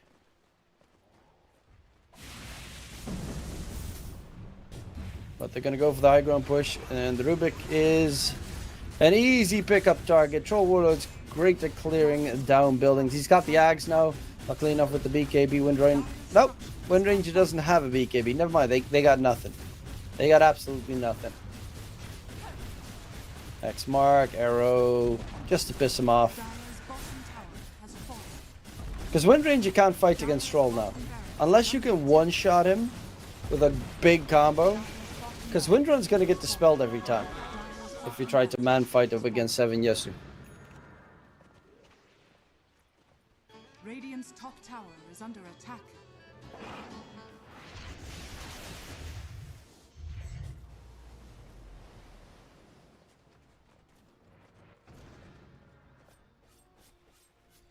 Three, Dragonlance, Rod of Ato's done. It's sad for him that... Ooh, double XP rune for Troll. Almost level 18 because of it. And he's going to go for the Tormentor. He can just pop his ulti there.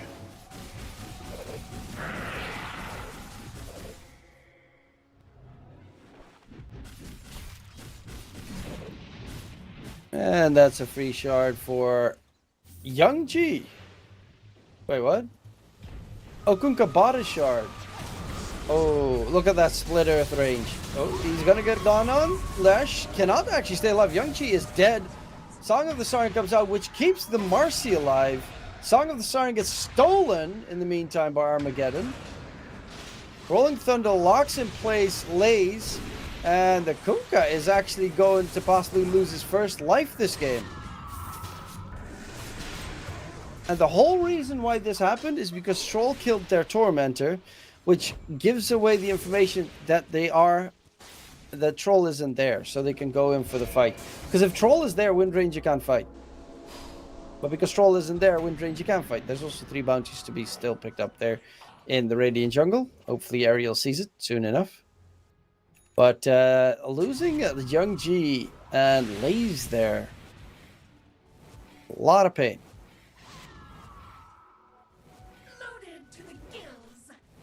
Though all those bounties do fix some of the pain issues that they have, because they did just pick up 70 gold per hero. That's... Oh, let's make it 70. Nah, I can't be arsed to do math.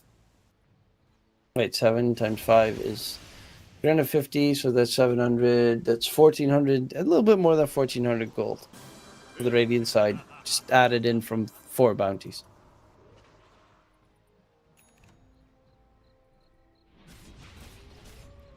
Still have the Aegis for about a minute. They also have the Troll Shard now, so even if you high ground push, you can do a lot of harass damage. And that's what 7 Yasuo is going to try and do.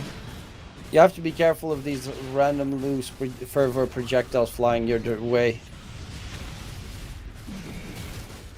All tier 3 tower is going to be the target. Even if you lose the Aegis, he doesn't really care. Only 30 seconds left. Dire's top tower 20 seconds. And they'll just wait for it to dissipate, and then I would assume Vroomy might even consider waiting for the next Roche to finish the game. Young G did die previously, which wasn't supposed to happen.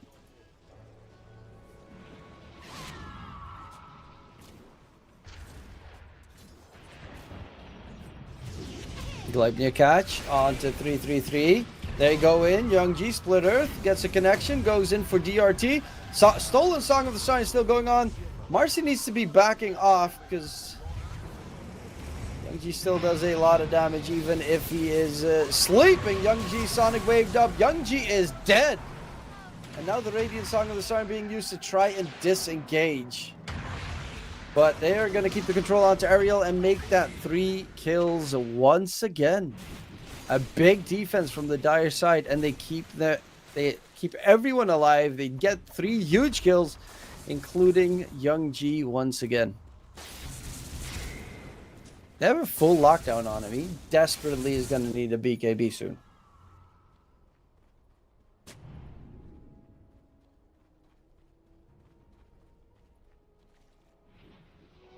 Worthy tribute. Radiant's middle tower is under attack.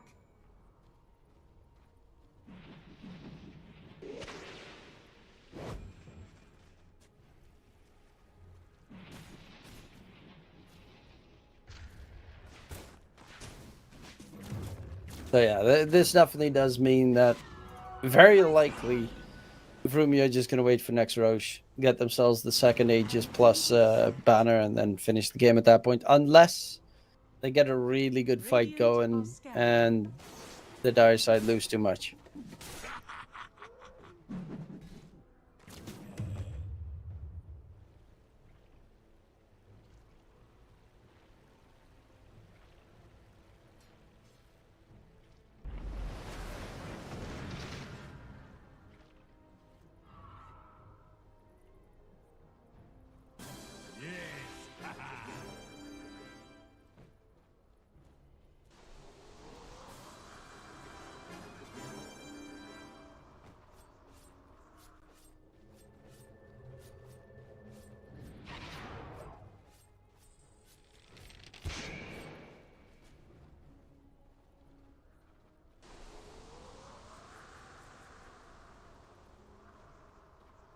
Dire's top barracks are under attack.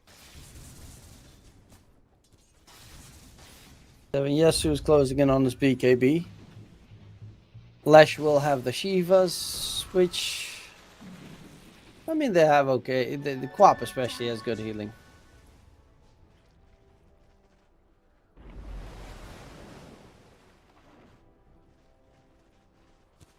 Dire's top barracks are under attack.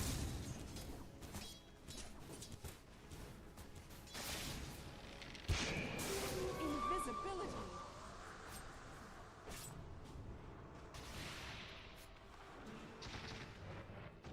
Radiant's middle tower is under attack.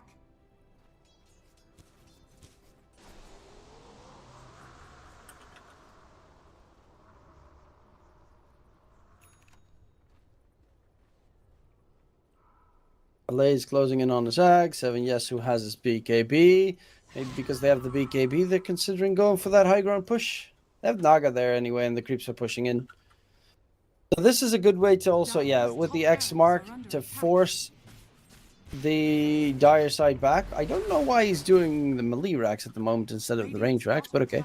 Is under attack.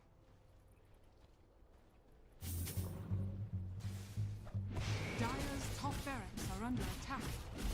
Radiant's bottom tower is under attack.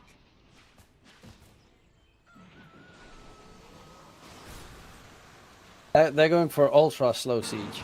Do they have a Yules? Because if they have a Yule, this march is 3 braces, dude. If they have a Yules on the Dire side, then you still die. Is under attack. Even with the X mark wombo combo. Speaking of which, Armageddon, he is gonna get caught, taken down. The rest of the Dire side are immediately looking for a possible catch, but Frumi's already out of there. 333's got the Hurricane Pike, Rod of Atos. This Mirana is close to becoming a core. Especially if you get like a free shard from a Tormentor that will turn into a core. But Roche is up, and that is Roche number 2.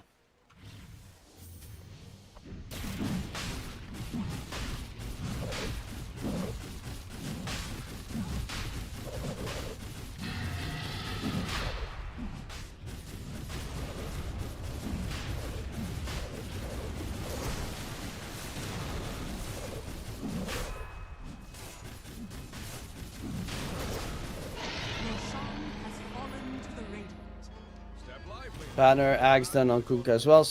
This Ags is weird. The ghost ship fleet with 2 ships at target point, and it shoots 3 waves of cannonballs. The cannonballs thing is just strange.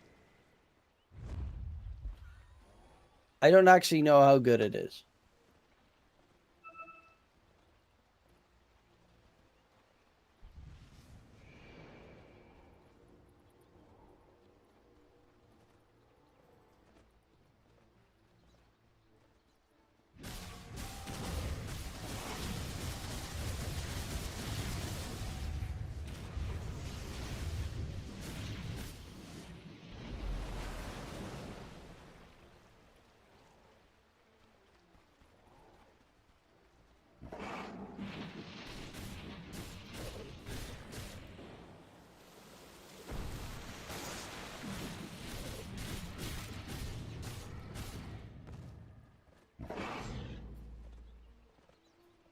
Step lively now.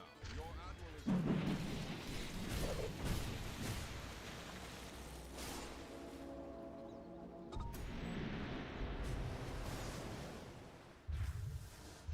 Well, they are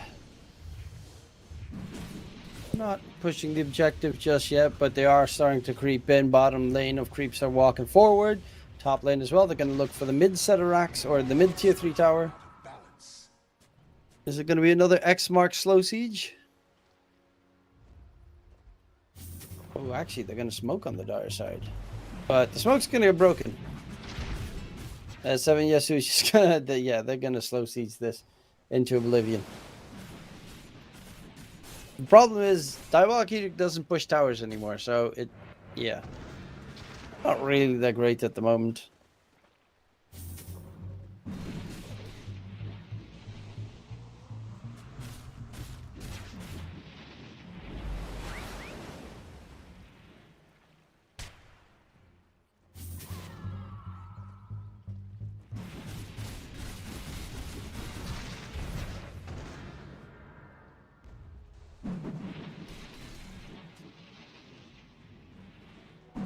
Worthy tribute.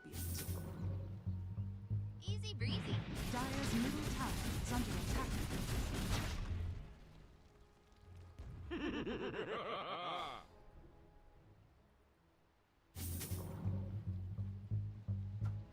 Walk up. I mean, you can also wait until back to protection's gone co-op, though. BKB pops the BKB in time. We'll be able to get going. Norma is rolling all the way through. Sonic Wave onto Young G. Leshrac is dead without any response. Song of the Siren gets used and gets immediately cancelled afterwards, turning their attention towards Norma. Find a secondary. But they had perfect lockdown again on the Lesh because it doesn't have a BKB. The creep wave is being dragged back, but they have a creep walking up the high ground with them. A singular creep Dire's middle tower that is making has sure fallen. that they can push the high ground. Dire's middle barracks are under attack. Oh, never mind. They have a lot of creeps. I thought they have one creep in mid, but it, Middle barracks yeah, no. has fallen. That should be Megas. Dire's middle barracks has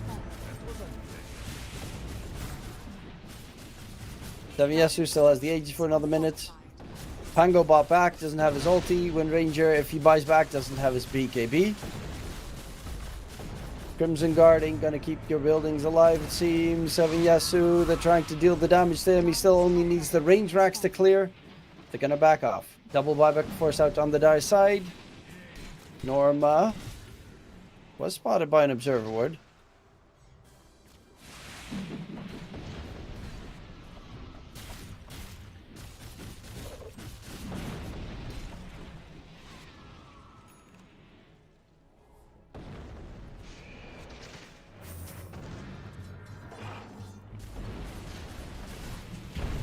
Warlord.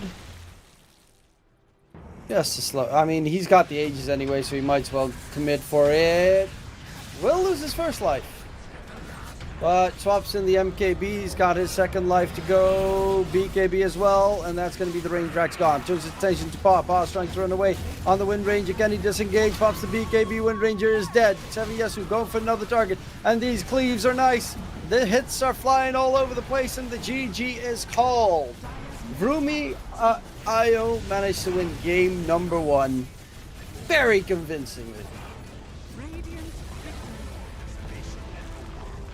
Couple of times Young G got caught a bit too far forward in an uncomfortable position, but regardless, it is secured for Vroomy Io. I think maybe with a BKB they would have been able to do it a little bit sooner, but it is still big job well done by Vroomy Io, and they take game number 1 against Dragon Esports Club. Yeah, there was just too little damage coming out from Dragon Esports. They were just too far behind. It's kind of exactly that. Not really much more to discuss. The laning stage was lost, and after that it was a bit of a snowball. So we'll be going towards a break right now and get ready for game number 2 after the break.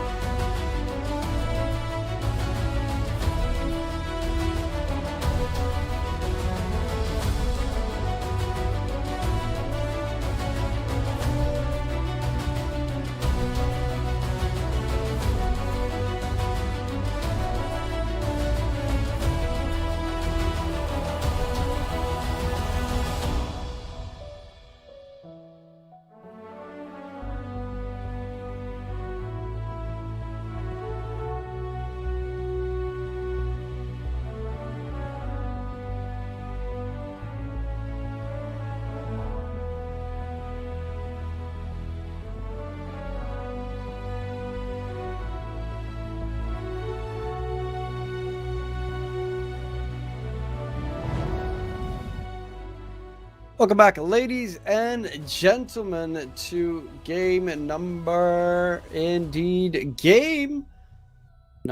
2 between Dragon Esports Club and Vroomy IO. Game number 1, it was all Vroomy all day. However, we are in a new day, new game, new everything. Let's see what can Dragon Esports Club do to try and counteract what Vroomy brought to the table. Vroomy, they already start off by banning 2 of the Dragon Esports Club heroes. In Dragon Esports, they stick with the same bans. The Tinker, the Primal, the Lina. Let me think, what else could you ban? What was really obnoxious for them to deal with last game? I think the Kunkka's actually is a really strong hero in this batch.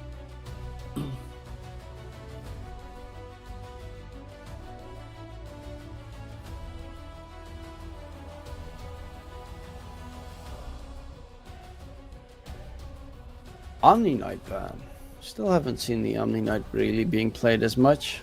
So win rate does say that it's the highest win rate, or the highest rated hero as a +5 in this batch. I mean, free BKB for your cores is always nice.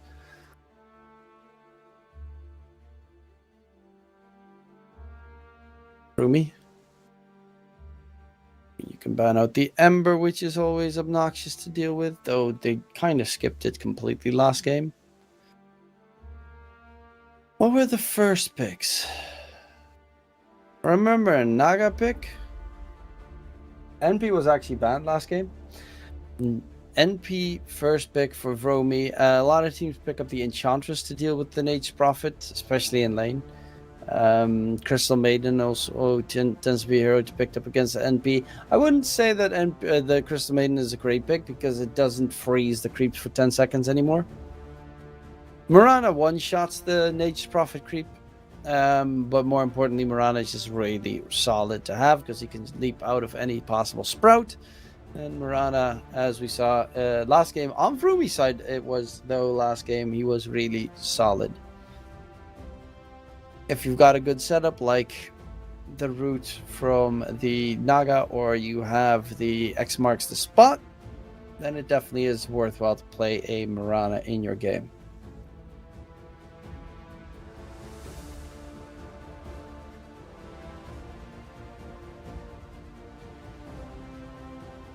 The other question is, what will Vroomy throw in the mix this time around? Since Mirana, something with either roots or silences is always not handy to have. I would assume NP, depending on what role it is going to go Rod of Vatos.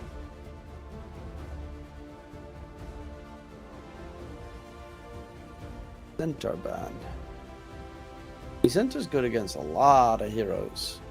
Like if you want to go PA or something, you kind of get dumpstered by a Centaur.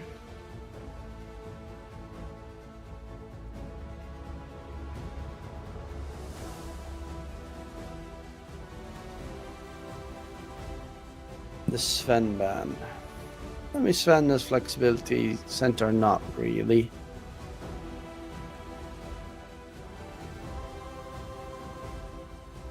I don't expect to see any Bloodseekers to counter the Mirana, because that would just be a GG well played. Legion Commander has been looking a little bit better as of late, as a possible setup or as a possible save against the Maranero. Of course, Omni Knight's banned, but you still could go Legion Commander or a Baton maybe?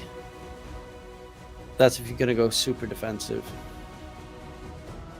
Which I don't think many people still go for the Abaddon pick. SF. Doom. Immediately thinking, okay, Grimstroke, maybe for Dragon Esports. Double Doom, always insanely good in a game. And for Vroomy, Rubik. Could be good if this is a +5 Nate's Prophet, because Rubik steals, the Doom steal is amazing, the Arrow steal is amazing. Another Naga game. Though Doom is actually pretty good against Naga in lane. Because of Scorched Earth level, early levels, doing a lot of damage. If this is a support Naga, that is, because it could also be, it could be core Naga, it can be support Naga. This patch is just weird in general like that. So Ariel played a really good Naga, and honestly, his name is Ariel, so it makes a lot of sense to play Naga.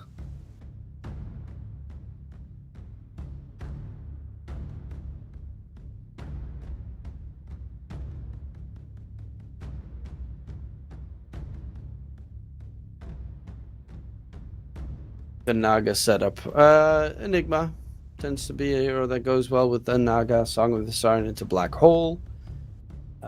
Other options. Leshrac, okay. I mean, Young G had some struggles last game. I was thinking maybe he'd go Voka this game because Lesh is terrible against Doom, absolutely horrible against Doom. If you get doomed on Lesh, you die because Lesh is all about your HP regen and your lifesteal, spell lifesteal from Bloodstone. But if you get doomed, you get no spell lifesteal, you get no healing, you die. So normally when I see a Doom picked up against Lesh, I expect the Lesh to just straight up die and get demolished.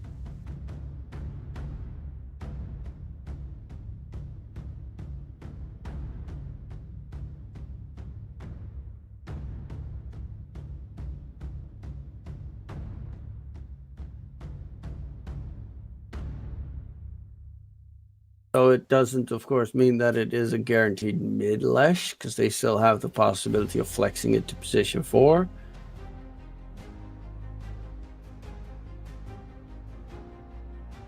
They're going to go for the Enigma themselves, plus a CK. Huh.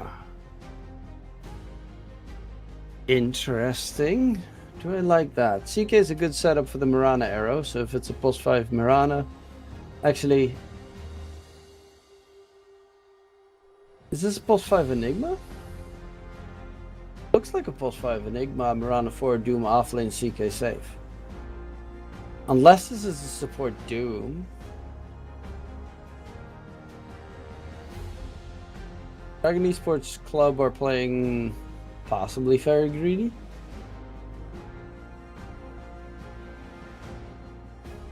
But Enigma in lane is pretty okay against NP in lane. Medusa, so it is going to be a support Naga. Medusa is amazing against both the Enigma and CK because Stone Gaze pierces BKB, so black holing Medusa is not easy. Medusa is one of the worst heroes to doom because even if you doom Medusa, she can continue to heal with the any mana gain on their team. And Medusa is good against CK because split shot, and you've got the AoE root, and again Stone Gaze. So it's a really good Medusa pick from Fumi for 7 Yesu. Also, he's a Medusa spammer. Flesh and Underlord both Underlord and Voker ban. I was hoping that they might go Voker themselves. Because I like the young G Voker, the core sort of oriented Voker. I still think Kunkka is a very dangerous pick if Rumi managed to secure it. Because then you'd have to, again, deal with that. Because he's going to build so many auras and the damage. The Admiral's run buff is really good to have. Especially against CK and Enigma. Enigma pops Black Hole, you just throw out the Ghost Ship. Oh yeah, they banned the Kunkka. Could potentially also still go Rubik. It is such a good Rubik game, it's actually kind of insane.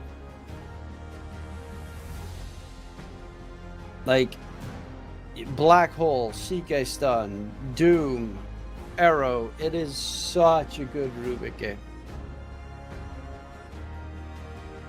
That would, however, puts the problem on Vurumi's positions. Then you'd probably play...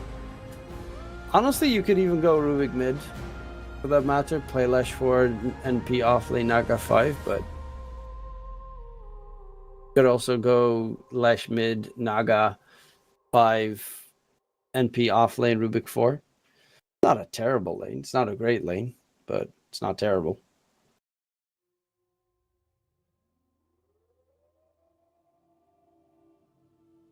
Ember ban. And for me, what's it gonna be?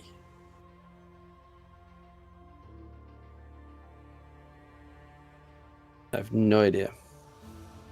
I assume they're just gonna go for like an offlaner like Darkseer or something.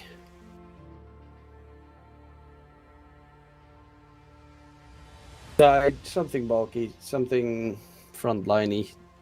Tide in this case. I was liking Darkseer maybe because of the CK illusions that you can create, but I can understand Tide Hunter. Ravage, Stone Gaze, Split Earth, Song of the Siren set up for Ravage. MP ulti. There's a lot of heavy magic damage on Frumi. They are 100% gonna need a pipe on Dragon Esports Club. Sniper last pick, so it's gonna be a sniper mid versus the Lesh. Yeah, DRT, Pulse 5 Enigma. Oh, actually, it's a mid-Nature's Prophet. What? Okay, that one I didn't see coming.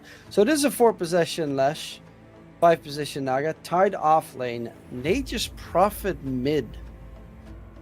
Okay, Young G picking up the NP. I like it. The plus side is that you can doom Nature's Prophet, sure, but if you had a mid Lesh and you doomed Lesh would be useless. Now, you're probably going to doom Tide Hunter almost every single time this game. Because you don't want to get ravaged. But on the other hand, Naga is also going to be annoying. Nature's Prophet is not the best doom target, but you probably possibly doom him as well. Deuce is also a terrible doom. They have a couple of bad doom targets. I like it. I'm going to say Frumi's going to win game 2 as well. I think just skill gap wise, they're a lot better than Dragon Esports Club. MMR wise, they're like average of 300 ranks higher. Tell Frumi. And they get it done in 2, or are we going to that game number 3? The plus side of Nature's Prophet mid is the fact that you farm so much these days. Nature's Prophet farms so much more than previous patch because of the ulti. The ulti now hits it ramps up until it hits 16 creeps in terms of damage, but then it hits all the other creeps and everything else on the map, which means that if you get a lot of vision, you can one-shot so many creep camps as well and do a lot of farming as well as damaging enemies, which is pretty good.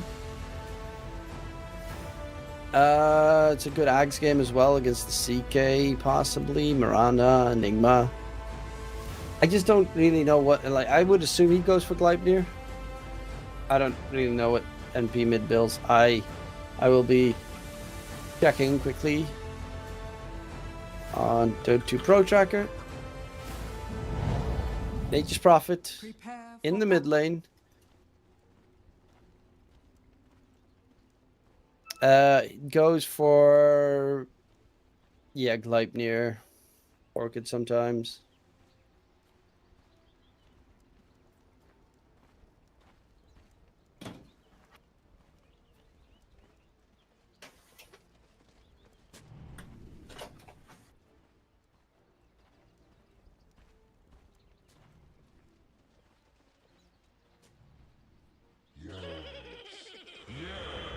You have my thanks.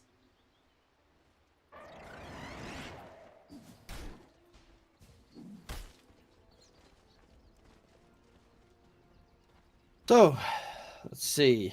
30 seconds. Sniper to mid battle. should have a. I actually don't know if it has an okay time against NP.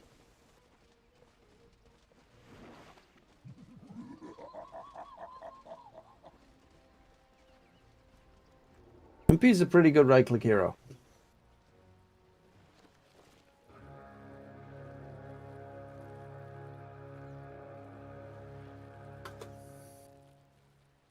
The battle begins. Invading. But a little bit too late. 7yes already got it. Norma's going in onto the Naga Siren. Dusa doesn't really care that much because you need to do a lot of damage to Dusa considering his mana pool. Oh no. Whatever shall we do? But it is 3 bounties for Vroomy. Toot.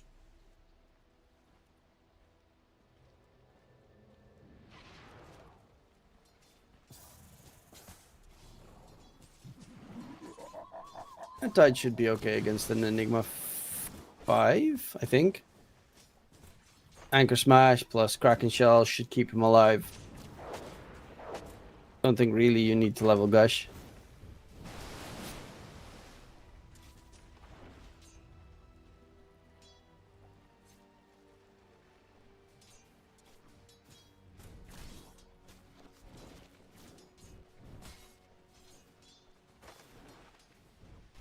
Young G's being obnoxious already at the beginning against Sniper. One of the weaknesses of Sniper is actually the fact that he has absolutely terrible right-click damage, which, to be fair, so does Nature's Prophet at the start of the game have as well, but he's got Nature's Skull, so he can summon a Treant that can help him with the last hits.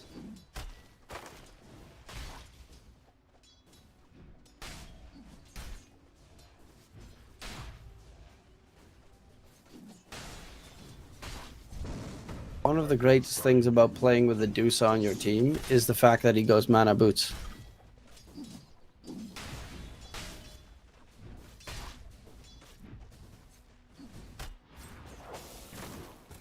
My lord. That ensnare plus reel in underneath the tower is insane.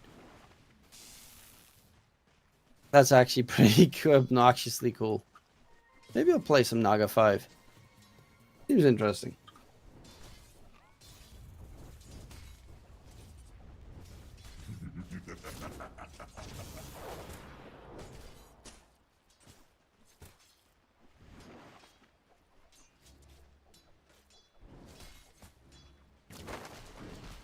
Going in onto the Tidehunter bottom lane, but he seems to still be just fine.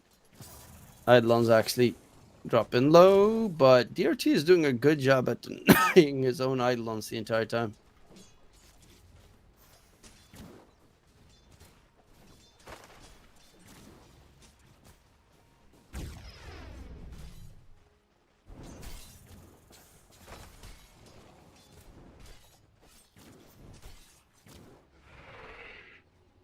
One of the biggest problems with dealing with the mid-Nature's Prophet is he can always get a good TP going. In early game, he can gank. He's one of the most easy gankers in the game. Top lane, Norma chasing after Ariel. Ariel staying alive with the magic stick. Norma is not as fast as Ariel is, and Ariel gets out of range. Chain Lightning could not be cast. Ariel pops a healing salve. And he's just going to try and heal in the trees. Interrupted in the TP. Ariel healing salve lost plus the TP on cooldown. Ooh. That's a really big catch from Armageddon. That makes it so that Deuce is completely solo in the lane now. And doesn't really have much to fight with.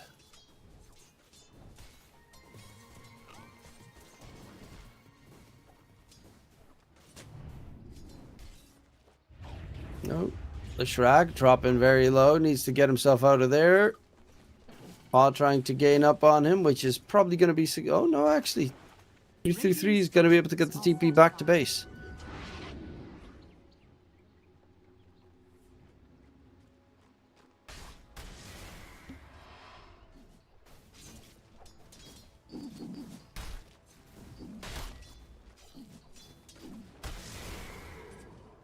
Also, the moment that Nature's Prophet hits level 6, you'll have that ulti that you're going to have to deal with. It's like a Zeus ulti at this stage.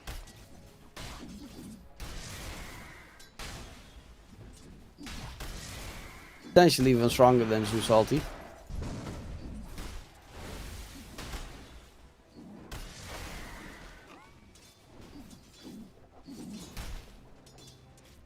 Yeah, 333 is just going to focus on making stacks happen.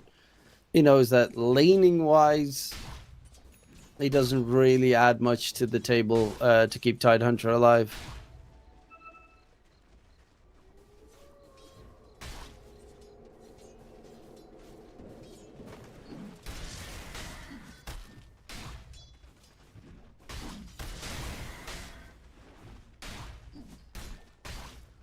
Blaze has phase boots done, so Enigma Eidolon should be a lot easier to kill once the phase boots are delivered.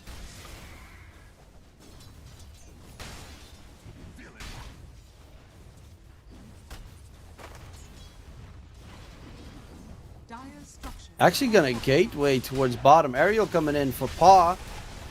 He's gonna get rooted up. Nate's Prophet ulti comes out. Paw the CK on the run. Young Ji holds him inside the Sprout. It's gonna be Enigma taken down on the side. Paw on the other end. And they turn it in towards a tier 1 tower siege with the first catapult of the game as well. They managed to secure it.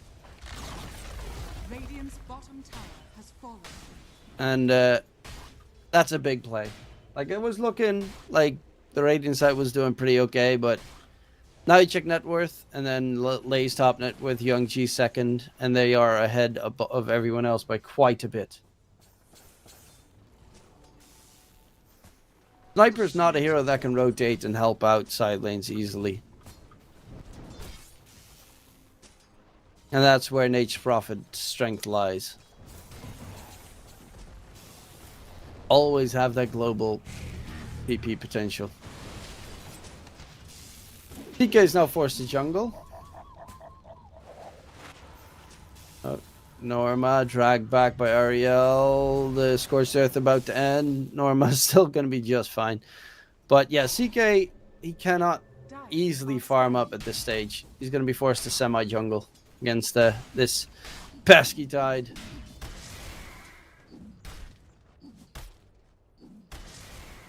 Same with DRT, he's also jungling on the Enigma, which is not bad because Enigma is actually a pretty good jungler. Same with Naga normally, but both of them, of course, playing support, so they have a slightly weaker point in the game, aka no farm.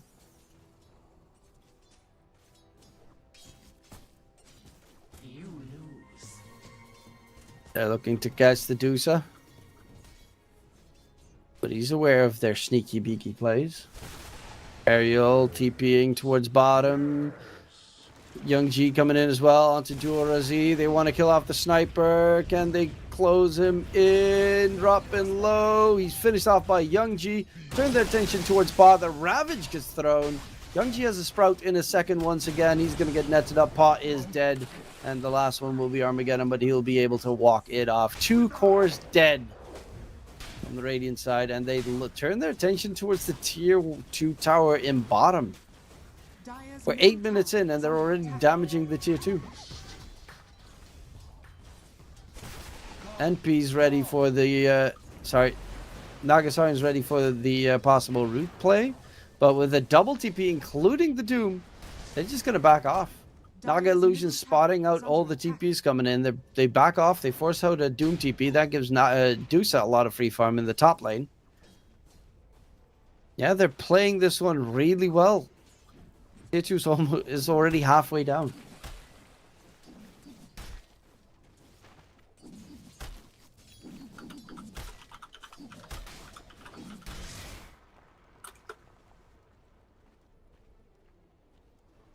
Another stack for 3-3-3. Radiant's top tower is under attack.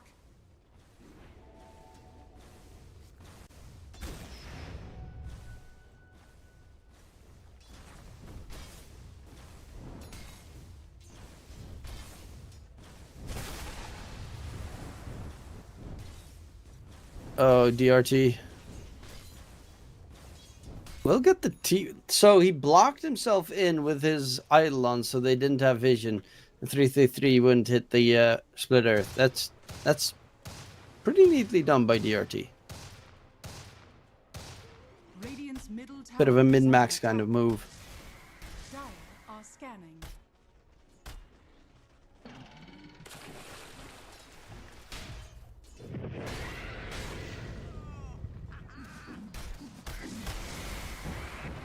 DK dragging back Lays. They have a Doom available, but it's not needed. The Tidehunter is dead. Did he have his... Yeah, full flats on the Tide is done. And was about to get delivered. Young G's. Maelstrom is closing in. Radiant are scanning. And 7 Yasu's got the Yasha. On the Radiant side, Dora Z's got 2 pieces of the Maelstrom. Paw going Armlet still. Then afterwards Orchid. And the Doom is Drum's Pipe.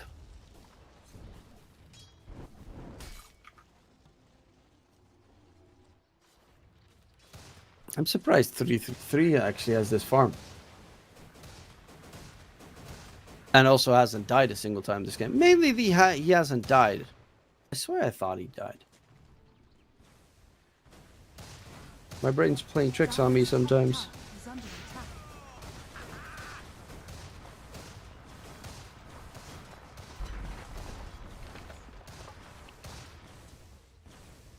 Dire's structures are fortified. Dire's top tower is under attack. And yeah, Lays is going Blink plus Pipe. So he's just looking to get active a bit sooner. Dorazi is overtaken Young Ji in terms of farm. On the sniper now. Radiant's middle tower is under attack. Radiant structures. But are Rumi will fortified. immediately look for more buildings, more structures to melt. And from behind, Doom gets thrown out onto the Nate's Prophet. Ravage got thrown in response though, so Youngji is still trying to run away. Might be able to just outrun the Doom. They will lose Ariel in the process, but Youngji is not going to drop. Doom's going to be on cooldown. Yes, it traded for the Ravage, but Youngji is pretty happy that he's still alive. And while all of this is going on, 7 Yasu's still just chilling, farming top lane. Medusa is not being interrupted whatsoever. Dire's structures are fortified. Arcane mystery. Radiant's top tower is under attack.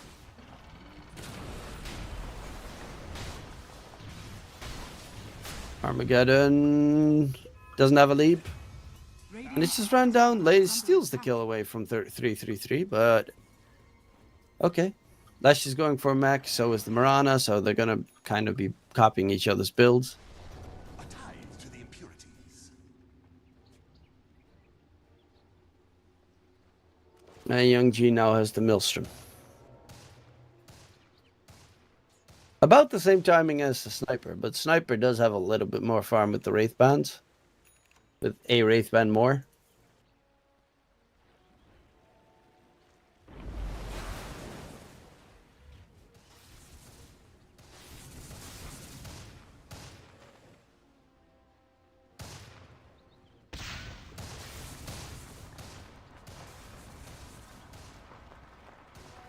There's a black hole on Enigma.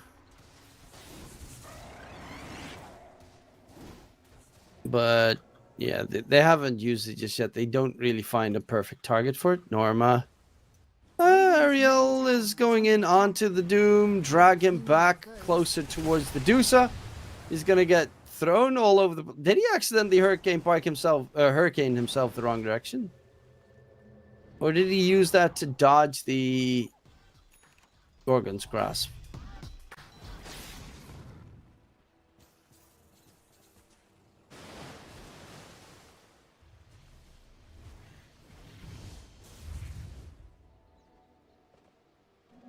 Regeneration.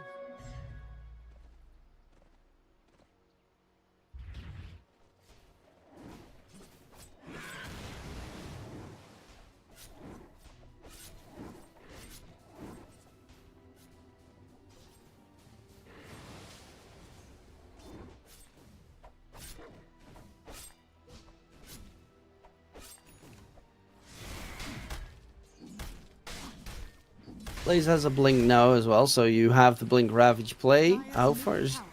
Yeah, Norma is not going to have his blink anytime soon, but he is going for that pipe, which is a necessity. Which of course Tide Hunt is going as well. Tide's going for... He's going for an early shard. Dead in the water. One of the most obnoxious tools to deal with. So Sniper should be a hero that gets like 4 staff. Well, Hurricane Pike in general. And then later a bit more. Norma rooted up. He's going to get reeled in towards Ariel. Norma, Doom trying to disengage. There is a Ravage. Blaze gets hit by the arrow and the fight ends. Or does it? Norma might be looking for a Doom target here.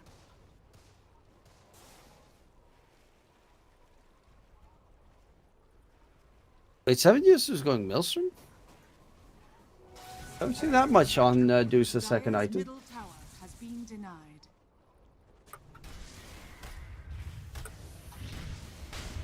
Radiant's top tower is under attack. Dire are scanning.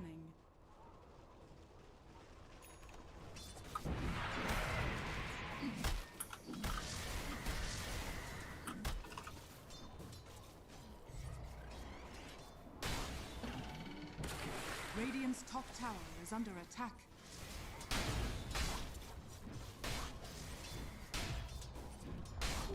Radiant's top tower has fallen. This is a paradox.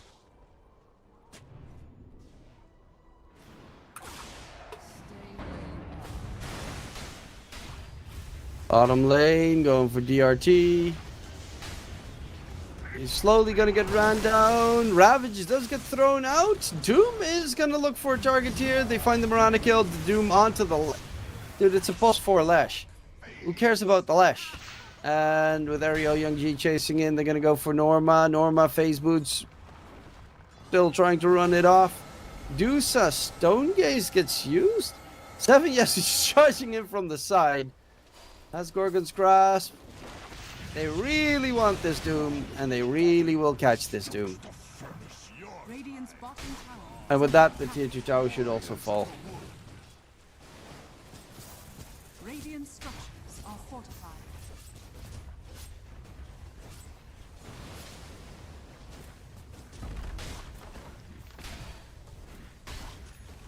Radiant's bottom tower is under attack. Radiant's bottom tower has fallen.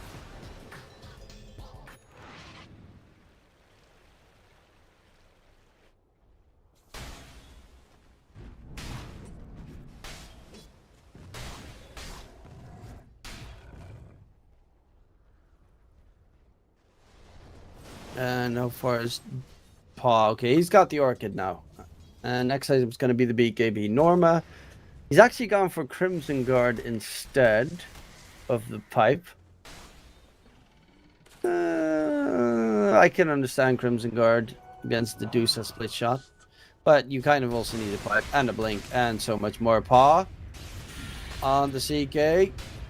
Nice usage there of the Orchid. Make sure that he can get the TP to safety. If 333 did not go up that early, he might have been able to get caught. Also, 333 is closing in on the Guardian Greaves, which is going to be a real pain.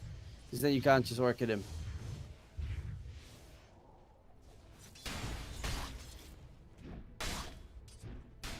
Durazi is almost done with the full Hurricane Pike. Young G's got the Gleipnir going PKP. And 7 Yasu is actually going Gleipnir as well on the Dusa. We're going to have double Gleipnir on the Dire side. Norma needs to run away. Gleipnir catch. Caught inside the Sprout. Has a Calling Blade. Can he run away? Slow is there. He is so incredibly fast though. Hot diggity damn. He is so fast.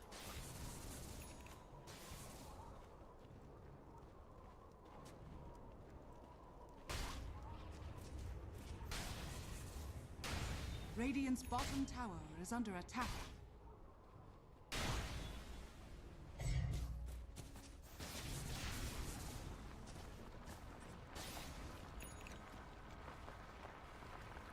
Crimson Guard done on the Radiant side. Laze is so very close to securing it for the pipe for the Dire. But 7 Yesu steals all the creeps right in front of him, so he has to wait a little bit longer. 10 more seconds. While in the meantime, Roche is being taken here by the Radiant. And they get that first age of the game. Your Shan has fallen to the Radiant. Radiant's middle tower is under attack. Just before the 20-minute mark as well. Yes.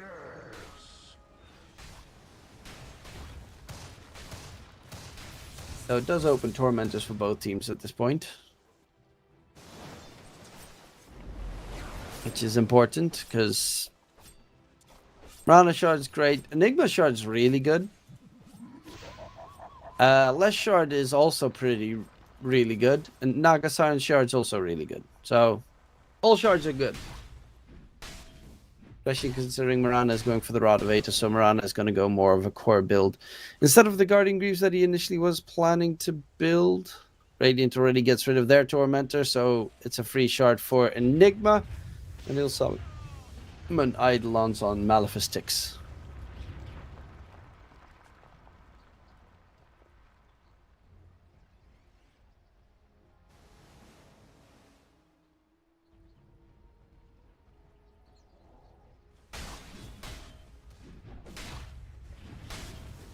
Young G closing in on his BKB. Sniper's got the Hurricane Pike already fully done. It's going Mjolnir next. I don't know who I prefer in the late game. Probably... No, I don't know. The fact that it's... Nah, they've... Like, Sniper's really good late game.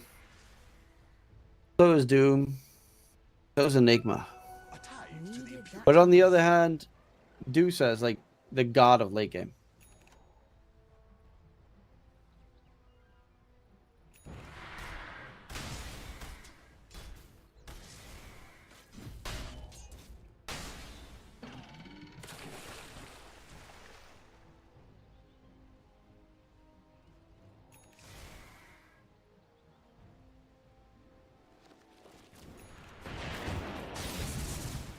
Root on Mirana, Armageddon tries to get away, but Young G just blows him up with his ulti.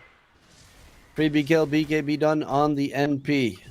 Gluttony done on 7 Yesu, who is going for Eagle Song, so Butterfly game.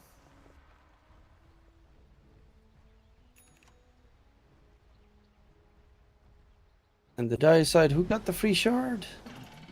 Naga got the free shard.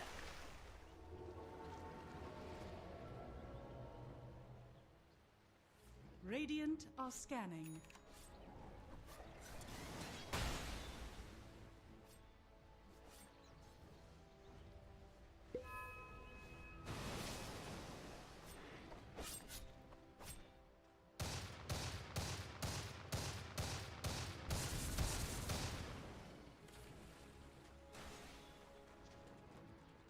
Blaze doesn't really care, he's just shelling on the enemy side. He's got his own shard finished. Slowly but surely, Vroomy should be out farming them.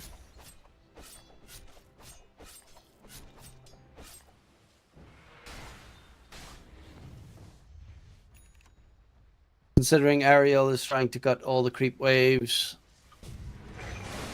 Medusa is farming their own jungle. Blaze is getting slightly harassed in mid.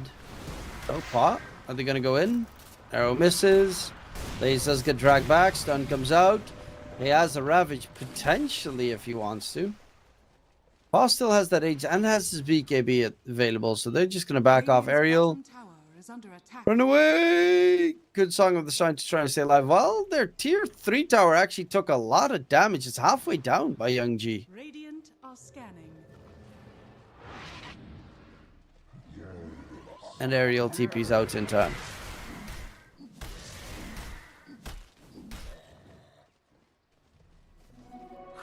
Young G going Hurricane Pike next.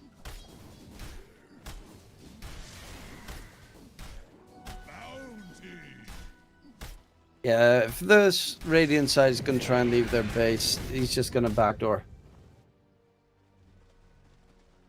With all the lanes pushing in, it's going to be really obnoxious to do anything. They actually need to remove the tier 2 tower top and mid on Vroomy. Because that really forces the Radiant side just stuck in their base. Problem is Enigma. Enigma hasn't used a single black hole. He's got Blink Dagger now done. Like that hero right there, that's the big danger factor for them. Even though it's a pulse 5. One bad play, one black hole, you're all dead. Dire's bottom tower is under attack.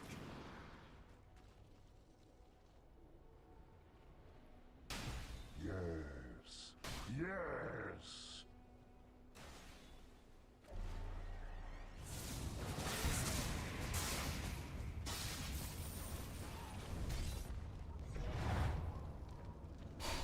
Lay's going Loadsorb. That's more armor. That's always nice. More mana. That's also nice. But Loadsorb, Spell Reflect against Doom, Malefice, anything the CK throws at you, and Assassinator, just perfect. Radiant's top tower. And Mirana is just, he still doesn't have Rod of Aethers done. He's almost there, 50 more gold. But all of the farm that the Radiant team is allowed to take, pretty much on the map, is not going to Armageddon.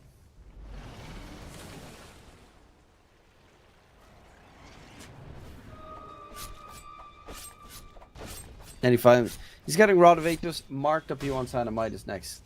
Expecting this to go late. Is under attack. Which I kind of can see, but Dusa is closing in on Butterfly, and Radiant's top they're kind of ready to knock on the high ground, it seems. They are knocking on high ground. top tower is under attack. They do quite a lot of damage onto Radiant structures high ground. are fortified. That's going to force all these TPs back. Radiant's top tower is under attack.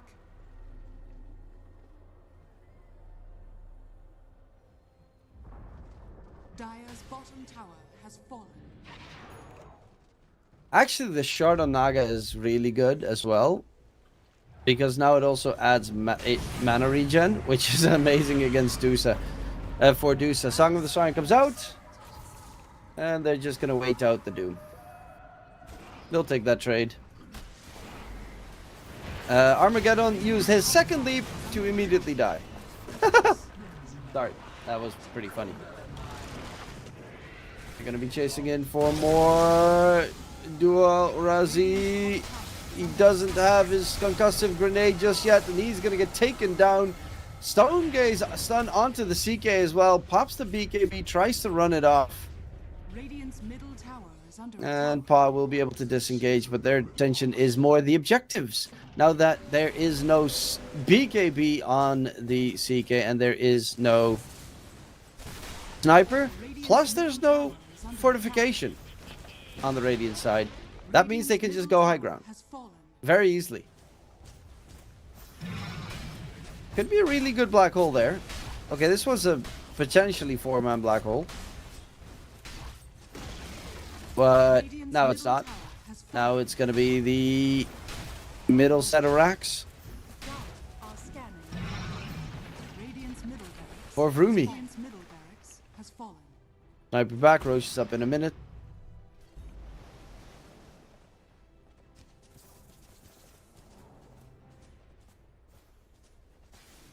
It's a 28-minute. We have less than a kill every 2 minutes in this game.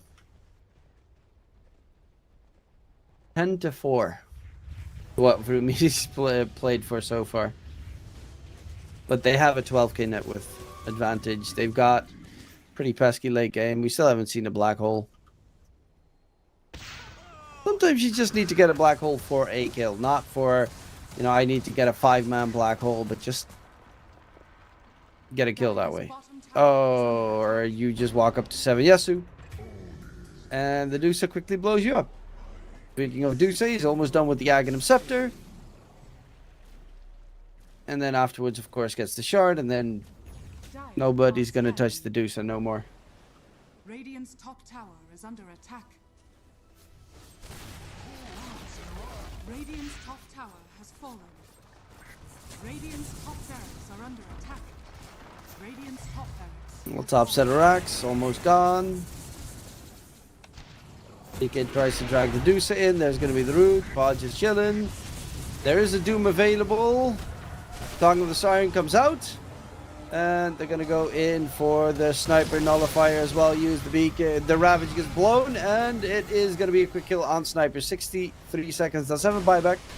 Norma has the Doom available. He's looking for a good target. Throws it out onto the Lesh. There's going to be a black hole. Only catches the Lesh though. They only catch the target that's already doomed and is going to die. In response, Norma tries to go for more, but they will lose another hero. Lez just walking up the high ground. Sniper does no damage. Shang-Chi, Nullifier, catch onto the Sniper, sprout him up and finish him off. That's going to be a dieback on the Sniper. That is going to be Paw dropping next. And that should be game, set, and match. Vroomy take the series. And they did it very, Dire victory. very straightforward. Like, Rumi looking really good. Honestly, Group A is kind of a toss-up. Who's going to be, like, the group leader, the winner of the group? Because they're all very strong. But the only team that I probably say is in a lot of trouble.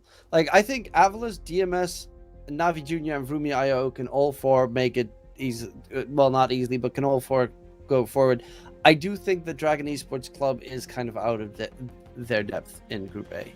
I think it's a bit too much for them. They're up against really good teams.